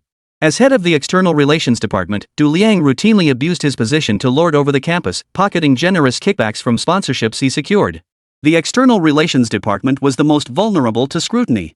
If the school sent people to investigate thoroughly, they would undoubtedly uncover wrongdoing. Previously, authorities turned a blind eye, but now that trouble had arisen, they wouldn't tolerate it anymore. Lu Junjie made the call at 8 p.m., and by noon the next day, the investigation results were in. Fortunately, the amount Du Liang embezzled wasn't substantial, but he had still violated school regulations and would face disciplinary action. Since the investigation had already taken place, Du Liang would serve as a cautionary example to clean up the student council leadership. What was bound to happen finally came. The moment Du Liang saw the caller ID, he knew he was finished. However, his disciplinary notice wouldn't be issued immediately. It would be delayed until after the new semester began, ensuring not only that Zhou Yan witnessed it but also serving as a warning to the incoming freshmen. This would also reinforce the university's image of fairness and rigor, truly killing multiple birds with one stone. After finalizing arrangements with Jingyuan Cultural Creativity for the back-to-school season's postcards and planners, Lin Yaden brought Chen Rui, Wu Jiaojiao, and others to the metropolis. The two-story cat cafe covered an area comparable to the Huadu branch, with the second floor even slightly larger. After carefully inspecting the entire store, Lin Yaden was very satisfied. The cafe's original decor leaned toward a fresh style, incorporating many fairy tale elements and natural colors. This inherently aligned with Catcong's philosophy, meaning the branch required minimal renovation, saving significant costs. The renovation was expected to take about a month. After arranging the construction details, Lin Yaden returned to Huadu, leaving Chen Rui and Wu Jiaojiao in charge of overseeing the work. Before she knew it, the first day of school arrived. Lin Manlin took a special day off to escort her daughter, Su Qianqian, to school. She helped her complete the enrollment procedures and even tidied up her bed before leaving. Zhou Yan drove to pick up Shen Zhao, who was reporting for duty. The sports car parked in the lot outside Fuguan University, about 100 meters away. Though he had obtained a campus pass, the sheer number of parents dropping off students made it impossible to drive any closer. Just like in his previous life, Shen Zhao chose business administration, while Zhou Yan enrolled in finance. Since they weren't in the same college, they went their separate ways to handle their respective procedures. "Hey freshman, what's your major?" Zhou Yan had just finished his enrollment when a big-eyed senior girl spotted him. "Finance." "Well, that's quite a coincidence, I'm in the School of Economics too." The senior smiled warmly at him. Her name was Gu Ting, a sophomore in the International Trade Department, and she was quite talkative. She shared all this information with Zhou Yan on their way to the dorms. "North Zone Building 4 is just up ahead. Want to connect on WeChat? If you have any questions later, feel free to ask me anytime." Gu Ting's smile never faded. Not only was this freshman handsome, but his speech and demeanor were remarkably mature. Conversing with him was anything but dull. Plus, with her keen eye, she could tell his family background was equally impressive. Everything he wore was designer. "I'll add you." Zhou Yan didn't refuse. Beyond academics, networking was crucial in university. He was also thinking about grinding through his wishlist tasks. Meeting more people couldn't hurt. "Well, I'll be off then. You guys start military training tomorrow. Friendly reminder, our school's training is super strict, so don't be late or leave early." Gu Ting made a point to add this parting reminder. "Thanks for the heads up, senior." Zhou Yan smiled faintly. North District, Building 4, Room 203. The dorm environment was exactly as described in the senior year presentation. Excellent. It featured a private balcony, en-suite bathroom, air conditioning, and individual wardrobes, all fully equipped. Before even entering, Zhou Yan heard 3 male voices chatting inside. "Seriously, no bragging here, but the girl I met is definitely this year's campus beauty queen, even prettier than that senior Qian from the 3rd year. No pictures, no proof. I'll believe that when pigs fly. Can't you guys talk about something else? You're already going on about campus queens and class queens. Did I brag about having 8 girlfriends? So you're dating someone now?" "We broke up. Her grades were too bad. As soon as her college entrance exam results came out, she insisted on ending it." "So you got dumped? Watch your mouth, man. That's not getting dumped. We broke up because of the long-distance thing." Before the guy could finish, the dorm door swung open. A tall, handsome guy walked in. The 3 sitting at the desk jumped up instantly. "Hi, I'm Zhou Yan." Zhou Yan's gaze swept over their faces, a smile playing at the corners of his mouth. "We were just waiting for you. I'm Jianghua. The guy with glasses is Wu Haohua. And this local guy here is Xin Tianyi." The boy closest to him introduced. After a brief exchange, Zhou Yan began gathering his things. The dorm had 4 bunk beds, each with a desk underneath. Computers were already set up on the other 3 desks. Zhang Guo and Wu Haohua both used laptops, while Xin Tianyi, the local, had a desktop. "When did you guys arrive?" Zhou Yan pulled his computer out of his suitcase, unwrapping the packaging as he asked. "Damn, Alienware. Must have a gold mine at home." Zhang Guo spotted the Alienware logo and immediately leaned in. "Got good college entrance exam scores. My family rewarded me with it." "Hey, Zhou, what was your college entrance exam score?" "Not great, 705. The other 3 scattered like birds and beasts." "Never mind, forget I asked." Chapter 64, A Visual Shock. After a while, once Zhou Yan had packed up all his things, Xin Tianyi finally approached to strike up a conversation. "Old Zhou, with a score that high, why did you come to Fuguan?" "Yeah, over 700 points? That's practically provincial top scorer. You could pick between Tsinghua and Peking University." "Exactly. The three of them chatted away, each adding their own comments to the conversation. Not really. I was only second in my class. Zhou Yan shook his head, and his words left them speechless. Holy crap, what class are you in? Second in 705? Seriously. Old Joe, what province are you from? That's brutal. All three roommates had pleasant personalities. While Wu Haobo was a bit quieter, they were generally easy to get along with. Zhou Yan really enjoyed this kind of atmosphere. It looked like his 4 years of college wouldn't be boring. Shanghai Theater Academy, Building 8, Room 305. I've missed you so much. Su Chanqian clung to Song Yi, refusing to let go. They'd kept in touch often during the break, but never imagined they'd end up in the same dorm. Let go first. Song Yi's tone was resigned. Seeing the two of them, the other two girls couldn't help but laugh. Though not quite as stunning as Su Chanqian and Song Yi, the two girls who made it into the Magic Theater performance program were still undeniably gorgeous. She's just happy. Sharing a dorm with friends she hadn't seen in months had Su Chanqian over the moon. Did your mom go back? Compared to Su Chanqian, Song Yi appeared more mature. In truth, Su Chanqian had matured considerably internally, but she still put on a girlish act in front of certain people. She has a meeting tomorrow. Well, what about that guy you're always going on about? Didn't he come to drop you off? Song Yi tilted her head to look at Su Chanqian. I haven't been talking about him every day, just mentioned him a few times. Su Chanqian denied it. What little brother? Is he Shallow's boyfriend? The speaker was Li Xiaoming, a name that suited her perfectly. With her big eyes and chubby little face, she was utterly adorable. And she truly lived up to her name, being close to people. Today she wore an oversized Anya t-shirt. For some inexplicable reason, the fabric had puffed out into a soft curve, making the printed Anya look chubby-cheeked and even more adorably dazed than usual. Not yet, though. Don't let Su Chanqian's mom fool you into thinking she's dumb. She's actually pretty sharp. She'd only been here a short while, but she'd already picked up on a few things about the two girls besides Song Yi. Li Xiaoming was clearly innocent, but the other girl, Yi Siming, was more calculating. That word yet was key. Could anyone possibly refuse a girl like Chanqian? Yi Siming's eyes flickered. She was widely recognized as the school beauty in high school, but comparison was cruel. She paled in comparison to Su Chanqian and Song Yi. Song Yi was tall and slender, with striking, elegant features. Su Chanqian looked just like the seductive fox spirits from novels, radiating a captivating charm. Every smile and frown was mesmerizing. Yi Siming couldn't hold a candle to either of them. Even Li Xiaoming, with her commanding figure paired with an innocent, adorable face, held no less sway over the boys. Oh my, you girls are so gossipy. Su Chanqian stamped her foot.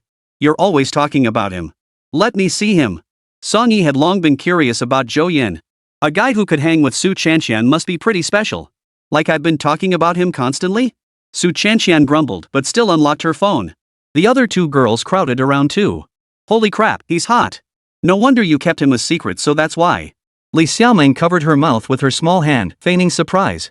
He really is quite handsome. Yi Siming smiled faintly, but she was more concerned about the location for the photos. A private room at the Tower restaurant isn't something you can just book on a whim. Clearly, his family background is quite impressive.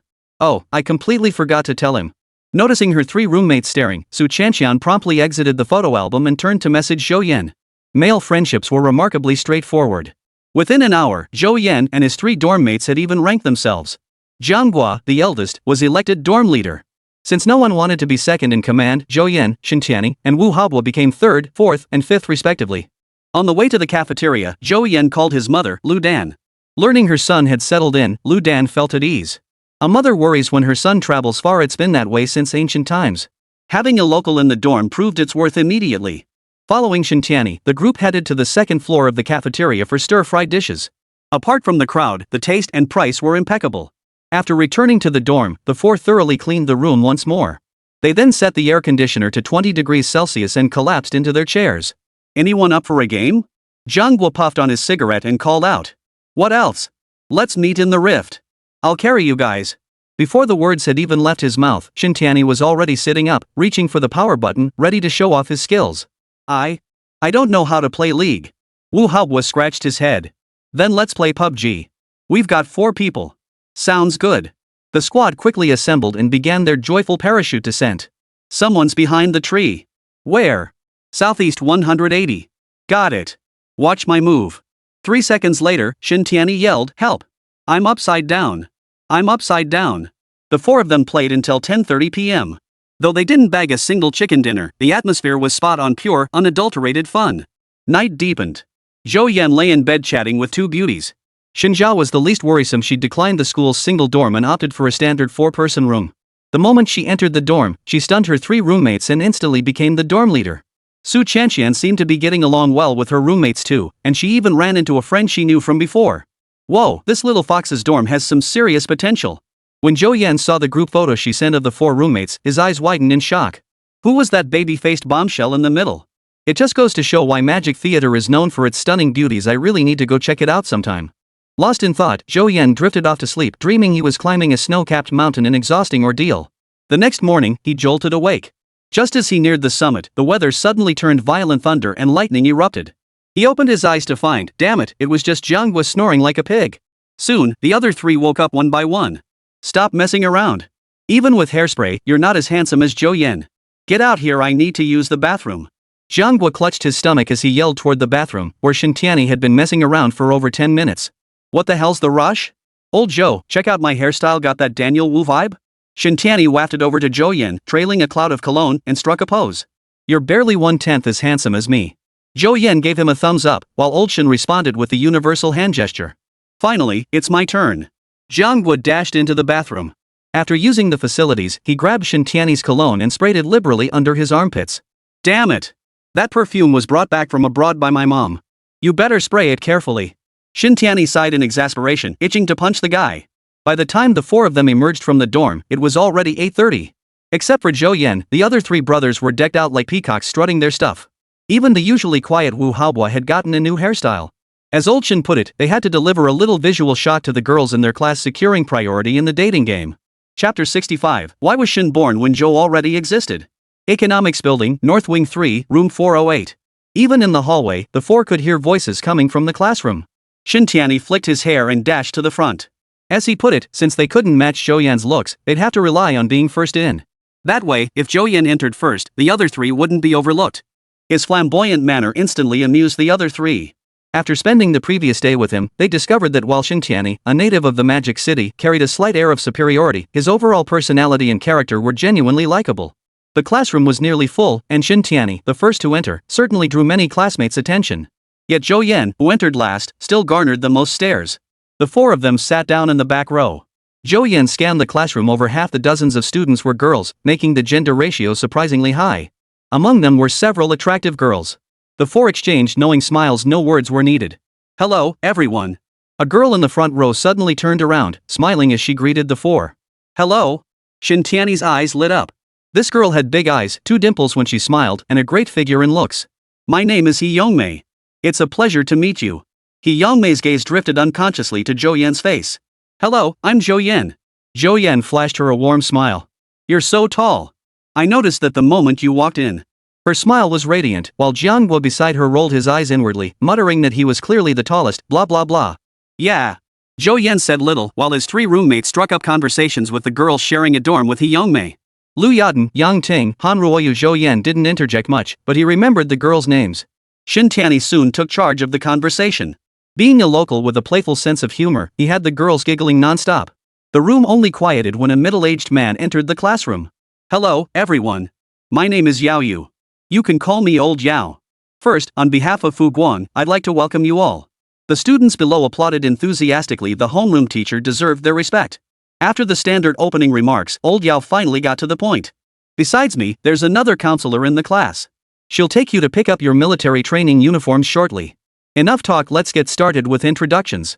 We'll be spending 4 years together, so don't be too formal.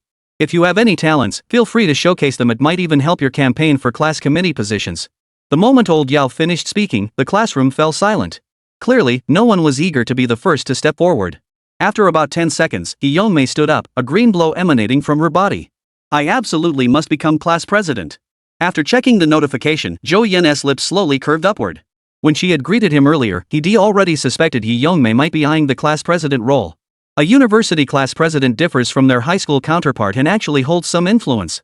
Hello everyone, my name is He Yongmei, and I come from. Her eloquence was impressive. Standing on stage, she spoke confidently for several minutes, earning enthusiastic applause. Shen Tianyi was the second to take the stage. This guy had a way with words, and his humorous, witty speech was well received. With someone taking the lead, the rest of the students relaxed and took the stage one after another. Compared to Shen Tianyi, Zhang Gui and Old Wu were a bit more by the book. Hello everyone, my name is Zhou Yan from Zhou, Wu, Zhang, and Wang Yan from Inkstone. I'm from southern Yunnan and delighted to meet you all. Zhou Yan spoke little, yet his applause was no less enthusiastic than the previous two speakers. Just as he turned to leave, his homeroom teacher, Old Yao, called him back. Zhou, you're being too modest. As the student with the highest college entrance exam score in the class, could you step in as acting class monitor until we elect a new one? Would that be alright? Before arriving, Yao Yu had heard rumors of an exceptional student in the class. Seeing him in person only deepened his satisfaction. Old Yao's eyes sparkled with amusement. Talented individuals should shoulder more responsibilities. Such modesty isn't quite fitting. What was Zhou Yan's Gaokao score? Voices immediately chimed in from below. Many students who had just taken the stage and considered themselves high scorers had mentioned their Gaokao scores during their self-introductions. Hearing the question, Old Yao turned and swiftly wrote 705 on the blackboard. A collective gasp rippled through the room. The girls especially gazed at Zhou Yan on stage, their eyes practically sparkling. Super genius. A super smart guy who's also incredibly handsome. Freshmen still had that genius filter on. Alright, Teacher Yao. Zhou Yan didn't want to be class monitor, but with everyone watching, he couldn't very well refuse Old Yao's request or disappoint his classmates' expectations. Not bad, not bad. Old Yao patted his shoulder with a smile. His roommate Chen Jie looked utterly speechless. He'd spent ages persuading him, even preparing a speech in advance, yet Zhou Yan's few words proved more effective. What a damn looks-based world. Zhang Guo and Wu Haobo exchanged a knowing smile. What the hell are you two laughing about? Having third brother as class monitor will benefit us too. Ah, why was Zhou born when Shen already existed? After the self-introductions ended, Old Yao reiterated the military training discipline rules before leaving. A few minutes later, the counselor entered the classroom. Hello, everyone. I'm your counselor, Wang Jie. After a brief self-introduction, she got straight to the point. Everyone, please scan the QR code to join the class group. Once you're in, kindly update your name. Feel free to reach out to me anytime with questions. Who's our class monitor? Zhou Yan raised his hand and stood up. You'll take a few boys with me to pick up the military training uniforms. The counselor said before heading out of the classroom. The three roommates naturally couldn't escape, and then the four sisters from He Yongmei's dorm volunteered to follow. On the way, He Yongmei walked up beside Zhou Yan and asked, Zhou Yan, do you want to be class monitor? She tilted her head, her eyes fixed intently on Zhou Yan. TSK, Miss He, why didn't you ask me? Shen Tianyi teased. He Yongmei smiled without responding. During self-introductions, Shen Tianyi had performed well, but judging by the reactions of classmates, especially the girls, Zhou Yan was the real threat. Too much hassle. I don't want it.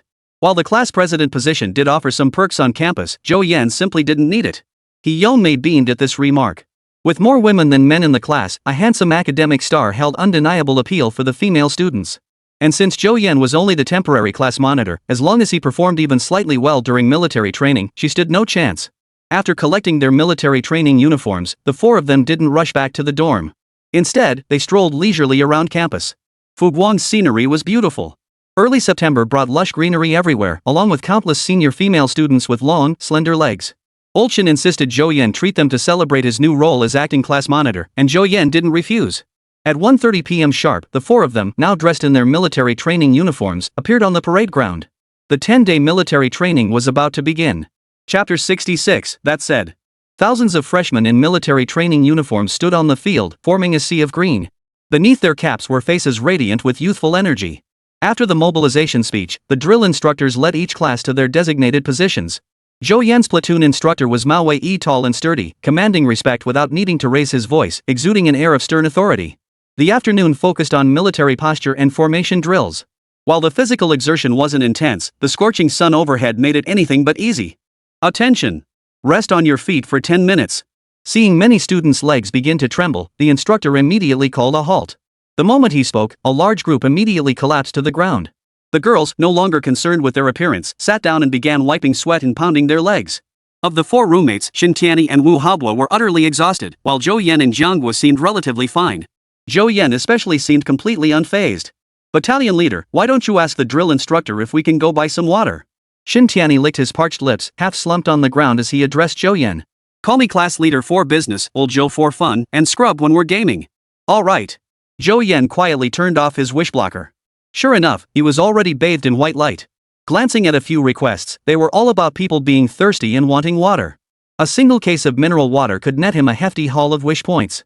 Don't underestimate these white wishes, the rewards add up quickly when there are enough of them. Seeing Zhou Yan rise, Shen Tianyi ignored his aching legs and hurried after him. He couldn't miss this chance to get closer to a girl. Within minutes, the two returned carrying a case of mineral water. Class monitor rocks. A boy shouted. The drill instructor frowned, his gaze sweeping across the formation, no loud talking. 1 bottle per person. Don't gulp it down. Return the empty bottles to the box, don't litter. Zhou Yan set down the mineral water and added a reminder.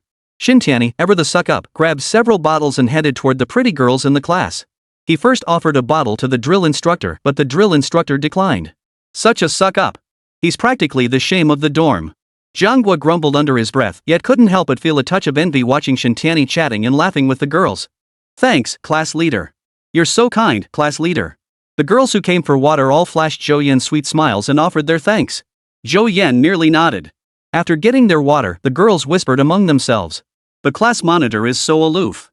He's handsome and smart. Being aloof is totally normal. Isn't that way better than being a buzzing bee? The girl speaking took a sip of water and glanced at Chen Jie nearby. This guy only gives water to the pretty girls, and seeing that, those of us who are just average looking can't help but feel a little uncomfortable.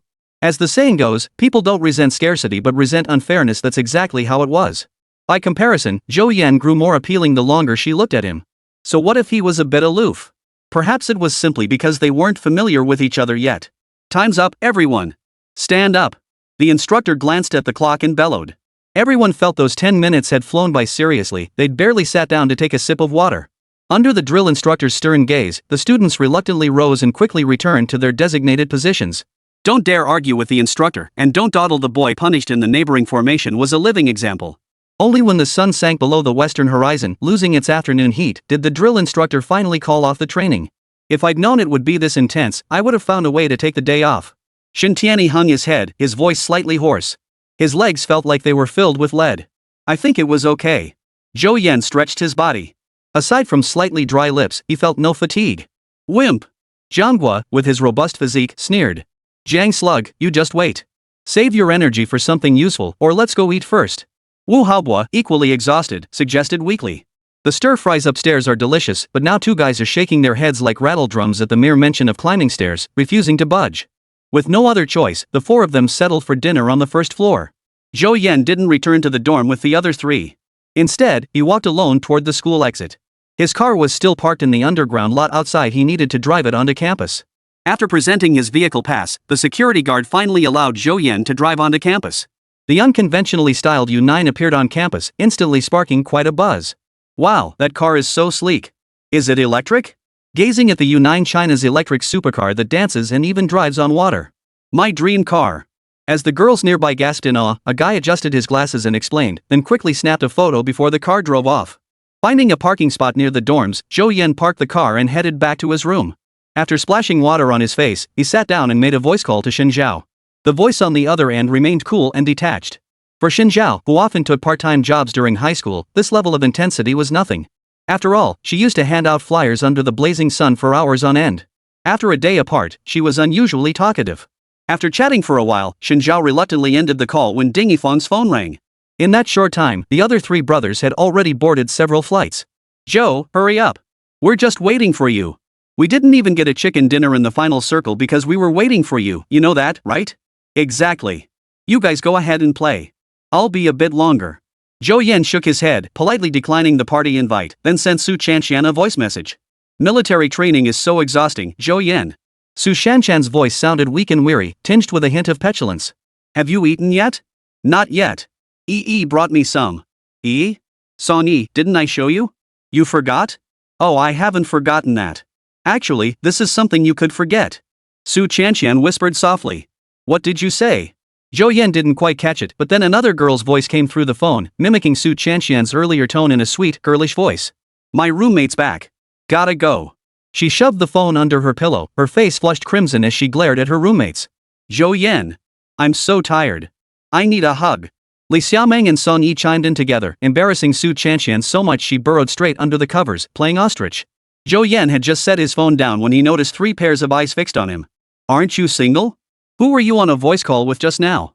A traitor has emerged among the single nobility. You deserve to die. The three of them were outraged, as if Zhou Yan had broken some divine law. I really am single. I'd be a dog if I lied to you guys. Zhou Yan spread his hands in denial. After all, he genuinely didn't have a girlfriend right now, and that was the truth. After a grueling afternoon of military training, they played a few rounds of games and were too exhausted to move. I'm dying for an ice-cold Coke. Old Gua, go grab a few bottles. Chen Jie sprawled out on the bed. I'm spoiling you. If you want some, go get it yourself and bring me a bottle too. My treat. Come to think of it, I actually need to go downstairs to buy something. Chapter 67, Who's the show-off? Before long, Zhang Gui returned carrying a bag of drinks. You could hear him grumbling all the way back to the dorm. Damn it! Some show-off parked their sports car right under the dorm building. A crowd gathered to gawk and I had to push my way through for ages. Oh? Tell us more, what kind of sports car? At the mention of a sports car, the other two guys immediately sat up, popped open a can of ice-cold Coke and took a big gulp pure bliss. Zhou Yan, walking back from the balcony, felt his heart skip a beat. Could they be talking about me? At this age, what boy doesn't fantasize about owning a sports car? Something like Look Up or something. You 9. Driving a sports car is one thing, but deliberately parking it right under our building? He's really gone and done it. What a jerk. Guys like that should be dragged out and shot 100 times over, 100 times over. You agree, Zhou Yan? Zhou Yan's lips twitched. Well, I don't think it's necessary. Ha? Something's off with you. All three of them turned to look at him. Chen Jie's pupils suddenly contracted and a sharp holy escaped his lips. Zhou, that watch you're wearing.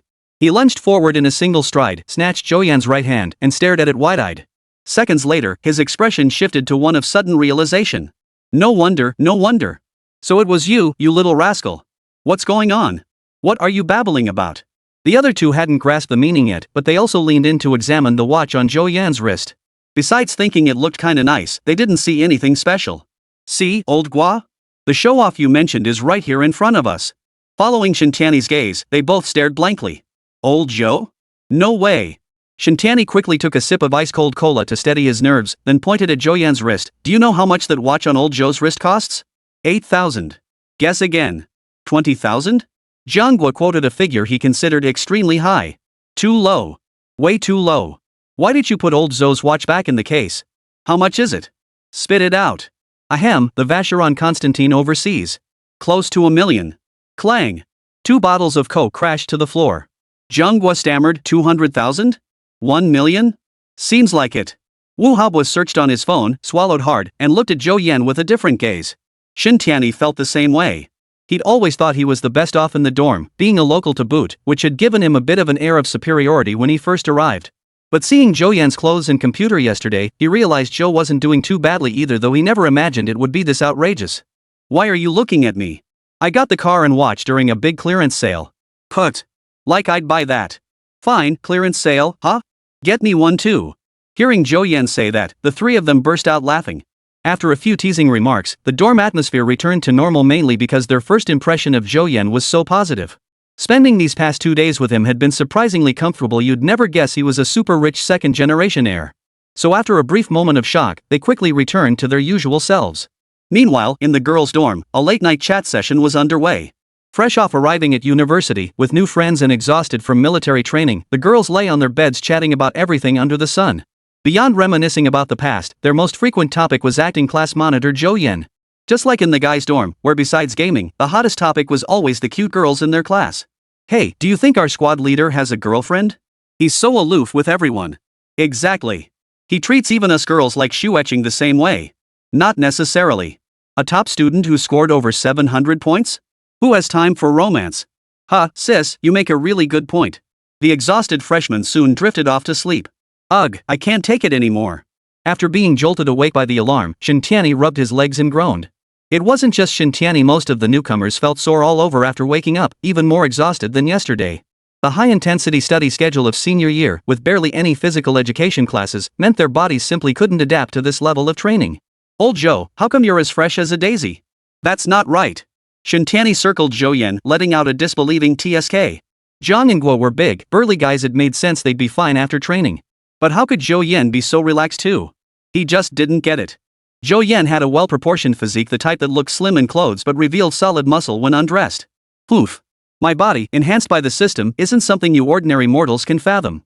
Zhou Yan sneered inwardly, his words just as sharp. Weak? Just train harder. The next day's military training routine wasn't much different from yesterday's, yet it still left everyone utterly exhausted. During break time, Zhou Yan went to fetch a crate of water as usual and distributed it to his classmates. Yesterday, he'd fulfilled over 10 white wishes with just one crate of water, raking in over 20,000 wish points a killing. If only his mental energy hadn't been limited, he could have earned even more. Repeating the same trick today netted him another 20,000 wish points, and Zhou Yan couldn't help but let a small smile touch his lips. Over 20,000 a day meant over 200,000 in 10 days, enough to recoup the cost of the watch. After afternoon training, Xintiani and Wu Haobo flat out refused to walk to the cafeteria for lunch. They insisted Zhang Guo bring food for them. "Old Zhou, how about we get takeout too?" Zhang Guo glanced at the packed first-floor cafeteria and was about to order takeout too. "Then you take theirs. My high school buddy just invited me out to eat." Zhou Yan glanced at his phone and said, "Alright, I'll go queue up." After parting ways with Zhang Guo, Zhou Yan walked to the cafeteria entrance to wait for Xin Zhao. "Well, mainly because I'm worried this guy hasn't eaten properly, definitely not because I missed him after 2 days apart." On the playground, 4 girls walked together toward the cafeteria. The one in the middle suddenly stopped in her tracks. "Zhao Zhao, what's wrong? Are you feeling unwell?" The girl on her left asked with concern. "Shanxian, you guys go ahead and eat. My friend is calling me." Xin Zhao's aloof, pretty face showed a slight flicker of emotion upon seeing the message. Okay." After Xin Zhao walked away, the 3 girls exchanged glances. "Whoa, did Zhao Zhao just smile?" She totally smiled. "Yes, you saw correctly. Could it be? TSK, the boys in our class would probably have their hearts shattered into 1,000 pieces. I wonder what kind of guy could make Zhao Zhao's heart flutter. I'd love to meet him. Count me in." No need to rush, plenty of chances later. After finishing dinner with Xin Zhao and walking her back to the dorm, Zhou Yan strolled back at a leisurely pace. Back in the dorm, the 3 roommates were already buzzing with energy, diving back into their games. Over the next few days, Zhou Yan repeated the same routine, happily racking up his wish points. Rumors that Xin Zhao might have a boyfriend quietly spread throughout the management college. Chapter 68, Zhu Xiueqing, the fish rearing expert.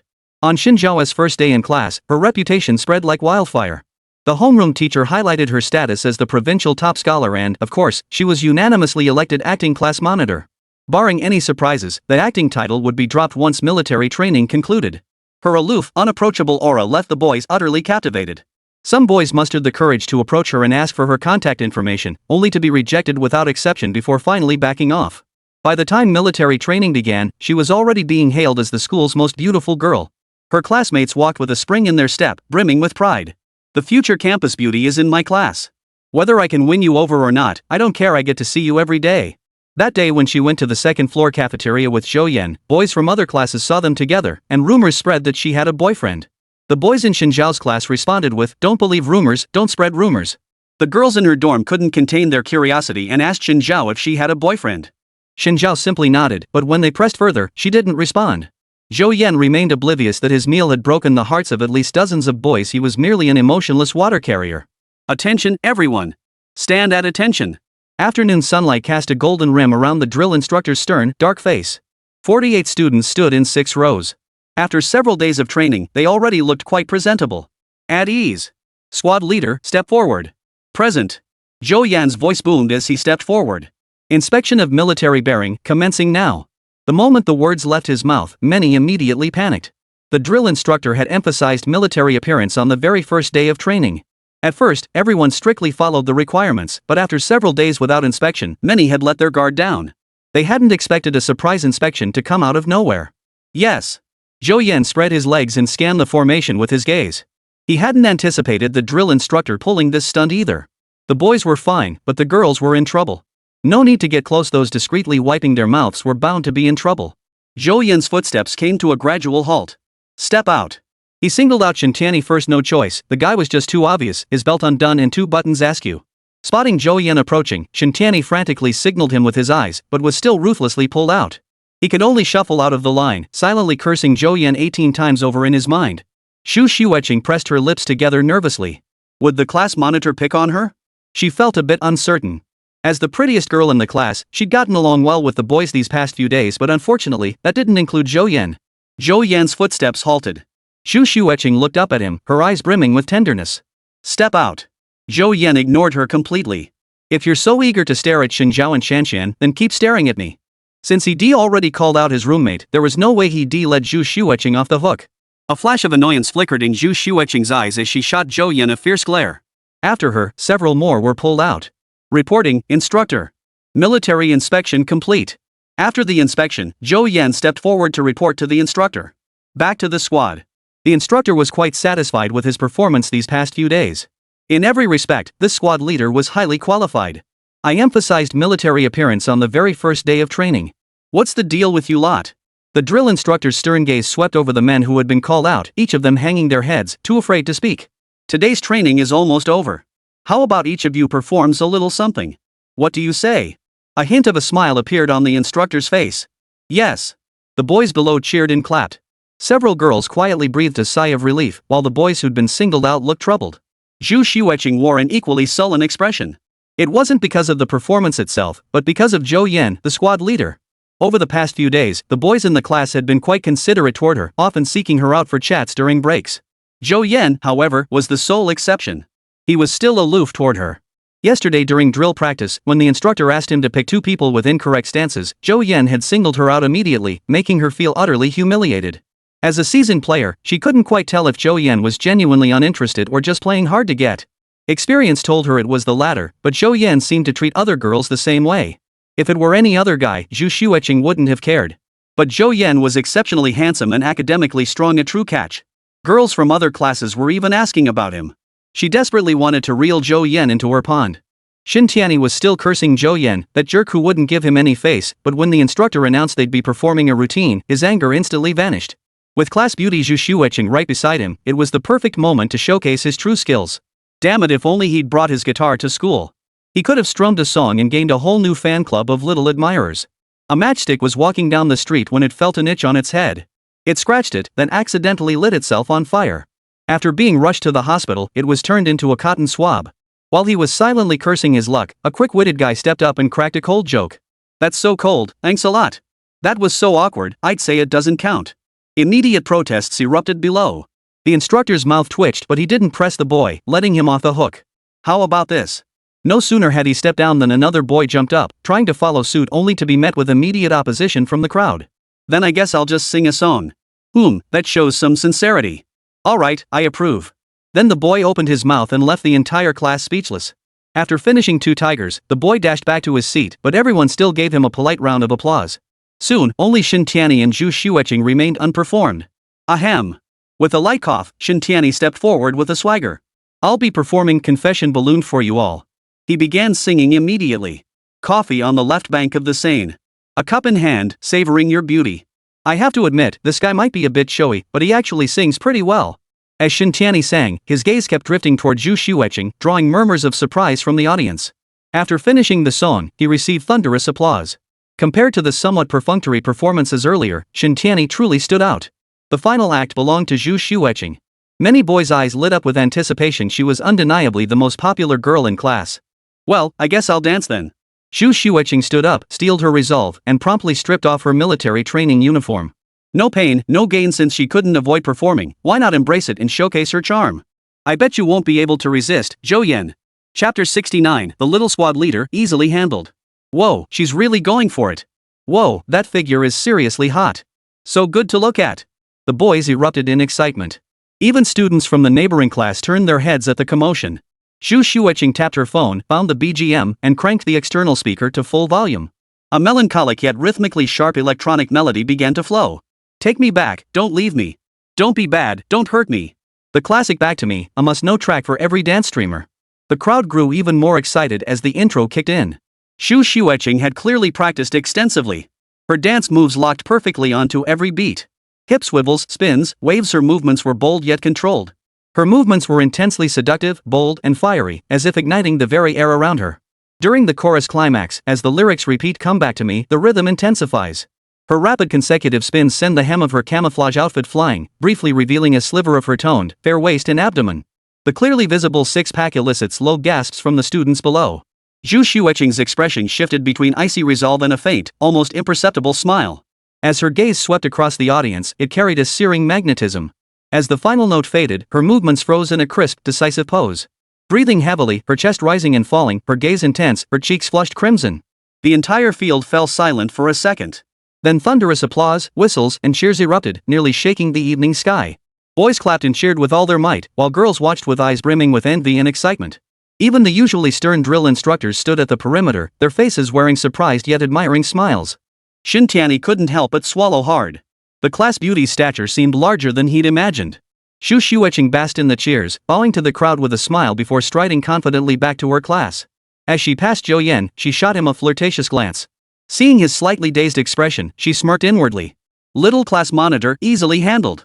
Little did she know, Zhou Yan was thinking to himself, if Su Qianqian danced this, it would probably look even better. No, I need to figure out a way to convince her to do this for me. I've made up my mind I'm going to pursue her. Shen Tianyi nudged Zhou Yan with his shoulder and whispered the announcement. Xu Xueqing? We agreed we're roommates, you can't steal her from me. Shen Tianyi eyed Zhou Yan warily. He didn't feel threatened by the other guys, but Zhou Yan was different. Rich, good-looking, and damn smart to boot. How could anyone compete with that? If he were a girl, he'd choose Zhou Yan too. Zhou Yan chuckled at the remark. Old Shen was still a bit naive. Xu Xueqing was indeed beautiful, but this girl was no pushover. Look. He gave a subtle nod toward the distance.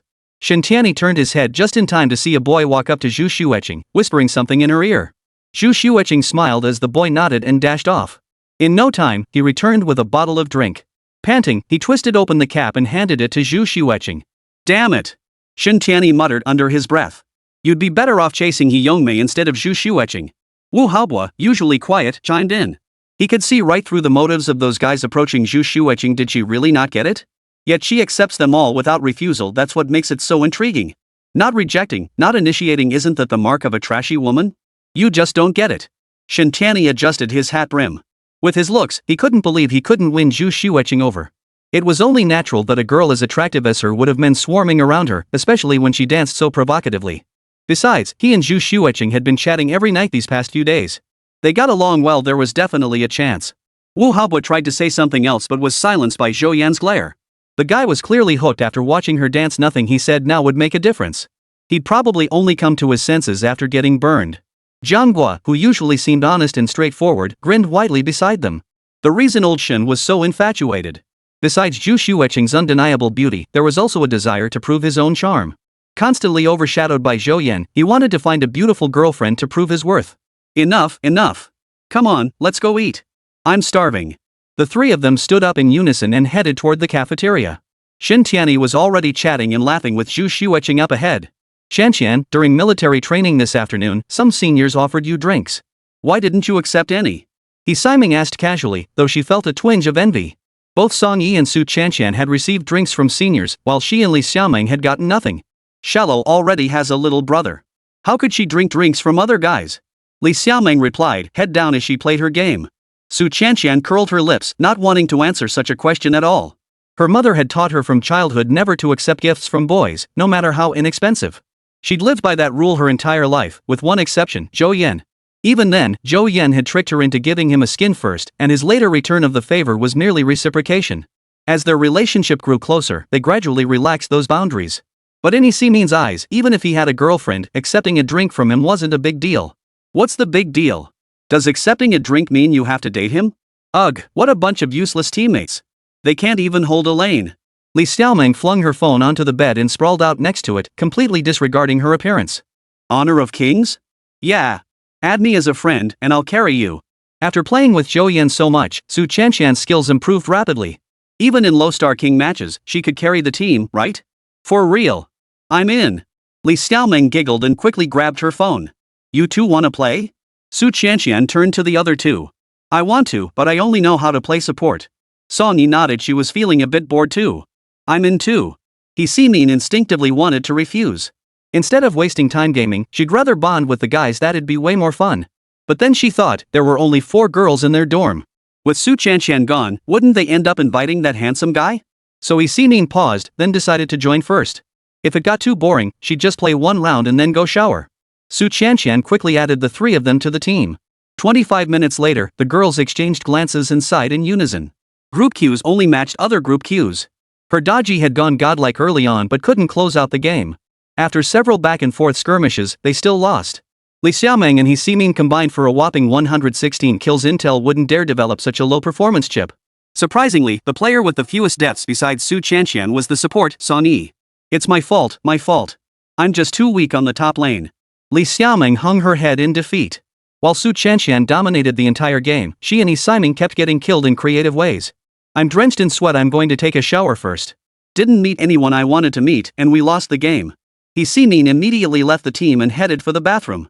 Maybe we should just call it quits? Seeing Su Chanqian's adorable frown, Song Yi smiled. No way, we have to win this round. Hold on, I'll call a pro. Su Chanqian immediately sent a voice message to Zhou Yan. His skills were absolutely top-notch, he couldn't lose. When Zhou Yan got the message, he was bored out of his mind. Without a second thought, he logged in.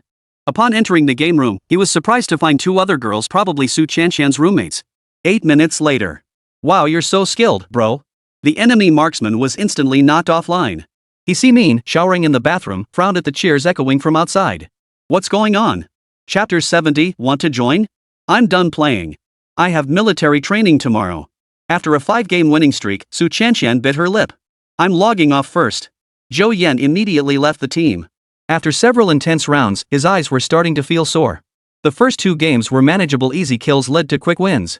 But after a girl joined their 5-man squad, the opponent's skill level skyrocketed. The final game dragged on for ages, but Zhou Yan's Han Xian managed to sneak a base attack and snatch a hard-fought victory.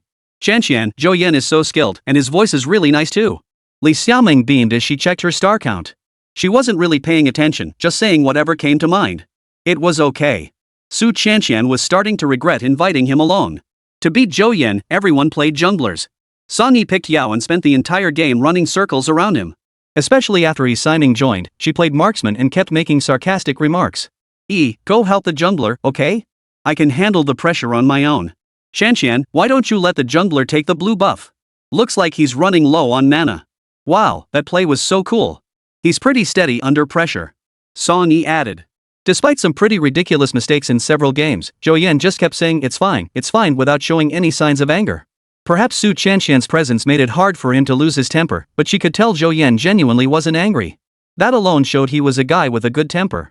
I'm going to take a shower. While the roommates all had a favorable impression of Zhou Yan, Su Chanqian felt a subtle unease. Looks like she couldn't let him play games with her roommates anymore. She'd have to sneak in games with him herself. Back in bed, Yi Siming's eyes glinted with an unusual light. Zhou Yan's gaming account was V10, the kind that must have emptied the store to level up, complete with all those expensive, tacky skins. He was most likely a rich, handsome guy, so she tried every trick in the book to strike up conversations in-game. Unfortunately, Zhou Yan barely responded to her. Yi Siming rarely encountered such blatant disregard, and it stung a little. But the moment she thought of Su Chanqian's looks and figure, she instantly calmed down. Right, she couldn't compare to Su Chanqian. So what? I may not be as pretty as her, but I'm fiercer. A smirk slowly spread across Yi Siming's lips as she seemed to find her opening. Don't be fooled by Su Chanqian's fox-like looks. Her clothes were all cute and adorable, with Pikachu embroidered everywhere. Cuteness pales in comparison to sexiness. September in the Magic City is bathed in abundant sunshine.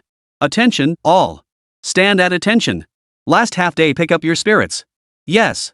48 students shouted in unison. Their spirit and energy were completely different from before boot camp, radiating a fresh, revitalized vibe. Of course, one obvious change was that everyone's skin had darkened several shades. Today marked the final day of military training, with the closing demonstration scheduled for tomorrow at 9 a.m. With the end approaching, the drill instructor wasn't as stern as before, relaxing considerably and cracking jokes with everyone now and then. At ease. Attention, all. Dismissed. With the final command, military training officially concluded. A melancholy atmosphere hung over the field. Some emotional girls had tears welling in their eyes, and Zhou Yan couldn't help but sigh too. There won't be such a great opportunity to grind wish tasks every day anymore. With over a dozen white wishes daily, wish points were one thing, but the experience points from the shop were equally crucial. It felt like in a few more months, he could level up to the Tier 3 store. Hey, old Zhou, heading out? After the military training showcase, the 4 roommates ate and returned to their dorm. Xin Tianyi and the others didn't even change out of their uniforms. They sat straight down at the computers. Yeah. Zhou Yan rummaged through the wardrobe for clothes to wear, planning to shower before heading out. Military training at Magic Play only lasted 7 days, and Su Chanqian had been pestering him to go out and have fun together. If he didn't go soon, the young lady would be ready to explode. Plus, her first phase training plan hadn't been settled yet, and Zhou Yan needed to check what was going on. The sports car parked below the boys' dorm had been there for ages. Students passing by had long since lost their curiosity. They'd grown accustomed to it, though occasionally someone would mutter about whose car was parked there, motionless. The boys in Zhou Yan's class had discussed it in their group chat, but none knew the car actually belonged to her.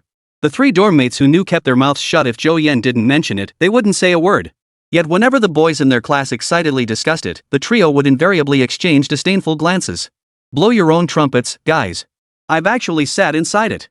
Meanwhile, in the girls' dormitory of the Magic Theater department, Li Xiaoming watched Su Chanqian rummaging through her belongings and couldn't help asking, Chanqian, are you going out? Yeah, I'm taking Zhou Yan on a tour of our school later. Su Chanqian hummed a tune, radiating cheer as she rubbed her chin, pondering what to wear. Military training had tanned her a bit, and she figured Zhou Yan would tease her about it again. She fussed around like a little hamster for ages. Her old high school clothes were too cute for her taste, but luckily she'd gone shopping with her aunt before term started and bought several new outfits. Seeing Su Chanqian's fresh new look, Li Xiaoming looked up and her eyes widened. This was way too pretty. So, what do you think? Pretty? Su Chanqian spun around in place. You look absolutely stunning. Li Xiaoming nodded repeatedly. Suddenly, she felt immense pressure. Besides Su Chanqian, there was also Song Yi in their dorm, and Song Yi was equally stunning. And Yi Siming always dressed up like a peacock every single day.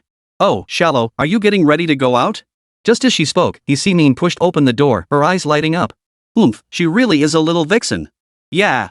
No wonder she's dressed up so beautifully. Yi Siming felt a pang of envy. Even without makeup, Su Chanqian was prettier than her. What if she dressed up as meticulously as she did? I'm heading out now. I'll be there in about half an hour. Got it. Su Chanqian's eyes sparkled with amusement as she sent Zhou Yan a detailed location. Before long, Song Yi returned too. The three girls chattered away in a lively group, while Yi Siming clutched her phone, bonding with the boys. This reminded her of Zhu Shuetching from Zhou Yan's class. Fish pond owners are always busy, with messages needing replies at every moment. Chanqian's going on a date. How about we two explore the campus? We haven't really seen it properly since we got here. It's not a date. He said he's never been to our school, so we're just showing him around. Su Chanqian hurried to explain. Then let's tag along. Song Yi teased. Sure, more people means more fun. Su Chanqian was dead set against it, but she didn't back down. Great. Simin, are you coming? Li Xiaoming turned to Yi Siming, thinking it wouldn't be right to go without her since the whole dorm was joining. Sure, I was just thinking about going for a stroll. Yi Siming gave a faint smile, then politely declined the seniors' repeated invitations to go out for a walk. She'd been thinking it might be unwise to refuse too many times. You never knew when you might need his help later. But compared to Zhou Yan, who was the senior? Irrelevant. I'll put him off for now. Zhou Yan will be here soon. I'll go meet him first. Upon receiving the message, Su Chanqian instantly leapt from her chair, slippers still on, ready to dash out. Hey, put on some proper shoes. Chapter 71, What's so great about Sichuan cuisine? A car is a man's second ID.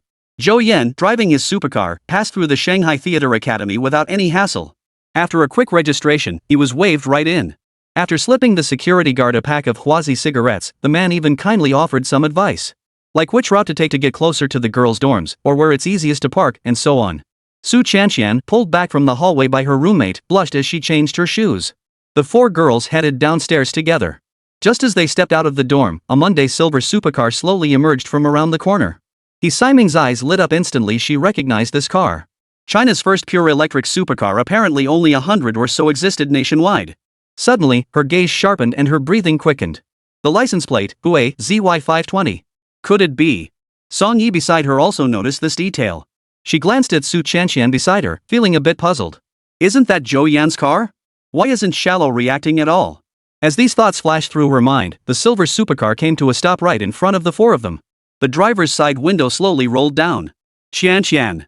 Hearing the familiar voice, Su Chanqian, who had been tiptoeing to catch a glimpse of Zhou Yan's silhouette in the distance, snapped back to reality. Spotting Zhou Yan seated inside the car, joy welled up in her heart. Why did you take so long? I've been waiting forever. Her eyes crinkled with amusement as Su Chanqian instinctively adopted a playful tone. Don't be upset, don't be upset. I'll take you out for a nice meal soon. Zhou Yan smiled as he parked the car, walked over, ruffled her hair, then nodded to greet her other three roommates. Hello, everyone. I'm Zhou Yan, a freshman at Fuguan University. The moment his hand touched Su Chanqian, a series of alerts immediately sounded in his mind. There was no time to examine them closely now, as four strikingly different beauties stood before him. The combination of a supercar and beautiful women drew the attention of countless passing students. Upon hearing Fuguan University, Li Xiaoming's eyes widened. Wow, you're so impressive. Her main reason for applying to the Magic and Drama Academy was her weak academic performance, so she deeply admired those who excelled in studies. Su Chanqian, who had been patted on the head, couldn't hold back her smile any longer. She pulled Zhou Yan over and introduced each of them one by one. This adorably clumsy one is Li Xiaoming. This is Song Yi. This is Yi Siming. When introducing herself, Li Xiaoming and Song Yi both smiled and nodded in acknowledgement. Only Yi Siming reached out to shake hands, but upon sensing something was off, she immediately withdrew her hand. Come on, I'll show you around our school. It's absolutely gorgeous. Zhou Yan, who had been feeling a bit tired, was lifted by Su Chanqian's cheerful tone, and his mood brightened considerably. Afternoon sunlight filtered through the gaps in the sycamore leaves, scattering fragments of golden light across the slightly mottled stone paths of the magic playground. The five of them walked in a line, with Zhou Yan and Su Chanqian leading the way, while the three girls trailed behind at a leisurely pace. Having done her homework upon learning Zhou Yan was coming, Su Chanqian transformed into an enthusiastic tour guide, pointing out each building with a finger-counting explanation. The experimental theater, the library, the honor wall covered in vines and densely embedded with countless bronze plaques. As they strolled along, Zhou Yan drew countless stares. If looks could kill, he'd have died 81 times over. Yes, our magic theater is full of gorgeous women, but what the hell are you doing parading around with 4 stunning ladies? What? They're not even from our school, then you deserve to die even more. Li Xiaoming and Song Yi trailed behind, practically gushing over the couple. He Ximin stole occasional glances at the 2 figures ahead, her eyes flickering with envy. Her phone buzzed in her pocket intermittently. Without even checking, she knew it was messages from the senior guys. She couldn't bear to look at them now, only feeling irritated and wishing she could take Su Chanqian's place. The moment Zhou Yan stepped out of the car, Li Xiaoming surreptitiously scanned his entire outfit, her gaze lingering on the watch adorning his wrist. She just pulled out her phone to discreetly look it up, and what she found shocked her. That watch on his wrist was worth 1,000,000 yuan. Sports cars and luxury watches weren't exactly commonplace for Li Xiaoming, who was passionate about luxury goods, but she knew her fair share. But seeing pictures on her phone was completely different from seeing it in real life. She'd dated her fair share of wealthy second-generation heirs with modest fortunes, but she'd never encountered anyone like Zhou Yan. It really does take coming to the big city to meet a man who meets her standards. Tired? Why don't we grab a drink and rest for a bit? Zhou Yan noticed Su Chanqian chattering away non-stop about the sights. Just ahead was a coffee shop, so he stopped. Actually, I am thirsty. He. Su Chanqian tilted her head back and gave a silly grin before turning to her roommate. Want to grab a drink? It had been so long since they last met, and she had endless things to tell Zhou Yan. But with her roommate nearby, some things were hard to say. Sure, whatever you two decide. Li Xiaoming, who was completely obsessed with shipping the couple, nodded enthusiastically. After ordering a few drinks, Zhou Yan quickly warmed up with Su Chanqian and the rest of her dorm mates. Having played games together just days prior, they found plenty to talk about, and the atmosphere quickly grew lively. With his humor and wit, Zhou Yan had the girls giggling nonstop in just a few sentences. Hey Zhou Yan, you gotta treat our dorm to a meal. Look how plump and rosy we've made your shallow. Song Yi teased with a laugh. No way. You've clearly made my Chanqian darker. I seriously suspect you're abusing her. Zhou Yan's deadpan expression only made everyone laugh harder. Oomph. You're the one who's dark. I'm glowing white, okay? Su Chanqian pouted, her cheeks puffed up in indignation. Happy times always fly by. Before they knew it, it was almost 6 o'clock. How about we go to that tower restaurant again? This time you'll have plenty of time to take photos. Last time Su Chanqian visited Huadu, she'd regretted not wearing prettier clothes to the tower restaurant for more photos. No way, I'm craving Sichuan food. Zhou Yan hadn't expected the girl to shake her head like a rattledrum. Clearly, she hadn't had authentic Sichuan cuisine in ages. No problem. We'll have the tower restaurant prepare Sichuan dishes for you. Asking the tower restaurant to prepare Sichuan cuisine exclusively? To most people, that would sound like a pipe dream way too pretentious. Li Xiaoming sneered inwardly, but when she glanced up and saw the $1 million Vacheron Constantin watch on Zhou Yan's wrist, she hesitated.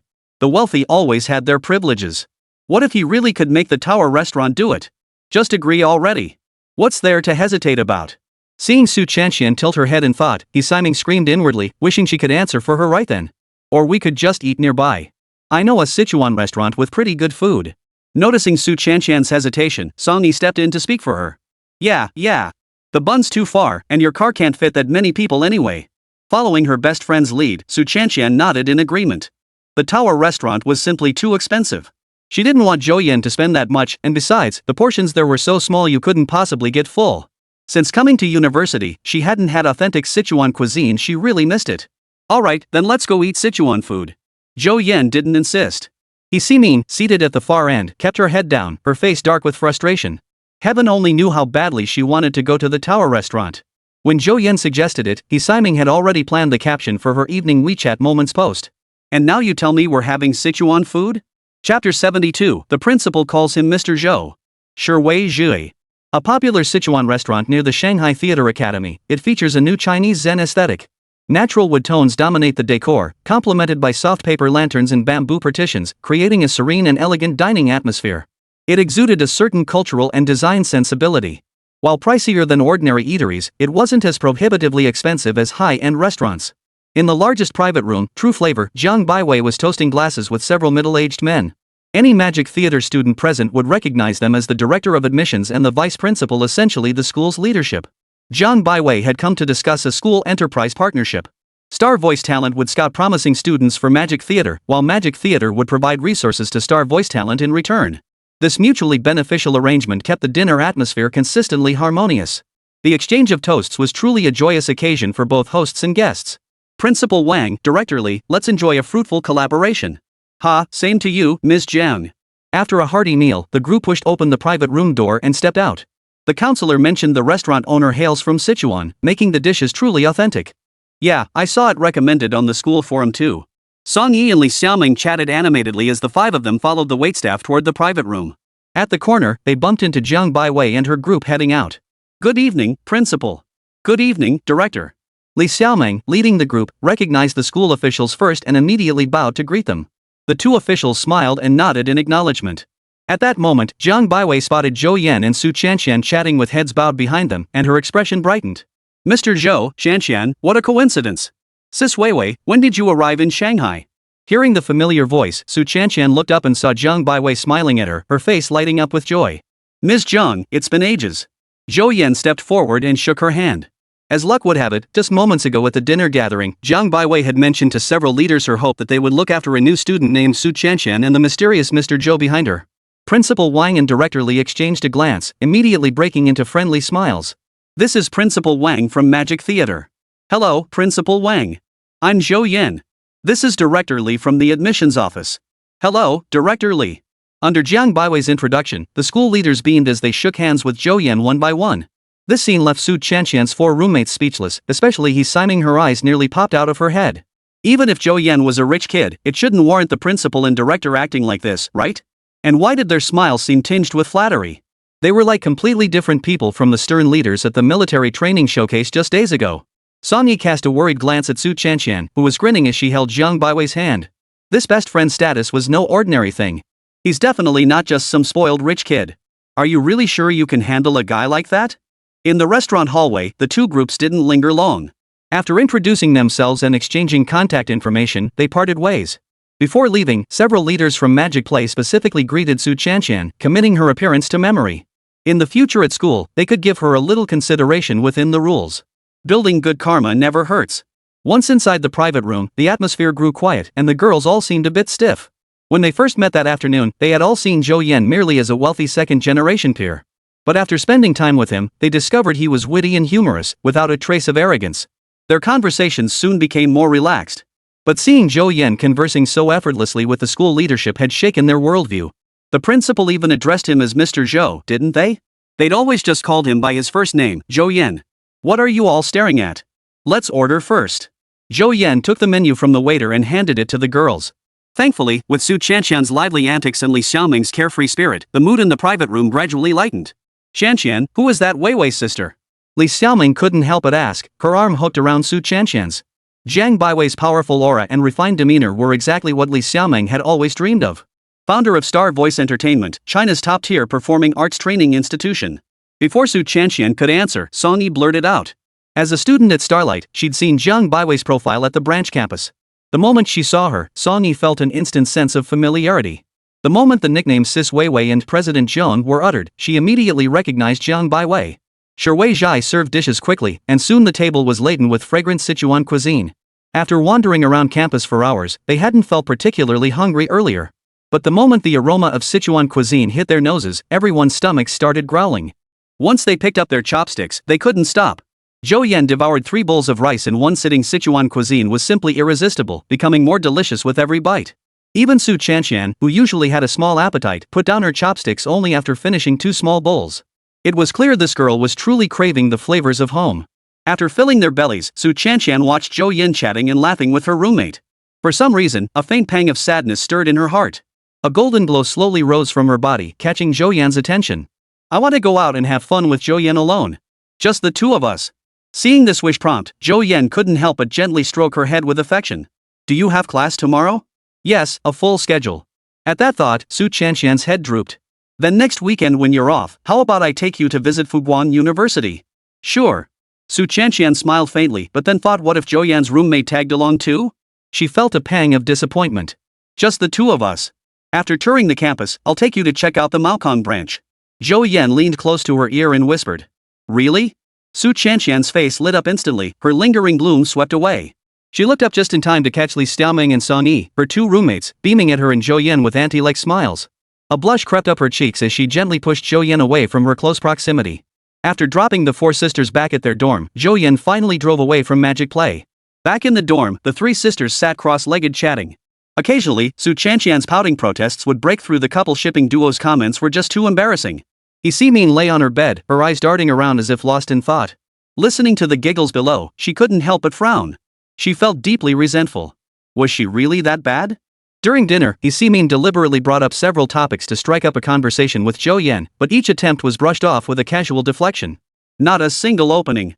As she was leaving, she tried to add Zhou Yan on WeChat, but Song Yi and Li Xiaoming were frozen in place, leaving her no opening to speak. Whoa, that was a lot to process. While waiting at a traffic light, Zhou Yan rested his hand on the steering wheel. After mentally scanning the system notifications, he raised an eyebrow. Chapter 73, Phase 2 Cultivation Plan. Su Chanqian's Phase 1 Cultivation Plan completed. Phase 2 Plan generating. Congratulations, host, on earning 1 million wish points. First stage bonus pack 1. The unusually long traffic light cycle in the metropolis gave Zhou Yan ample time to open the gift pack.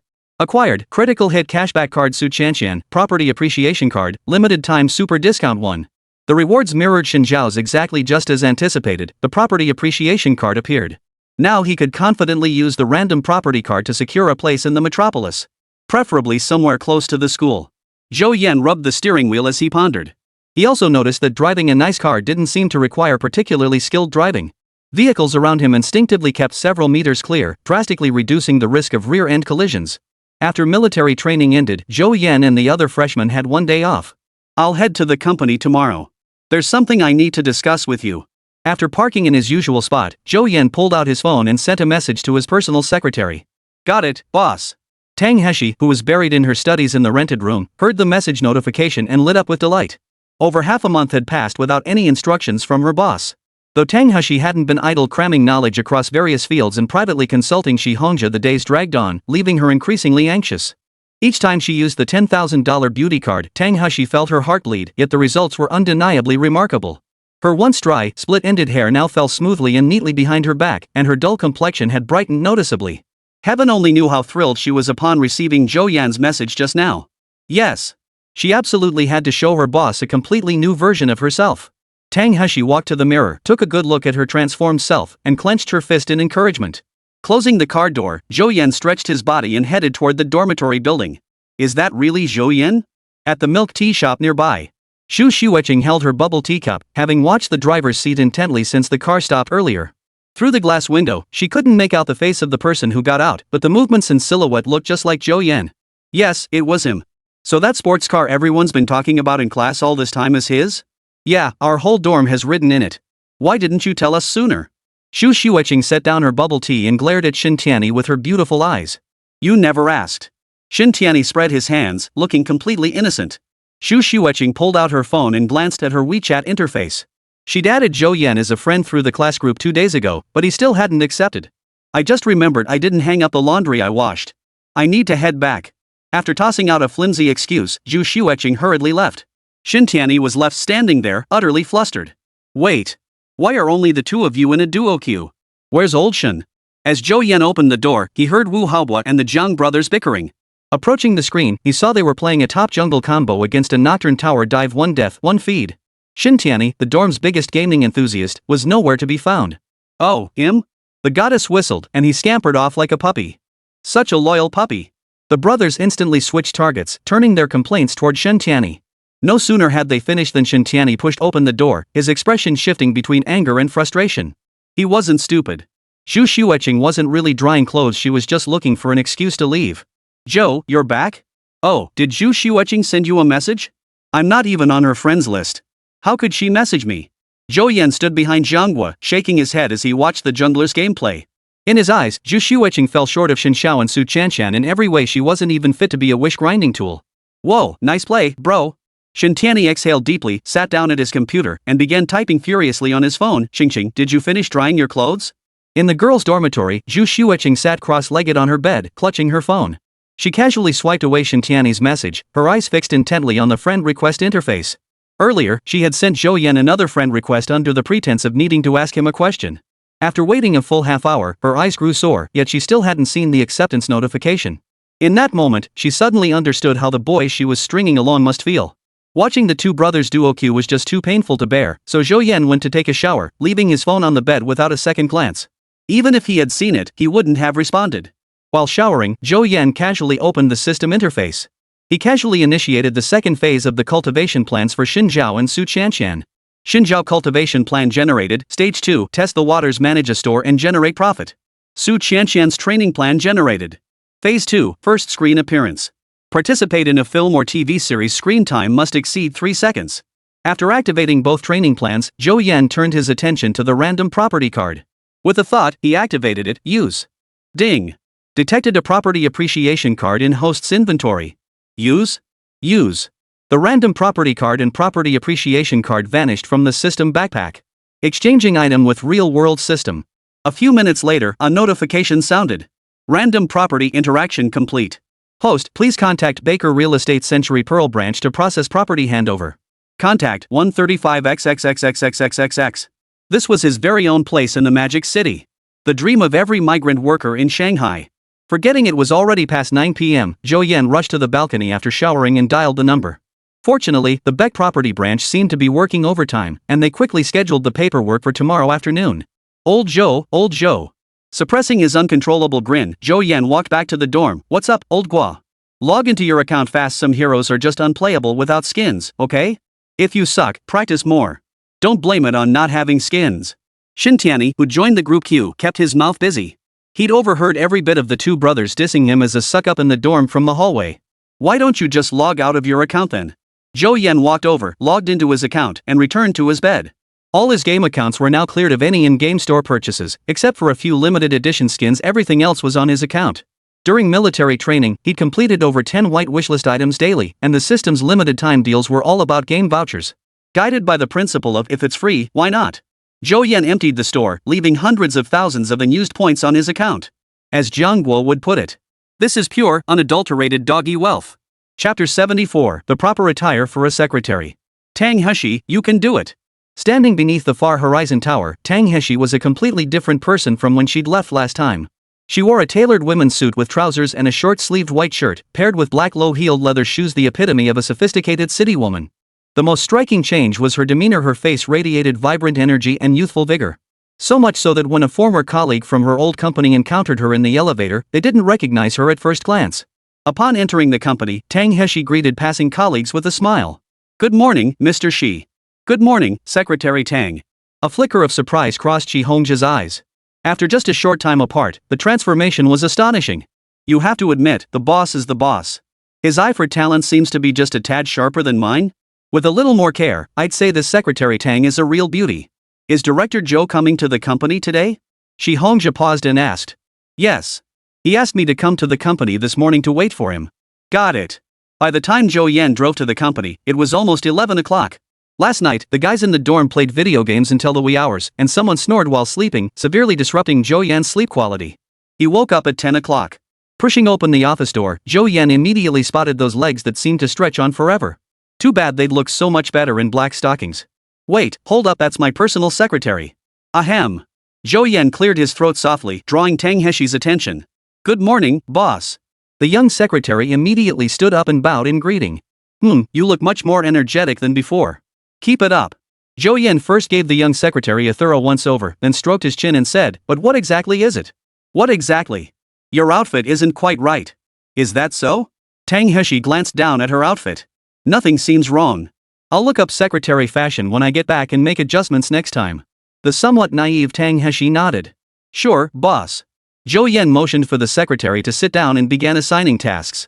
Register a small company with just the two of us as shareholders. You take 68% equity. A registered capital of 100,000 is sufficient.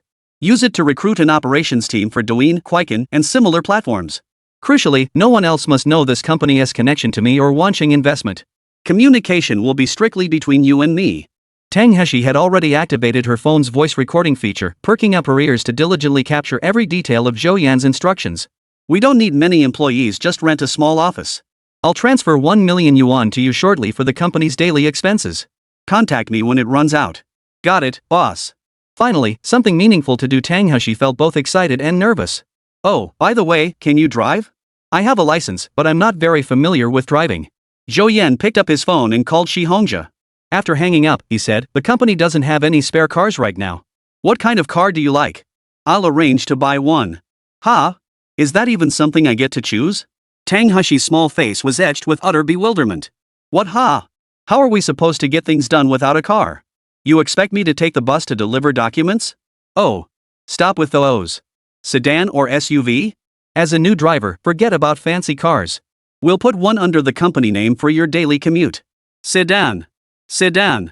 Tang Heshi feared speaking too slowly would invite another scolding, and hearing it was a company car, he breathed a sigh of relief. Buying one outright was out of the question. Zhou Yan opened the system store, found the vehicle category, and casually picked a Mercedes-Benz Z-Class priced around 500,000 yuan. He redeemed it for roughly half the cost using Wish points. The system offered license plate ownership options, and he registered it under Wansheng Investment. Alright, I'll notify you once the car arrives in a few days. After saying that, Zhou Yan transferred 1.1 million yuan to her, with the bulk 1 million yuan coming from the startup funds. That's 100,000 more than I expected, boss. Receiving the bank notification, Tang Heshi stammered slightly as she stared at the long string of digits in her balance. Who would have thought her bank balance would hit 7 figures one day? That extra 100,000 was for renewing her beauty card, perfect for snapping down as footage for her first Wish video.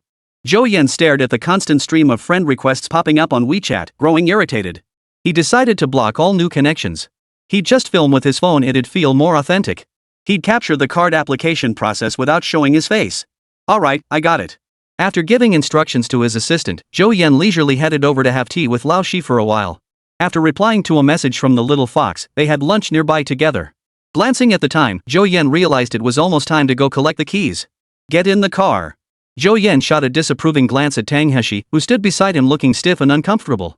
Rhythmic music poured from the Dynaudio Platinum Series speakers, echoing through the cabin of the U9. Tang Heshi sat in the integrated sports seat, growing even more tense.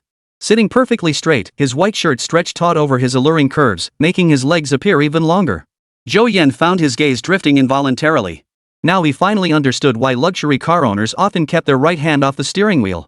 Boss, where are we going? Picking up an apartment. Ha? The tone of his voice was identical to when he'd asked her to order food earlier, leaving the young secretary momentarily dazed. Half an hour later, the car pulled up smoothly in front of a lavishly decorated real estate agency. Baker Property Century Pearl Branch. 2 uniformed staff members, a man and a woman, were already waiting at the entrance. Spotting the supercar pull up, they immediately hurried over. May we ask if you are Mr. Zhou? The lead man bowed slightly, asking politely. That's me. Are you Mr. Li from last night's call? Yes. I'm handling your entire property purchase. You can call me Xiao Li. Xiao Li discreetly glanced at the U9 and Tang Heshi beside it, his expression growing even more respectful. This buyer surnamed Zhou hadn't shown his face throughout the entire process, entrusting everything to a professional lawyer who handled matters with him via power of attorney. His air of importance was intimidating. Yet the entire purchasing process had been remarkably swift, selecting the property, signing the contract, then immediately transferring the full payment. It was the smoothest transaction he'd handled in all his years in the business. Now meeting the man in person, though he didn't quite match the image of an older, successful gentleman he'd imagined, the supercar and the beautiful woman by his side suggested he was yet another outrageously wealthy second-generation heir. Zhou Yan shot a puzzled glance at the 30-something Li, but didn't dwell on the title. He followed him into the store. They proceeded to the VIP lounge, where Li's female assistant first served tea before retrieving a thick folder of documents. Mr. Zhou, all procedures were handled entirely by your attorney. All contracts are here. I'll go over them with you. Zhou Yan nodded calmly, though his inner turmoil was far from the surface composure he projected. After all, this was property in the Magic City, and he knew nothing about its specifics. Meanwhile, a notice at Fuguang University sent shockwaves through the campus. Some were stunned, others felt a chill of dread, while many more cheered with delight. Chapter 75, The First Property in the Magic City. To all faculty and students. Recent student reports and investigations by relevant university departments have confirmed that Du Liang, former director of external relations for the student union, abused his position during his tenure, violating university regulations. His actions severely contravened the Fuguang University Student Union Charter and related management provisions, damaging the image and credibility of the student organization and causing adverse effects. Following deliberation by the Student Union Executive Committee and approval by the University Youth League Committee, the following decisions have been made. 1. Zhou Yan is hereby removed from his position as Director of External Relations for the University Student Union. 2. Impose corresponding disciplinary measures in accordance with the Fuguan University Student Disciplinary Measures. The Student Union will further refine its internal oversight mechanisms, strengthen cadre education and management, and prevent recurrence of such incidents. This notice is hereby issued. This notice was not only posted on the bulletin board but also distributed to all freshman class group chats. On the surface, it served as a warning to incoming freshmen considering joining the student union, urging them to take this as a lesson. Zhu Liang, who had long known the outcome, felt a sense of relief upon seeing the notice. Not getting expelled was the best outcome he could hope for. Heaven only knew how agonizing the days had been since receiving that call from his teacher. It was no exaggeration to say the days dragged on like years, and he hadn't slept well a single night. He was supposed to step down as head of the External Relations Department in his senior year anyway. This was merely an earlier departure and a rather embarrassing one at that. With just a warning disciplinary action, he could still graduate without issue. But his reputation was utterly ruined. Once the notice went out, the way his classmates looked at Zhu Liang changed completely. Those who had previously been in cahoots with Zhu Liang feared they might be next. Many turned pale with fear and immediately messaged him, demanding to know what had happened. Zhu Liang smiled without answering and closed the chat window. Those applauding and shouting serves him right were naturally the ordinary student council members who'd been bullied and bossed around by Zhu Liang. Members from the External Affairs Department, including some sophomores, were even planning to go out for a celebratory meal. Meanwhile, turbulent currents began to stir within the student council itself, as the position of External Affairs Director became vacant. On the other side, Shaoli pointed at the property brochure, explaining to the two people sitting on the sofa. Mr. Zhou, the Manhwa Tiandi unit you purchased is located just a short distance from our office. It sits in the prime inner ring area, surrounded by 3 major parks, offering unparalleled natural beauty. The surrounding amenities are well established and transportation is convenient. A 3-minute walk takes you to the subway station and a large shopping mall. At this point, Shaoli paused, shot a meaningful glance at Tang Heshi, and continued. Kindergartens and prestigious schools are within easy reach. Your children could even walk to university in the future. Tang Heshi suddenly called out, flushed bright red to her ears. Why are you looking at me while you're talking? She quickly lowered her head and pretended to sip her tea, though her heart was racing. Zhou Yan nodded approvingly. The location was indeed hard to fault, less than 10 kilometers from Fuguan University, a quick drive away. Manhwa Tiandi was handed over in April this year. The original owner intended it as a wedding home and had already furnished it with a full set of new furniture and appliances. Later, due to work reasons, they settled abroad and listed it for sale. All items inside are brand new, ready for immediate move-in. After outlining the details, Shaoli produced the contract for their review. This 198 square meter unit featured 4 bedrooms and 2 living rooms, a popular layout. The transaction price was 1.45 million yuan per square meter, totaling 28.71 million yuan, paid in full. Zhou Yan raised an eyebrow, his expression calm and composed, while inwardly cheering, Tongzi, you rock. Tang Heshi's hand beneath the table clenched tightly around her pant leg. Glancing at the man beside her, she suddenly felt an immense distance between them. After presenting the contract and various invoices and receipts, Shaoli produced a bright red property ownership certificate and handed it to Zhou Yan for inspection. The property you purchased includes 2 parking spaces, with 3 years of property management and parking fees prepaid. If everything looks satisfactory, I'll escort you to the property management office to complete the formalities and conduct the property inspection. Let's go. Zhou Yan nodded and stood up. After completing all the property formalities and registering the license plate number in the system, the group entered the residential complex under Shaoli's guidance. A wide, smooth main road stretched out before them, flanked by meticulously maintained, tiered green belts. Tall camphor trees and magnolias intertwined their branches and leaves, forming a green canopy. Sunlight filtered through, becoming soft and gentle, casting dappled, dancing shadows only on the clean pavement. Beneath the canopy, thoughtfully arranged seasonal flowers and low shrubs flourished. Occasional crisp bird songs drifted from deeper within the grounds, accentuating the surrounding tranquility. Finally, an elegant figure 8 emblem came into view before a building. The entire building featured a 2-elevator, 2-unit design. The 4 of them rode the elevator up to the 28th floor. At the door, Shaoli handed Zhou Yan the keys and smart lock password. He could later register his face and fingerprint and change the password. Gently pushing open the door, a spacious foyer unfolded before them. A subtle, cool fragrance of white sandalwood and cedar, diffused by a high-end scent system, greeted them first, instantly shutting out the outside world's clamor. Beneath their feet lay warm Italian gray marble tiles, their expansive natural veining flowing like inkwash paintings. Seamless craftsmanship made the joints nearly invisible, their polished surface reflecting the soft glow of the floss parabolic pendant lamp suspended from the ceiling. Stepping beyond the foyer, the view suddenly expands as the living room unfolds like a grand, unfurling scroll. Nearly 4 meters of ceiling height imbues the space with a majestic grandeur, unreservedly framing the dazzling skyline of skyscrapers outside the windows. Within the interior, a dynamic urban art piece. To the south lie 2 bedrooms, each with its own private bathroom, designed for complete privacy. The master bedroom is more spacious, featuring an elegant walk-in closet and floor-to-ceiling windows offering unobstructed 270-degree views. Is this my future home in the Magic City? Zhou Yan murmured to himself, head bowed. The only downside is that the place is a bit too spacious for one person. It feels a little empty. It would be perfect if 2 more people could live here together. After looking around, it was indeed as Xiao Li had said. The apartment came fully furnished with all appliances, all high-end brands that matched the decor style. Items like the bed and sofa still had their protective plastic wraps intact. All he needed to do was buy some daily necessities and he could move in with just his suitcase. After thanking the 2 agents, they tactfully took their leave once the paperwork was finalized. Only Zhou Yan and his secretary remained in the bright, spacious living room. They exchanged a glance, and the atmosphere instantly grew quiet. Chapter 76, He never used to open this.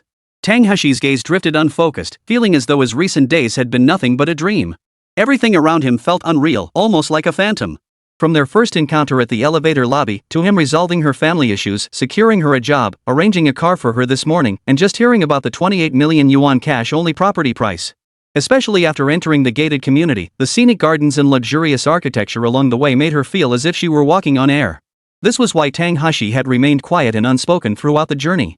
It wasn't until she followed Xiao Li inside the house moments ago, experiencing the tangible awe of the mansion firsthand, that Xiao Li's farewell before leaving brought her back to reality. The rental apartment she'd lived in for years wasn't even as big as a single room here. What are you spacing out for? Come get your fingerprints scanned. Zhou Yan called out from the doorway. Huh? Me? Fingerprints? Tang Heshi pointed at herself in disbelief. What have I ever done to deserve this? Could it be? Standing before the floor-to-ceiling window, Tang Heshi couldn't help but let her mind wander. Her face flushed instantly. Why are you blushing like a bubble teapot? As a personal secretary, what if something comes up and I need you to come back for something or deliver something? Zhou Yan said impatiently. He'd noticed that his little secretary might seem aloof on the surface, but her inner cultivation was far from perfected. Therefore, when speaking to her, Zhou Yan deliberately adopted a tougher tone and a colder attitude. He'd have to take it slow.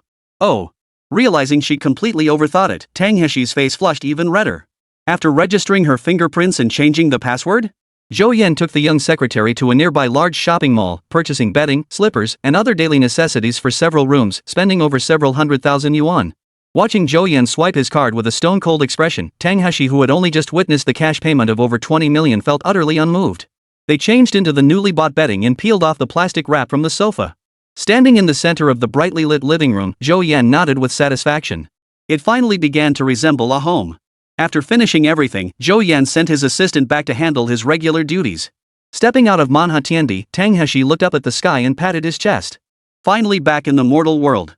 Glancing back at the building hidden amidst the greenery, Tang Heshi felt a flood of emotions. If the boss had made a move on her in that room just now, in that atmosphere, she might not have had the heart to refuse. But Zhou Yan hadn't. The boss is truly a good person. Tang Heshi affection level 5.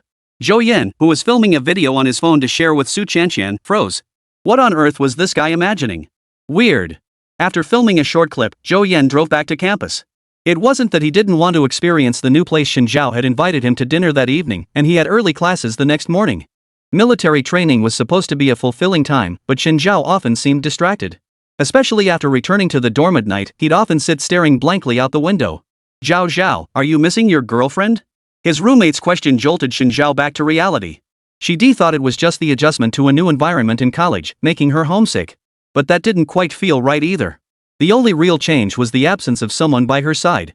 Shen Zhao was an exceptionally intelligent and rational person, so she decisively texted Zhou Yan, inviting him out for dinner. After asking for her dorm location, Zhou Yan drove straight to her building and parked below. Upon receiving Zhou Yan's message that he was almost there, Shen Zhao immediately got up to head downstairs, only to be stopped by her roommate, Sun Jinghan. You're just going down like that? What's wrong? Sun Jinghan pressed her right hand to her forehead. You're gorgeous even without dressing up, but it's been so long since we've seen each other. Don't you need to freshen up? Going down like that will blind him.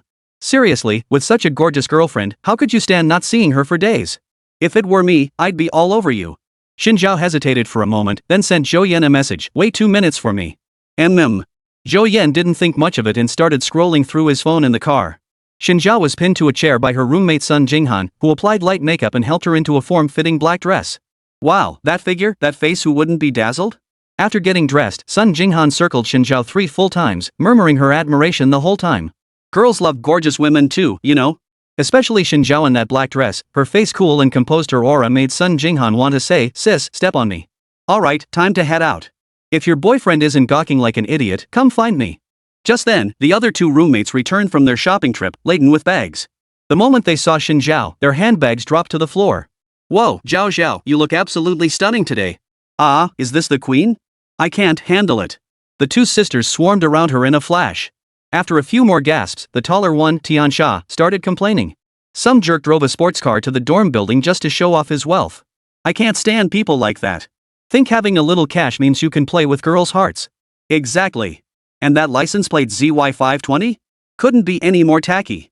At first, she hadn't thought much of it, but upon hearing the license plate number, Chen Jiao's expression shifted slightly. Could this be Zhou Yan coming to pick her up?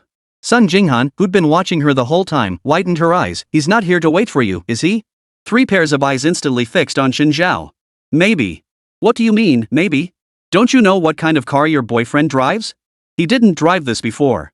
Dragged onto the balcony, Chen Jiao saw the wildly styled U9 gazing upward beneath the dormitory building. A flash of Zhou Yan riding his electric scooter with her on the back flashed through his mind. Pfft, we were just talking nonsense earlier. Don't mind us, Zhao Zhao. The two sisters who had just been ranting furiously flushed with embarrassment, who knew their teasing had landed squarely on their roommate. Are you ready?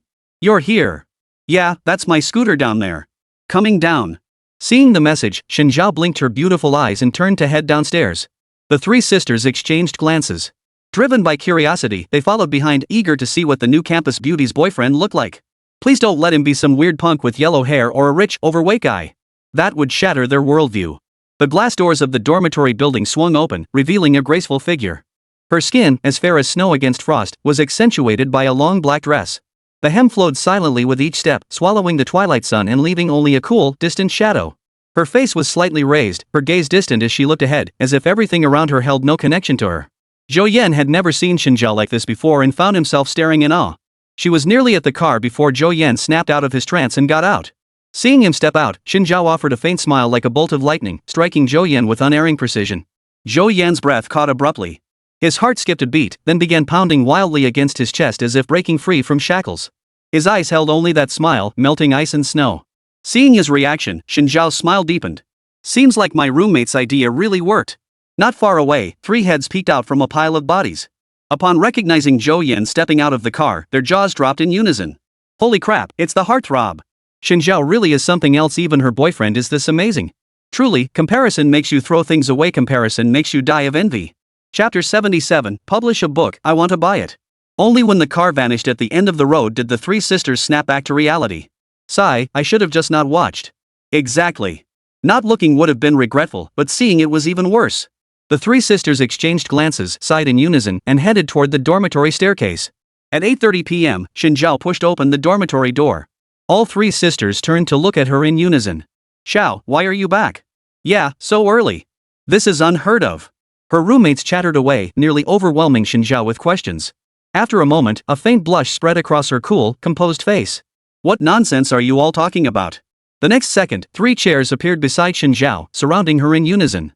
Sun Jinghan even produced a bag of melon seeds from who knows where. Tell us your story. Tiansha looked serious. You have the right to remain silent, but anything you say can and will be used against you in court. Exactly. Petite Xiao Ji nodded vigorously, reaching out to grab a handful of Sun Jinghan's melon seeds. Her hand was swatted away, and she stuck out her lower lip in a pout. The 4 girls in the dorm got along great now. When they first met Chen Jiao, they thought she was beautiful and aloof, definitely hard to get along with. But they soon discovered Chen Jiao was actually warm-hearted beneath her cool exterior, completely different from what they'd imagined. She was easy to get along with, unlike the other 2 pretty girls in their class who practically had their noses in the air. That's why this scene was unfolding now. Chen Jiao was dragged down to sit, resigned. If she told them she and Zhou Yan weren't actually together yet, none of the 3 would believe her. So when Chen Jiao began telling her story, she tweaked the plot just a tiny bit. Holy crap, sis, you should write a novel about this experience. Publish a book, I'd buy it in a heartbeat. This is just too good. In Chen Jiao's retelling, Zhou Yan was the hero who always stepped up when she faced hardship, like a ray of light illuminating her life. And while Zhou Yan was building his business, he was also studying under Chen Jie. His grades skyrocketed. It all sounded downright surreal. But precisely because it's so unbelievable, it actually sounds plausible. He went from scoring just over 500 points to 700 in a single year. And he was running a business at the same time? So Zhou Yan goes to our school? Yeah. So the car he drives was bought with his own earnings? Probably. Whoa. The three sisters leaned back in perfect unison. This guy is terrifying. Chen Jie hadn't even noticed that throughout her entire speech, a smile had been playing at the corners of her mouth. It was a sight of her rarely seen. After hearing the story, Sun Jinghan leaned against the desk and sighed dramatically. It's over. I'm doomed to be single for all 4 years of college. It's all your fault, Zhao. Xin Zhao? After meeting your Zhou Yan, how could any other guy compare? It's over. Tiansha and Xiao Jin exchanged glances, their faces clouding with worry. Yeah, if we hadn't known about someone as amazing as Zhou Yan, it would have been fine. But now that we know about someone like him, when we start looking for partners ourselves, we'll inevitably compare them to Zhou Yan. Oh boy, this is hopeless. How could anyone measure up? For city-raised girls like Sun Jinghan, what truly stunned her wasn't Zhou Yan's good looks or how cool he looked driving a sports car. It was the fact that Zhou Yan had earned every penny to buy that car himself. That was truly terrifying. Alright, Zhao Zhao, your boyfriend's bookstore is so popular, is he planning to open one near campus? Xiao Jin asked curiously. She'd been the most excited when she heard about the postcards sent to the future. That idea totally hit her girly heart. Yeah, opening one in the university town would probably be a huge hit. Sun Jinghan chimed in, though she still secretly suspected Chen Jie was exaggerating. One person's energy is limited, how could they possibly handle so many things at once? But Chen Zhao's next words shattered her doubts. It's open. But it's still under renovation. I guess it won't open until the end of the month. Really? Where is it? Will they have postcards you can mail to your future self? Xiao Jin jumped up in excitement, firing off 3 questions in rapid succession. Yes, Xiao Xiao. It's not far from school. I went to check on the renovation progress this afternoon. Sun Jinghan, damn it, looks like I'm really going to be single for 4 years? Zhou Yan returned to the dorm humming a tune, clearly in high spirits. Even though Xin Zhao remained as cool and distant as ever during dinner, intimacy levels never lied. Remember, Xin Zhao's intimacy level had been stuck at 59 before, and now, after just one meal, it jumped to 64. This wasn't just a simple 5-point increase. Reaching 61 signaled the stage of budding affection, completely different from their previous status as friends with benefits. This was a major breakthrough. How could Zhou Yan not be thrilled? TSK, old Zhou, your grin looks downright lecherous. Zhang Guodi emerged from the bathroom and shot Zhou Yan a disgusted look at his grin. Zhou Yan smiled without a word, gave an international peace sign, sat down at his computer, and waved his hand dramatically. Log in. Daddy's in a good mood today, I'll carry you guys. League or PUBG? If it's PUBG, forget it, you're blind, deaf, and your aim is like tracing lines. Total noob. Shintiani cancelled their league queue and took the chance to diss Zhou Yan's PUBG skills. Apologize. Or you won't get a spot. Zhou Yan opened his computer, deftly typing in his account and password to log into League. The moment old Shin saw League of Legends open, he threw his hands up in surrender. Daddy, I'm sorry. Please take me with you. I'll play ADC without red buff, mid lane without blue buff, top lane like a dog, and I'll build you a chalice of harmony. On the first day of school, the 4 dorm mates boasted about their gaming prowess upon meeting. After getting crushed all night in squad PUBG matches, Zhou Yan suggested, how about I carry you guys in LOL instead? Shintiani slammed the table, forget carrying us if you go godlike, I'll wash your stinky socks for 3 days straight. The other 2 roommates each bet 3 days too. In the end, they were instantly blown away by Zhou Yan's skill and each washed his socks for 3 days straight. So now whenever they play games together, if it's PUBG, the trio can't stand Zhou Yan, but when it's League of Legends, they practically want to hang off his legs. Zhou Yan was already used to Shintiani's flip-flopping. Soon the queue rolled in, and in high spirits, he picked Nidalee. By the 15-minute mark, he'd outleveled the enemy Amumu by 5 levels. The opponent started spamming chat, accusing him of using a bot and threatening to report him. Hold up, don't start yet, I'm pulling someone in. After a lightning-fast first game victory, Shintiani shouted, and a new player named Strawberry Gummy joined the queue. Her rank wasn't high, just level 30, barely eligible for ranked, and she was clearly a girl. Zhang Guo and Wu Haobo instantly perked up, rubbing their hands together in anticipation of showing off. With a carry to bail them out, they could go all out. If they pulled it off, they'd be the stars. If they failed, Zhou Yan would step in. Hey, can you hear me? Shintiani, excitedly, yeah. 3 listless voices in one flat tone, got it. A slightly coquettish voice came through the microphone, and the 2 brothers instantly felt like they'd been doused with a bucket of cold water. Turns out it was Zhu Xueqing all along? What a letdown. Zhou Yan didn't say much, just clicked to find a match. With a girl joining the team, the atmosphere felt less lively than before. At first, Shintiani picked AD and asked Zhu Xueqing to support him, thinking they could bond more easily by landing together. But as Zhu Xueqing kept exclaiming Zhou Yan is so amazing, her voice gradually grew fainter, until it sounded like her mic had finally given out. After the team disbanded at 11 p.m., Chen Jie stared at the diamond rank emblem on his screen and let out a long, drawn-out sigh. Ranking up didn't seem quite as fun anymore. Chapter 78, The Election. After showering and lying in bed, Zhou Yan finally noticed the pinned announcement in the class group chat. Du Liang had been expelled from the student council and received a formal warning. Zhou Yan had almost forgotten about the incident, but it seemed the school was taking it quite seriously. The External Relations Department of the Student Union primarily oversees tasks such as university-industry collaborations, inter-school exchanges, and fundraising for activities, making it one of the most powerful departments within the student union. Fundraising and sponsorship acquisition are inherently prone to issues. If the school decides to investigate, it will undoubtedly uncover problems. But the fact that they issued a campus-wide notice shows how seriously the administration is taking this matter.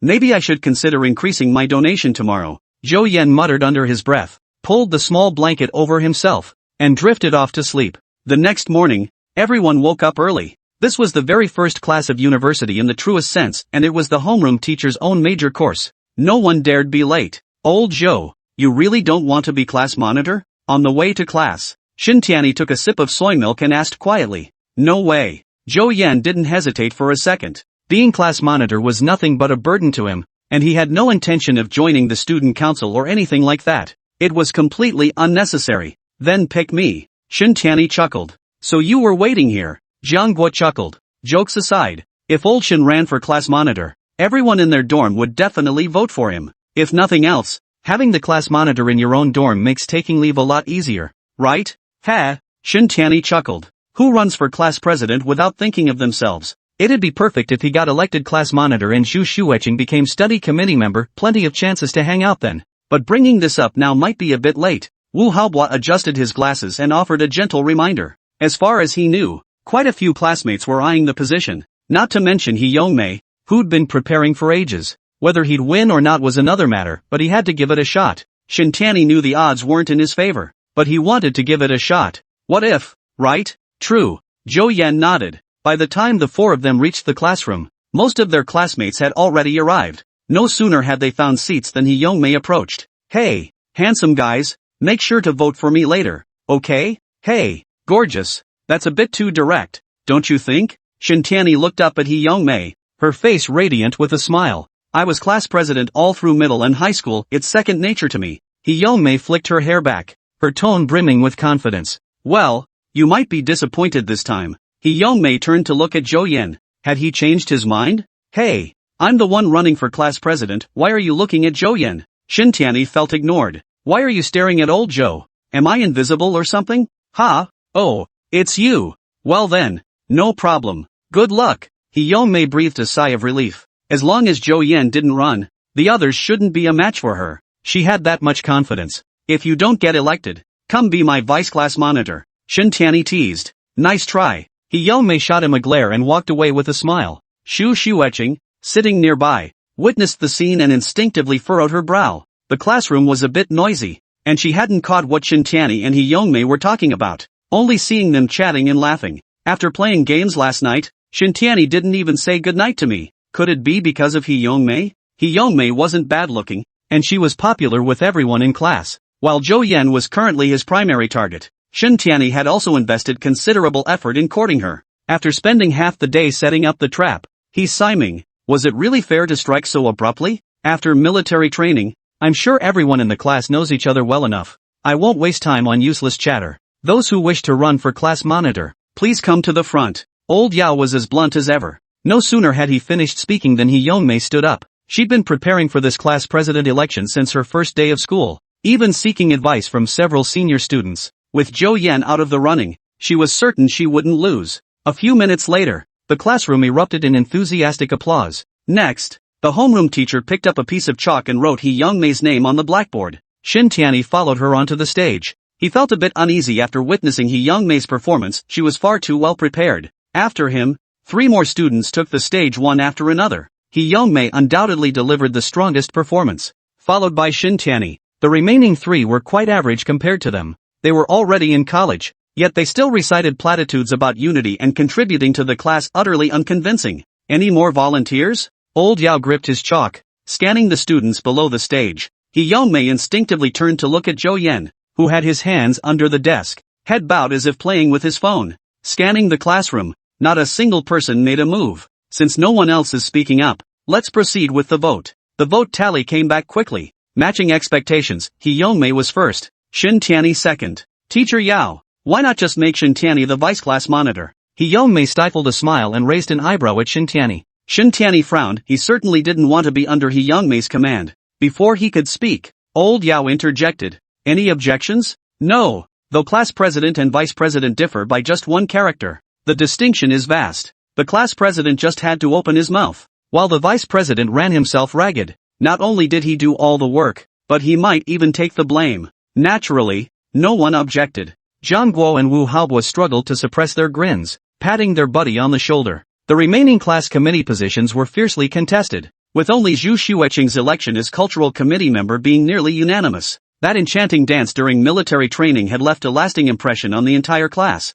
After class, Shin Tianyi walked straight up to Hyungmei. Hyungmei, what's your game? Treating you as you treated me. Please look after me from now on. Vice class leader, Hyungmei, newly elected class president, giggled happily, her mood soaring. Let's get one thing straight, I won't do anything that doesn't benefit me. Shin Tianyi retorted irritably, but then thought he still had a chance to turn the tables and become the boss, removing the deputy title. Seeing the two of them huddled together chatting animatedly right after class, Zhu Xueqing paused, pulled out her phone, and sent Shin Tianyi a message, congratulations. But Shin Tianyi was too busy sparring with Hyungmei to check his phone. Zhu Xueqing suddenly had a bad feeling. The big fish got away, but the little fish was jumping into the pit. Green wish, Hyungmei, completed, received 700,000 wish points. Limited time special offer 1. Zhou Yan was momentarily bewildered by the sudden wish completion notification. What was going on? This counts as me completing it? But he quickly figured it out. Hyungmei saw him as her biggest rival. By not running for class president, he was actually giving Hyungmei the biggest boost. Thinking about it that way, it actually made sense. Ding dong. A message notification sounded. It was from Su Chanxian. I'm going to check out the new place. Chapter 79, Dumb, Deep-Pocketed. Come quickly. That Zhu Xueqing actually messaged me first. During lunch at the cafeteria, Shin Tianyi cleared his throat dramatically. I just didn't say goodnight to her one night, and she got all worked up. I told her she must have feelings for me. All three of them turned to look at me. What did he send you? Well, nothing else really. Just a congratulations. What's there to congratulate the vice class monitor for? Zhang Guo chuckled. Shut up, you jerk. Could it be that it wasn't because you didn't say goodnight, but because you were chatting away with Hyungmei in the classroom? Zhou Yan's lips gradually curved upward. Zhu Xueqing's behavior perfectly matched his definition of a fish pond owner. But clearly, this pond master's rank wasn't very high yet, a bit too impatient. Shin Tianyi scratched his head, realizing Zhou Yan had a point. So how should I respond? Why respond at all? You rush back the moment she rings the bell. What makes you any different from Tom? After all, they were roommates. So Zhou Yan chose a more tactful approach. Then don't go back? Old Zhou, don't screw me over. You're out of your mind. You don't just like Zhu Xueqing, you like any girl who's pretty. My advice is to stop wasting time on Zhu Xueqing. You can't win with her. Exposed by Zhou Yan's words, Shin Tianyi awkwardly rubbed his nose. He had indeed had some thoughts while chatting with Hyungmei that morning. After all, they'd only just met. Where would deep feelings come from? It was just that Zhu Xueqing's dance left a stronger impression. Old Shin, I see you're no saint either. Zhang Guo and Wu Haobo exchanged glances and reached their conclusion. What do you know? Casting a wide net and focusing on the catch, got it? What's with the looks? You three? The three, disdain. JPG. After freshmen officially started classes, the school's various clubs kicked off their annual recruitment drives. Zhang Gui joined the basketball club, while Wu Haobo joined his beloved mystery club. As for Shin Tianyi, he signed up for photography, guitar, and ancient-style clubs, basically anywhere with more girls. He was there. On his way to and from class, Zhou Yan received numerous invitations from clubs, but he turned them all down. Clubs just weren't his thing for now. While Zhou Yan was enjoying campus life, his little secretary's days were far from easy. During her university years, Tang Heshi had fantasized countless times about managing a team of subordinates and making waves in the corporate world. After graduation, reality quickly set in. But now, through a series of twists and turns, she had unexpectedly become part of management, and not just any position, but one responsible for the entire company. It could be said she held considerable power. Now Tang Heshi was utterly overwhelmed. Initial tasks proceeded smoothly. Registering the company, leasing office space, began. Tang Hushi felt the true difficulty of a management role. Despite having recently studied new media operations as hard as she could,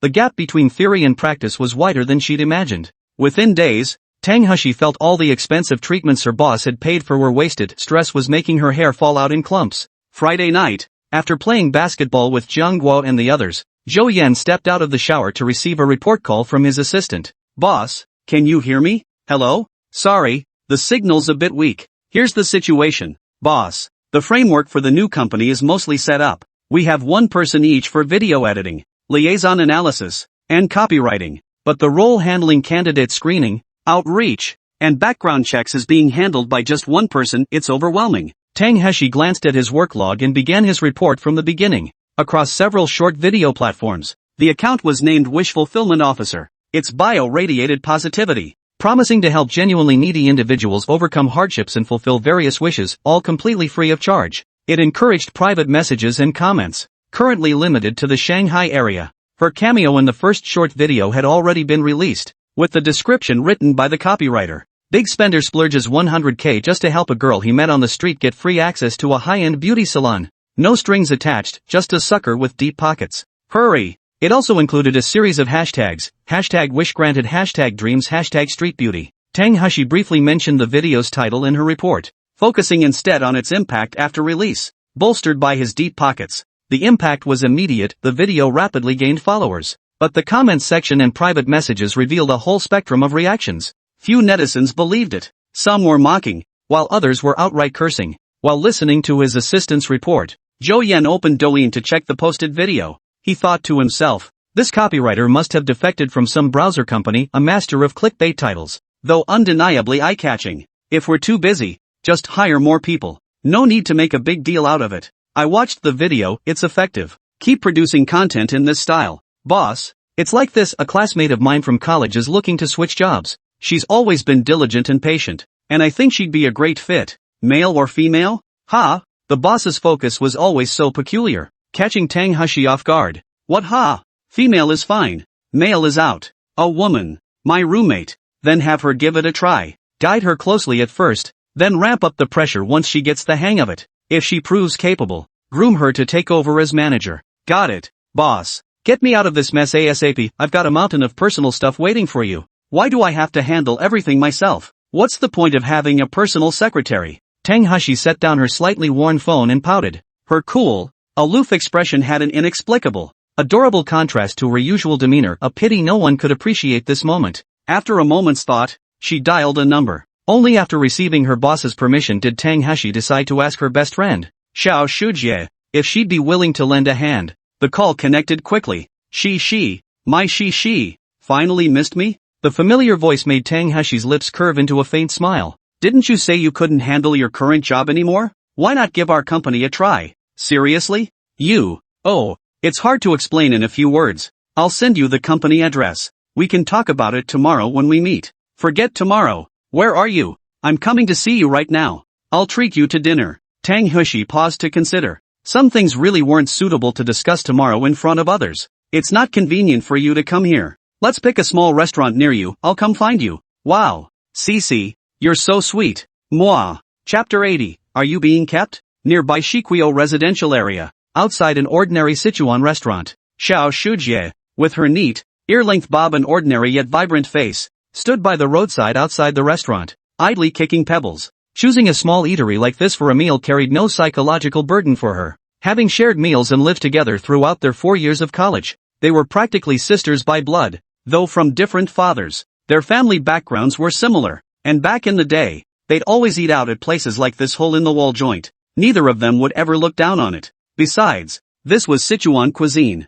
Xiao Shujie's urgency to meet Tang Hushi stemmed partly from work matters, but more so from concern over her current situation. Not long ago, Tang Hushi had been tearfully complaining about her parents pressuring her to return to their hometown to get married. She'd even caused a scene at Xiao Shujie's company, leading to Xiao losing her job. How could she suddenly find a new job, get Xiao hired there too, and secure such excellent salary and benefits? Such drastic changes in such a short time were bound to raise concerns. Lost in these thoughts, a gleaming white Mercedes emerged from the road's end, gliding toward her in the evening sunlight. The three-pointed star emblem on the hood silently approached. Its sleek engine cover gleaming coldly like a beast holding its claws back. The deep grille and headlight clusters radiated a calm authority, stilling the surrounding air. The Mercedes-Benz E-Class came to a smooth halt before Zhou Yan. She instinctively took 2 steps back, afraid of blocking the passenger from exiting. The engine cut off, its rumble fading away. The driver's door opened, and a familiar figure stepped out. Locking the door,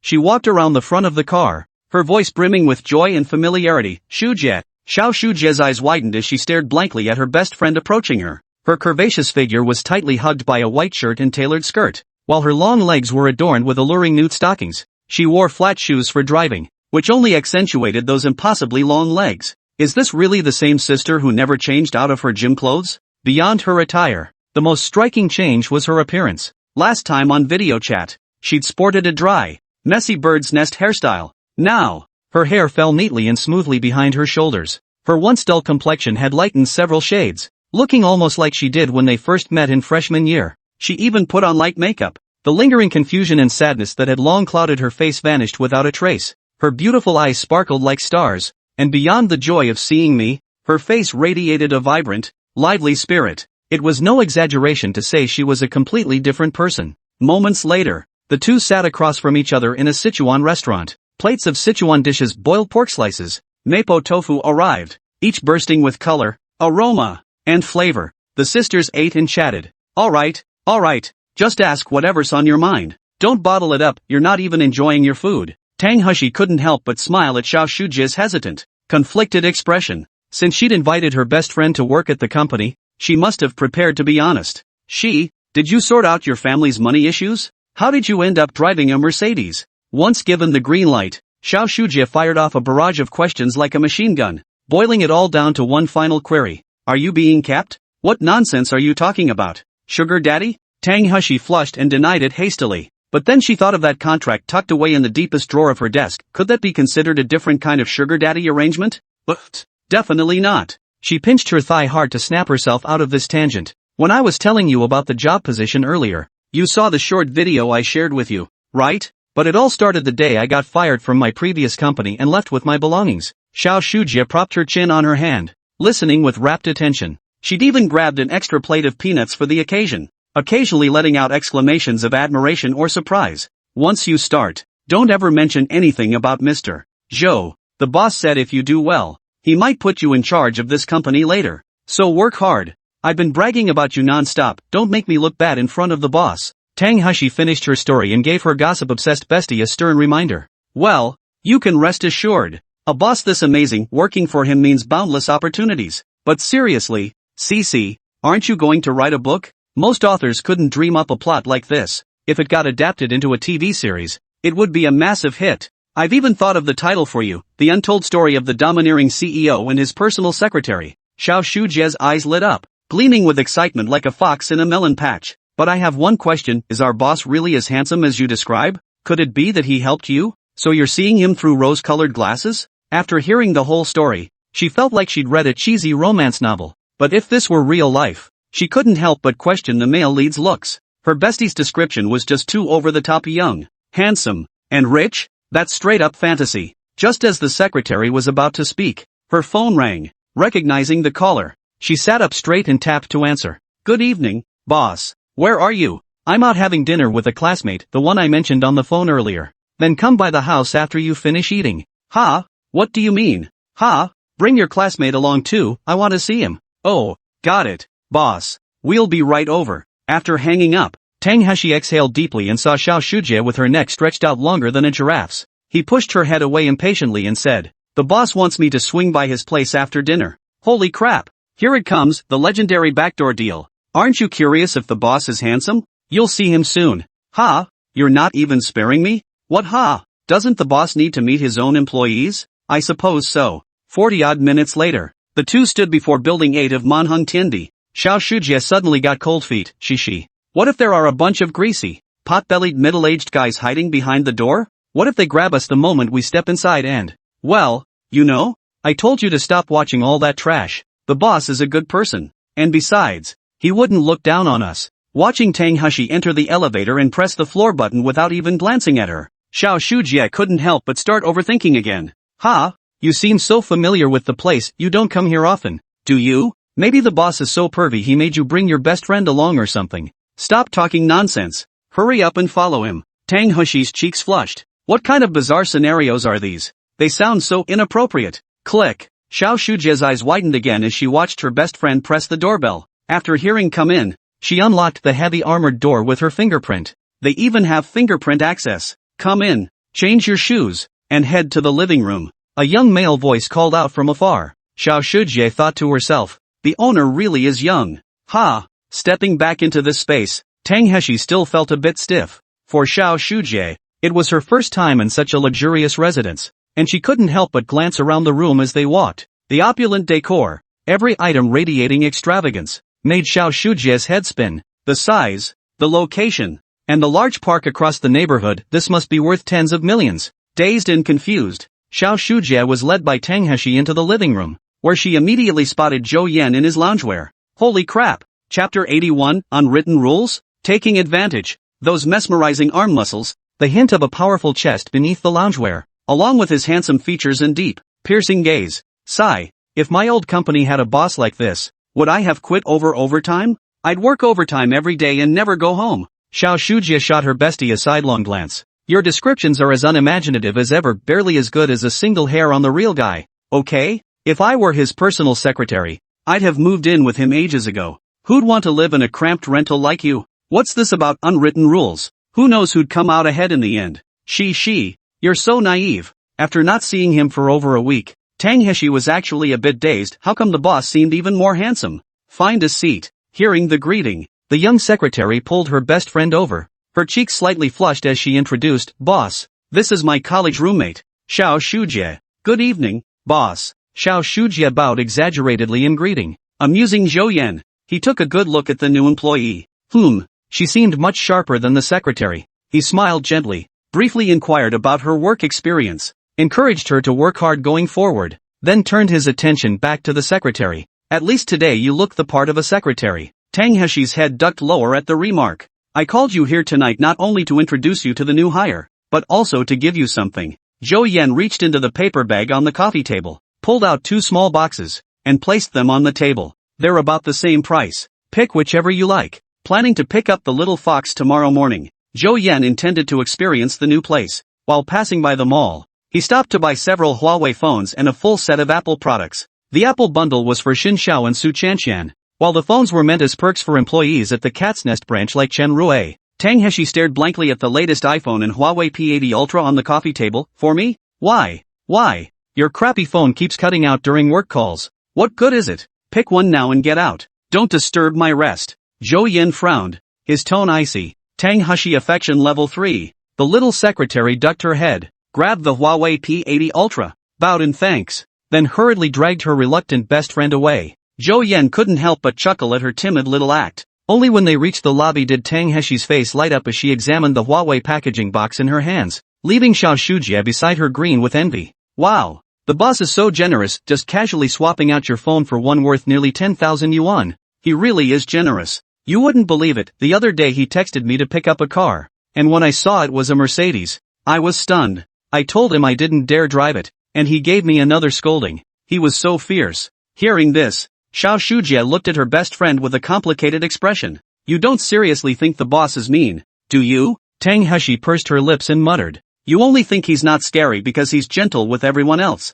but I'm his secretary. Since I was new to the job at first, he was always harsh with me, always wearing that cold expression. I told you before you were being silly, yet you still think you're so clever. Xiao Shujie pressed her right hand to her forehead, sighed deeply, and said, the boss gives you hundreds of thousands, offers you a high-paying job, sends you to luxury spas, provides you with a Mercedes, and today even upgraded your phone. That's not dissatisfaction, I'd say he's got his eye on you. The young secretary froze in place, her mouth slightly agape as if struck by lightning. With your temper, if he weren't a bit stern, would you willingly drive him around or take his phone? And I think he had you bring me along tonight because he probably worried you wouldn't dare go alone. Such a thoughtful and gentle boss. If I were you, I'd have thrown myself at him and refused to leave long ago. Tang Heshi tried to recall the moment, her eyes reddening slightly as she lowered her head. But I looked awful when we bumped into each other at the elevator. A guy like him must have plenty of women, right? Maybe he has a thing for your type? That's how it goes in novels.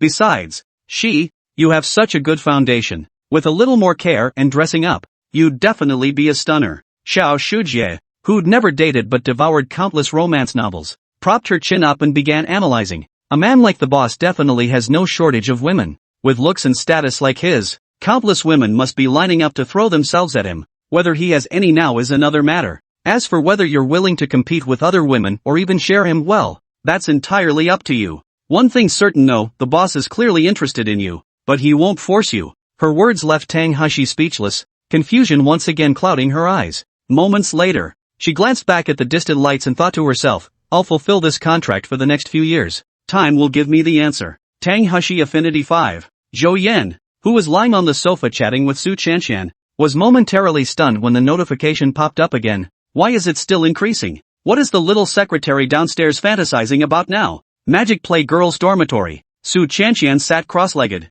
chattering away with her best friend Song Yi. Why don't you come with me tomorrow? Why drag me along on your date? To be the third wheel? Song Yi rolled her eyes dramatically. You ask me to come now, but if I actually show up, you'll be annoyed. After touring the school, we're going to check out Zhou Yan's new place. I'm scared he'll eat me. Su Chanshan crossed her arms, putting on a terrified expression. Scared but still going? Oh, but look how gorgeous the place is, the photos will turn out amazing. Saying this, Su Chanshan opened the video Zhou Yan had sent and showed it to Song Yi. Hearing the commotion, Li Xiaoming and He Ximing gathered around to see what this gorgeous house was all about. Wow, what a huge living room. The view outside those floor-to-ceiling windows is absolutely stunning. How come it feels like our dorm room isn't even as big as a bathroom? He Ximing watched with envy, her eyes fixed greedily on the house in the video as an overwhelming longing filled her heart. If only I could live in a place this big. Song Yi, who had seen it all, felt even more concern for her best friend. The location alone was prime. While there were rich kids driving sports cars around campus, those who could afford to buy an apartment outright were few and far between. She was deeply concerned about whether Su Chanshan could handle someone like that. The next morning, Su Chanshan surprisingly didn't linger in bed. The moment her alarm rang, she sprang out of bed to pick out her outfit, while He Ximing, still lying in bed, watched with eyes brimming with envy. Off I go. Bye. Receiving word that Zhou Yan had arrived downstairs, Su Chanshan beamed as she waved goodbye to her roommate. Meanwhile, in the girls' dormitory at Fuguang University, unable to resist her three roommates' desperate pleas, she reluctantly took them on an early morning tour of Maokong. Long live Zhao Zhao. What's with calling her Zhao Zhao? Call her Madam. Greetings to Her Majesty. May Her Majesty be blessed with good fortune. Xiao Jing mimicked a palace made from period dramas, fluttering her sleeves and curtsying with a slight bend at the knees. Everyone burst into laughter. Chapter 82, The Maokong Branch. A professional renovation company moved in, transforming the original cat cafe into a bookstore within a month. The two-story layout gave Lin Yaden greater creative freedom for the design. The cat cafe storefront sign had been replaced with a brand new Sky City of Cats, featuring three artistic characters in the bottom right corner, Magic City Branch. Shinjiao opened the door. The first floor design mirrored the Huadu flagship store almost exactly, though with more cat-themed elements. The left wall was entirely dedicated to postcards. The date display design was carried over from the original store, differing only in minor decorative details. An entire wall was divided into countless small compartments, each destined to be filled with postcards written by customers, waiting to be mailed on some future day. The entire first floor's style could be summed up as a perfect fusion of healing aesthetics, retro artsy vibes, handmade warmth, and comforting charm. The black wrought iron bookshelves currently stand empty, giving the space a slightly sparse feel. The shelves displaying cultural and creative products are similarly sparse. But the moment the dorm sisters walked in, they all gasped and scattered toward their favorite spots. Xiao Jin sprinted to the postcard wall,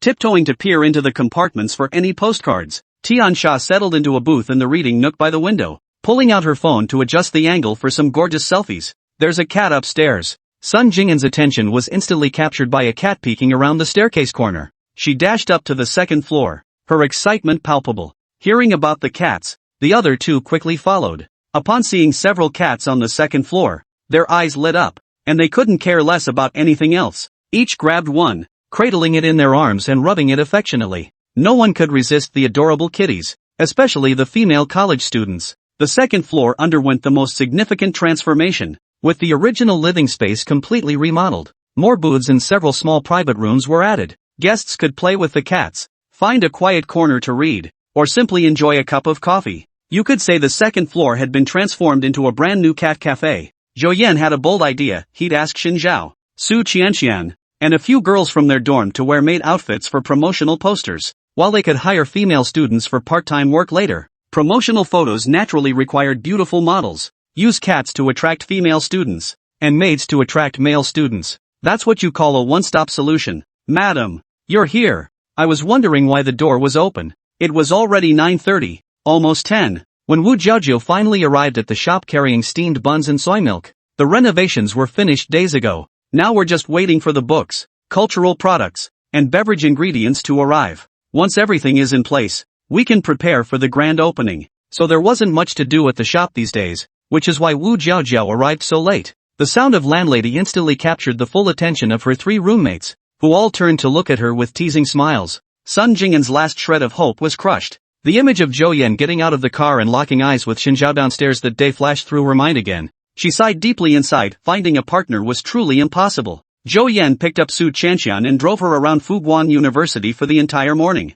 The university campus on a Saturday morning was far less bustling than usual, perfect for a leisurely stroll. Holy, isn't that old Zhou? Shintiani followed. Jiang was pointing finger and froze instantly, not even noticing the sesame flatbread he'd been biting drop to the ground. No wonder this guy couldn't care less about Zhu Xueqing. Turns out his girlfriend is this gorgeous. Her looks and figure were top-notch in every way. Holy crap, her smile was even more stunning. Wait, didn't that jerk claim he was single? Shintiani and Jiangwei exchanged a glance, their breakfast suddenly tasting awful. In unison, they spat out 3 words. Bastard. Zhou Yan, of course, hadn't noticed the 2 brothers. The school was gradually filling up with people. When they first arrived, he could still hold her hand under the pretense of keeping her from getting lost. But once the crowd thickened, he refused to let her go. Blushing like crazy, the handsome guy and pretty girl combo was a real eye-catcher. Everyone who saw them couldn't help but glance twice. As lunchtime approached, Fu Guang had finished touring the campus. They drove to a nearby place for a quick meal before returning to Zhou Yan's apartment. Once in the privacy of their space, Su Qianqian instantly reverted to her true self. She bounced around the living room, exploring every corner with wide-eyed curiosity. Though Su Qianqian came from a well-off family, this was her first time seeing such a luxurious mansion in the metropolis. Zhou Yan, your new place is gorgeous, even prettier than your photos. If you like it, you're welcome to stay. I'll keep a room reserved just for you. You can come anytime and treat it like your home in the Magic City. Zhou Yan said with a smile. Su Qianqian intimacy level 5? The system notification sounded in his mind the very next second. Why are more and more people unwilling to be suck-ups? It's because they never see any hope. Getting everything you desire after groveling is the exception. The vast majority end up with nothing. A girl who gives you instant feedback like this, who wouldn't be willing to put in the effort? Come here, little fox. Zhou Yan smiled and beckoned to her before turning to walk out of the living room. Su Qianqian followed obediently like a dutiful little wife, keeping pace behind him. They crossed the living room and entered another south-facing bedroom, the largest room in the apartment besides the master suite. It featured the same floor-to-ceiling panoramic windows, a private bathroom, and a full suite of smart home appliances. This room is yours. Everything is brand new. You can plan out the bedding, decorations, and such. We'll pick them up later when we go to the movies. Ah, you're so sweet. Su Qianqian threw herself into his arms, clinging tightly. A clean, fresh scent wafted up to his nose. Unlike the perfunctory hug at their farewell, Zhou Yan could now feel her excitement and her stunning figure. Honestly, with Su Qianqian's affection level nearing 80, holding hands or hugging was a given. He could even take things further if he wanted. But Zhou Yan wasn't thinking only of the present moment. He wanted something lasting. He wanted Su Qianqian, and he certainly didn't want to give up Xinjiao. Zhou Yan planned to take things slowly, step by step, perhaps when the little fox's intimacy level grew higher, reaching the point of unwavering devotion. Then, so for now, he merely returned her embrace gently, refraining from any unnecessary movements. And of course, he wasn't foolish enough to speak and ruin the mood. Why not savor this moment a little longer? Unfortunately, the soft embrace didn't last long before the pleasant doorbell chimed. Su Qianqian bolted out like a startled little rabbit, flashed him a quick pout, and dashed into the bathroom. But her flushed ears betrayed that her inner turmoil was far from the calm she projected. Zhou Yan sighed inwardly as he checked the video intercom. Seeing it was the weekly cleaning crew, he reluctantly opened the door, instructed them to thoroughly deep clean the place, then dragged the little fox out to drive to the movies. By 9 o'clock that night, Zhou Yan finally drove Su Qianqian back to campus. Before leaving, he grabbed a set of Apple Family bundle from the trunk and shoved it into her hands. Ding, cashback card used successfully. Received 480,000 yuan cashback. Holy, This damn system has no sense of honor. Zhou Yan slammed the steering wheel in frustration. Why did it force the use? He planned to find an excuse to buy the little fox a house and casually cash out tens of millions. Luckily, he still had another one. Zhou Yan glanced at his system inventory and could only console himself that way. Damn it, is Chen Jiao's family bundle still on the table? That was the question. Chapter 83, Making You Feel Involved. Ding, cashback card used successfully. Received 800,000 cashback. After much persuasion, Chen Jiao finally accepted the Apple family bundle. After Zhou Yan dropped her off at the dorm, he shook his head helplessly with a wry smile. Hilarious, he actually tried to spend more on the aloof campus beautician, but she just won't let him. Located in the University District, the Shanghai branch's book selection, based on thorough research, is broadly categorized into lifestyle and aesthetics and art design, literature and bestsellers, and travel and humanities and social sciences, emphasizing visual appeal and engaging content. The selection perfectly catered to the tastes of young people and hipster intellectuals. With massive shipments of books and cultural products arriving, Wu Jiajiu and Chen Rui alone would be overwhelmed. 3 roommates were drafted as reinforcements. Upon learning Zhou Yan had opened a concept bookstore, all 3 were stunned, with Wu Haobo reacting most intensely. As a literary youth with a passion for detective stories, he had come across the new concept bookstore Cat's Sky City in Huadu during his summer vacation while scrolling through Douyin. He was instantly captivated, even considering buying a plane ticket to Huadu just to mail a postcard. If not for his empty pockets, Wu Haobo would have been a Cat Sky customer long ago. With the energetic college student lending a hand, preparations for the bookstore's opening progressed at a furious pace. Before he knew it, late September arrived, and preparations were nearly complete. Zhou Yan had received all the maid outfits he'd ordered online. Everything was ready except for a few models. Permanent maids for the shop could be recruited as part-time workers from nearby universities, but for the promotional photos at the opening, he planned to invite some goddesses with a bit of fame and influence at various universities. In plain terms, he was targeting campus queens, department queens, and college queens, the types with legions of admirers. Whichever university they handed out flyers at would feature promotional photos shot with that university's goddess, guaranteed to be a smash hit. He also planned to invite Su Chanxian's dorm mates to make cameo appearances. With 4 distinct styles of beauty in one room, they were too good to pass up. With the startup funds from the system as backup,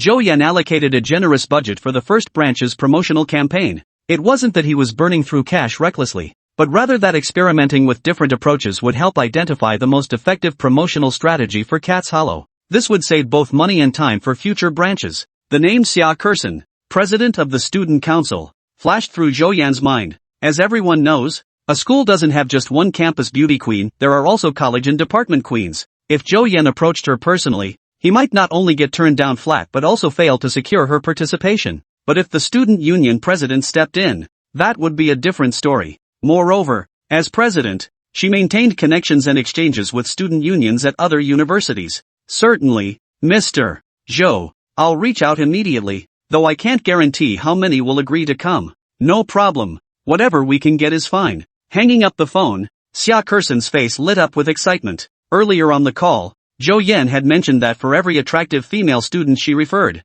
she'd receive a 200 yuan referral fee. And the pay for these girls was generous too. Besides taking a few promotional photos, they only needed to post a few short videos or photos from Malcolm on their social media platforms to earn 3,000 yuan. With such terms on the table, this opportunity was practically money in the bank for Xia Kersen. As the student council president of Fuguan University, Xia Kersen wielded considerable influence on campus. Following Zhou Yan's requirements, she quickly screened 8 female candidates. After brief discussions, 6 of them happily agreed. Recruiting from other universities proved even easier for Xia Kersen. She contacted student council presidents at nearby universities, offering a 100 yuan reward for each goddess they referred. No college student would turn down money earned with the flick of a finger. Soon, Zhou Yan received a list of 20 female candidates. Impressive efficiency. Room 305, Magic Theater Dormitory. Su Chanxian was asking her roommates if they'd be willing to model at the bookstore. Sure thing. Li Xiaomeng was the first to agree. Free cat petting?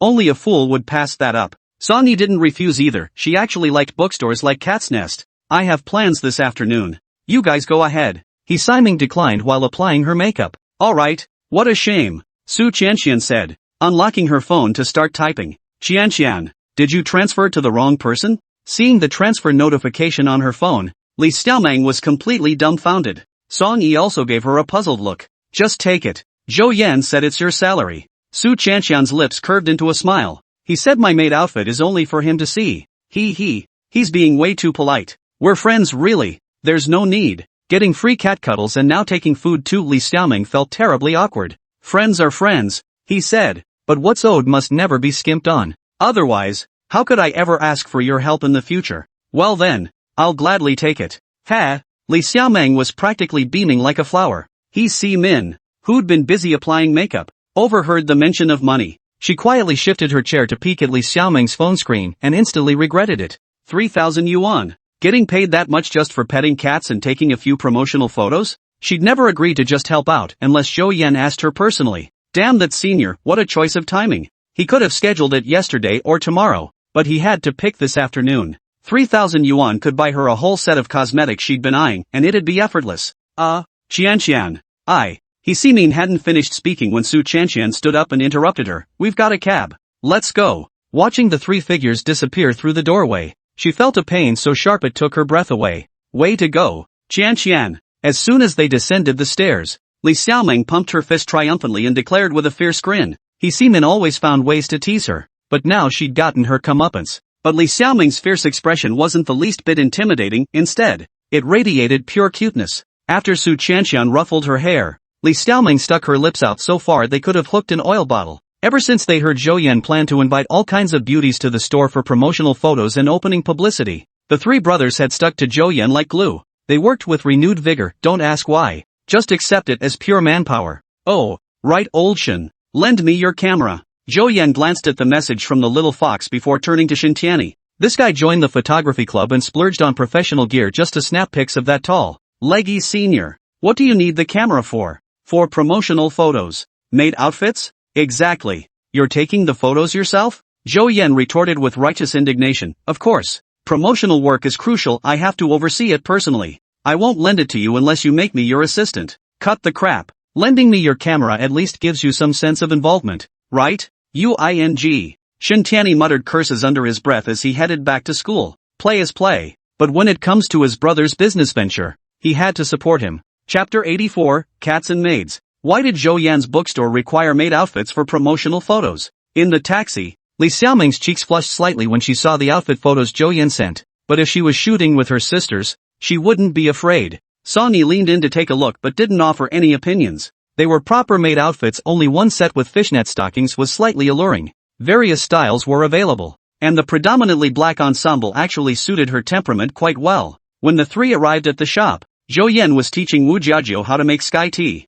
She had previously learned from Li Yuanqing, but lacking hands-on experience, she struggled with the finer details that could affect the flavor. The moment Shen Tianyi saw the three women, his eyes lit up. Zhou Yan, someone's here to see you. Shen Tianyi immediately stood up, recognizing Su Qianqian, the girl he'd seen with Zhou Yan at school last time. Thank you. Song Yi murmured her thanks. You're welcome. Shen Tianyi visibly tensed. That aura, that beauty, he felt like he was falling in love. Zhu Xueqing? Zhu. What? Sorry, I'm not really familiar with her. Please have a seat. I'll be right with you. Zhou Yan looked up and gave them a warm smile. Zhou Yan, I want sky tea. Su Qianqian was the first to raise her hand. She'd had it once in Huadu and couldn't stop thinking about it. Please sit down. What would you like to drink? Shen Tianyi's gaze lingered on Song Yi. Compared to Su Qianqian, he preferred this type. As for the cute, innocent-faced one with the big, well, old Shen declared he never hogged the fun, he'd leave that one to his roommate. Then we'll have the same as Qianqian.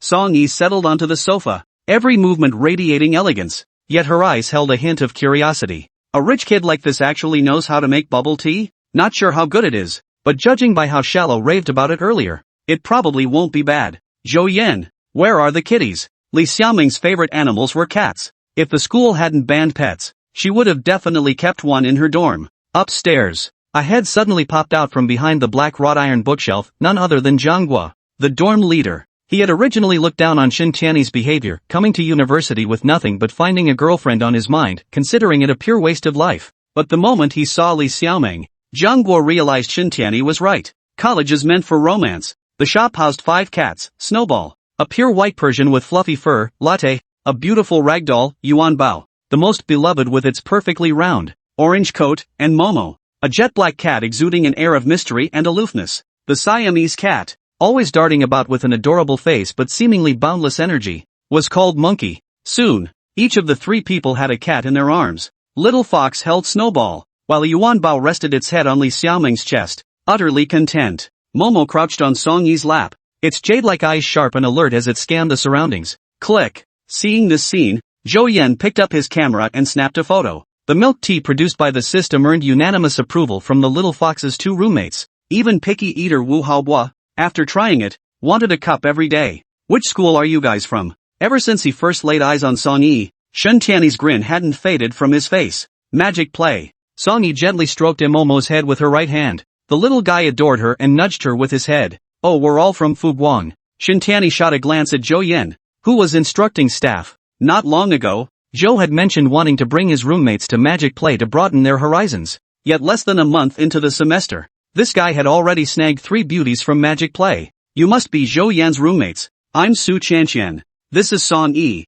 And this is Li Xiaoming, both my roommates. Su Chanxian carried herself with the air of a hostess. The group chatted casually. After finishing their drinks, the 3 girls went upstairs to change. Before long, each had chosen her preferred style. A frilly made cap, brass cat bells, fishnet stockings paired with pink paw print socks made Su Chanxian look especially charming and alluring. Li Xiaoming, meanwhile, donned an adorable maid outfit, white knee-high socks, fluffy wristbands, and plenty of bow decorations. Paired with her cute looks, she was utterly adorable. Yet her undeniably curvaceous figure added a hint of allure. As for Song Yi, her outfit was the most minimalist, predominantly black with only the apron and skirt hem in white. Buttons extended all the way to just below her neck. Her fair arms fully covered. Her sole accessory was a black cane, giving off an air of restrained elegance. The fabric was high quality, draping smoothly with a luxurious texture, and the intricate details lacked any cheap, kitschy feel. Wow, it felt so comfortable to wear. Nothing like the flimsy maid outfits from cosplay shops.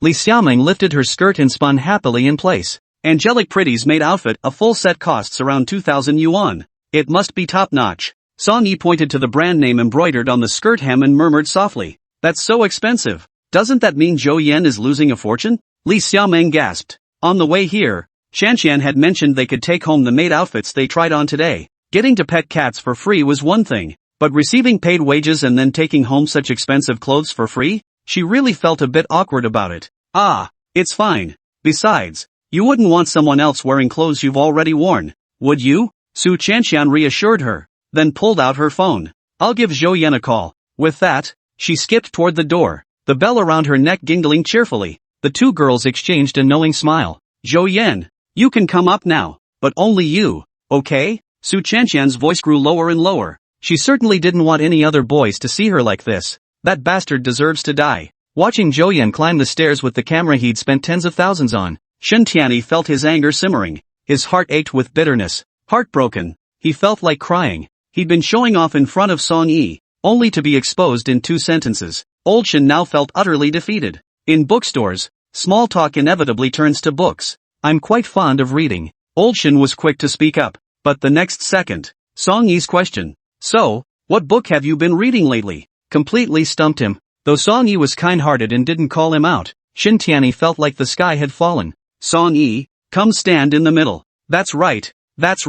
Temptation, restraint, cuteness. Each of the 3 women before him had her own charm. Yet Zhou Yan, camera in hand, showed no sign of distraction, completely absorbed in his work. The photography mastery skill he'd purchased yesterday from the system store for 400,000 wish points was proving invaluable now. Xiao Meng, bend your waist just a little more. That's enough. No need for 90 degrees. Qianqian, lift your right leg a bit higher. Bend it slightly backward. Then make a scissor hand gesture. Perfect. Don't move. Click. Zhou Yan pressed the shutter button. Alright, next you'll pose with the kitties. Feel free to relax and be natural. It's been over half an hour. Why aren't they coming down yet? Shen Tiany kept glancing toward the stairwell. That jerk wouldn't be throwing a party upstairs behind my back, would he? Why don't you go upstairs and check? Jianghua shot him a glance. That doesn't seem quite appropriate. Just as Shen Tiany was about to stand up, a pleasant female voice came from behind him. Hello, is Zhou Yan in the shop? The 3 brothers turned in unison and were instantly stunned.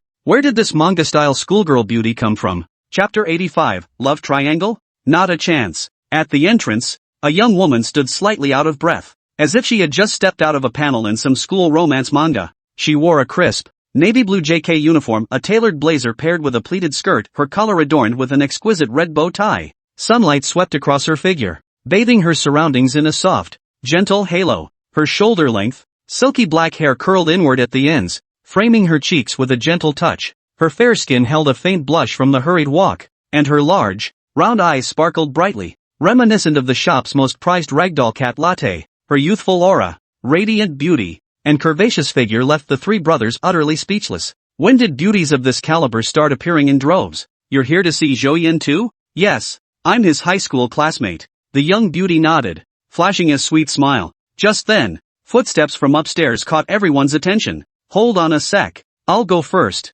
What are you doing here? Zhou Yan stopped mid-sentence as he saw someone standing at the door, smiling warmly at him. Holy crap, how is Zhou Jie here? Unable to believe his eyes, Zhou Yan rubbed them. He had always assumed Zhou Jie had gone to Nanjing, just like in his previous life. By now, she should have met that persistent rich kid. As a single woman, she should have been happily starting a college romance, forgetting him completely. But the person standing not far away made Zhou Yan realize the world line had shifted. Zhou Yan, who is she? Overwhelmed by a sudden sense of crisis, Su Chanqian stepped forward and hooked her arm through Zhou Yan's. Seeing this, Su Jie's eyes flashed with light, yet also held a hint of confusion. Who was this woman? Beautiful beyond belief? Where had Xin Zhao gone? I'm his high school classmate, the kind who sat next to him in class. Su Jie's lips gradually curved upward as she stepped forward, extending her fair right hand. The bookstore seemed to fall silent in an instant, the expressions on the three brothers' faces shifting in a most entertaining fashion. From that bastard Zhou Yan deserves to die. He actually has classmates like this. They clearly have a special relationship. Then quickly shifted into spectator mode. Little B, you're screwed. Li Xiaoming and Song Yi, witnessing such a battlefield-like scene in real life for the first time, grew wary. But Zhou Yan didn't see it as a battlefield at all. He was more righteous than ever. Ever since his rebirth, he and Su Jie had truly been nothing more than classmates, pure and simple, without a shred of impurity. Ha! It's not like Xinjia showed up. I'm not scared at all. With that thought, Zhou Yan calmly took Su Chanqian's hand and introduced her. Shallow, this is Su Jie, my high school classmate. The warmth radiating from his palm steadied Su Shallow's emotions as her gaze gradually hardened. Witnessing this scene, Su Jie's eyes dimmed noticeably. Su Jie, what is this? Just as Zhou Yan began to speak, a flurry of chattering voices at the doorway drew the attention of everyone in the shop. Xia Kerson had brought the campus beauty and department beauties over. Oh, Jie, you're here already? I was just about to call you. Xia Kerson spotted Su Jie and hurried over, grabbing her hand. In an instant, Zhou Yan understood why Su Jie was here. Turns out Xia Kerson was behind it. But to be fair, she had sent the list ahead of time, and he hadn't really looked at it closely. Besides, Su Jie did meet the criteria Zhou Yan had told Xia Kerson about. She had no idea about the underlying connection, so it wasn't really her fault. So Zhou Yan invited her over to shoot promotional photos. Ha! Su Chanqian's little brain worked quickly. This must be the type who'd liked her brother for ages but never dared to act on it. Humph. I'm not falling for that. Hello, boss. Hello, boss. Hello, boss. The Fuda goddesses who'd been invited over shed all their usual haughtiness and aloofness toward the fawning admirers, sweetly calling out in unison. Forget Xia Kerson's instructions and the hefty pay. Just seeing the supercar parked at the entrance and that handsome face was reason enough for them to drop their cold facades. Two of them even exchanged glances at Zhou Yan that were decidedly off. With their looks, they were no strangers to being pursued by rich second-generation brats. But a tall, rich, and handsome guy was a rare find indeed. Xin Tianyi was on the verge of complete madness. He recognized every single one of these goddesses. The one in black stockings was Senior Feng from the School of Foreign Languages, and the one with the high-heeled sandals and long legs was Senior He from the School of Law. Even before arriving on campus, Xin Tianyi had researched these immensely popular goddesses on the Fuda University forum. He never imagined he'd see them all in person today. Zhou Yan smiled as he greeted them, expressing his welcome. Glancing at the time, he continued, the photographer is on his way. Everyone can sit down and rest for a moment. Try some of the shop's signature dishes. He shot a meaningful glance at Wu Jiaojiao, who was engrossed in gossip, urging her to get to work. Got it, boss. 7 cups of sky tea. Zhou Yan tapped away on his phone, then turned to the little fox and said, you're a shareholder in the bookstore too. Don't forget to pay everyone their wages later. Got it. Hearing this, Su Chanqian lifted her little head, visibly brightening with joy. The girl who had been harboring thoughts about Zhou Yan earlier nudged Su Chanqian, her own ideas now dismissed. Of course, some remained undeterred, scheming something in their minds, but soon enough, they had no time to dwell on such trivialities. After taking a sip of the signature milk tea, their eyes lit up. As extremely popular girls, they often received milk tea from boys at school, but this was absolutely the best milk tea they'd ever tasted, no contest. The design of Malcolm's first floor alone had already impressed them. They thought they'd come back to sit here from time to time, even without the upcoming filming assignment.